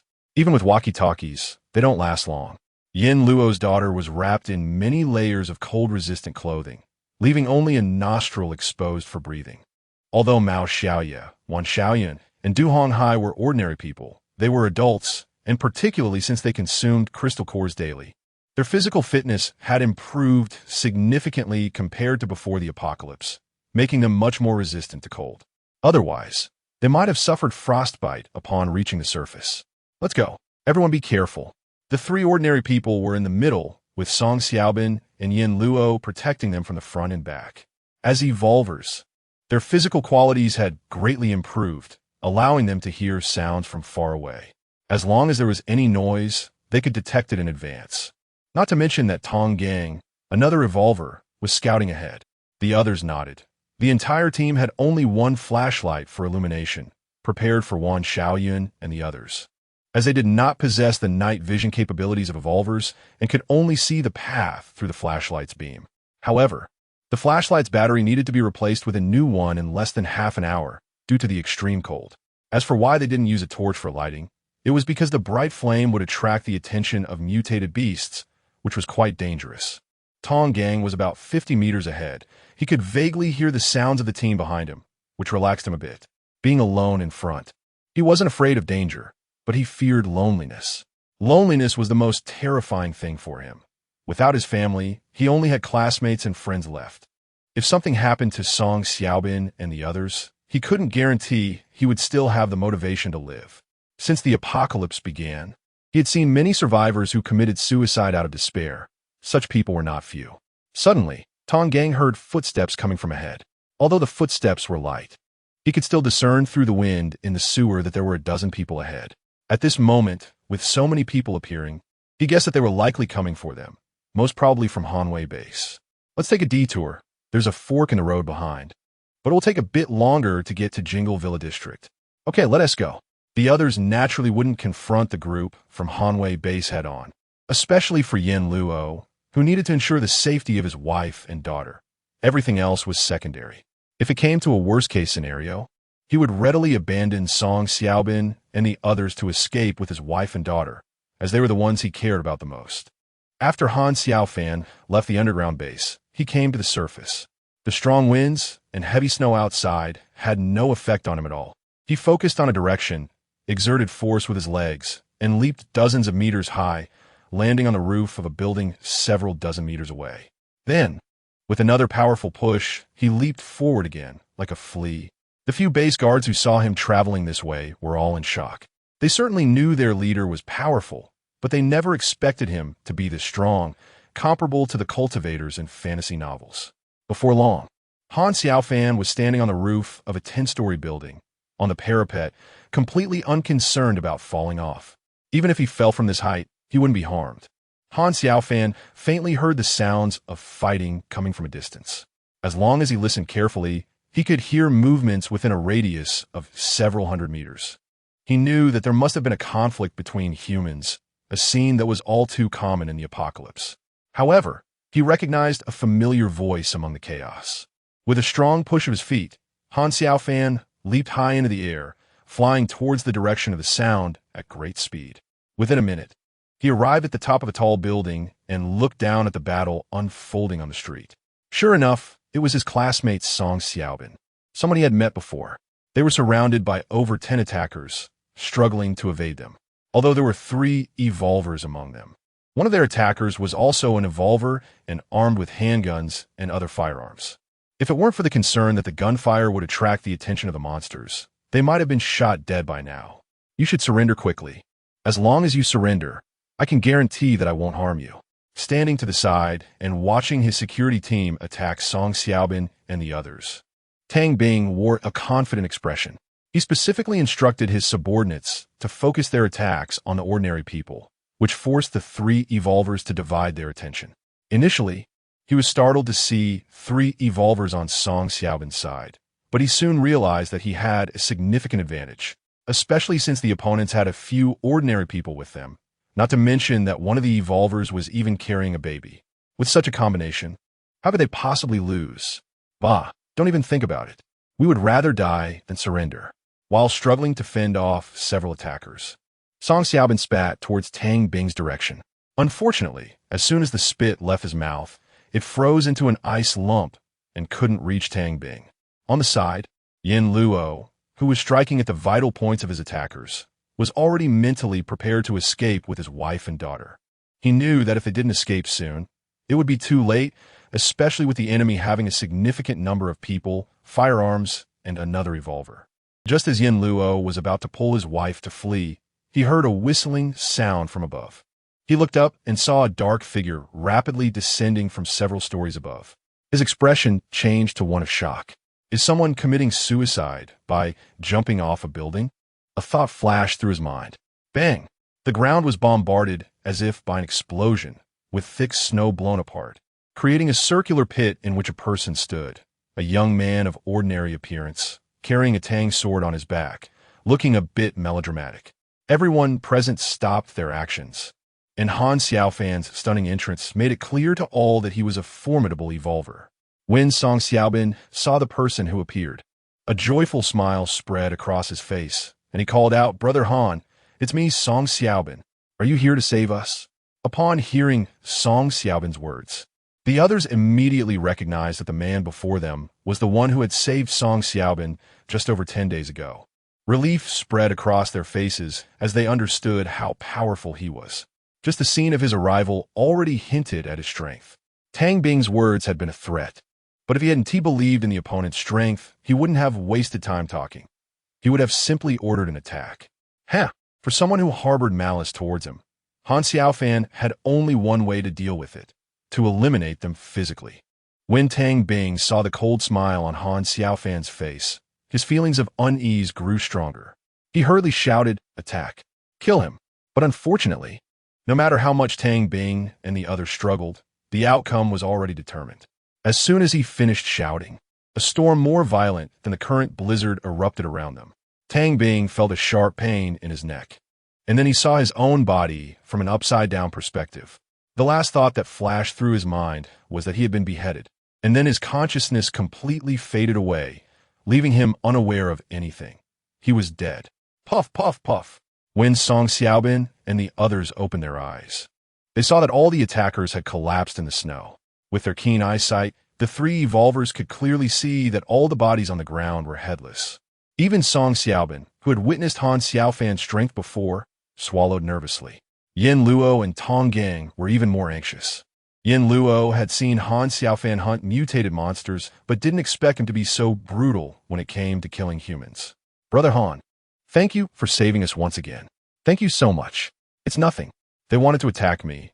I just retaliated in passing." Han Xiaofan sheathed his tang knife, his expression calm, as if killing a dozen people was nothing to him. Fortunately, Song Xiaobin and the others knew that he wasn't a murderer, but rather just had a cold personality. "Brother Han, we want to join the Hope Base. I heard you were from the Hope Base. Could you help us with a recommendation? 3 of us are evolvers, and we should be useful to the Hope Base. Is that okay?" Although they suspected that Han Xiaofan was the leader of the Hope Base, they didn't dare to say it out loud due to lack of evidence. It was already clear that Song Xiaobin and the others wanted to join the Hope Base, a common scenario in the past few days since the Hope Base had actively spread the news about recruiting survivors. Survivors had been trying every means to reach the Jingle Villa area, and the information about the location of the Hope Base being in the Jingle Villa area was likely circulated by them to attract survivors. Han Xiaofan came to a corner and, seeing that Song Xiaobin and the others couldn't see him, he took out a large rectangular iron box from his mind. This iron box resembled the compartment of a minibus, except it didn't have a front or back. Inside, there were more than a dozen seats. Yes, this iron box was a transport tool specifically made by the base's electrician for Han Xiaofan to transport personnel, but such a tool could only be used by him. Han Xiaofan appeared in front of Song Xiaobin and the others, carrying a large iron box. Their mouths were wide open in shock, but they quickly closed them as the wind and snow were blowing into their mouths, and if they didn't shut them, their throats might get frostbite. "Brother Han, what is this?" Wan Xiaoyan spoke to Han Xiaofan in a friendly manner, as he was the leader of the Hope Base, and they would soon be working under him. Naturally, she wanted to establish a good relationship with him. "It's a transport tool. Hurry up and get inside, or the children won't be able to handle it." Han Xiaofan still spoke in his usual bland tone, which left Wan Xiaoyan a bit disappointed. "All right, let's go in quickly." Although she didn't know where Han Xiaofan had dragged such a large iron box from, or how he had transported it, none of that mattered. Yin Luo only knew that his child had been outside for too long. He pulled his wife, Mao Xiaoye, inside, and the couple sat together. Song Xiaobin and the others didn't say much either. They all walked into the large iron box one by one and found seats to sit down. You all sit tight and don't get up or wander around. I'm going to take you to the Hope Base now. Okay, Brother Han, we understand.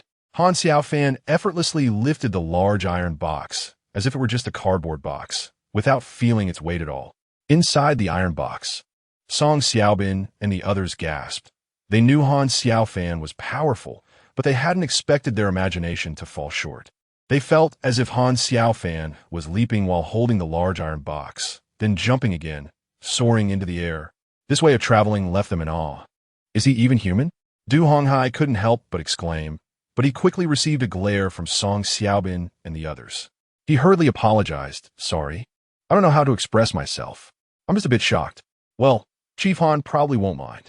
Song Xiaobin no longer referred to Han Xiaofan as Brother Han. He quickly adjusted his position. Since they were going to join the Hope Base, they would be Han Xiaofan's subordinates, so they needed to be mindful of certain things. After all, being close to the leader is fine, but being too close is not acceptable. Blurring the lines of hierarchy is not a good thing for them. Indeed, he is a person of great potential. Han Xiaofan thought to himself as he heard the voices from inside the box. Chapter 76.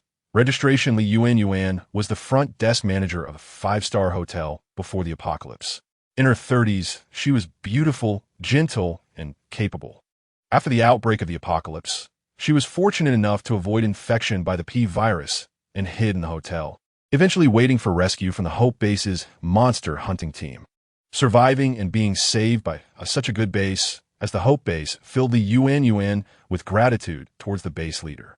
After all, she knew that in such an apocalyptic era, beautiful women like her often faced grim fates unless they joined an official base. When Li Yuan learned about the true living conditions of the survivors in the official base and some private bases that treated survivors as slaves, she felt extremely fortunate that the Hope Base was the one that saved her. As long as they joined the Hope Base, survivors could lead lives similar to those before the apocalypse. Of course, in addition to teams going out to gather supplies, there were also hunting teams that went out to hunt various mutated monsters. Due to her extensive experience working at a hotel front desk, Li Yuan was assigned to register and welcome new residents joining the base. It was also a front desk job. As the number of survivors joining the base increased, she became a supervisor at the registration office. The front desk was directly facing the elevator that came down from the ground. Li Yuan and a few subordinates were waiting for the newcomers to arrive. These days, more than 100 newcomers joined the base every day, so they were quite busy. They not only needed to register the newcomers' information, but also lead them on a brief tour of the base, while giving them simple advice on what to pay attention to within the base. There was a monitor at the front desk that could see the situation inside the elevator. When Li Yuan saw a few people coming down in the elevator, she immediately instructed her subordinates, "Everyone pay attention. A few newcomers are coming." Understood, supervisor. When there were no newcomers, the front desk staff could relax a bit, but when newcomers arrived, it was their time to work. They needed to pay attention to their image, as working at such a good front desk position was a rare opportunity for them, much better than working in a factory, farm, or breeding facility. Moreover, the daily wages were not low, and they certainly did not want to be reassigned for violating work regulations. Before long, the elevator doors opened, and Li Yuan saw 5 adults dressed in thick winter clothing, with their faces covered by warm hats. However, they quickly began to take off their outerwear, hats, gloves, and other winter clothing. She didn't find this strange at all, as the temperature inside the base was over 20 degrees, which felt like spring compared to the nearly 70 degrees below zero outside. After being transported to the Jingle Villa district in such an unbelievable manner by Han Xiaofan, Song Xiaobin and the others hadn't even had time to marvel before they were taken into an elevator that felt like entering a secret base. Han Xiaofan naturally did not follow them into the base, as he had just gone out and hadn't started his daily work of hunting monsters yet. Song Xiaobin and the others initially speculated that the Hope Base would be like other private bases, using an underground parking lot, sewer, or subway tunnel as its base. However, when the elevator doors opened, Song Xiaobin realized they were mistaken. The Hope Base turned out to be a super underground base of national secret level. With a dome over 10 meters high, bright lights, and smooth marble floors, resembling the environment of an administrative center from the pre-apocalypse. If they hadn't just been in the harsh environment outside, They would have almost thought they were dreaming. Had the cruel apocalypse they experienced these days been fake? But soon, they felt too hot and quickly took off their outer layers. Yin Luo also removed the thick clothing wrapped around his daughter, letting his wife take off the heavy clothes from their daughter, as he feared she might suffocate. Thinking of the security personnel's instructions from above, Yin Luo said to the others, "Let's go register over there. We have plenty of time to marvel later." Exactly, Brother Yin is right. Let's go. Yes, they are watching us. The combination of 5 adults and a baby was something Li Yuan and her colleagues had never seen before. Since the outbreak of the apocalypse, the first to die were the elderly, weak, and sick, and very few infants had survived. There were many children in the base, but they were all over 4 or 5 years old. As for infants, this was indeed the first one they had encountered, and smiles involuntarily appeared on their faces. Just as the leader had told them, if humanity had no children, how could it continue to pass on? Welcome to the Hope Base. Please register your information, especially your skills. Li Yuan then detailed some important points about the registration process at the Hope Base. Soon, staff members handed each person a few forms, similar to resumes from before the apocalypse, but more detailed. Of course, if Song Xiaobin and the others filled out false information, the base would not be able to know. However, if discovered by the base in the future, their fate would not be pleasant. The few quickly filled out their respective information, and naturally, Yin Luo filled out the form for his daughter, Yin Xiaobai. The front desk staff quickly input Song Xiaobin and the others' information into the computer, which was connected to the Central Intelligent Control Center of the base, managed by the avatar of the base's AI, Xiaoji. Everyone, these wristbands are your identification. The wristbands contain the base's AI, Xiaoji. If you have any questions, you can ask it. This one is for the baby. She must wear it even while bathing. Do not take it off without permission, as it can lead to accidents in the base. Our base has very strong defense measures. If the AI Xiaoji determines that you have violated base rules, you will be killed by the base's defense measures, so please be especially careful. You can take a day off, and you can find out about job openings at the base through the wristbands. You can submit for any vacancies, but you will need to go through Xiaoji's verification before you can get a job position. Now, she will take you to your accommodation. Thank you, Supervisor Li. Thank you, Sister. Song Xiaobin and the others left the hall under the guidance of the front desk staff. Along the way, they gradually gained a preliminary understanding of the entire Hope Base through the introduction from the front desk lady, which filled them with a sense of shock. Of course, the baby Yin Xiaobai was oblivious to all of this. She was just babbling some words that adults couldn't understand. Yin Luo and his wife, Mao Xiaoye, exchanged glances, both smiling. They knew their choice was right. Joining the Hope Base was the best decision they had ever made in their lives. Chapter 77, The Big Spider. Han Xiaofan naturally did not know how Song Xiaobin and the others performed after entering the base.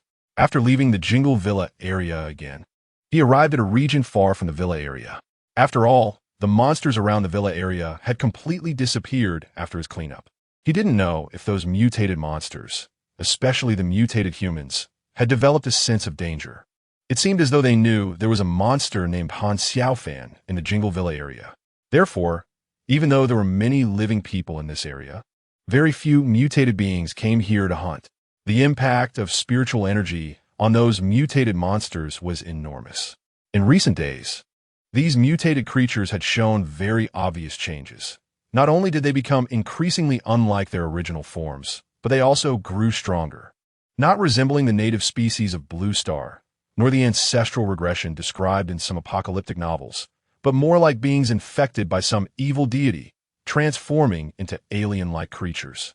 Of course, no matter how powerful these mutated monsters became, for Han Xiaofan, it was merely a matter of 1 or 2 strikes. Yes, he was that powerful. Just as Yin Luo said, he was no longer human. The direction of the anomaly coincidentally pointed to the supermarket where Han Xiaofan worked before the apocalypse. He chose to travel by jumping from rooftop to rooftop, which was not only convenient but also allowed him to see far away. If he spotted any survivors in danger, he could help them.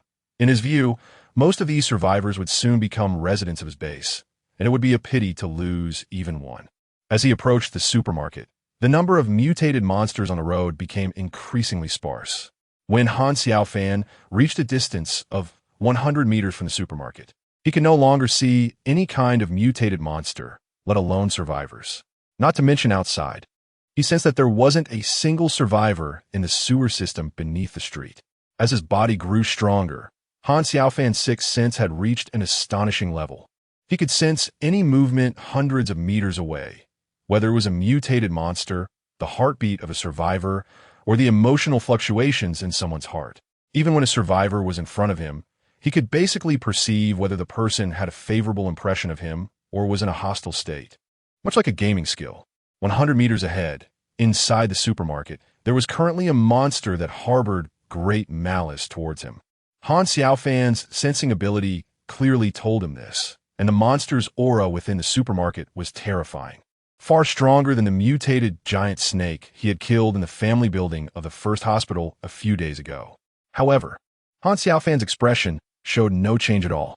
He could easily kill that mutated giant snake over 10 days ago, let alone how powerful he had become now. He didn't even know where his limits lay because he had not encountered an enemy worthy of his full effort. Drawing the tang knife from his back, Han Xiaofan exerted force with his feet, creating a large pit on the rooftop, causing the entire floor to collapse. As he leaped into the air, approaching the supermarket, the third floor of the supermarket building exploded from the inside out, with numerous fragments rapidly shooting towards him, the power of which was more terrifying than ordinary firearms.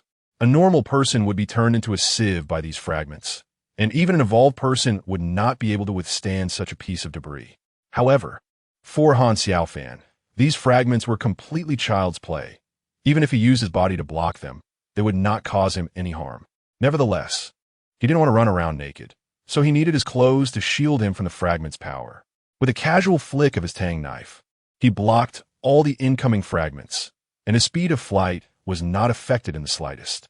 When he reached the ruins of the supermarket, he saw a gigantic mutated spider. The most exaggerated feature of this mutated spider was its two large fangs at the mouth, which looked very sharp. It was said that spider fangs could spray venom.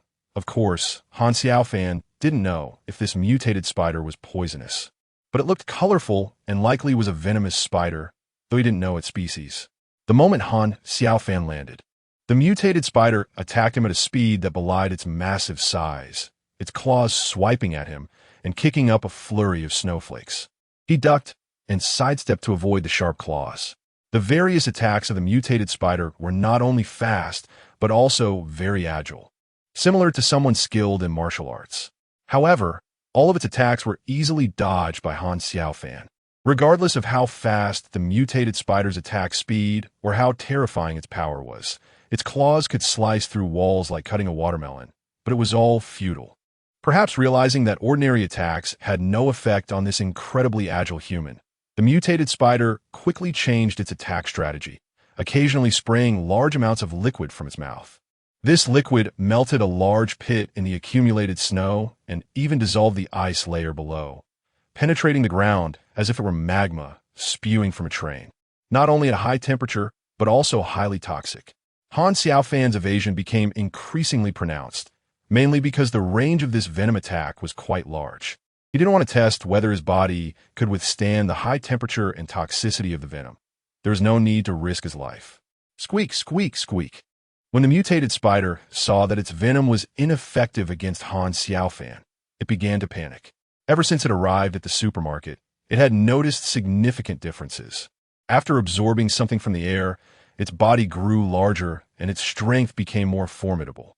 No matter how powerful the mutated humans and beasts it encountered were, they were no match for it. Moreover, its intelligence had also improved, which was the most important reason it was now having second thoughts.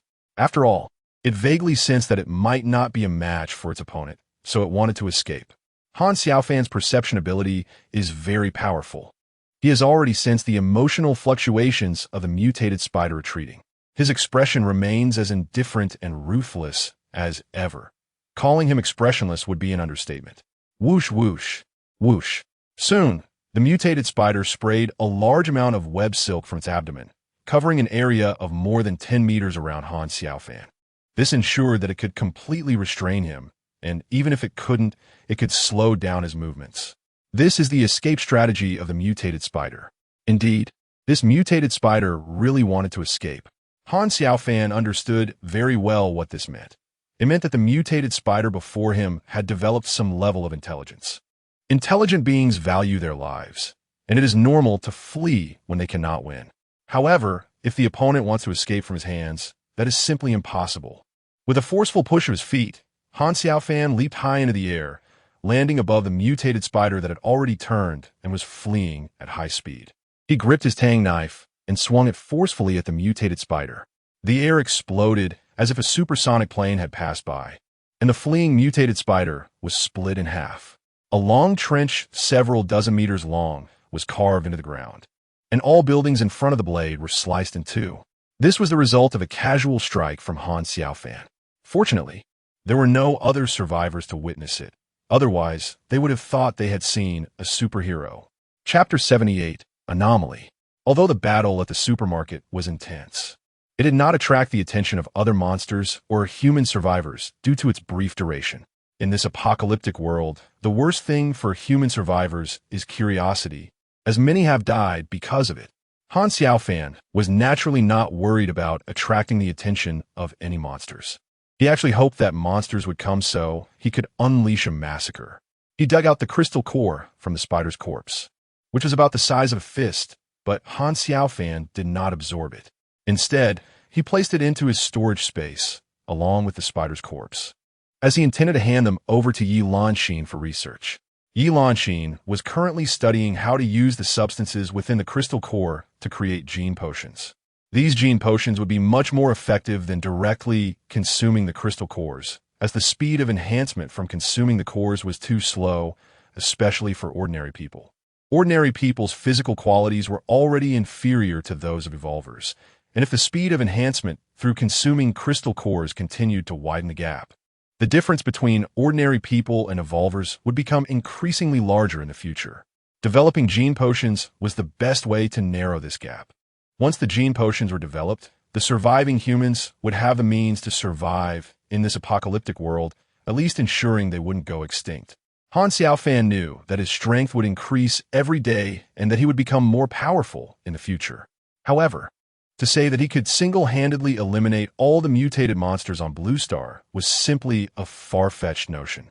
Moreover, Han Xiaofan felt that the apocalypse was not as simple as it seemed now.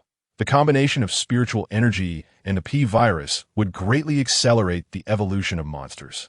Not to mention that over 70% of Blue Star's surface is covered by oceans, where marine life is the most abundant and complex.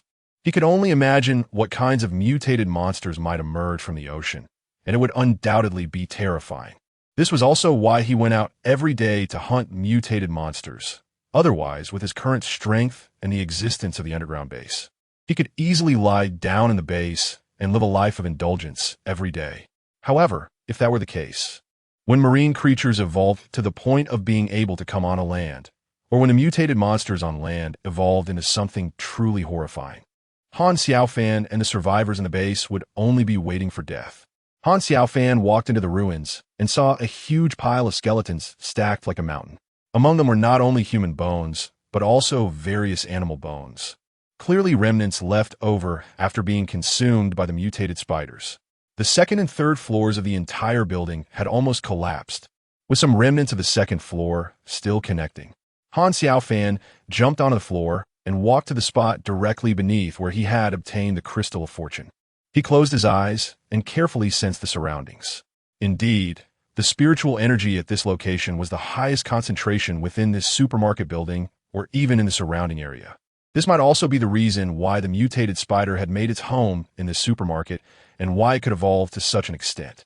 However, humans still did not fully understand this spiritual energy, which might have originated from a parallel world. Even with top scientists like Yi Lanxin, it would take time to study it. It was impossible to completely decipher this gas in such a short period. Nevertheless, Han Xiaofan was very clear that as long as humanity could thoroughly understand this spiritual energy, they would be able to fully utilize it to strengthen and empower themselves in the future. Although the properties of the spiritual energy were not yet fully understood, China had never lacked intelligent and bold individuals. Some people directly used the spiritual energy to practice the martial arts manuals that had become common on the internet before the apocalypse, especially since there were already skilled martial artists in China who were proficient in traditional martial arts. Their strength was inherently greater than that of ordinary people, and their chances of surviving after the apocalypse were much higher. After learning about the emergence of this new gas, the authorities immediately issued a notice to local official bases across the country and instructed them to inform all survivors. This was also the central government's attempt to see if survivors could use the spiritual energy for cultivation. If this spiritual energy truly resembled that of the legendary immortal cultivation from ancient Chinese myths, then survivors in China would definitely have an advantage over those from other countries. After all, China had a complete mythological narrative of immortal cultivation and various martial arts manuals. Although many were forgeries, there were still many genuine texts. It was just that not many people believed in them before the apocalypse. Now that the apocalypse had erupted, the authorities naturally would not stop survivors from believing in these things. Han Xiaofan explored the entire ruins but didn't make any other discoveries. This supermarket, where he worked before the apocalypse, might not be the only source of spiritual energy. There should be many such leaks throughout Deep City, or rather, across the Blue Star. However, he didn't have the time or energy to find them all. Nonetheless, he could try to explore the leaks within the Dragon District. After all, wherever there are such leaks, it likely indicates the presence of a terrifying monster. Spiritual energy is extremely beneficial to those monsters, akin to legendary treasures. In such places, any monster that senses it would never give up. The food consumed by the mutated spiders in these ruins might contain many victims who failed in their struggle for this territory. Han Xiaofan did not stay in the ruins for long. He quickly left and chose a direction to hunt those mutated monsters. Every day, he set a target number for himself, aiming to kill a certain number of mutated creatures and grow stronger. He treated this as a daily task similar to playing a game. Furthermore, after completing his daily tasks, Han Xiaofan planned to eliminate the leadership of the Hanwei base. After all, he had killed Tang Bing and his group to save Song Xiaobin and the others, and at that time he sensed the presence of nearby survivors. However, those survivors were just ordinary ones, and he naturally could not choose to silence them just to prevent the Hanwei base from learning about it. He would never do that. Therefore, the only option was to take out the leadership of the Hanwei base. After all, the reputation of the Hanwei base was already quite bad in the Long District. This was not only due to the outbreak of the apocalypse. Hanwei Group had a poor reputation even before the apocalypse, which Han Xiaofan had heard about. So he would definitely not hold back when dealing with the Hanwei base. The three leaders of the Hanwei base were discussing what to do about the situation and whether they should send someone to find the murderer and kill him. In the fortress of the Zheng family, in Zheng Han's study, the three giants of the base were deliberating on how to handle the deaths of Tang Bing and his group. Originally, Zheng Han and the others had been weakening Tang Bing's influence over the security team over the past few days, and they had also found reasons to place many of their own loyal subordinates in key positions. They had planned to find an opportunity to deal with Tang Bing. But now that Tang Bing and his group had been killed by outsiders, if they as leaders could not take revenge for their subordinates, how would the others think? If the morale of the base was lost, it would quickly fall apart. Brother, should we send all the security personnel to find that murderer and kill him? Said Zheng Wei, his face showing a furious expression. After all, the Hanwei Group had been a dominant force in the Long District even before the apocalypse. And after establishing the Hanwei base, they had become accustomed to being arrogant. Nearby survivor teams did not dare to provoke the Hanwei base. And with the recent murder of more than a dozen of Tang Bing's men, it could be seen as the greatest provocation to the Hanwei base. If the Hanwei base did not take revenge, the survivor teams that had been bullied by them would soon retaliate. Don't be anxious. We must take revenge. But we can't be reckless. Do you know who the murderer of Tang Bing and the others is? Where will you find that murderer? Zheng Han had always known that his brother was rather reckless and did not like to think things through. So he did not blame Zheng Wei for his lack of consideration. Yes, the boss is right. What we need to clarify first is the identity of that murderer. We can investigate this through the official trading market. The murderer should have been to the trading market and given our relationship with the security chief of the official base. It would be easy to find out the other party's identity. Then we can arrange for people to take him out. Han Shan is indeed the top strategist of Hanwei Group. He quickly came up with a good plan, which is also a very prudent approach for the Hanwei base. Well, Shan's method is great. Let's do it this way. The three then discussed how to arrange personnel to eliminate the murderer once they obtained information about him. After half an hour of discussion, the meeting finally adjourned. In the study, only Zheng Han remained, lost in thought. He was wondering if the person who killed Tang Bing this time was the same one who saved that group of students last time. If so, then that person should be aware of Hanwei base's strength. Since he knew yet still dared to kill someone from Hanwei, does that mean he doesn't regard Hanwei base at all? In the Long District, the only forces that would dare to look down on Hanwei base, aside from the official base, are those widely rumored to be called Hope Base. However, Zheng Han had never heard of any private base in the Long District that would dare to offend Hanwei base. After all, those private bases are formed by wealthy individuals or corporate groups, and their strength is far inferior to that of Hanwei base. If Zheng Han were not worried that annexing these private bases would attract official attention, he would have long since sent his subordinates to swallow up those private bases and various survivor teams. Nonetheless, Zheng Han was not concerned that these private bases would grow strong enough to threaten Hanwei base's position. He planned to slowly annex those private bases without drawing official attention. And within 3 months at most, he could completely absorb all forces in the Long District except for the official base. By then, even the official base would not be able to deal with him, as Hanwei base's strength would not be much different from that of the official base. The official base would not risk too high a cost to deal with his base. This was Zheng Han's plan.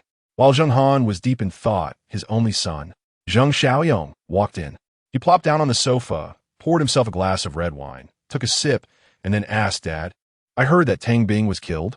"That's right." Zheng Han nodded in acknowledgement of his son's question, then asked Xiaoyong, "If it were you, could you kill Tang Bing and the others in an instant?" Soon, Zheng Xiaoyong reacted, a look of disbelief crossing his face as he said, "Dad, you're not saying that the person who killed them did it in just an instant, are you?" "Yes, that's what the witnesses said. It shouldn't be wrong." "Dad, with such a powerful evolver, you guys don't intend to kill him, do you?" Zheng Xiaoyong had a bad premonition in his heart, so he directly asked his father. Sure enough, when Zheng Xiaoyong saw his father nod in acknowledgement, a grim expression appeared on his face. To be able to kill Tang Bing, an evolver, in an instant, along with more than a dozen other evolvers, meant that the opponent might be many times stronger than him. What does that mean? The opponent is likely the strongest evolver in Huagua. This speculation is not baseless. After all, according to what he learned from the official base, there had never been any reports of such an abnormal evolver in all of Huagua. "Dad, you should give up on finding him and the idea of killing him. This could lead to the destruction of the base. If things go wrong, we could all die." Zheng Xiaoyong really enjoyed the current apocalyptic life, which was even more enjoyable than before the apocalypse. After all, in normal society before the apocalypse, many things could only be done secretly and could not be done openly. Doing so would be courting death, as the officials were not to be trifled with. Now that the apocalypse has come, the officials are too busy to care for themselves. He could live a life like an emperor every day, and he didn't want such good days to disappear, especially since he might lose his life. He was even more reluctant. "Sigh, Xiaoyong, I understand what you mean, but if I don't seek revenge for Tang Bing and the others, the Hanwei base will soon fall apart. Just the security team alone would rebel against us, and then we would be doomed." At this point, Zheng Han looked helpless. Many times, as the leader of a force, he could not ignore the thoughts of his subordinates. If a member of their own was killed and the leader does not seek revenge, who would still listen to his orders? If people's hearts scatter, the team becomes hard to manage. Seeing the serious expression on his father's face, Zheng Xiaoyong knew his father was serious. He immediately nodded and said, "Dad, I remember. Good. Then you should head to the official base now." "So anxious?" "Yes, I'm anxious. I don't know why, but my right eye's been twitching. It feels like something bad is about to happen. You should leave the base quickly." "Okay, Dad, I'm leaving. Take care." Zheng Xiaoyong admired his father the most. He didn't say much and quickly left Hanwei base with a few people.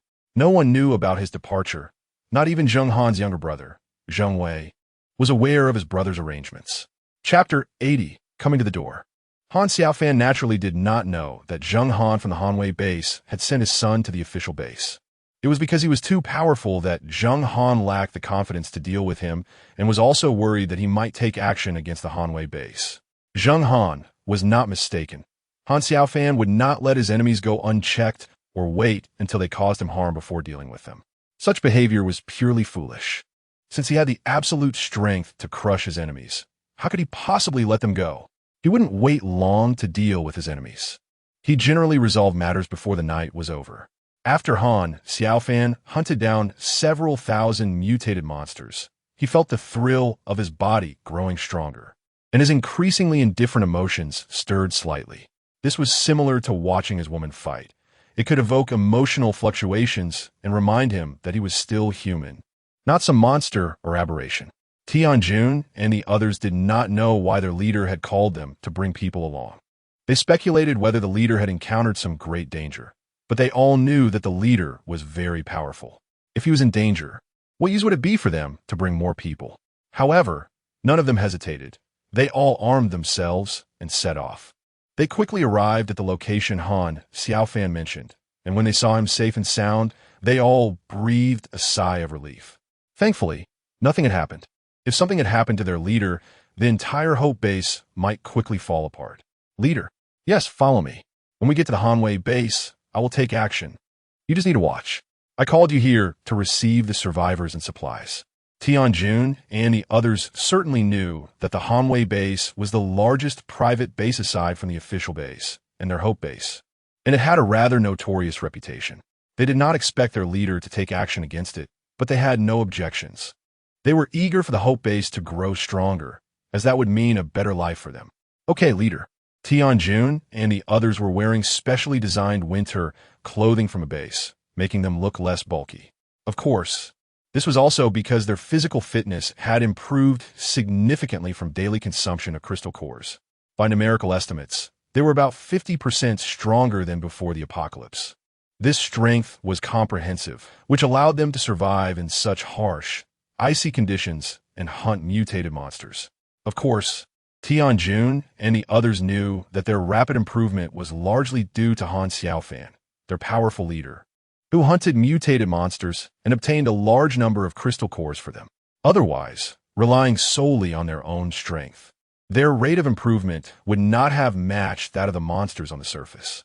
Compared to other survivors, they had already won at the starting line and could be said to be the most devoted admirers of their leader, Han Xiaofan. The members of the guard team had no doubts about any orders from their leader.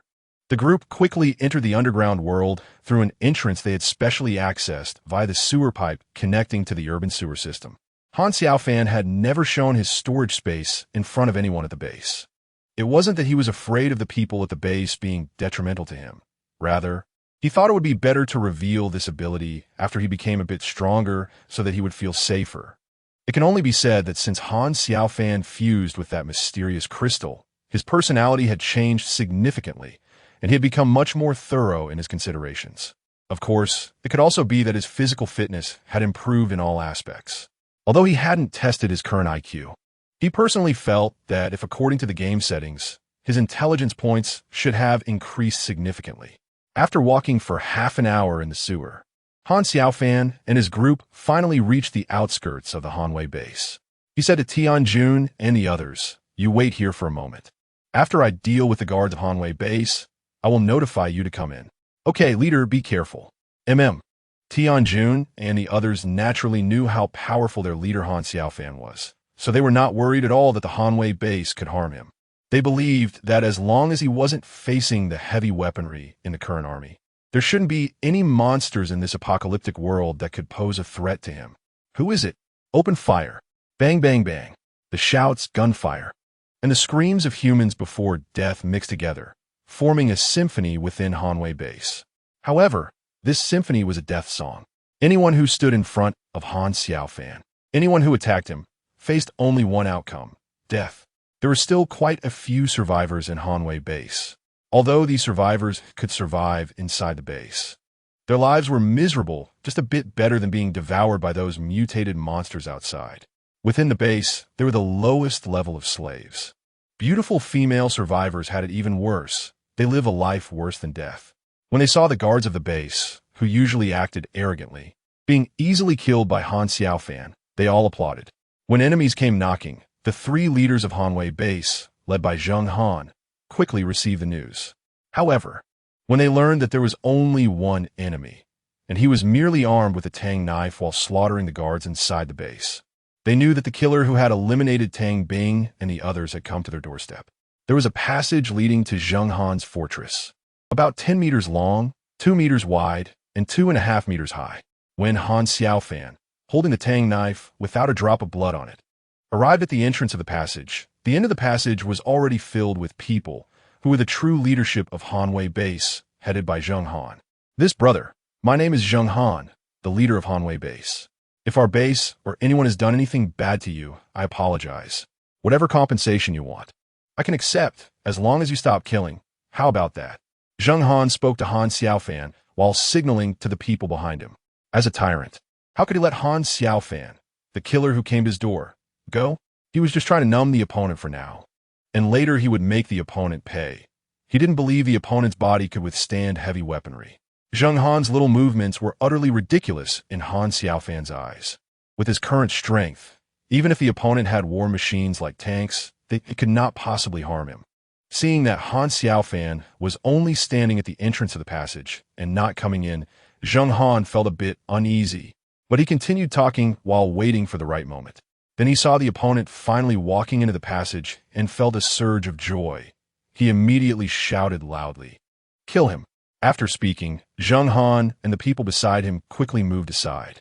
Behind them was a heavy machine gun, already loaded with a long chain of ammunition.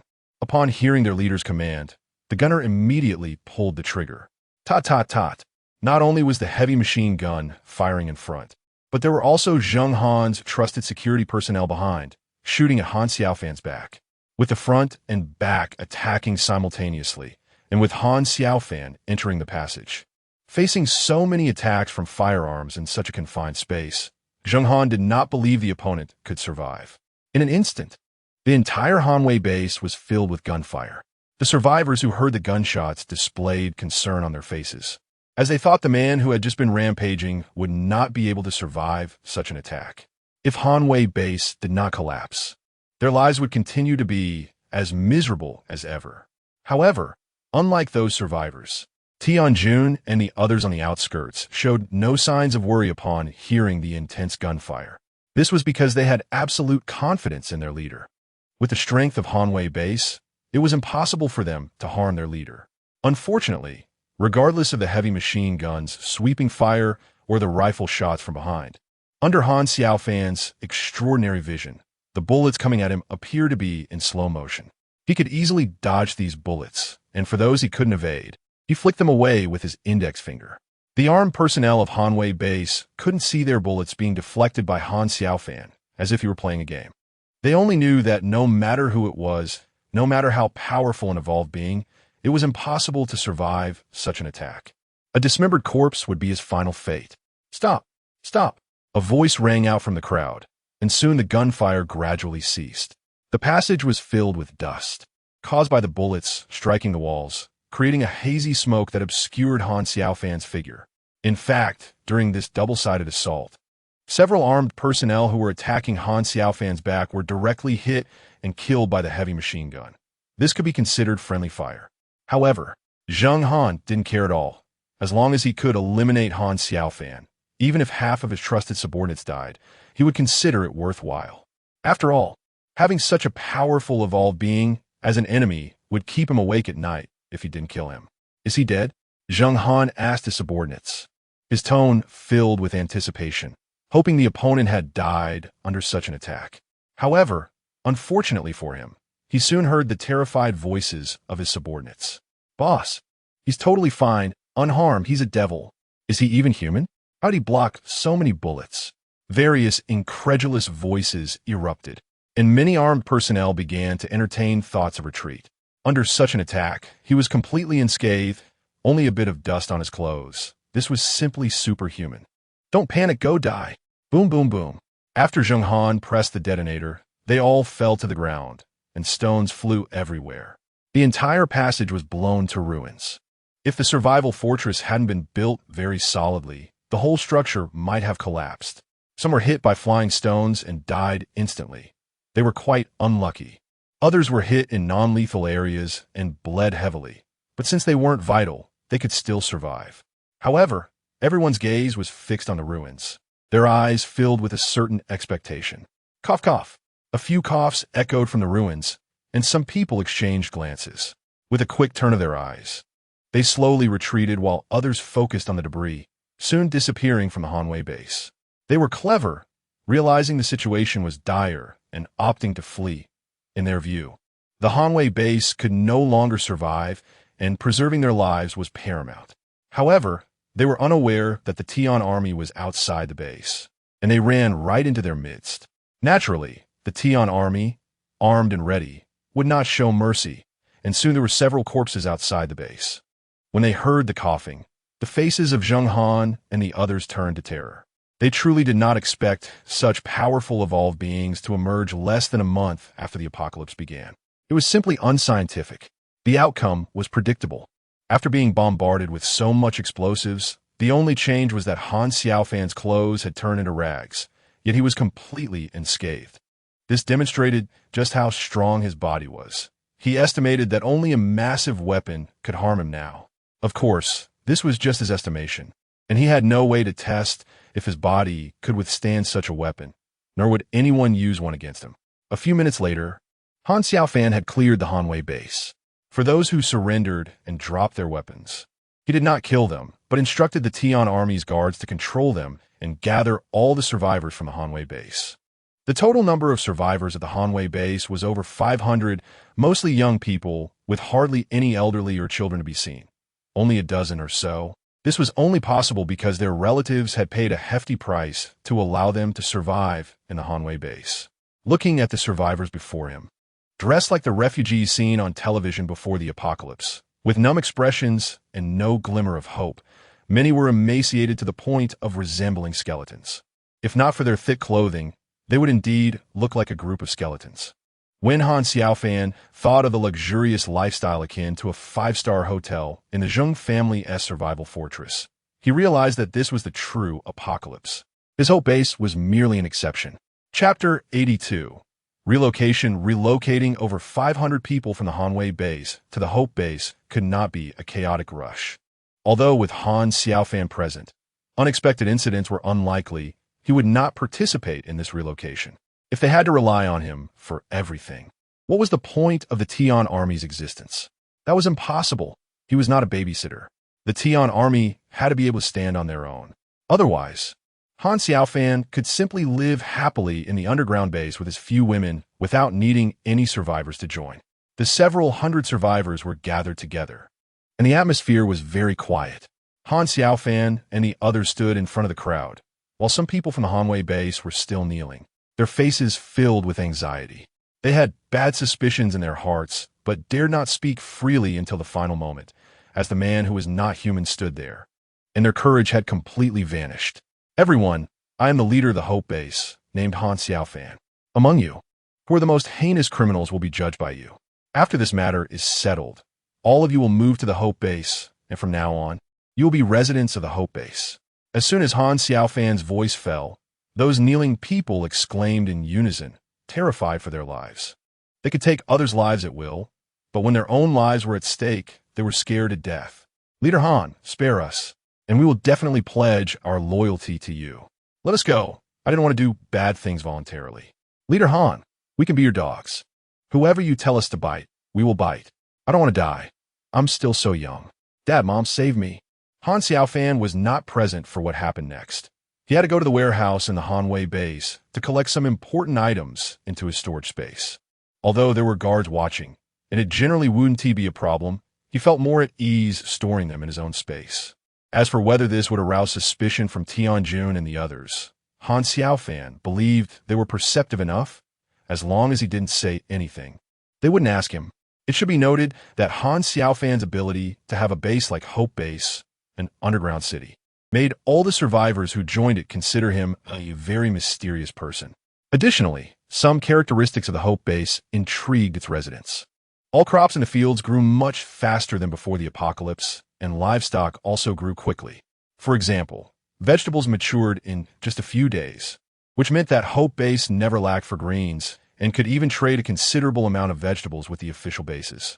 What amazed Tianjun and the others the most was that even though Hope Base was underground in the Jingle Villa area, they dug tunnels in the sewers nearby, penetrating the entire Jingle Villa area without any sign of Hope Base, yet existed in reality.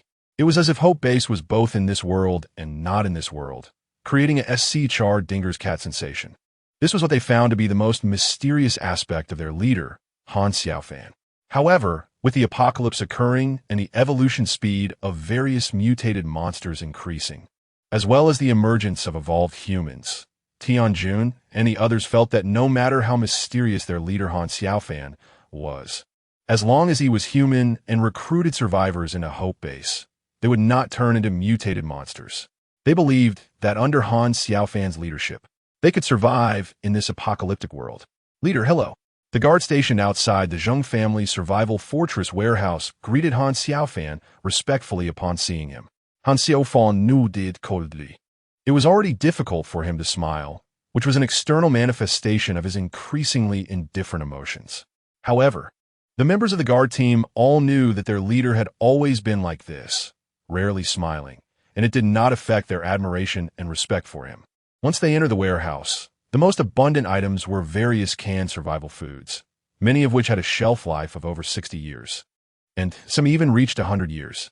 Not to mention other foods, just these various canned goods could allow Zheng Han and his family, as well as the leadership of the Hanwei base, to survive for decades.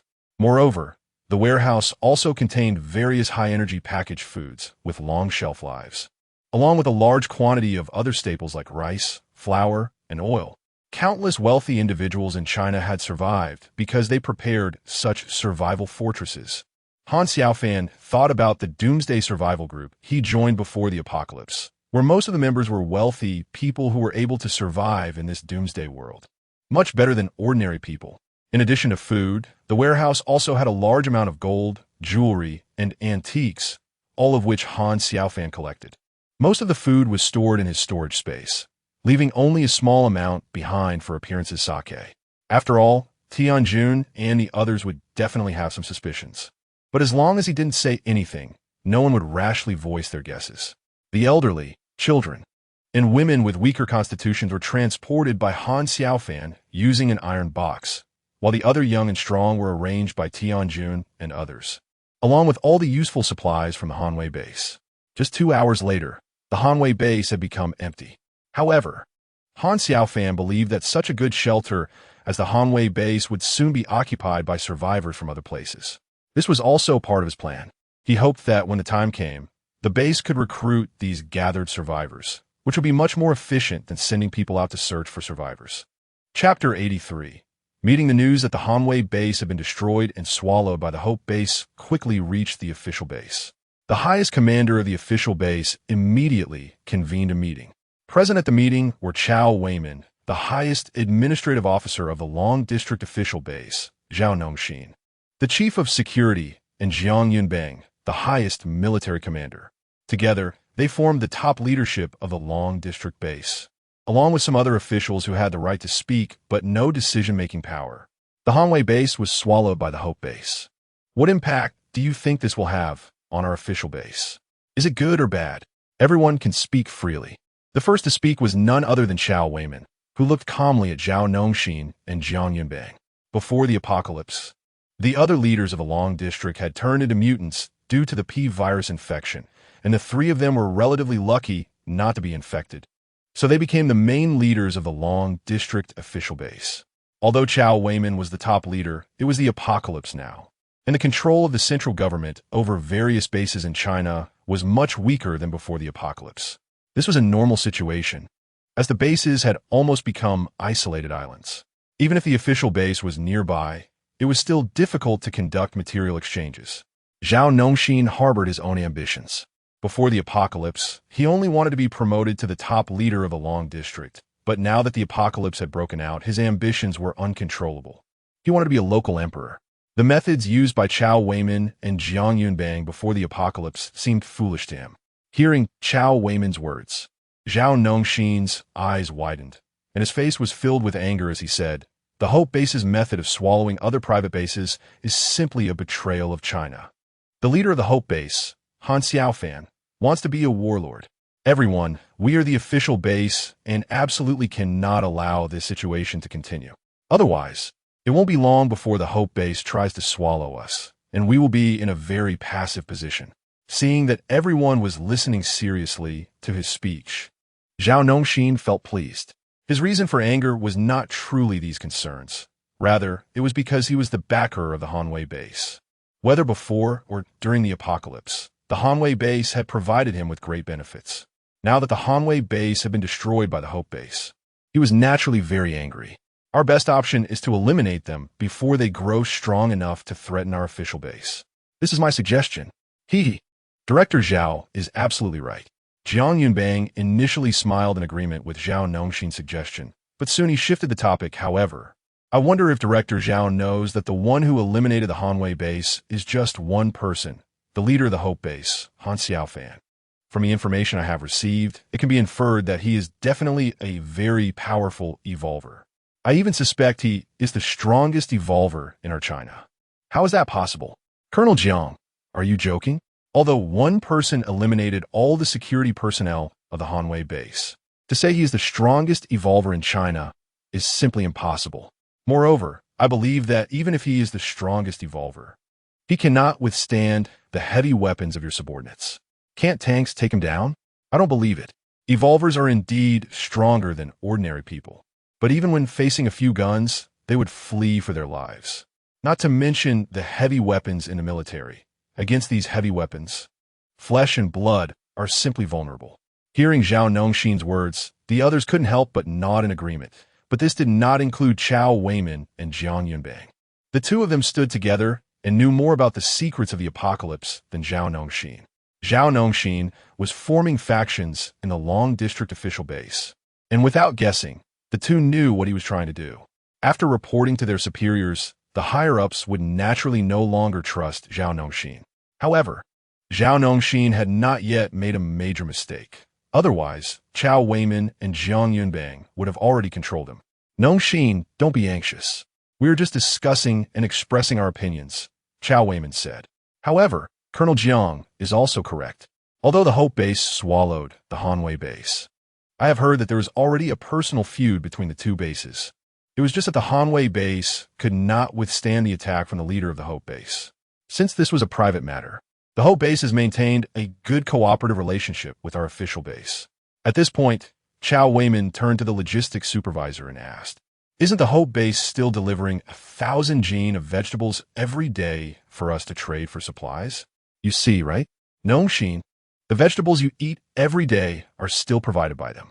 I heard that not long from now, the Hope Base will also trade other food with us. Our official base has a large stock of food, but we need to have a sense of crisis. No matter how much food we have, it is never too much. Our bullets have a production line, and we have a large stock every day. Trading supplies with the Hope Base is more beneficial than detrimental for us. We cannot take the initiative to attack such a private base with a good cooperative relationship, or else we can imagine what other private bases will think. All right, let's put this matter aside. Let's discuss the increasing frequency of attacks from the mutated beast hordes on our official base. What do you think we should do to solve this problem?" Hearing that Chao Weimin had changed the subject, Zhao Nongxin felt very frustrated, but he had no way to counter it. With just the security officers under him, he was no match for the combined force of Chao Weimin and Jiang Yunbang. However, he thought about how Zheng Xiaoyong had allied with him. With Zheng Xiaoyong's strength as an evolved individual, his own power had significantly increased. He wondered if he could find a way to eliminate both Chao Weimin and Jiang Yunbang, and then he would own the entire official base. Naturally, Chao Weimin and Jiang Yunbang had no idea that Zhao Nongxin was also contemplating how to get rid of them. They were quite curious about the mysterious Hope Base, but the information they had gathered from their inquiries over the past few days indicated that Hope Base was a private base that maintained order. Such private bases were something they hoped for more of, as most private bases in Huagua had become like private kingdoms since the apocalypse, with the survivors living miserable lives akin to slaves. They certainly disapproved of such behavior, but they also knew that the officials could not manage too much. Even if those people were living in misery, at least they were still alive, relying solely on official power. It was impossible to take care of all the survivors in Huagua. Most survivors were in private bases or huddling together to form survival bases. Chapter 84. Happiness. Song Xiaofan and the others originally thought they would be assigned to the same kind of rooms as the other base residents. To their surprise, they were taken to the third floor of the base, which was the most core area of the entire base, where the leader Han Xiaofan and several important figures of the base's leadership lived in a manner. Before the apocalypse, aside from Yen Luo, who had lived in such a luxurious manner, the others had only seen such luxurious estates on television or in movies. Guided by the manor's housekeeper, Xiaoli, they toured the entire manor. However, they did not go up to the third floor of the main building. From the housekeeper, they learned that the third floor was where leader Han Xiaofan and his women resided. The 6 adults and 1 child had formed a bond that far exceeded that of ordinary friends and classmates during the brutal experiences of the apocalypse over the past 10 days. They had become comrades who could trust each other with their lives. Therefore, the 4 of them chose to stay in a suite that had 4 bedrooms and a living room, each bedroom also equipped with a bathroom. Yen Luo's family naturally stayed together, and they chose a smaller room, considering that they could switch rooms when the child grew up, opting for a 1-bedroom apartment. When Wan Xiaoyun saw the bathtub in the bathroom, her eyes widened. Since the apocalypse began, she had not bathed again. As a girl who loved beauty, going for over 10 days without a bath was something she could never have imagined before. But bathing in the apocalypse was a luxurious thing.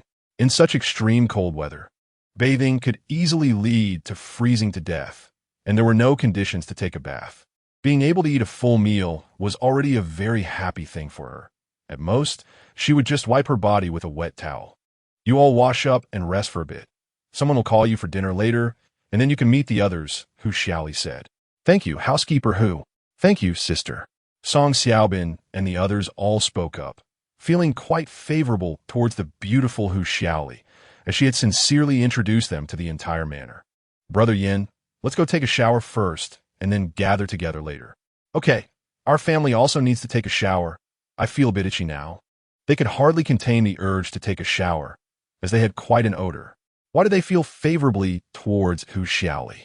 It was not only because of her dedication, but also because she did not disdain their unpleasant smell. The more than 500 survivors from Hanwei Base had arrived at Hope Base with a bit of trepidation. But when they took the elevator down to the underground city base, all of them were left speechless, stunned by the internal environment of the underground city base. It resembled a shopping mall hall, brightly lit, and the internal temperature made all the survivors from Hanwei Base start to sweat. Prompted by Tian Jun and others, they quickly took off most of their clothes. It was impossible for just Li Yuan and a few others to register the information for over 500 people. Seeing this, Ouyang Mei brought her team of female subordinates to help. Indeed, Ouyang Mei's entire team was made up of women, most of whom had lost their loved ones. They hated the mutated monsters, and it was this immense hatred that drove them to join the guard team to hunt those mutated creatures. Although it might cost them their lives, for them, as long as they could kill those mutated monsters, they would feel a bit better. After registering all the personal information and settling the survivors, it was already evening. Of course, whether in the underground city base or outside on the surface, one would not see the sun. Without a watch, it was impossible to know the time of day. Hope Base still operated according to the time rules before the apocalypse, with 12 hours of daytime and 12 hours of nighttime. They worked 10 hours a day, and as for holidays, they could not follow the pre-apocalypse schedule. Only by working would they earn credit points. For those who joined Hope Base, they did not want to be idle. They wanted to work every day, as only then could they avoid worrying about not having credit points, not worrying about going hungry, and certainly not worrying about being kicked out. To be able to have a full meal in the apocalypse was an incredibly happy thing. If they could have a safe survival base to sleep soundly at night, that would be even more blissful. Only those who had truly experienced the brutal world of the apocalypse could understand what Hope Base, like a paradise, meant to them. They would do everything possible to maintain the normal operation of the base. Anyone who dared to disrupt the stability of Hope Base would be considered an enemy of all the survivors there, and they would go to any lengths to eliminate the enemy. The guard team and security team were stationed on the third floor, and the two departments were connected. However, The area of the guard team station was larger, as the guard team had to go out to the surface to hunt monsters or gather supplies, while the security team, also known as the law enforcement team, was responsible for maintaining internal safety. Generally, with the presence of the base control center's AI, little g, it was unlikely for any unexpected situations to occur within the base. Han Xiaofan established the law enforcement team, just as a precaution. Leader, hello. Han Xiaofan first walked into the open door of the guard team, stationed there. By the door was the front desk of the guard team, manned by two young ladies.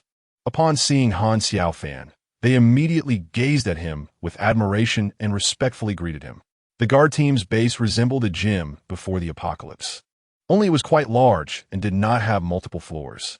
The base was divided into several areas, including a training area, a firearms shooting area, dormitories for team members, and even a leisure area to help relieve the tension of the guard team.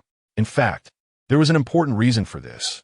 Although ordinary people could not consume as many crystal cores as evolved individuals daily, with more training, they could break through their limits and increase their consumption of crystal cores, which was crucial for improving their strength. Stop. Everyone surround me. When the leader Han Xiaofan said this, the guard team members present all showed bitter smiles. They knew how terrifying their leader's strength was. They had attacked him many times in the past few days, but not only did they fail to injure him, even touching him was a difficult task. However, everyone knew that the leader Han Xiaofan intended to conduct this training to enhance their reaction abilities and speed, which would be greatly beneficial when facing other mutated monsters. After all, even the most powerful mutated monsters outside could not compare to their leader. Chapter 85. The Canteen Sun Tian was a computer engineer at a well-known online company before the apocalypse. His wife was a kindergarten teacher, and they had a lovely 6-year-old daughter. They had a mortgage on a house of over 70 square meters in the Dragon District, and both of his parents were alive and had pensions. The two elders stayed at home to take care of their granddaughter, making it a happy family. However, this happiness was destroyed the moment the apocalypse broke out. Sun Tian remembered very clearly that night when his parents, who he initially thought had a cold, mutated into mutated beings, and he could only suppress his grief and kill them. After hiding in his house for a few days, Sun Tian's family had no choice but to enter the sewers to survive due to a lack of food and the extremely low temperatures. Unfortunately, Sun Tian's family was unlucky. The Hanwei base they joined was so brutal. Fortunately, he had the foresight to disguise his wife to look ghostly and had been hiding in a corner of the underground parking lot, which spared her from the fate that befell other women who looked better. Otherwise, given his wife's appearance, he could hardly imagine what kind of suffering she would have faced. Fortunately, the Hanwei base was soon annexed by the Hope base. Sun Tian initially thought that the Hope base would be similar to the Hanwei base. Although he had heard rumors that the Hope base was like a paradise, he believed such a base did not exist. After all, even official bases could not be called paradises, as people died for various reasons every day. Especially when Sun Tian saw the leader of the Hope base, Han Xiaofan, kill as if he were killing chickens. He became even more worried that the Hope base would be even more brutal than the Hanwei base. Just as Sun Tian was hesitating whether to risk leaving the Hanwei base with his wife and daughter, he was surprised that the Hanwei base was taken down so quickly by one person. Once all the survivors from the Hanwei base were gathered by the people from the Hope base, Sun Tian realized there was no chance to escape. In fact, he felt relieved because he saw that the people from the Hope base were not like those from the Hanwei base. The Hope base seemed to be a more friendly place for survivors. Indeed, they dealt with the oppressive individuals from the Hanwei base and relocated all the survivors to the Hope base without abandoning the elderly and children, which made Sun Tian feel much more at ease. When Sun Tian's family and others arrived at the underground city base, he was stunned. Besides being amazed, he had only one thought in his mind. He was very grateful he did not leave with his family. Otherwise, if he knew the specific situation of the Hope base in the future, he would definitely regret it immensely. They registered the family's information and assigned them a room. As a family of 3, they were assigned a 2-bedroom apartment with a living room. The room even had a bathroom and toilet, making it not much different from an ordinary suite, except it did not have a kitchen. Various appliances and furniture were quite complete, and the base also provided them with several sets of clothes and some toiletries for free. Of course, The most important thing was that newcomers received 1,000 credit points from a base, giving Sun Tian's family a total of 3,000 credit points. After entering their room and closing the door, Sun Tian's family explored the whole house. Then they sat down on the sofa in the living room, and for a moment, they seemed a bit silent. Sun Tian's wife, Zhong Yingying, hesitated and said, "Honey, let's take a shower first. We still need to go to the canteen for dinner later. What do you think?" While his wife and daughter went to take a shower, Sun Tian sat in a daze for a while, mainly thinking about how great it would have been if his parents had not mutated. However, he also knew that his family was very lucky to be alive, much better off than most survivors, who were often alone and faced much worse situations. After thinking for a while, Sun Tian took out some useless items from his bag, organized the useful things, and put some decent clothes into the wardrobe, while naturally throwing the useless ones into the trash outside. After his wife and daughter finished showering, Sun Tian also took a comfortable shower, feeling as if he had never felt this good in his life. This was because he had not showered since the apocalypse broke out, and he felt nauseated by his own smell. This might be why the base wanted them to shower before going to the canteen for dinner. "All right, my little treasure smells so good now. Let's go eat." Sun Tian held his daughter, whose cheeks were so sunken that they looked hollow, feeling very heartbroken. But fortunately, his daughter was still alive. If she had died in the apocalypse, he knew that he and his wife would never survive. He had seen many survivors who chose to end their own lives after losing their loved ones and hope. "Daddy, do we really have food to eat?" His originally innocent and lovely 6-year-old daughter, Sun Jiai, had become quite sensible. She knew that her father had to risk going out every day to find supplies and trade for very little food. So she was a bit worried that this new base might be the same as their previous one. "Don't worry, sweetheart. You can eat your fill here. You will find out when we get to the canteen. Let's go." Sun Tian carried his daughter in one arm and held his wife's hand with the other as they walked out the door. Once outside, many survivors had already stepped out of their homes. The residents in this area were all newcomers who had just joined the Hope base, meaning they were all former residents of the Hanwei base. Everyone had showered and changed into new clothes, and although everyone looked pale and thin, compared to their numb state at the Hanwei base, they all wore hopeful smiles, and their eyes were filled with hope. After all, the Hope base, resembling an alien technology hub, made everyone realize that their future would return to the normal life they had before the apocalypse. With signposts indicating the way and the elderly from the base guiding them, the newcomers smoothly arrived at the canteen, which was similar to a university canteen before the apocalypse, capable of accommodating 2,000 people to eat at once, and had 10 serving windows. The survivors who joined the Hope base are all from the Dragon District, and they're naturally familiar with such a cafeteria. After all, 90% of them are college graduates. They pick up their utensils at the entrance of the cafeteria and then go to get their meals. The rice is filled in 10 large buckets, and there are several buckets of free soup available for the residents of the base, with only the side dishes requiring credit points. "Quick, let's go get our food." Chapter 86. Speaking 3 of the same, 2 meat dishes, 2 vegetable dishes. Thank you. All right, it's done. 15 credit points. Okay, it's scanned. Thank you. The delicious food is steaming hot, and many people can't wait to start eating even before sitting down.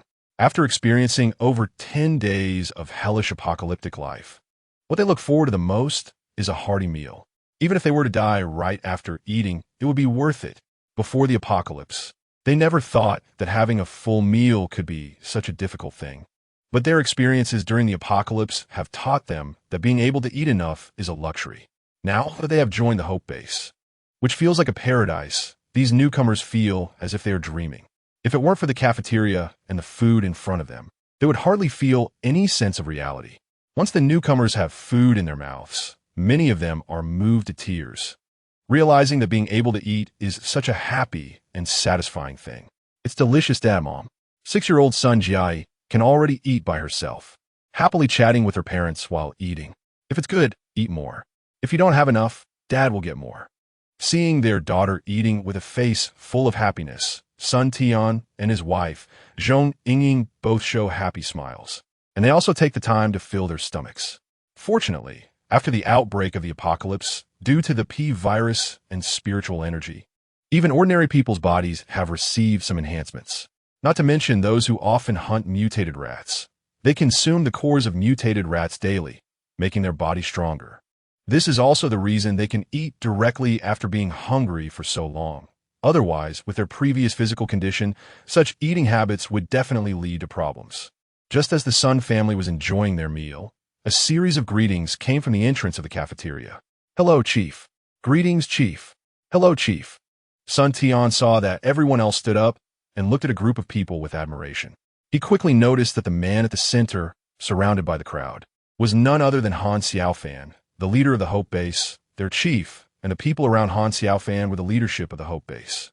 Han Xiaofan brought the leadership of the base to the cafeteria, not only to visit the more than 500 newcomers who had just joined the base, but also to address them. Although he doesn't often stay at the base, and most of the base affairs are managed by Chun Jie and her team, it doesn't mean he doesn't care about the base.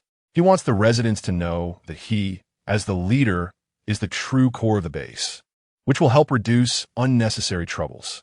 Even though he could easily solve these troubles, it's best if they don't arise at all. Everyone, today we welcome over 500 new residents to the base. They have also struggled to survive in the apocalypse, just like you did before. I hope you, the veterans, can sincerely accept them and help them truly integrate into our big family at the base so that we can develop and grow better together. Hearing that Leader Han Xiaofan was treating them to a meal without any cost and credit points, everyone present cheered happily. "Thank you, Leader, for the treat." "Thank you, Leader. We won't waste food." In the world of the apocalypse, food is the most important thing. If someone in the cafeteria dares to waste food, other residents might take action against that person without the intervention of the base's security officers. After all, in the apocalypse, food is essential for survival. After Han Xiaofan finished speaking, he left the cafeteria with the senior management of the base. He knew that if they stayed in the cafeteria, the residents of the base would feel more restrained while eating. The people living in the manor, apart from the management of the base, were either their relatives or close friends. For instance, Song Xiaobin and Tong Gang were both evolvers, so they naturally qualified to live in the manor. Wan Xiaoyan was not only Song Xiaobin's classmate, but also his girlfriend, and Du Honghai was also a classmate and friend of the two, so they lived in the manor as well. The long table had 25 adults and 3 children. Chun Jie's 6-year-old daughter Chen Bauer, Li Xiong's 7-year-old daughter Li Xiaona, and Yin Luo's 1-year-old daughter Yin Xiaobai. Of course, since Yin Xiaobai was so young, she couldn't eat on her own and was in her mother's arms. The dishes had already been served, and everyone was seated. The adults who could drink alcohol poured themselves drinks, while those who couldn't had beverages, and the 2 children also had fruit juice. Han Xiaofan noticed that everyone was waiting for him to speak before picking up their chopsticks, so he didn't decline. After all, he was the leader of the base. Well, today we have many newcomers joining the base, and our base will become stronger and stronger. In the future, our base might become the hope for humanity. Of course, we are still far from that hope, but I hope everyone can work towards this goal. He continued, "We have 3 evolvers joining the base. Song Xiaobin, whose ability is to control earth elements. Hello everyone, I am Song Xiaobin, and I hope to learn from you all." Upon hearing the leader Han Xiaofan introduce him, Song Xiaobin stood up to introduce himself, and the others smiled and nodded, appreciating the polite young man. Han Xiaofan then introduced Tong Gang and the others, so everyone could get to know them. The others were smart enough to realize that Han Xiaofan would definitely rely on the 3 evolvers. Otherwise, they wouldn't be allowed to stay in the manor. All right, I've said what I wanted to say. Everyone, raise your glasses and wish for good health and the continuous improvement of our base. Cheers! Cheers! Everyone, please dig in. We are all friends here, no need for formality. Soon, the atmosphere in the dining hall became lively, especially among the men who enjoyed drinking, while the women chatted and laughed in groups, enjoying the delicious food. If the survivors still struggling in hunger and cold saw this scene, they would undoubtedly feel envious and resentful. Chapter 87. Arrangement. Song Xiaobin and the others had never realized how incredibly happy it felt to have a full meal. Although they tried to control their speed, they still appeared to be gobbling down their food compared to others. Fortunately, no one laughed at them, which eased their minds considerably. The other couple, Yin Luo and his wife, were the same, but they managed to control their pace better and didn't eat too fast. For them, Feeding their daughter was the most important thing. They were pleasantly surprised to find out that the Hope Base even had infant formula, as Butler, who had sent them 2 cans, telling them it was a gift from the leader. Although they would need to buy more with credit points after finishing these 2 cans, Yin Luo was confident he could get the best formula for his daughter. Being an evolver, his monthly salary was definitely not low, and if he joined the guard team for outings, there would be additional subsidies. After dinner, they didn't leave right away, as Han Xiaofan wanted to hold a meeting with the base's officials. This meeting also included the 3 evolvers, Song Xiaobin, Tong Gang, and Yin Luo. There was a fairly large conference room on the 3rd floor. Han Xiaofan and the others found their seats, and Hu Xiaoli arranged for the maid to serve tea to everyone, with coffee available for those who preferred it. All right, this meeting is mainly to assign roles to Song Xiaobin and the others, and to discuss how to build a resource exchange center. We need to decide where to place this center to ensure safety for the survivors coming to exchange resources. Additionally, we need to recruit around 500 more people. The maximum capacity of our base is 2,000. Let's all share our thoughts. After hearing Leader Han Xiaofan's words, everyone turned their gaze to Chenjie. If we were to view the Hope Base as a company, Han Xiaofan would be the chairman, and Chenjie will be the general manager or CEO. It was natural for her to be the first speaker. Chenjie noticed the attention on her and confidently spoke, "Leader, everyone, I believe the Resource Exchange Center should be built in the sewers or underground tunnels, not on the surface. We don't know if the extreme cold temperatures will continue to drop, and according to Dr. Ye's estimation, it may take hundreds of years for Blue Star to end this polar night situation. If we build the exchange center on the surface, very few survivors will be able to brave the wind, snow, and extreme cold to exchange resources, which would be completely pointless." She continued, "As for why not open a window for resource exchanges at the Hope Base like a bank before the apocalypse? Everyone here, except for Song Xiaobin and the other 2 who are not yet familiar with the uniqueness of the Hope Base, knows that the Hope Base cannot be damaged. That's right. No matter what tools are used, the entire underground base has indestructible properties. They also know that the underground base has unobservable characteristics from the outside. They can know for sure that the underground base is directly beneath the Jinglu Villa area. But even if you dig 1,000 meters from the sewer on the street outside the villa area towards the villa area, you could easily dig a hole. Yet you wouldn't reach the underground base, as if it exists in another spatial dimension." As the others nodded thoughtfully, Chenjie continued, "Coincidentally, we have Song Xiaobin and the other 2 here. Song Xiaobin and Yin Luo's evolution abilities allow them to control earth elements, which will be extremely helpful in constructing the Resource Exchange Center. At the very least, they can serve as the main force for the construction project. Plus, the base can mobilize many people to assist. I estimate that it should take about 5 days to complete the construction of the exchange center." "Well, that's a good suggestion from Supervisor Chen. Does anyone have different opinions?" Han Xiaofan noticed that everyone else had expressions of agreement and no differing suggestions. So he continued, "Then how do we recruit another 500 survivors? As long as the survivors believe the rumors that the Hope Base is like a paradise are true, then the Hope Base will never lack for new members. It's just a pity that in this apocalyptic world, the thing that survivors lack the most is trust. If Song Xiaobin and the others weren't confident in their own strength, they wouldn't risk being attacked by mutated monsters or being deceived to join the Hope Base. After all, their lives in the sewers were already much better than those of other survivors. The Hope Base has been heard of by survivors throughout the Dragon District, but almost no one believes it could be that good. Many private bases deceive survivors with good conditions, and once they join a private base, their lives and deaths are no longer in their own hands. Many people live lives no different from ancient slaves, which raises the vigilance of other survivors even more. Leader, I think we could cooperate with the official base. Don't they need our vegetables? The official base is also overwhelmed with too many people. They not only lack food and warm clothing, but also attract attacks from mutated beast hordes by having thousands of people gathered together. I believe they wouldn't mind reducing their population a bit. 500 people would be just right for them, neither too many nor too few.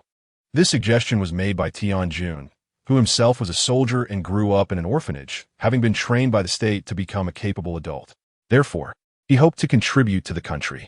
Of course, as a member of the Hope Base, his primary consideration was always the future of the Hope Base. Hearing Tian Jun's method, others began to speak up as well. This method is good. It's much faster than passively absorbing those survivors. But will the official base agree? It should be fine. After all, we have a cooperative relationship with the official base, so this shouldn't be difficult. Exactly, this method is good. We could increase our numbers by 500 all at once. All right, everyone quiet down. Tomorrow we have another resource transaction with the official base, right? We can test the waters with them then. The next issue is assigning positions for Song Xiaobin and the other two. Since all three of them are evolvers, I suggest we form a fourth guard squad, a fifth guard squad, and a reconnaissance squad. Song Xiaobin will be the captain of the fourth guard squad. Yin Luo will lead the fifth guard squad, while Tong Gang, who controls the wind element, can be the captain of the reconnaissance squad. Does everyone agree? Naturally, the three of them had no objections to taking on leadership roles. They just didn't expect leader Han Xiaofan to be so decisive. They had only just joined the Hope base and had no merits yet they could already hold official positions. They all stood up to express their gratitude and assured the leader that they would not disappoint his expectations and would fulfill their duties well. All right, the meeting is adjourned. The meeting lasted less than half an hour before dispersing. Since Song Xiaobin and the others had just joined the Hope base, they hadn't had the chance to explore it properly yet, so they agreed to go to the first floor to take a look, especially to visit the supermarket to buy some things. Chapter 88. Supermarket. There was no distinction between day and night on the Blue Star anymore. The surviving humans could only determine the time using tools like watches. The Hope base had an intelligent control center managing all of its operations, and Xiao Ji, the AI assistant, could simulate day and night by controlling all the lights in the base. When Song Xiaobin and the others finished dinner and came out of the manor, many of the base's lights were turned off, leaving only dim lights, with the walls of the passageways illuminated like street lamps. This change made Song Xiaobin and the others, who were seeing this for the first time, sigh. They hadn't expected to be able to live a normal life before the apocalypse, even in the base, which made them very happy. The supermarket was located on the first floor. Song Xiaobin's group and Yin Luo's family took the elevator to the first floor. Like the third floor, the first floor only had lights along the walls of the passageways, while the lights on the dome were all turned off. In addition to watching movies, the park, recreation center, and sports center on the first floor had many people relaxing or engaging in sports activities. Of course, the only supermarket in the base was also a must-visit place for many residents. Having just joined the base today, there were many places that Song Xiaobin and the others hadn't seen yet, so this time they took a careful look around. The first floor of the base was about the size of a small community, and when they thought that the entire base only had about 1,500 people, it really seemed accurate.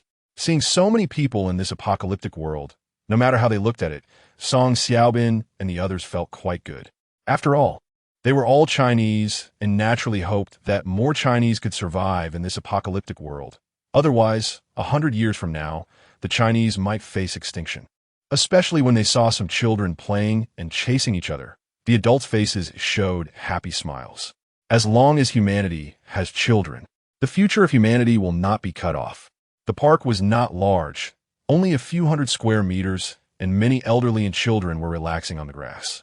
Song Xiaobin and the others quickly walked around and then went to the recreation center to take a look. Inside, some elderly people were playing chess or poker, and there were also children playing games. They then went to the sports center to take a look. Most of the people engaging in sports activities, there were young adults. They all understood that exercising in this apocalyptic world was still very important, especially with the information released by the base that consuming some crystal cores daily and then engaging in extreme physical training could strengthen their bodies. Even if they didn't need to venture out onto the surface, it would still be beneficial for them, such as being less prone to illness. They had heard that a stronger body could also lead to a relatively longer lifespan, but this was just a rumor with no evidence to support it. Brother Bin, will our lifespan really be extended? The one asking this was Tong Gang, as no one dislikes the idea of living longer. He naturally hoped that the lifespan of evolvers could increase. Song Xiaobin wasn't just talking nonsense. This was a request made by Yi Lanxin and Han Xiaofan.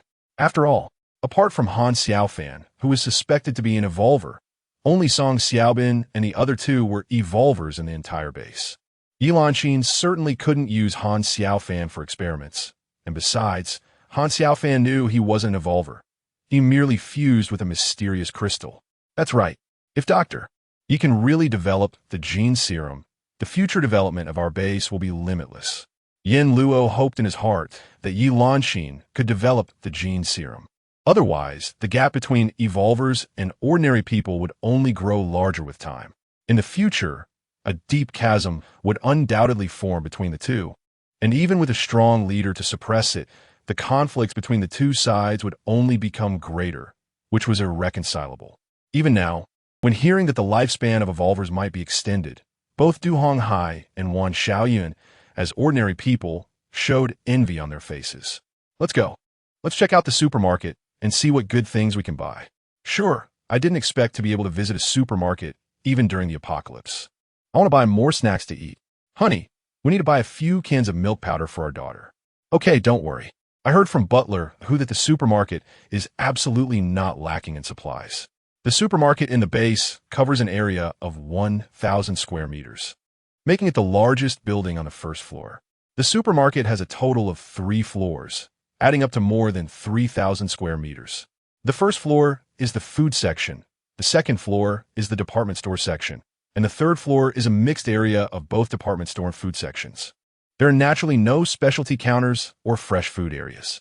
Almost all the residents of the base work for the base, and there aren't any business ventures or teams formed for adventurous expeditions to search for supplies. This is mainly due to the small population of the base. Han Xiaofan does not want residents to suffer significant losses while searching for supplies. After all, the base is a guard team that goes out to hunt mutated monsters and look for resources. Only when the base expands in the future and the population increases will Han Xiaofan consider lifting these restrictions.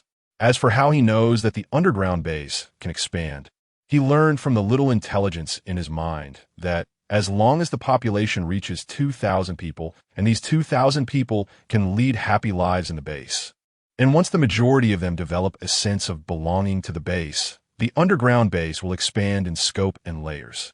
At that time, the base can also increase the scale of survivor recruitment, and the underground base will continue to expand. The extent of the expansion will depend on the number of survivors recruited. After hearing what Xiao Ji said, Han Xiaofan began to doubt that the things in his mind resembled some items from fantasy novels. However, he had no evidence to prove that the crystal was that kind of object. Nevertheless, he was well aware that one day he would know the truth. After Song Xiaobin and the others arrived at the supermarket and entered through the main entrance, the layout and setup inside the supermarket were not much different from a normal supermarket before the apocalypse. The first floor had a lobby, a reception desk, several checkout counters, and a main passage leading into the supermarket sales area.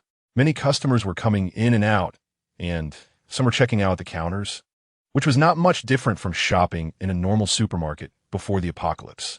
However, while payments were made using mobile phones before the apocalypse, now they were using wristbands to pay with credit points. Let's go to the third floor to buy baby formula and meet up on the first floor later. Okay? Sure. See you later. Song Xiaobin and the 4 of them separated from Yin Luo and his family of 3 at the elevator on the first floor. They all pushed shopping carts to buy their favorite items, especially Wan Xiaoyan, who could no longer contain her shopping impulse. She rushed directly to the snack area with the 3 men. Chapter 89. Hesitation. Lu Xianhong, the campus belle of Shenzhen University before the apocalypse, is now considered the most beautiful woman in the base. This was chosen by some young men in the base, and it could be said that there were at least 800 young men who secretly had crushes on her. However, they all had self-awareness and knew that someone as beautiful as Lu Xianhong was not someone they could pursue. Han Xiaofan initially wanted to assign Lu Xianhong as Chun Jie's assistant, but Lu Xianhong refused. She knew her own worth and didn't want to suddenly become a high-ranking official in the base. Instead, she wanted to train and rise to a high position based on her own abilities. In the end, Han Xiaofan arranged for her to be the manager of the supermarket in the base, which was somewhat related to her part-time job before the apocalypse. In fact, Lu Xianhong was very aware that Han Xiaofan had feelings for her. Although she was grateful for Han Xiaofan's life-saving grace and had some affection for him, it was not to the extent of liking him. She felt it was best to let things develop naturally. sitting in the supermarket's office, where only she, the manager, was present while the other supervisors were busy outside. She was lost in thought about what Chunjie had said to her a few days ago, feeling hesitant and unsure whether or not to agree to her words. A few days ago at noon, Chunjie specifically came to the supermarket office to find Lu Xianhong to chat, and the conversation was about some special circumstances regarding Han Xiaofan. Since the outbreak of the apocalypse, Han Xiaofan's heart had grown increasingly indifferent over time. This indifference was not only reflected in his attitude towards people, but also manifested in his personality, which had become increasingly austere, lacking warmth, as if he was transitioning from human to god, with a high and mighty gaze towards others.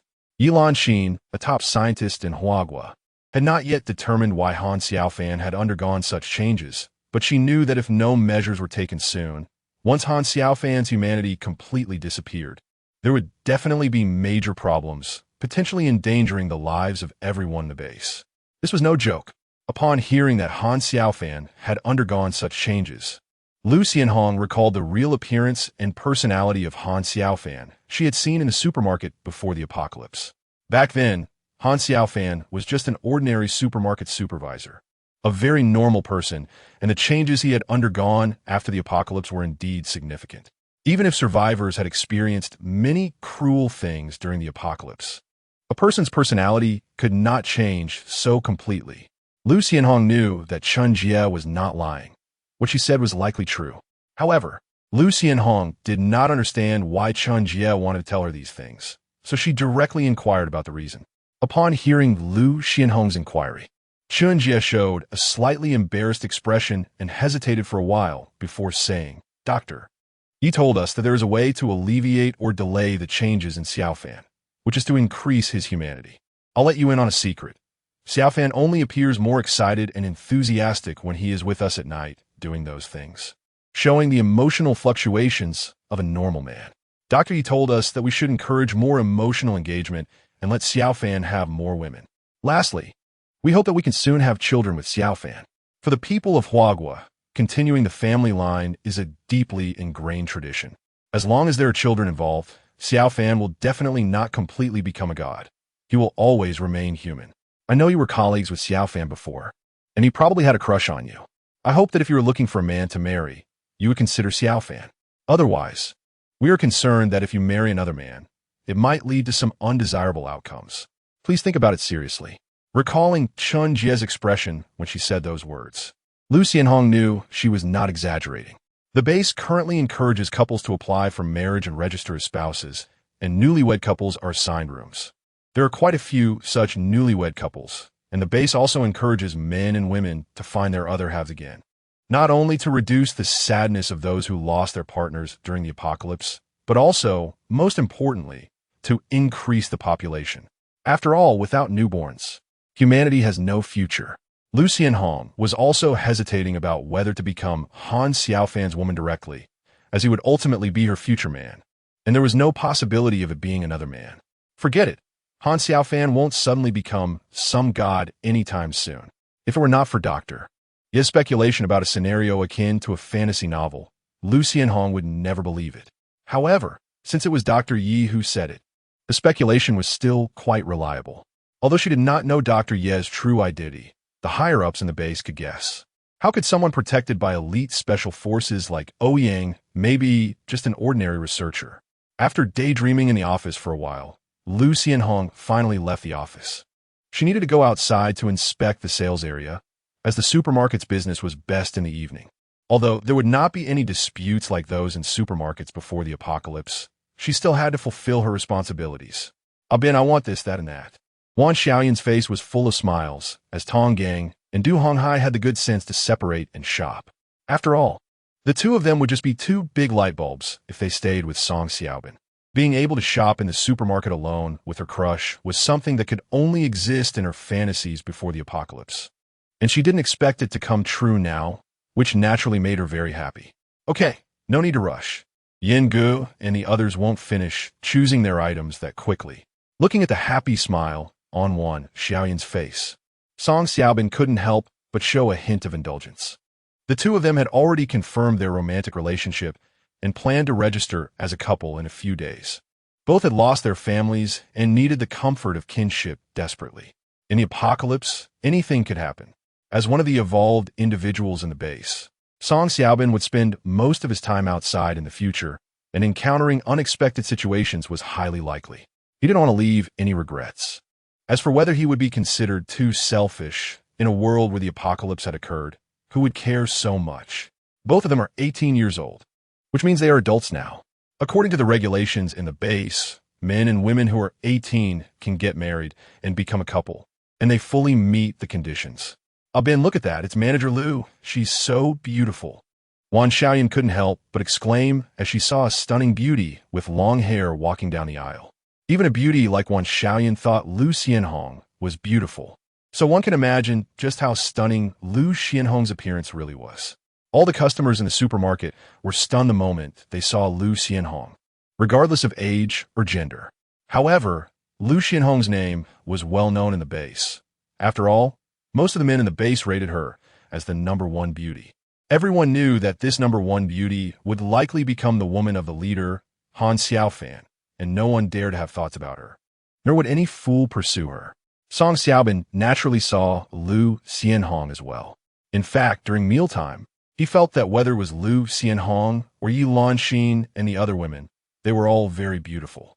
He had a feeling that all the great beauties of Deep City had joined the Hope Base, and he didn't dare to look at them casually while eating, fearing that the leader would misunderstand. Xiaoyan, you're not any worse than her. Bin, you're really sweet-tongued. Wan Xiaoyan knew very well that her crush was lying. But that's how women are. No matter which woman is praised by her crush, she would feel very happy, and she was no exception. Chapter 90. Transaction the next day. After having breakfast, Han Xiaofan took Lu Ming and several elderly people to the farm's vegetable field. The field was filled with various vegetables that looked very appetizing. Such vegetables were more expensive than ordinary mutated beast meat, since people couldn't eat meat every day. They also needed to absorb a certain amount of vitamins. And vegetables are rich in various vitamins. The agriculture in the base consisted mainly of farms and breeding grounds, and managing these two places were Lu Ming's father, Luan, and Old Wei. They were not just managers, but also worked personally because, for many of the older generation of Huagua people, farming is ingrained in their genes. These vegetables are great. They can mature in just a few days. If they could grow this fast before the apocalypse, that would be wonderful. Luan said while directing the farm workers to pick vegetables, and he couldn't help but sigh. Lu Ming's hints to his dad were of no use. They had already discussed privately that the reason the land in the base allowed plants to grow so quickly was primarily due to the underground city base. That's good. The rice we planted will be ready for harvest soon, and then our base can be completely self-sufficient. You won't have to worry about food shortages in the base. Han Xiaofan knew that Lu Ansai was not a test of him. He was well aware of what kind of person Luan was. However, he still said a few words to reassure everyone that the base would never lack food in the future, which was also meant to stabilize people's minds. After hearing the leader's words, Old Wei interjected, "Yes, the leader is absolutely right. In the apocalypse, food is fundamental." Old Wei was extremely grateful to leader Han Xiaofan because if it weren't for him, he and his wife wouldn't have survived. They would have died long ago in the family building of the first hospital in the Long District, let alone live so well now. He knew that many private bases did not accept the elderly and children, as the elderly and children were among the first to be eliminated in this apocalypse. Only official bases and the Hope Base accepted so many elderly and children. Everyone, move quickly. The people from the official base should be waiting for us there. Okay. Han Xiaofan and the others didn't just watch. They all went down to pick vegetables together. They worked quickly, and in less than half an hour, 2,000 gene of vegetables had been harvested, all packed in foam boxes and sealed with plastic tape. One member of the security team carried a box, following Han Xiaofan closely. With him leading the way, there was no need to worry about any danger, whether it was mutated monsters or other survivors. He could easily deal with them. After leaving the underground city base and arriving on the surface, the environment was still harsh as ever. Polar night, extreme cold, and fierce blizzards, where one couldn't see their hand in front of their face. With Han Xiaofan turning on a flashlight to lead the way, The security team members behind him could see the path ahead. Inside the Jingle Villa area, there were also hidden sentries from the security team on alert. They didn't come out to greet their leader, but silently watched from the shadows. The sentries knew that this was their leader Han Xiaofan leading the security team to trade supplies with the officials, the most important of which was ammunition. After all, the firearms at Hope Base were acquired through trade with the officials, and Hope Base did not have a bullet production line, so they could only trade with the officials. After spending half an hour, they arrived at the trading market set up by the officials. Several logistics officers were already waiting for Han Xiaofan and his team, as the vegetable trade every 2 days was very important to the officials.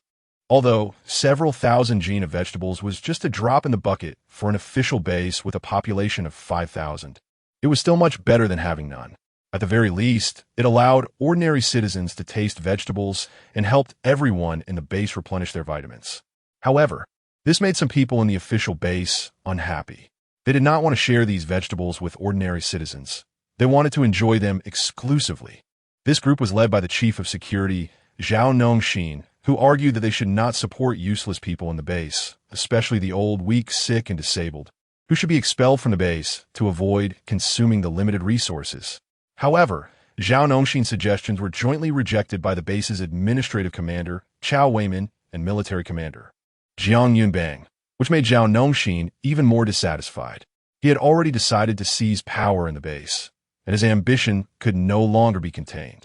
With the rejection from Chao Weimin and Jiang Yunbang, many who wanted to enjoy privileges in the base chose to stand with Zhao Nongxin.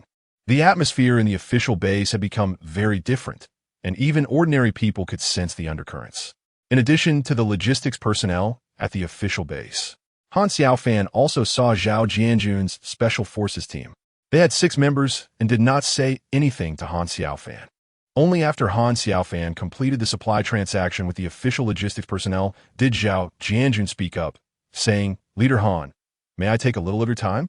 I have something important to discuss with you." Hearing Zhao Jianjun's words, Han Xiaofan speculated about what he might want to talk about. Could it be about Dr. Yulanxin? Although he had these thoughts, his expression remained as indifferent as ever. "Sure, shall we go to your place?" Having prepared for rejection, Zhao Jianjun was pleasantly surprised by Han Xiaofan's straightforward agreement. He quickly replied, "Yes, let's talk at our place." The logistics personnel at the official base were unaware of what Zhao Jianjun's special forces team wanted to discuss with Han Xiaofan, but they had no authority over Zhao Jianjun and his team. Not only could they not intervene, but even the base commanders could not interfere, as Zhao Jianjun and his team did not belong to the Dragon District base, but rather to the forces of the Shenzhen General Base. Moreover, their confidentiality level was also very high. The Dragon District could only assist Zhao Jianjun's team's tasks or operations. Zhao Jianjun's special forces team was based at the Market Trading Center, which had originally been an office for subway personnel, but had been converted into a dormitory-like room with several iron bunk beds and a warm fireplace. Charcoal was burning in the fireplace, ensuring that the room's temperature would not drop too low. "Lu Meng, you wait outside. You go outside too." Han Xiaofan and Zhao Jianjun each left their subordinates outside the room. Zhao Jianjun did not brew tea, mainly because tea leaves are now considered a luxury. Non-food supplies are not the primary targets for official resource collection. Only food is the most important. After taking a sip of the boiled water poured by Zhao Jianjun, Han Xiaofan directly asked, "Captain Zhao, may I ask what business you have with me?" Chapter 91. Secrets. Hearing Han Xiaofan's question, Zhao Jianjun was momentarily unsure where to start, as he had come to find Han Xiaofan on orders from his superiors. Most importantly, although Zhao Jianjun did not want to admit it, he was somewhat afraid of Han Xiaofan because he and his team members had witnessed firsthand how Han Xiaofan slaughtered those mutated monsters. Those monsters, which they avoided at all costs, were as easy to kill as chickens in Han Xiaofan's hands. Moreover, Zhao Jianjun's team had been investigating the Hope Base these days, and the more they learned about it, the more they recognized the mysteries surrounding Han Xiaofan. He reported various aspects of Han Xiaofan to his superiors, who instructed him to build a good relationship with Han Xiaofan and to disclose some information that only the officials possessed. In fact, if the officials still had the same level of control over the local areas as before the apocalypse. They would certainly find a way to uncover the secrets surrounding Han Xiaofan. After all, an underground city base that did not exist in this space was worth the officials' attention.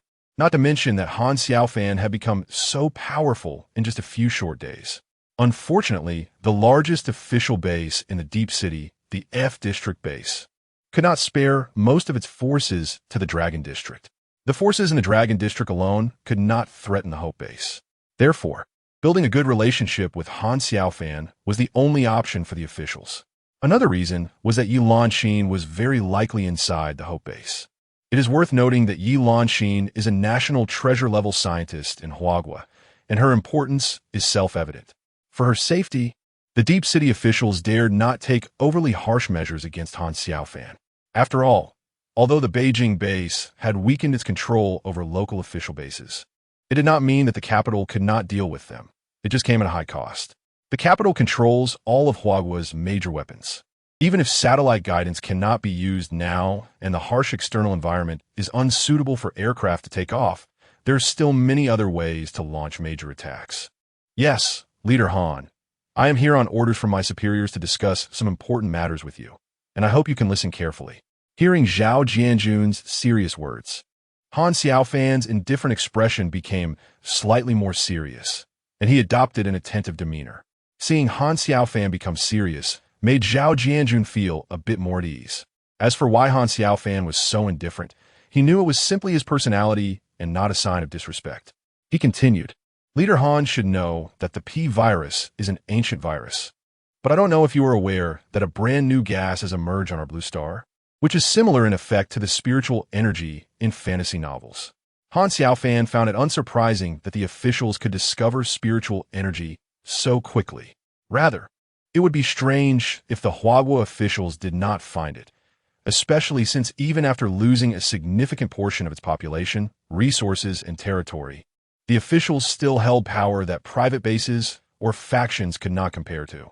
He nodded to indicate that he was aware of this spiritual energy.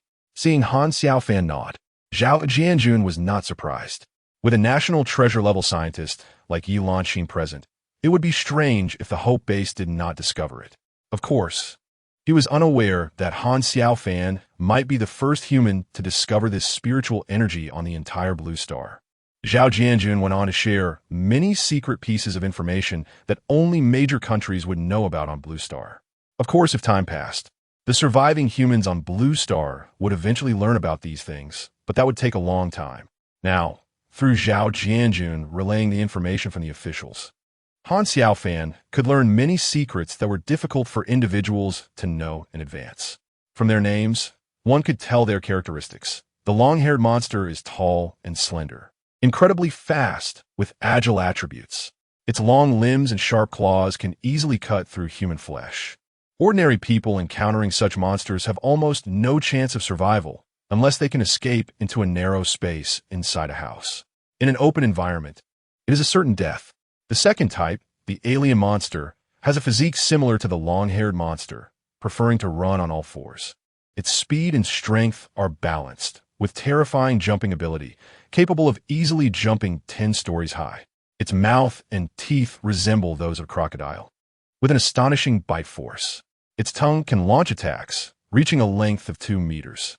Its most notable feature is a long, spiny tail, with the tip resembling a sharp spike, making its attack power fearsome. Ordinary people encountering it are also doomed, as this mutated monster enjoys ambushing. Even evolved individuals or military teams can easily be wiped out by such monsters.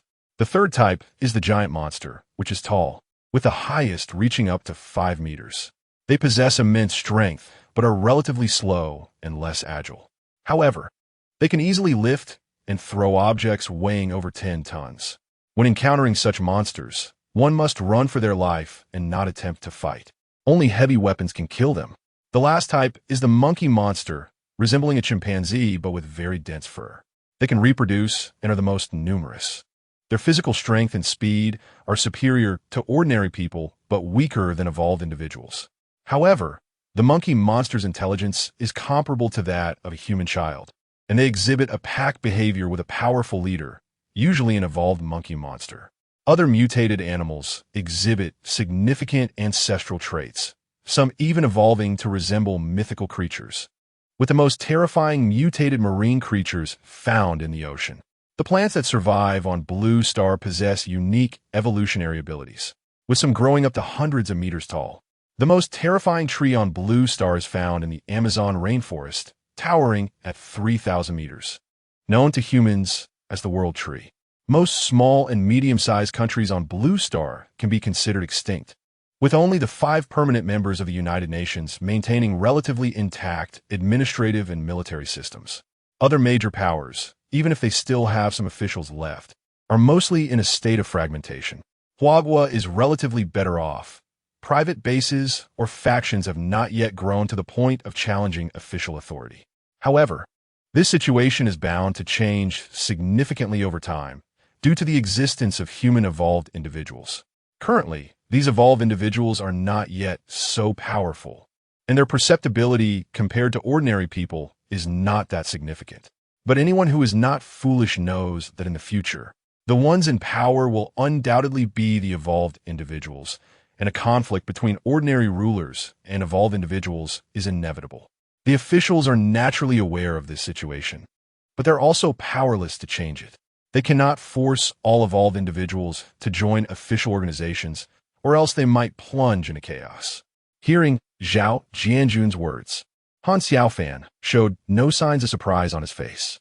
The world is in ruins. No matter what happens, it is normal. However, whether humanity can continue to survive on Blue Star and avoid extinction depends greatly on unity among humans. If humanity fails to understand the importance of unity, their fate is destined for extinction.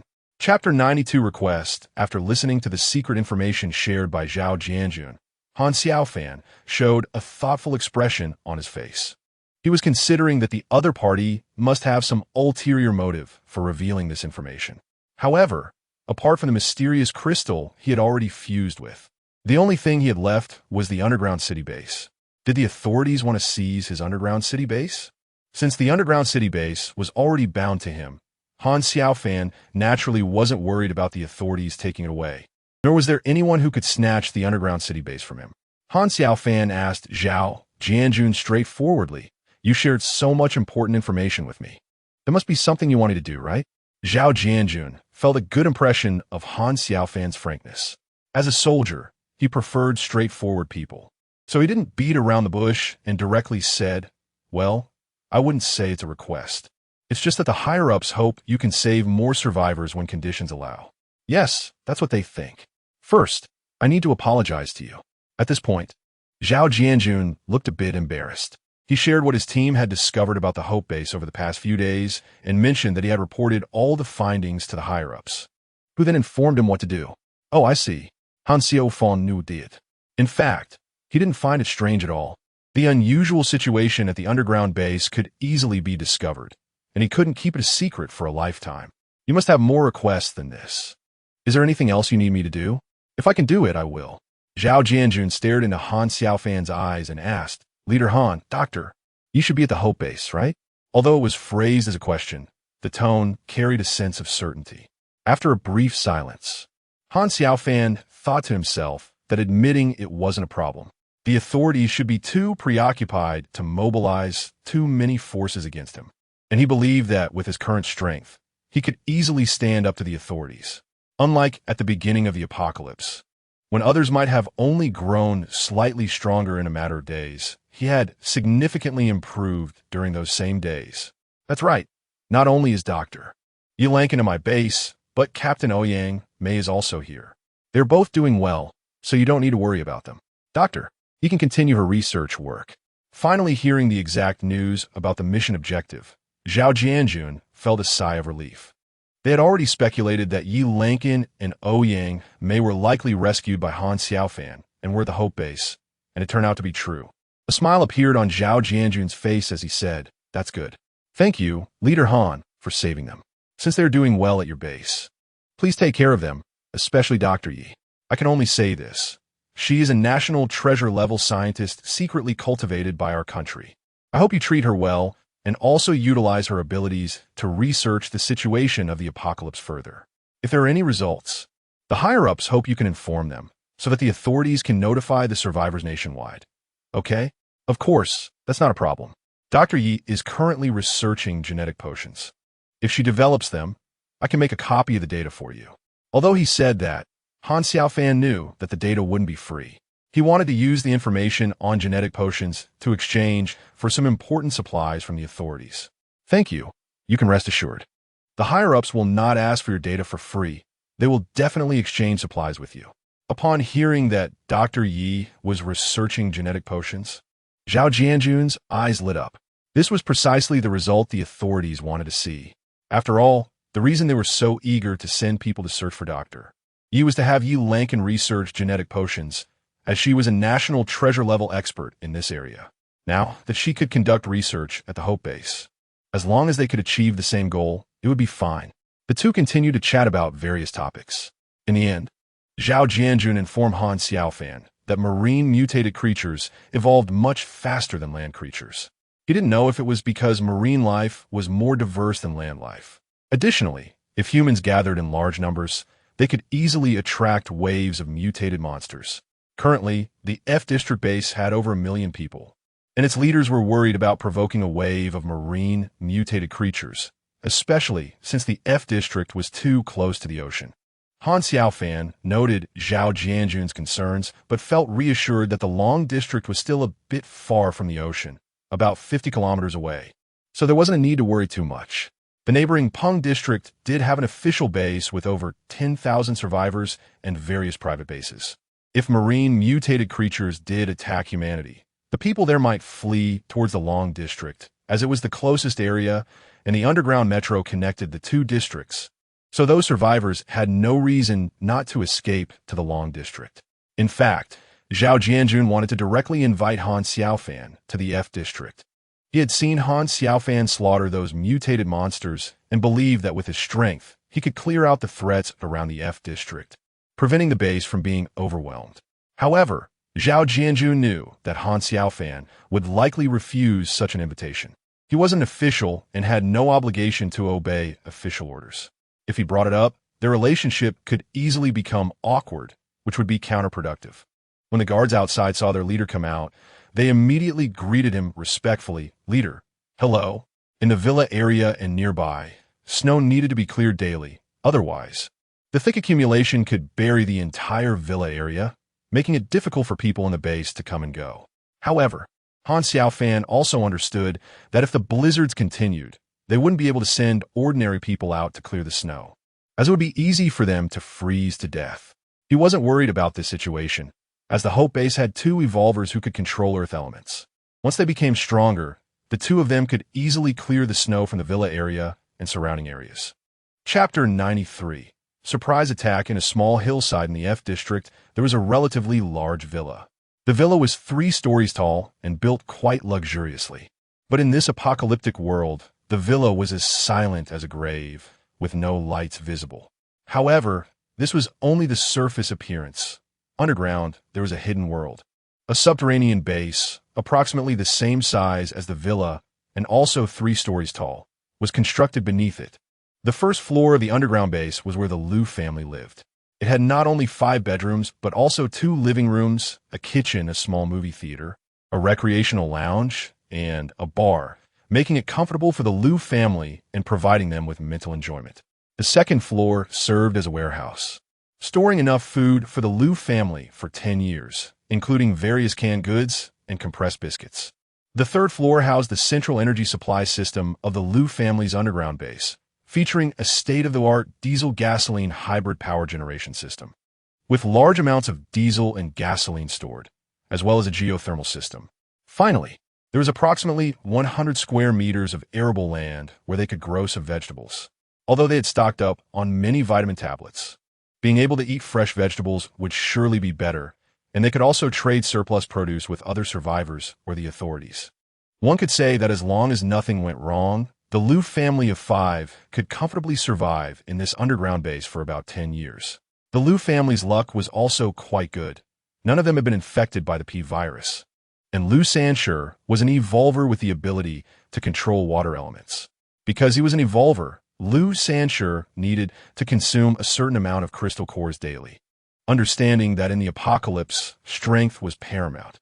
If he didn't seek to grow stronger and instead chose to remain idle in the underground base, he believed that encountering stronger opponents in the future could lead to a tragic end for their family.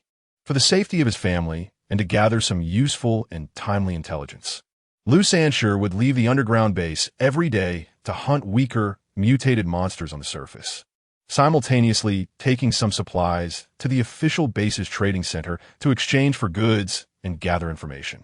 Today, as usual, Lu Sanshur ate something, put on his cold weather gear, and took his weapons, a mountain knife, a crossbow, and a backpack.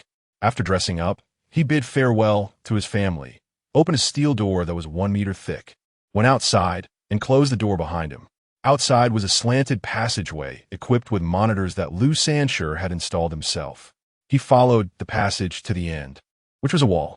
On the wall was an iron ladder, and he climbed up quickly. At the top, there was a hatch resembling that of a nuclear submarine.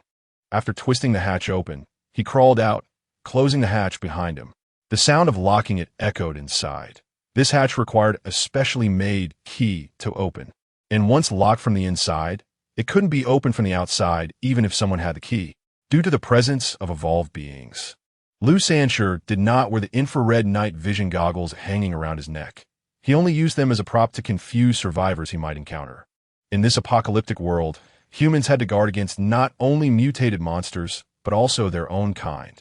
Since the outbreak of the apocalypse, Lu Sanshur had lost count of how many survivors had attacked him with malicious intent to kill him and rob his supplies. The first time he shed blood, he felt nauseated and unaccustomed, but after witnessing it numerous times, he could now kill enemies without changing his expression or feeling any fear. Outside was a room on the first floor of Lu Sanshur's villa. He emerged from a large wardrobe that was also specially made to lock from the inside. He listened quietly to the sounds outside, but all he could hear was the howling wind outside the villa, with no other sounds of mutated monsters or humans. He sighed with relief. In fact, Lu Sanshur wasn't too worried about the presence of others or monsters entering his villa. This was because he had long ago modified the villa, and he could monitor the villa's situation from the underground base. His cautiousness was merely a precaution. Sure enough, after leaving the room, Lu Sanshur spent some time exploring the villa and found that the first and second floors were completely covered in snow, with only the third floor exposed. Fortunately, the villa's glass was specially made and had not collapsed under the weight of the snow. Otherwise, he suspected that the exit he had left on the first floor would have been buried under thick snow long ago. However, Lu Sanshur was not overly concerned about this, as he had left an escape route when constructing the underground base. That escape route led directly to the cliff on the back mountain, which was dozens of meters high above the ground. Even if Blue Star experienced a century of heavy snow, he believed the escape route on the cliff would not be buried. Lu Sanshur reached the third floor, first secured the sled, then climbed out of the room's window into the outside. The fierce wind and snow hit him, and after closing the window, he began to slide away from the villa. In the dark outside, it felt like a mutated monster could jump out at any moment. Lu Sanshur slid slowly on the snow. He put on the night vision goggles, which allowed him to see farther and detect dangers in time. He knew that the mutated monsters now were more adapted to the extreme cold than before, and their activity periods had lengthened. One day, those mutated monsters would fully adapt to Blue Star's extreme climate, making survival even more difficult for the remaining humans. Cough. Lu Sanshur involuntarily coughed a few times in the snow. He had internal injuries, but was unsure if any damage had been done to his internal organs. If there was, it would be troublesome. He looked up and saw a dark shadow attacking him, a mutated monster resembling an alien. His heart sank because he knew that the mutated monster in front of him was one officially reported, and it was very powerful. Chapter 94.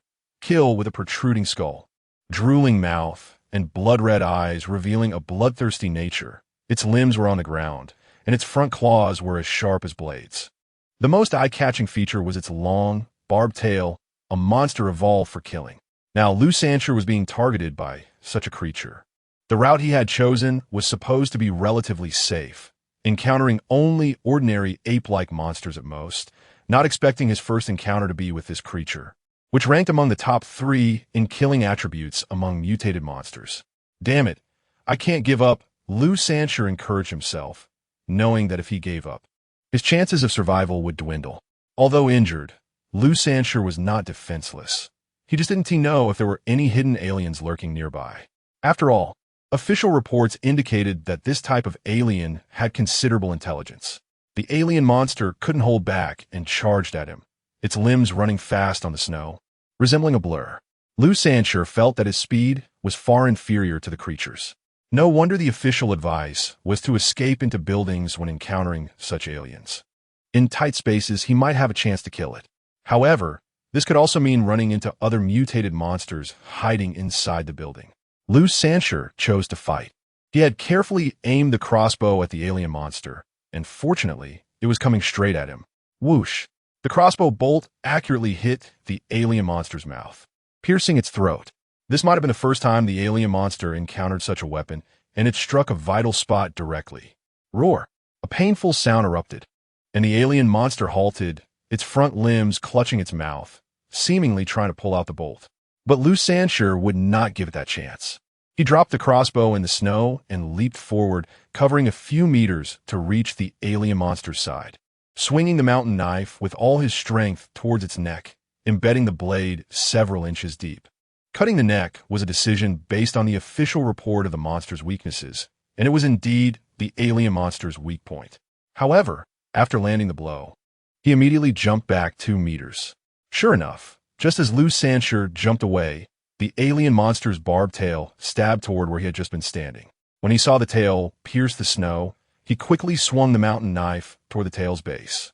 The specially made steel mountain knife was incredibly sharp and easily severed the creature's tail. Roar! An even more agonizing sound arose. Liu Sancher showed no hesitation, repeatedly swinging the mountain knife towards the alien monster's neck, quickly severing its head. He hurriedly extracted the crystal core from the alien monster's body, not lingering at the battle site for even a moment before leaving. He knew that if he didn't leave soon, he might not be able to escape, especially since the alien monster's cries had traveled far, and the scent of its blood would easily attract other mutated monsters. Within minutes of Liu Sancher's departure, dozens of fast-moving figures arrived at the alien monster's corpse. They were all aliens as well. However, they soon began to fight each other over the dead alien's body. This showed that the alien monsters were not very united and would fight among themselves. Meanwhile, Liu Sancher had already left and found a house, hiding in a room to tend to his wounds. Here is a 10-story building with 2 floors buried. In reality, Liu Sancher is on the 3rd floor. The room he found does not have any mutated monsters hiding inside. Of course, he cannot be sure that other rooms do not have monsters. Anyway, after locking the front door, he began to tend to his wounds. Liu Sancher first put his backpack and equipment in order, then took off his cold-resistant coat and lifted his thermal underwear. He immediately saw a sizable bruise on the right side of his abdomen. He pressed on it slightly, feeling pain, but it wasn't very severe, indicating that his internal organs were likely not injured. Otherwise, he might have started vomiting blood. Liu Sancher took out the crystal core he had just dug from the body of the alien monster. Compared to ordinary mutated monsters, this crystal core was slightly larger, about the size of a walnut. He bit it and swallowed it. The crystal core felt similar to glass when squeezed, but it would soften upon entering the mouth, resembling gummy candy, so there was no worry about choking. However, not long after swallowing it, Liu Sancher felt a slight warmth spreading through his body, and soon he experienced a floating sensation. This feeling lasted for about 2 minutes. The stronger the monster, the longer the effect of the crystal core. Generally, ordinary crystal cores last for about a minute, while this alien monster's core lasted about twice as long. In fact, Liu Sancher knew that this sensation was the essence of the crystal core enhancing his body, akin to taking a miraculous elixir. Some heavy smokers, unable to find cigarettes, even use crystal cores as a substitute to relieve their cravings. Liu Sancher does not smoke, so he naturally does not understand the discomfort experienced by those old smokers when they crave cigarettes. He just felt that swallowing the crystal core was somewhat similar to intimate relations. After the warm sensation faded, Liu Sancher's stomach began to growl. This was a normal phenomenon. Once the crystal core was swallowed, hunger would set in. He took out some mutated beast jerky from his backpack to eat. This jerky was made from mutated rat meat and could quickly replenish the energy needed by the human body. After eating about a pound of mutated beast jerky, Liu Sancher finally felt full. He lifted his thermal underwear again to check the bruise. It had faded significantly. When he pressed on it, it hurt less than before. Indeed, consuming crystal cores could heal wounds. Although it wasn't as exaggerated as the healing spells in fantasy novels, compared to modern medical technology, it was a significant advantage. He even suspected that there were evolved beings among the survivors who had awakened healing abilities. However, he had never seen such evolved beings. Those in various factions were considered treasures, let alone those who could heal injuries. They might be national treasures among national treasures. Having wasted quite some time, Liu Sancher put on his cold-resistant coat, strapped on his backpack, and gathered all his equipment before cautiously leaving the room. Outside, aside from the howling wind, there were no other sounds. He didn't go to other rooms to collect supplies, worried that they might hide mutated monsters. After all, he wasn't lacking food or other supplies and didn't want to take risks. It was better to be cautious. After exiting the building, Liu Sancher donned his skis and headed toward the official base's direction. Chapter 95. Peace building. The largest official base in the Deep City is the F District base. With a population of over 1 million, the amount of supplies consumed daily by so many people is astronomical. And this is with the official consciously reducing the daily food supply for survivors. Each person, regardless of whether an adult or a child, has a fixed daily food supply that cannot exceed a certain amount. Otherwise, if food were supplied freely, the official base would not survive a month. There are a total of 5 entrances and exits at the official base, all transformed from former subway stations. Because the blizzard lasted for over 10 days, the officials simply build a passage from the original entrances to the nearest high-rise building. This way, even if the blizzard lasts longer and buries 10 floors, the entrances inside the high-rise will not be buried in snow. Liu Sancher was going to the nearest official entrance to his villa, just under 3 kilometers away. It took him an hour to arrive, partly due to an attack that wasted some time, and mostly because he had to hide and be cautious along the way to the official entrance. He had to be careful not only of the mutated monsters, but also of malicious survivors. For Liu Sancher, he preferred to encounter mutated monsters rather than survivors, as he didn't know if the latter were good people. Dealing with them required constant vigilance, which was exhausting. It was safer to interact with other survivors after entering the official base. After all, on the official turf, not many survivors dared to act recklessly. Those who did usually faced dire consequences. In the apocalypse, the officials dealt with matters strictly, and anyone daring to violate established rules would face severe punishment. The Peace Building, a towering skyscraper with 100 floors, stood firm against the raging storm, like a sword plunged into the ground. The closer one got to this building, the more survivors there were. However, Liu Sancher did not greet the other survivors. Everyone remained silent. The apocalypse is like a jungle world, following the ancient law of survival of the fittest. Generally, when encountering survivors in the wild, the main approach is to avoid them. However, those near the Peace Building were survivors wanting to enter the official base to exchange supplies. Their purposes were similar, so they naturally wouldn't cause trouble or do anything that might provoke the officials. Upon reaching the Peace Building, Liu Sancher took off his skis, secured them with a rope, and walked along the building's wall. Other survivors moved similarly to avoid the wind and snow. After Liu Sancher entered the Peace Building through a window, he found a dozen soldiers guarding the entrance. They checked every incoming survivor.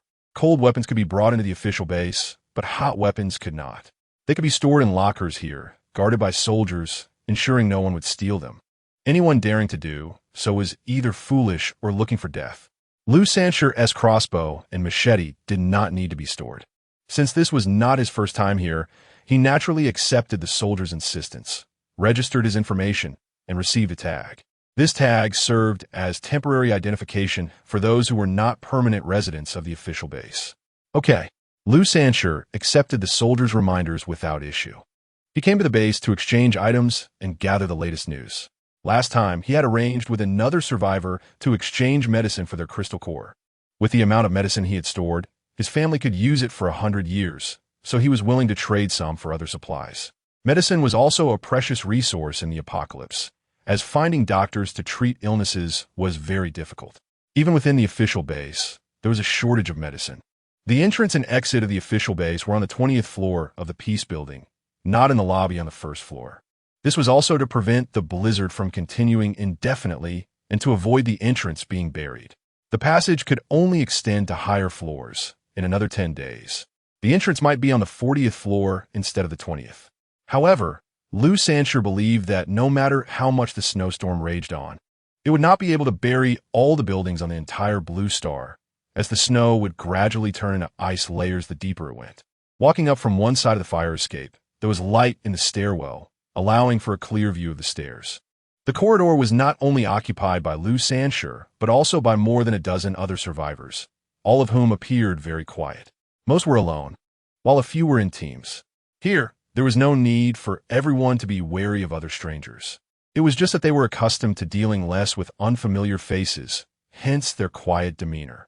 Upon reaching the 20th floor, Liu Sanshur and the others exited through the fire door, and after passing through a long corridor, they arrived at the entrance of the base. There were a dozen soldiers guarding the entrance, and they had to hand over their ID badges for inspection before being allowed to enter. There was no large gate at the entrance. When Liu Sanshur saw construction workers building a wall, he guessed that this entrance would need to be moved upward. The entrance was located at the central position of the main staircase of the Ping and building. They walked down to the lowest level, which was originally supposed to be a hall, but had now turned into a passage 5 meters wide and 4 meters high. This passage led directly to the entrance of the underground subway station, extending over 50 meters. Liu Sanshur and the other survivors quickly reached the end, which was the exit of the subway station, the true entrance of the official underground base. A thick steel door was installed here, and Liu Sanshur had heard that this door's strength could withstand a nuclear explosion. This indicated that the authorities had raised the protection level of the base to the highest level.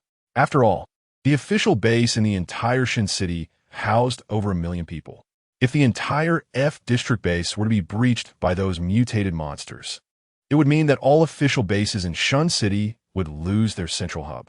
At the entrance, the number of soldiers had increased to over 100. Every survivor descending the stairs was scrutinized from all angles by these soldiers, but everyone had already grown accustomed to it and did not mind the soldiers' gazes. Descending to the bottom brought them to the first level of the subway station. The entrance to the hall was also surrounded by a thick wall. Liu Sanshur knew this was to prevent sounds from inside the underground base from reaching the outside, even though the outside was a raging snowstorm. Ordinary mutated monsters could not hear the voices of humans in the underground base. However, it was better to be safe than sorry, so necessary precautions were still in place. After passing through the wall, they entered what used to be the hall of the subway station, greeted by a bustling scene akin to a rural market. The most common sights were various stalls, marking the trading market of the first level of the official base. There are dozens of such trading markets throughout the underground base of F District, and this one was the smallest. Chapter 96. Exchange. The stalls displayed a variety of items, including daily necessities, high-end cosmetics, luxury handbags, and jewelry. But there was one thing missing: food. Indeed, there were over 1,000 vendors on the first level, yet not a single one was offering food for exchange for other supplies, highlighting just how precious food was in this apocalypse. Luxuries that would have cost tens of thousands before the apocalypse were now laid out like garbage at stalls, and very few people needed these items. In the apocalypse, such non-edible and inconvenient luxury goods were the least valuable and most unwanted items. No matter how expensive, they could not compare to a pack of instant noodles. The vendors here could have been CEOs of companies, billionaires, or famous stars before the apocalypse. But in this new world, they received no special treatment. The authorities needed skilled individuals. Electricians and farmers were far more valuable than these people. At the very least, the official underground base had a great demand for these two types of talents. Of course, the top scientific researchers were still the most needed by the authorities, but many of them had been evacuated to the capital city just a day before the outbreak. The latest luxury bags from the Donkey brand could be exchanged for just 1 crystal core or a pack of instant noodles. The newest Nishanger cosmetics were available at 1 crystal core per set. First come, first served. Boss, do you need any services? 1 crystal core for a night. 2 crystal cores for anything you want. Don't miss out, everyone. Look at this self-made ultraviolet flashlight, effective for driving away mutated monsters in the wild and ensuring your safety. Just 10 crystal cores. Lu Sanshur paid no attention to the somewhat noisy voices along the way. He had no disdain for the women providing services. Most of them had lost their husbands and had children to care for, although the authorities distributed a small amount of free food to children daily. It was not enough to ensure they were full, merely enough to prevent starvation. This was unavoidable. Only the official base would accept children and the elderly.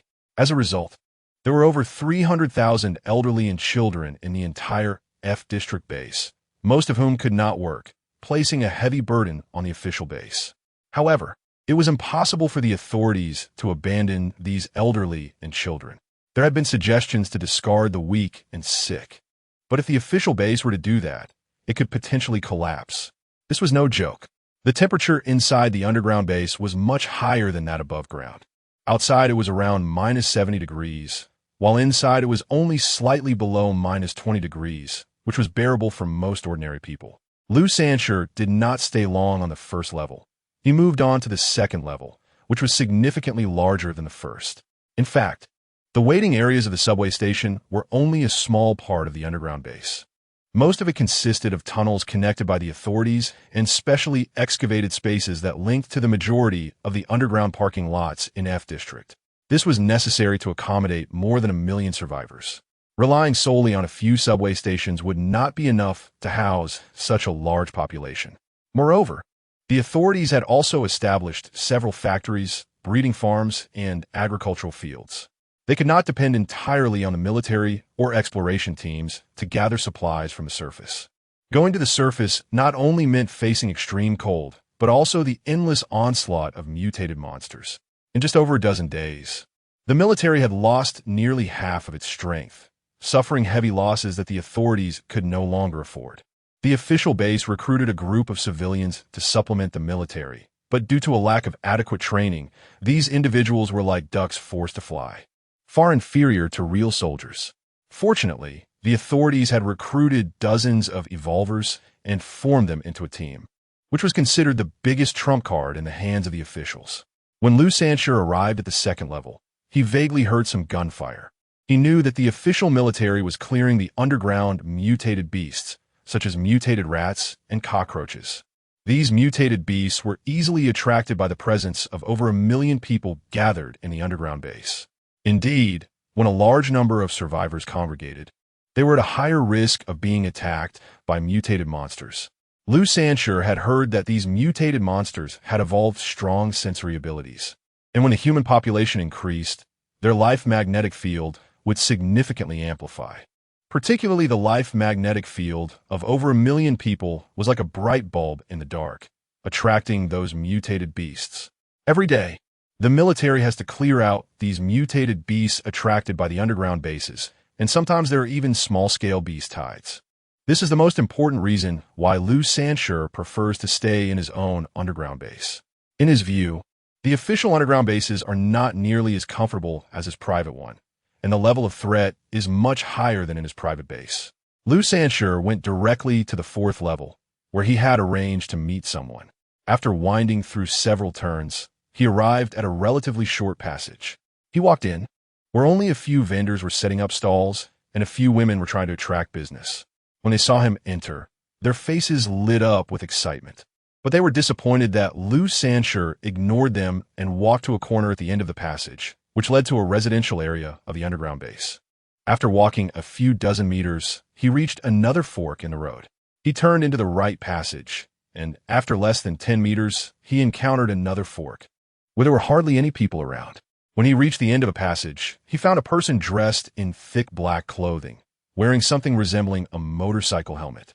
Lu Sanshur knew this was a homemade infrared night vision device, which, while looking like a motorcycle helmet, could be used to observe mutated monsters as well as to shield against wind and cold. "You're here," said the person wearing the motorcycle helmet. lifting the visor to reveal a pair of somewhat weary yet shrewd eyes. It was a relatively young woman, but Lu Sanshur didn't know what she looked like. He had arranged the trade time and goods with her simply because he sensed she was also an evolved being and a trustworthy person. Trustworthiness is a rare quality in this apocalyptic world. Well, I brought my stuff. You should have enough crystal cores, right? Lu Sanshur had plenty of food and medicine, but what he lacked the most were crystal cores. Why didn't he go hunt mutated monsters for them? Because he was afraid of dying. Although he was an evolved being, his abilities mainly provided him with cold resistance and night vision. As for combat ability, he had just enjoyed fitness before the apocalypse. He was neither a soldier nor a martial arts expert. A careless mistake could lead to being killed by a mutated monster. If he died, he couldn't even imagine what would happen to his family in the future. By the way, count them. Where are the medicines I wanted? The woman took out a bag from her backpack, which was bulging and clearly full of items. Lu Sanshur took the bag, opened it, and counted carefully. The quantity was correct. He then took out a bag from his own backpack and handed it to her. After she checked it carefully, she put the bag in her backpack and said to Lu Sanshur, "Let's trade again in 3 days. I want some vitamins. You should have some, right?" "Yes." "Same old rules?" "Yes, that's right, the same old rules." The two didn't linger in the spot for too long and quickly parted ways. Lu Sanshur did not leave the official underground base immediately. He still needed to find someone to inquire if there were any new announcements or rumors from the officials, which were all information he needed. Dong Yinfei grew up in an orphanage and got into Capital University. She was not only smart and talented, but also beautiful. In a normal society, she believed she could earn a lot of money with her abilities and improve the orphanage where she grew up. However, all those beautiful expectations vanished with the arrival of the apocalypse.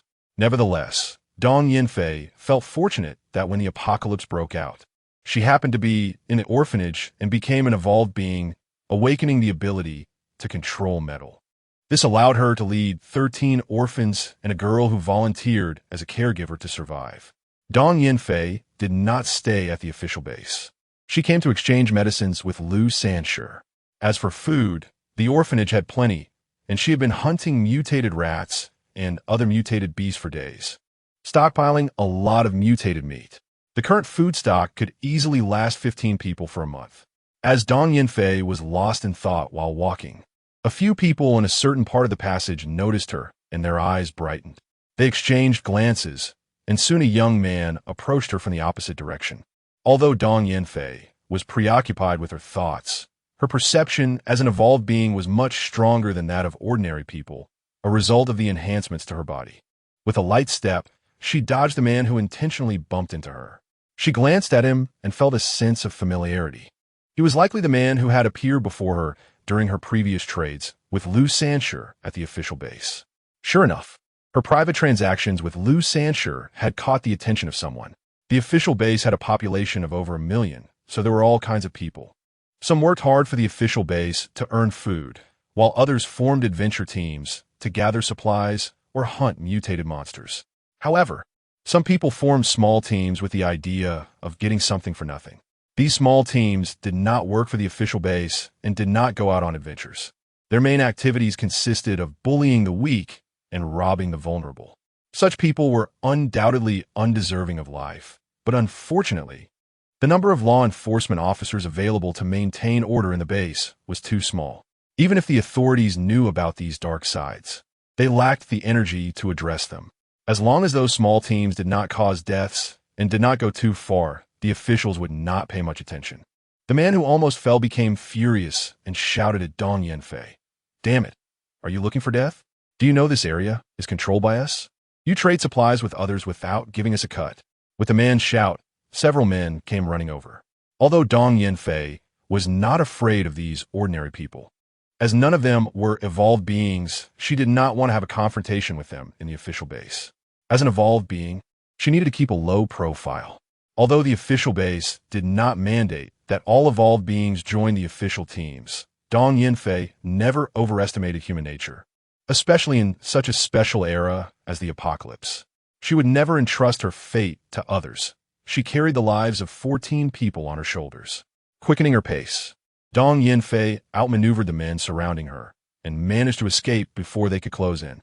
They did not give up on her. But they also did not dare to shout loudly. In this tacit understanding, they followed Dong Yinfei out of the official base. Dong Yinfei did not exit through the entrance of the Peace Building, but left through another entrance in a different direction, built in the Capital Trade Center.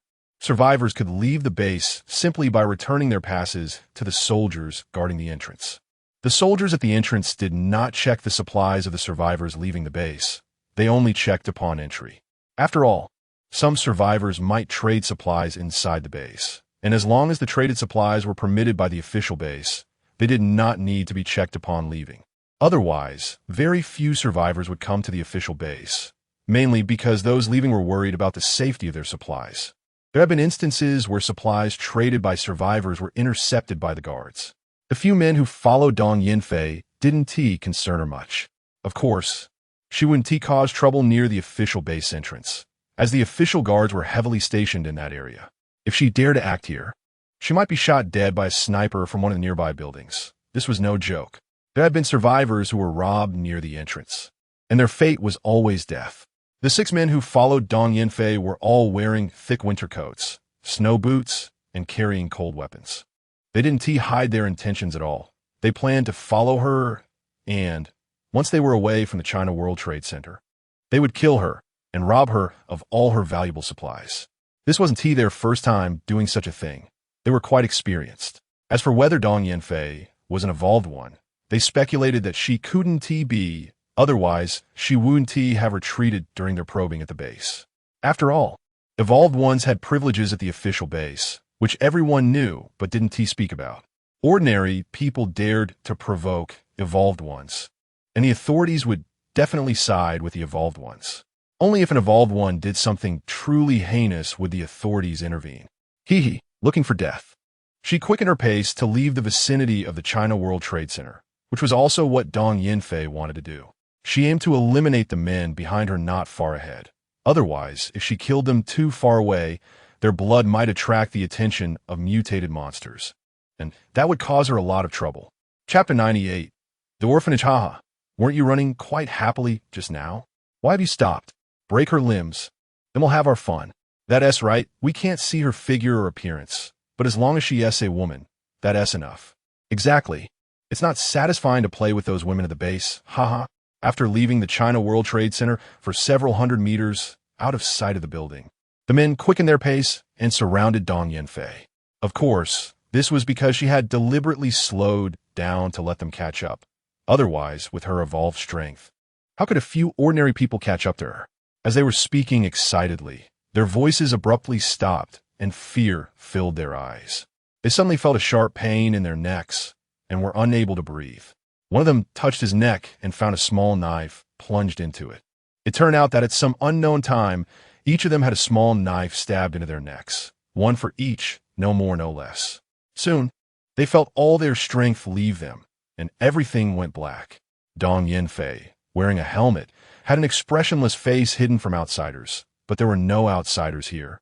Only the howling wind and snow. She knew her face was devoid of emotion. She had become accustomed to killing. From the first time she killed someone and vomited to now being able to kill 6 men without changing her expression. This transformation had taken just a little over 10 days. Yet for her, those short days felt like a lifetime. She collected all the knives from the corpses and set off again. As for where to dispose of the bodies, she knew that the mutated monsters would take care of that. The orphanage was 3 kilometers away from the China World Trade Center. Fortunately, the military often cleared out mutated monsters in the surrounding area, so there were relatively few mutated creatures that wandered into this area. As long as she was careful and focused, even ordinary people didn't have to worry too much. However, besides mutated monsters, ordinary people were most afraid of the extreme cold, as temperatures as low as -70 degrees could easily freeze someone to death. However, ordinary people could enhance their cold resistance by consuming a crystal core every day, which could strengthen their physical condition and improve their cold resistance. But very few ordinary people could obtain crystal cores. They didn't dare to take the risk of hunting mutated monsters. Even in the underground world, facing the weakest mutated rats could still result in their deaths. Crystal cores had completely become the hard currency of the apocalyptic world, replacing money. and could also be used to enhance physical abilities. It could be said that crystal cores were the most important resource in the eyes of survivors. As long as one had crystal cores, everything else could be exchanged. The orphanage was not very large before the apocalypse. It only had a few dozen children in 3 buildings, the tallest being 6 stories high, while the other 2 were only 3 stories. However, now the 2 3-story buildings were nearly completely covered in snow, leaving only the tallest one with 3 stories still visible. Dong Yinfei removed her snowshoes and entered through a window. However, once inside, she didn't walk through the middle of the room. Instead, she walked along the walls. This was because she had set traps in the middle of the room to prevent survivors or mutated monsters from coming in and harming the children. As for the possibility of accidentally injuring ordinary survivors, she wasn't worried at all compared to the potential harm to the children. If they died, it would just be bad luck for them. After leaving the room, Dong Yinfei closed the door again. Although the corridor was pitch black for an ordinary person, it was like cloudy weather for her as an evolved one. She could see clearly. The helmet she wore was modified into an infrared night vision device, which was merely for her to see farther. Otherwise, she could go without it. Of course, the helmet also served another purpose, to conceal her stunning beauty, as beautiful women rarely had good outcomes in the apocalypse. She walked down from the 6th floor to the 1st floor where the kitchen, dining hall, and storage room of the orphanage were located. The storage room originally had a basement, but the basement was not only small, but also lacked ventilation and other conditions for habitation. After the apocalypse broke out, Dong Yinfei spent considerable effort to renovate the basement into 3 rooms, a storage room, a kitchen, and a bathroom, essentially transforming it into a suite of about 200 square meters. Opening the large door of the storage room, Dong Yinfei was relieved to find that her alarm system had not been triggered. Her greatest concern whenever she went out was for the children and her sister, Tian Fangfang. Tian Fangfang was not her biological sister, but a child who grew up with her in the orphanage, and their relationship was the closest. They were like sisters, even if not by blood. The original entrance to the basement was a wooden door, which Dong Yinfei had replaced with a thick iron door, modified using her metal control ability. She unlocked the iron door with a key, walked in, and closed it behind her. Inside was a 3-meter-long corridor. At the end of the corridor was a metal plate. Dong Yinfei lifted the metal plate, revealing a sewer-like existence that she had created herself. After climbing in, she closed the lid behind her, crawled down to the bottom, and found another 3-meter-long corridor. At the end of this corridor leaned a ladder against the wall. She climbed up the ladder, and when she reached the top, a fair-looking girl with a bright smile was waiting for her, pulling her up. The girl was Tian Fangfang, and as she brushed the snow off Dong Yinfei, she asked with concern, "Sister, did you encounter any danger this time?" Dong Yinfei took off her helmet, her long hair cascading down, revealing her stunning oval face, exuding a cold and elegant aura, almost like a fairy. However, Tian Fangfang was already accustomed to her sister's breathtaking beauty, so she didn't feel much about it. Dong Yinfei enjoyed Tian Fangfang's concern, smiling as she said, "It's fine. You don't need to worry. I just encountered a few ignorant thugs on the road." Tian Fangfang didn't ask about the outcome with those thugs. In her heart, 1,000 thugs were less important than a single hair of her sister's, and there were also the 13 children. They were her closest family, the one she cared about the most in this apocalyptic world. As for others, even if tens of thousands died, she wouldn't care. That was just the kind of person she was. "Let's go. The kids need to sleep early, or they'll sleep in again tomorrow." "Haha, it's fine. I'm the one teaching. So we can push the time back a bit." The 2 sisters passed through a 4-meter-long corridor, and at the end of the corridor was an iron door. Only by opening this door could they access the true underground base of their orphanage. Chapter 99. The RV. The 2 women opened the big door and walked inside, which was then closed again. Inside was a spacious living room connected to a kitchen, which also served as their dining area. Next to the kitchen was a storage room filled with a large quantity of food and other supplies, and, conveniently, the storage room also served as a bathroom. There were 3 rooms. One was a shared room for the 13 children and the 2 women, which didn't have beds but rather made do with sleeping mats. To keep warm, Dong Yinfei and Tian Fangfang built a fireplace, with the smoke pipe directed underground instead of outside. After all, if it led outside, the thick smoke could easily attract unwanted attention, whether from people with ill intentions or mutated creatures, putting their underground base in danger. The other two rooms included a research room for the two women and a small greenhouse. Although the underground base was small, they still managed to set up a research lab and a greenhouse. The research room was for the two women to study the reasons behind the apocalypse, or to research the P virus and the effects of the spiritual energy in the air. As for the greenhouse, it was for them to experiment with growing mushrooms and algae, both of which could thrive in such conditions and were considered the best plants to cultivate in the current Blue Star bases. If Dong Yanfei was the top scholar from Beijing University, then Tian Fangfang was a rare genius in human history. Before the apocalypse, she behaved like any other high achiever to avoid drawing attention from people with ulterior motives or the government. She studied at Shenzhen University, but only Dong Yanfei knew how terrifying her sister's intelligence truly was. Having an exceptional memory was just a trivial aspect of her intellect. After the apocalypse, Tian Fangfang became an evolved being, but her evolution did not involve controlling metals or earth elements. Instead, her brain evolved, making her intelligence even more formidable.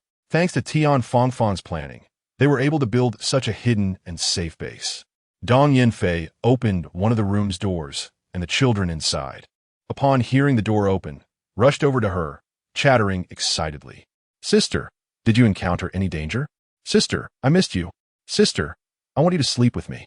The 13 children, the oldest being 10 and the youngest only 4, were quite sensible due to their orphan status. Now that the world had entered an apocalypse, they had become even more mature. Even though they had to stay in the underground base without seeing daylight, not one child complained. They even worried about their sister Dong Yanfei, who went out on adventures every day. "All right, I'm fine. I'll take you to sleep." Seeing the children made Dong Yanfei smile exceptionally beautiful. These children were her greatest motivation to face those mutated monsters every day. "Yes, everyone go to bed." Tian Fangfang also urged the children to sleep, as it was warmer under the blankets. Despite the fireplace burning wood, the room's temperature was still below 30 degrees, which was quite cold for the children. Hearing their sisters, the children obediently snuggled into their blankets, not bothering to take off their clothes. In fact, there was no need to. Although sleeping in thick clothes was a bit uncomfortable, warmth was far better than discomfort. Dong Yanfei and Tian Fangfang watched the children sleep, and once they were sure all the kids were asleep, they left the room to attend to their own matters, knowing they would stay up late. The two women reached the end of the corridor, where there was an iron door. After opening it and stepping inside, they closed the door behind them and proceeded through a passageway approximately 30 meters long. At the end of the passage was a ladder, which they climbed to the top. At the top was a round cover that could be opened from the inside. The two women crawled out of the opening into a small room, which contained several shelves with various car parts and repair tools. Just by looking at the items in the room, anyone could guess what this place was: a car repair shop not far from the orphanage, and secretly, it was a well-known modification shop in the city. The two women opened the storage room door and stepped outside into a corridor that was dark and quiet. As evolved beings, they could see clearly and made their way through the corridor to the outside repair workshop, which was quite spacious and housed several cars. The most eye-catching being a Scania RV. This RV measured 13.7 meters long, 2.55 meters wide, and 3.8 meters high, comparable in size to an ordinary bus. The most noticeable feature was that its front and rear wheels had been transformed into rollers, long and as wide as the vehicle itself. Indeed, this RV had been modified. Before the apocalypse, such a vehicle would have never been allowed on the road, but now there were no lawmen to check. Although the underground base of the orphanage was very safe, with ample food and water, Tian Fangfang and Dong Yanfei still prepared an escape route. And this RV was the result of their modifications over the past few weeks. The original tires couldn't traverse snowy roads, and many components of the RV had been altered. Thanks to Tian Fangfang's exceptional intelligence and knowledge, combined with Dong Yanfei's ability to manipulate metals, they were able to modify the RV successfully. It would have been impossible for just one person to accomplish this. Their abilities were highly complementary. Opening the door, they stepped inside, and Tian Fangfang turned on the lights. The interior of the RV was luxuriously decorated, exuding a golden brilliance. The RV was 2 stories tall. They had entered the first floor, which was the living room. The living room featured a circular sofa and a foldable table, with an open kitchen opposite, fully equipped with an induction cooker, microwave, refrigerator, and other appliances. The first floor also included a driver's cabin, which had 3 seats and a small bed behind the seats for someone to rest or sleep. The first floor has 3 bedrooms, a bathroom, and a storage room. The staircase to the second floor is located in the living room. 2 people go up to the second floor, which has only 4 rooms and no other facilities. Each bedroom can accommodate 4 people, totaling 7 bedrooms that can host 21 adults. If it were children, it could easily accommodate 50. This RV was purchased by an unknown wealthy individual before the apocalypse, costing at least 10 million. However, it now belongs to Xiaofan and her companion, who spent over 10 days modifying it into a vehicle capable of operating in extreme cold and on thick snow. Dong Yinfei's ability to control metal is quite unique. She can alter the atomic and molecular structure of metals, transforming ordinary metal into special metal. This is why Xiaofan is confident they can modify the RV into a snow vehicle akin to those seen in the Wandering Earth, capable of driving in snowy conditions. After working for an hour, the 2 finally completed the task for the day. In 2 days, the RV will be fully transformed. Chapter 100. Bad News, Sister. Are you troubled? Dong Yinfei was not surprised that Xiaofan knew she was bothered. She simply recalled the rumors she had heard from the official base, which caused an uneasy expression to appear on her face. She shared the rumors with Xiaofan. What could possibly trouble even an evolved being like Dong Yinfei? It turns out that many survivors inside the official base were privately spreading rumors about the increasing frequency of mutant beast attacks on the base. Hearing this, Xiaofan found it odd and said, "Didn't we already know about this? The RV was modified because we heard about the mutant beast attacks. What's there to worry about?" It's not just that. Dong Yinfei shook her head, denying it. What I'm referring to is another rumor. I've heard that the mutated marine creatures in the ocean are terrifying, and due to the overpopulation at the official base, they've drawn the attention of these marine mutants. Some people have observed near the shore and found that the coastal waters are almost frozen over, with many marine mutants swimming towards land, as if attracted by something on land. Xiaofan furrowed her brows. If it were just mutated rats or worms from the underground world, she believed the official base's powerful modern firepower could handle it. However, humanity's understanding of the ocean is limited. Not even the most knowledgeable marine biologists can accurately describe the variety and number of species in the ocean, considering the dual impact of the P virus and spiritual energy.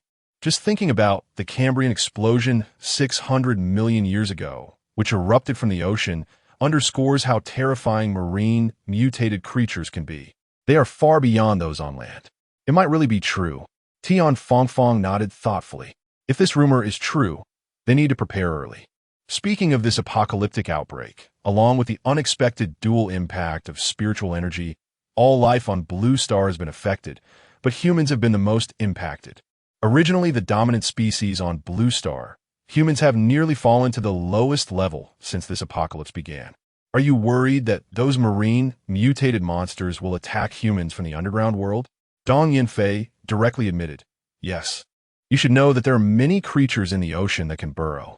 Not to mention, no one knows what terrifying abilities they might evolve with the effects of the P virus and spiritual energy. The mutated creatures on land have already overwhelmed humanity, and I believe many countries have not yet paid attention to marine mutated creatures.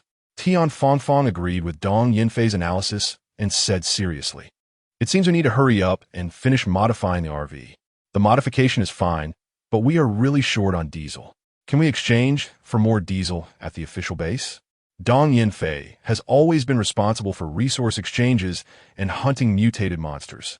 Xiaofan's physical condition is only slightly better than average, and even though she consumes crystal cores daily, her evolution speed is still much slower than Dong Yinfei's. The exact reason is unknown, possibly due to the unique nature of her brain domain as an evolved being. Dong Yinfei shook her head and said, "That's impossible. The official exchange center only has a small amount of diesel and gasoline available for exchange every day, and the prices are exorbitant. Almost no country in the entire blue star can extract energy now, and energy reserves are generally held by the state. As for Huagua, it's even more so. When the apocalypse first broke out, the authorities specifically visited all gas stations, collecting most of the energy, and private individuals or forces rarely have diesel and gasoline reserves. Even if they do, they are too little to trade. Does the person you frequently trade with have any? I don't know. I haven't asked him. I'll ask him when I go to the official base the day after tomorrow. He should have established a base by himself. If he doesn't have any, I'll think of other ways. Well, just be extra cautious before you do anything. It would be great if I could get nuclear batteries. At this point, Tian Fangfang looked a bit frustrated. She regretted not reading more about nuclear energy before the apocalypse. Even though Dong Yanfei has collected many physics-related books and her intelligence has increased significantly, producing a nuclear battery in a short time is no easy task. After all, while nuclear batteries have been applied in the aerospace field by several major countries, it might still be a long way from civilian application. Naturally, Tian Fangfang cannot obtain any materials regarding nuclear batteries unless there are experts in this field to teach her. But these experts may have been rescued by the authorities long ago. Okay, do you need experts in any other fields? Okay. Rumors about marine mutated creatures in the official base have naturally reached Lu Sanshi, and he too began to feel uneasy.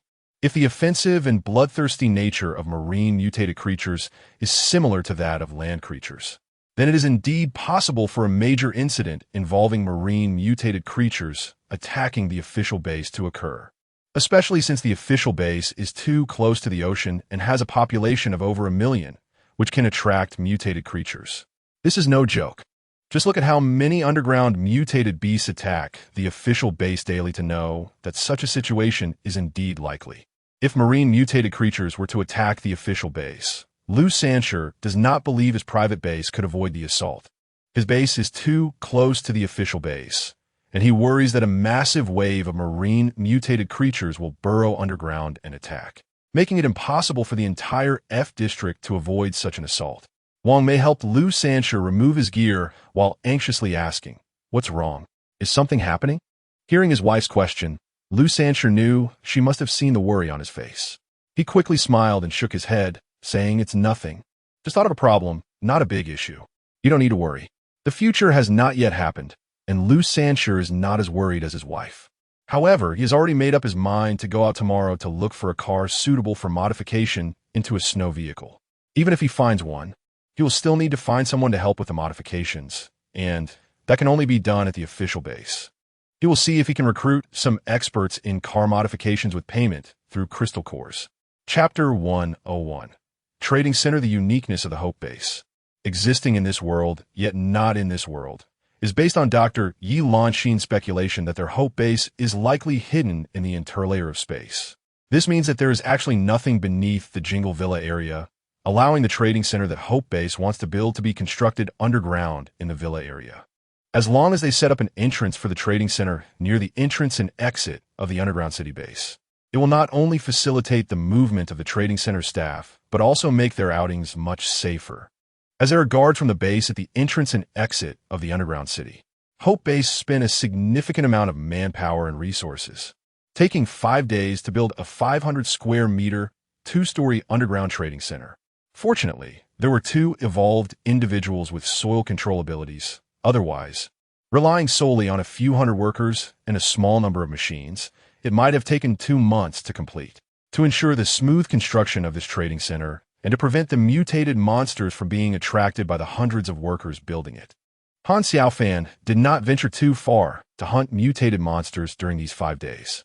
Instead, he cleared some wandering mutated monsters around the villa area and cleaned up some mutated rats and cockroaches in the underground world. Originally, Han Xiaofan and the high-ranking officials of the base believed that the official base in the Dragon District would have some thoughts about them building a trading center. But they did not expect that the official base seemed completely unaware of their construction of the trading center, as if they did not feel that the trading center was competing with the official trading market, although they were a bit puzzled by the official base's lack of response. This was a good thing for Hope Base. After all, if there were a conflict with the official base, Han Xiaofan believed that he could single-handedly eliminate the entire military force of the official base in the Dragon District. But it would be best if he could avoid a confrontation. Han Xiaofan's personality has become increasingly indifferent, but that doesn't mean he has lost his rationality or basic judgment. He has simply become less concerned about many things from the past. However, deep down, he still firmly remembers that he is human, a citizen of Huagua, and not an outsider. He does not consider himself a deity and does not want to lose human emotions. After the trading center was built, it opened to the public the next day. The trading center is mainly composed of 20 staff members and 30 security team members. Additionally, for safety assurance, the trading center has set up a monitoring system. However, Han Xiaofan did not allow the avatar Xiao Ji to control this monitoring system. He has become less trusting of the Xiao Ji in his mind and has never fully trusted it. He wants to keep a hand in dealing with Xiao Ji. Han Xiaofan took a group of senior officials from the base to visit the newly completed trading center. It felt quite good, similar in structure to the large banks before the apocalypse. The first floor features a service hall, complete with a number-calling machine like in banks, a waiting area for customers, a consultation desk in the hall, and service counters separated by bulletproof glass. Behind that is the storage room for the trading center. The second floor contains offices for the trading center staff, a staff lounge, a staff cafeteria, and staff dormitories. That's right, the trading center can also accommodate people, as there are a large number of supplies in the storage room that require staff to be on duty 24 hours a day. Otherwise, the 3 iron gates outside wouldn't be enough to deter those with ill intentions. Overall, the visit was quite satisfactory, although it couldn't compare to the decoration standards before the apocalypse. The interior decoration could only be described as acceptable, but that really didn't matter much. With the world in ruins, who still cares about superficial things? In the conference room on the second floor, Han Xiaofan and the senior officials from the base sat down. In addition to them, there was also Li Yuan, the former head of the base's front desk, and a squad leader from the first guard team, named Kai Xiaotian, an orphan with a military background who is skilled in shooting and was also a marksman in the army. Han Xiaofan sat at the head of the table, while others took their seats on either side of the long table. He looked at his subordinates on both sides, skipping any formalities and getting straight to the point. The trading center opens tomorrow. The first and second guard teams need to be ready to assist. Captain Tian, Captain Liu, and Supervisor Chun. Have you arranged for personnel to assist? Yes. Han Xiaofan felt relatively assured about his woman and 2 subordinates. He then turned to Li Yuan and Kai Xiaotian, saying, "The future management of the trading center will be entrusted to you. I hope you manage it well." The establishment of this trading center is not only for exchanging supplies and crystals from survivors, but more importantly, it is to gather information on personnel, especially those with special talents and skills. These survivors are the talents the base needs the most, and recruiting them into the base is your most important task. Do you understand? Li Yuan and Kai Xiaotian certainly understood the importance Han Xiaofan placed on talent, as well as the fact that the base had never stopped recruiting survivors. However, the base does not accept just anyone, and collecting information on these survivors makes the trading center very important. In fact, without Han Xiaofan needing to emphasize it, both Li Yuan and Kai Xiaotian would cherish and value this opportunity immensely. They knew that if they managed the trading center well, their futures would be bright, and it wouldn't be an exaggeration to say they could hold high positions in the base in the future. They were aware of the mysteries surrounding the underground base and its leader, and as they followed the leader to face this brutal apocalyptic world, they believed that they might gain significant benefits in the future. The other high-ranking members of the base were deep in thought, wondering why leader Han Xiaofan continued to recruit survivors. They felt that he seemed unconcerned about the number of people the base could accommodate. Could there be secrets about the underground base that they were unaware of? Although everyone had their suspicions, they were all clever enough to realize that if leader Han Xiaofan did not tell them, they could not ask too many questions. Some things should not be casually questioned. If the leader intended to share, they would naturally find out. Han Xiaofan was unaware of the complex emotions of his subordinates. He was currently thinking about going to the beach to check the situation. The information he received from Zhao Jianjun still needed his personal verification. If the mutated creatures in the ocean were really as he described, then he would have to pay extra attention to the situation by the sea. Chapter 102. Ordinary people. Ling Han, who came from an ordinary background, had an ordinary appearance, and studied a very common finance major in college. Became a small white-collar worker after graduation. If he had anything extraordinary, it was that he had good luck. He dated a beautiful local girl from Shenzhen, married her after 2 years, and they had a lovely daughter. It could be said that, barring any accidents, Ling Han would have another son with his wife, raise both children to adulthood, watch them start their own families, and then help their son take care of grandchildren, ultimately passing away and being cremated at a funeral home. This was their life, and also the life of most ordinary people. However, no one had ever thought that the apocalypse would come so suddenly. Ling Han's family was relatively fortunate. His wife, daughter, and in-laws were safe. However, he failed to contact his parents back in his hometown at the moment the apocalypse broke out, which made him realize that something must have happened to them. There was no time to grieve. Ling Han led his entire family out of their home, mainly because they had not stocked up much food. If they didn't reach the official base early, they might all starve to death. Unfortunately, Ling Han's family encountered a wave of mutants on the way and could only rush into a cold storage of a food company to hide. Fortunately, they found refuge inside the cold storage. Otherwise, they would have been devoured by the mutants. The cold storage of the food company was divided into 2 rooms. The larger outer room stored a large quantity of instant food, while the inner room contained a lot of canned goods.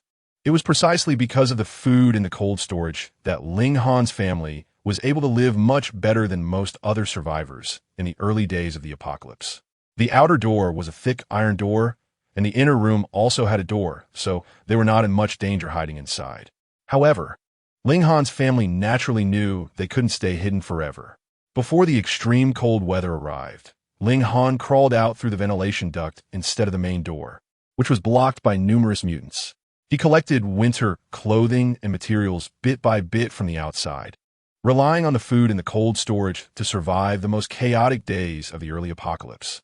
To ensure they didn't lose contact with the outside world, Ling Han often took risks to venture into the underground world, especially to the official base's trading market to exchange some supplies or gather the latest information. Naturally, he heard the rumors about the base, but like most people, he thought that the Hope base, which seemed like a paradise, was probably a scam and that such a good private base did not exist. After all, they were aware of the conditions at the official base. Many survivors preferred to form their own small teams to survive rather than enter the official base. Not only because the official base attracted mutant attacks due to the large number of people, but also because the living and dining conditions there were really not great. Many private teams felt they lived more comfortably outside, so they chose not to join the official base. Ling Han's family was quite lucky to occupy a cold storage, which had enough food to last them for 3 years, and if they saved, it could last for 5 years. However, the adults in Ling Han's family believed they could not stay in the cold storage for years. His daughter was only 5 years old. She needed companions and an education to benefit her growth. Originally, if the official base had opened a school, even if they donated some food from the cold storage to the official base, Ling Han and the others would have joined for their daughter. However, the official base did not establish any schools for children, probably because they had to deal with the endless mutant attacks every day and did not have the energy to organize teachers to educate the children. One day, as usual, Ling Han cautiously avoided the mutated monsters he encountered along the way. It is said that the sewers and underground subway passages were much safer than the surface because they were often cleaned. The company cafeteria of the cold storage they were hiding in had a sewage pipe that led directly to the sewer. And Ling Han always left the cold storage through the ventilation duct to reach the cafeteria before crawling into the sewage pipe to descend into the underground world. Wearing infrared night vision goggles, Ling Han could see things, although he wasn't used to it first. He got accustomed to it after a while. On the way, he dealt with a few mutated cockroaches, each about the size of a cat before the apocalypse. But Ling Han managed to handle them easily and extracted the crystal cores from them, which were about the size of soybeans and similar to those of mutated rats. For ordinary people, mutated rats and cockroaches were their main sources of crystal cores, and they could use these cores to become stronger or exchange for supplies. It could be said that it was precisely because of these relatively weak, mutated beasts that ordinary people could survive. Ling Han consumed quite a few of these crystal cores, but he was disappointed that he didn't become significantly stronger. His aptitude should be quite ordinary.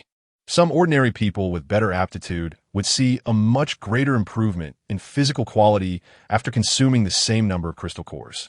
Indeed, aptitude was what the official information release stated. Every ordinary person had different enhancement levels after consuming crystal cores. Those with better aptitude had better enhancement effects and could consume more crystal cores daily than ordinary people. As for evolvers, they were in another tier. No matter how good an ordinary person's aptitude was, it could not compare to evolvers, and some evolvers had awakened special abilities, such as controlling fire, earth, or metal. The official referred to these evolvers as awakeners, while those who did not evolve special abilities were called enhancers. On the way to the official trading market, Ling Han also encountered some survivors, but everyone silently avoided each other. In the apocalypse world, the most lacking thing among survivors was trust. No one knew if the other person would stab them in the back for a piece of bread or a crystal core, besides their own family members. It was very hard for strangers to build trust. Ling Han had also encountered people who smiled in his face but stabbed him in the back, and he had been injured because of this. However, after killing the other party, he thoroughly adapted to the survival rules of the apocalypse world. If people did not offend him, he would not offend them. If someone wanted to harm him, he would fight back desperately. Upon arriving at the official trading market, the number of stall vendors had not decreased much. It was still the same as before. Ling Han exchanged some useful items for himself and his family with the crystal cores, ultimately trading a larger crystal core for a box of anti-inflammatory medicine. Medicine was the most sought-after item in the entire trading market, and the official exchange center only released a few boxes daily, making it a case of more demand than supply. Have you heard? What happened? There's a rumor outside that the Hope Base has also built a trading center. And it seems that many items can be exchanged there. They also recruit survivors who meet certain conditions to join them. Oh, is the Hope Base really as good as the rumors say? Really, I have a classmate who joined. I heard that the conditions there are 100 times better than the official base, and living there is not much different from before the apocalypse, even better. That's a scam, right? No, my classmate wouldn't lie to me. I'll go check it out later. Okay. I want to go too. It's safer if we go together. Let's go. When Ling Han heard the two talking, he felt a stir in his heart. If the Hope Base is really as good as they say, then it would be the best choice for his family to join the Hope Base. Should he go take a look? After thinking for a while, Ling Han finally gritted his teeth and decided to check it out. If the Hope Base is really that good, he would definitely lead his family to join. Chapter 103. Opening day, the promotional campaign for the opening of the Hope Base Trading Center couldn't be like it was before the apocalypse. However, for the Hope Base, it was relatively simple to promote the opening of the trading center. They just needed to arrange for some people to promote it in the official trading market. And soon, all the survivors in the Dragon District would know about the opening of the Hope Base Trading Center. Sure enough, on the opening day of the Hope Base Trading Center, many survivors showed up. For the survivors, many were curious to see if the Hope Base was really as good as the rumor suggested. The establishment of the trading center at the Hope Base was the best way for them to learn more about it. In order to ensure the safety of the trading center's opening, Han Xiaofan not only deployed a large number of guards around the trading center, but also personally cleared out all the mutated monsters within a 5-kilometer radius, ensuring that no harm would come to the survivors visiting the trading center on the opening day.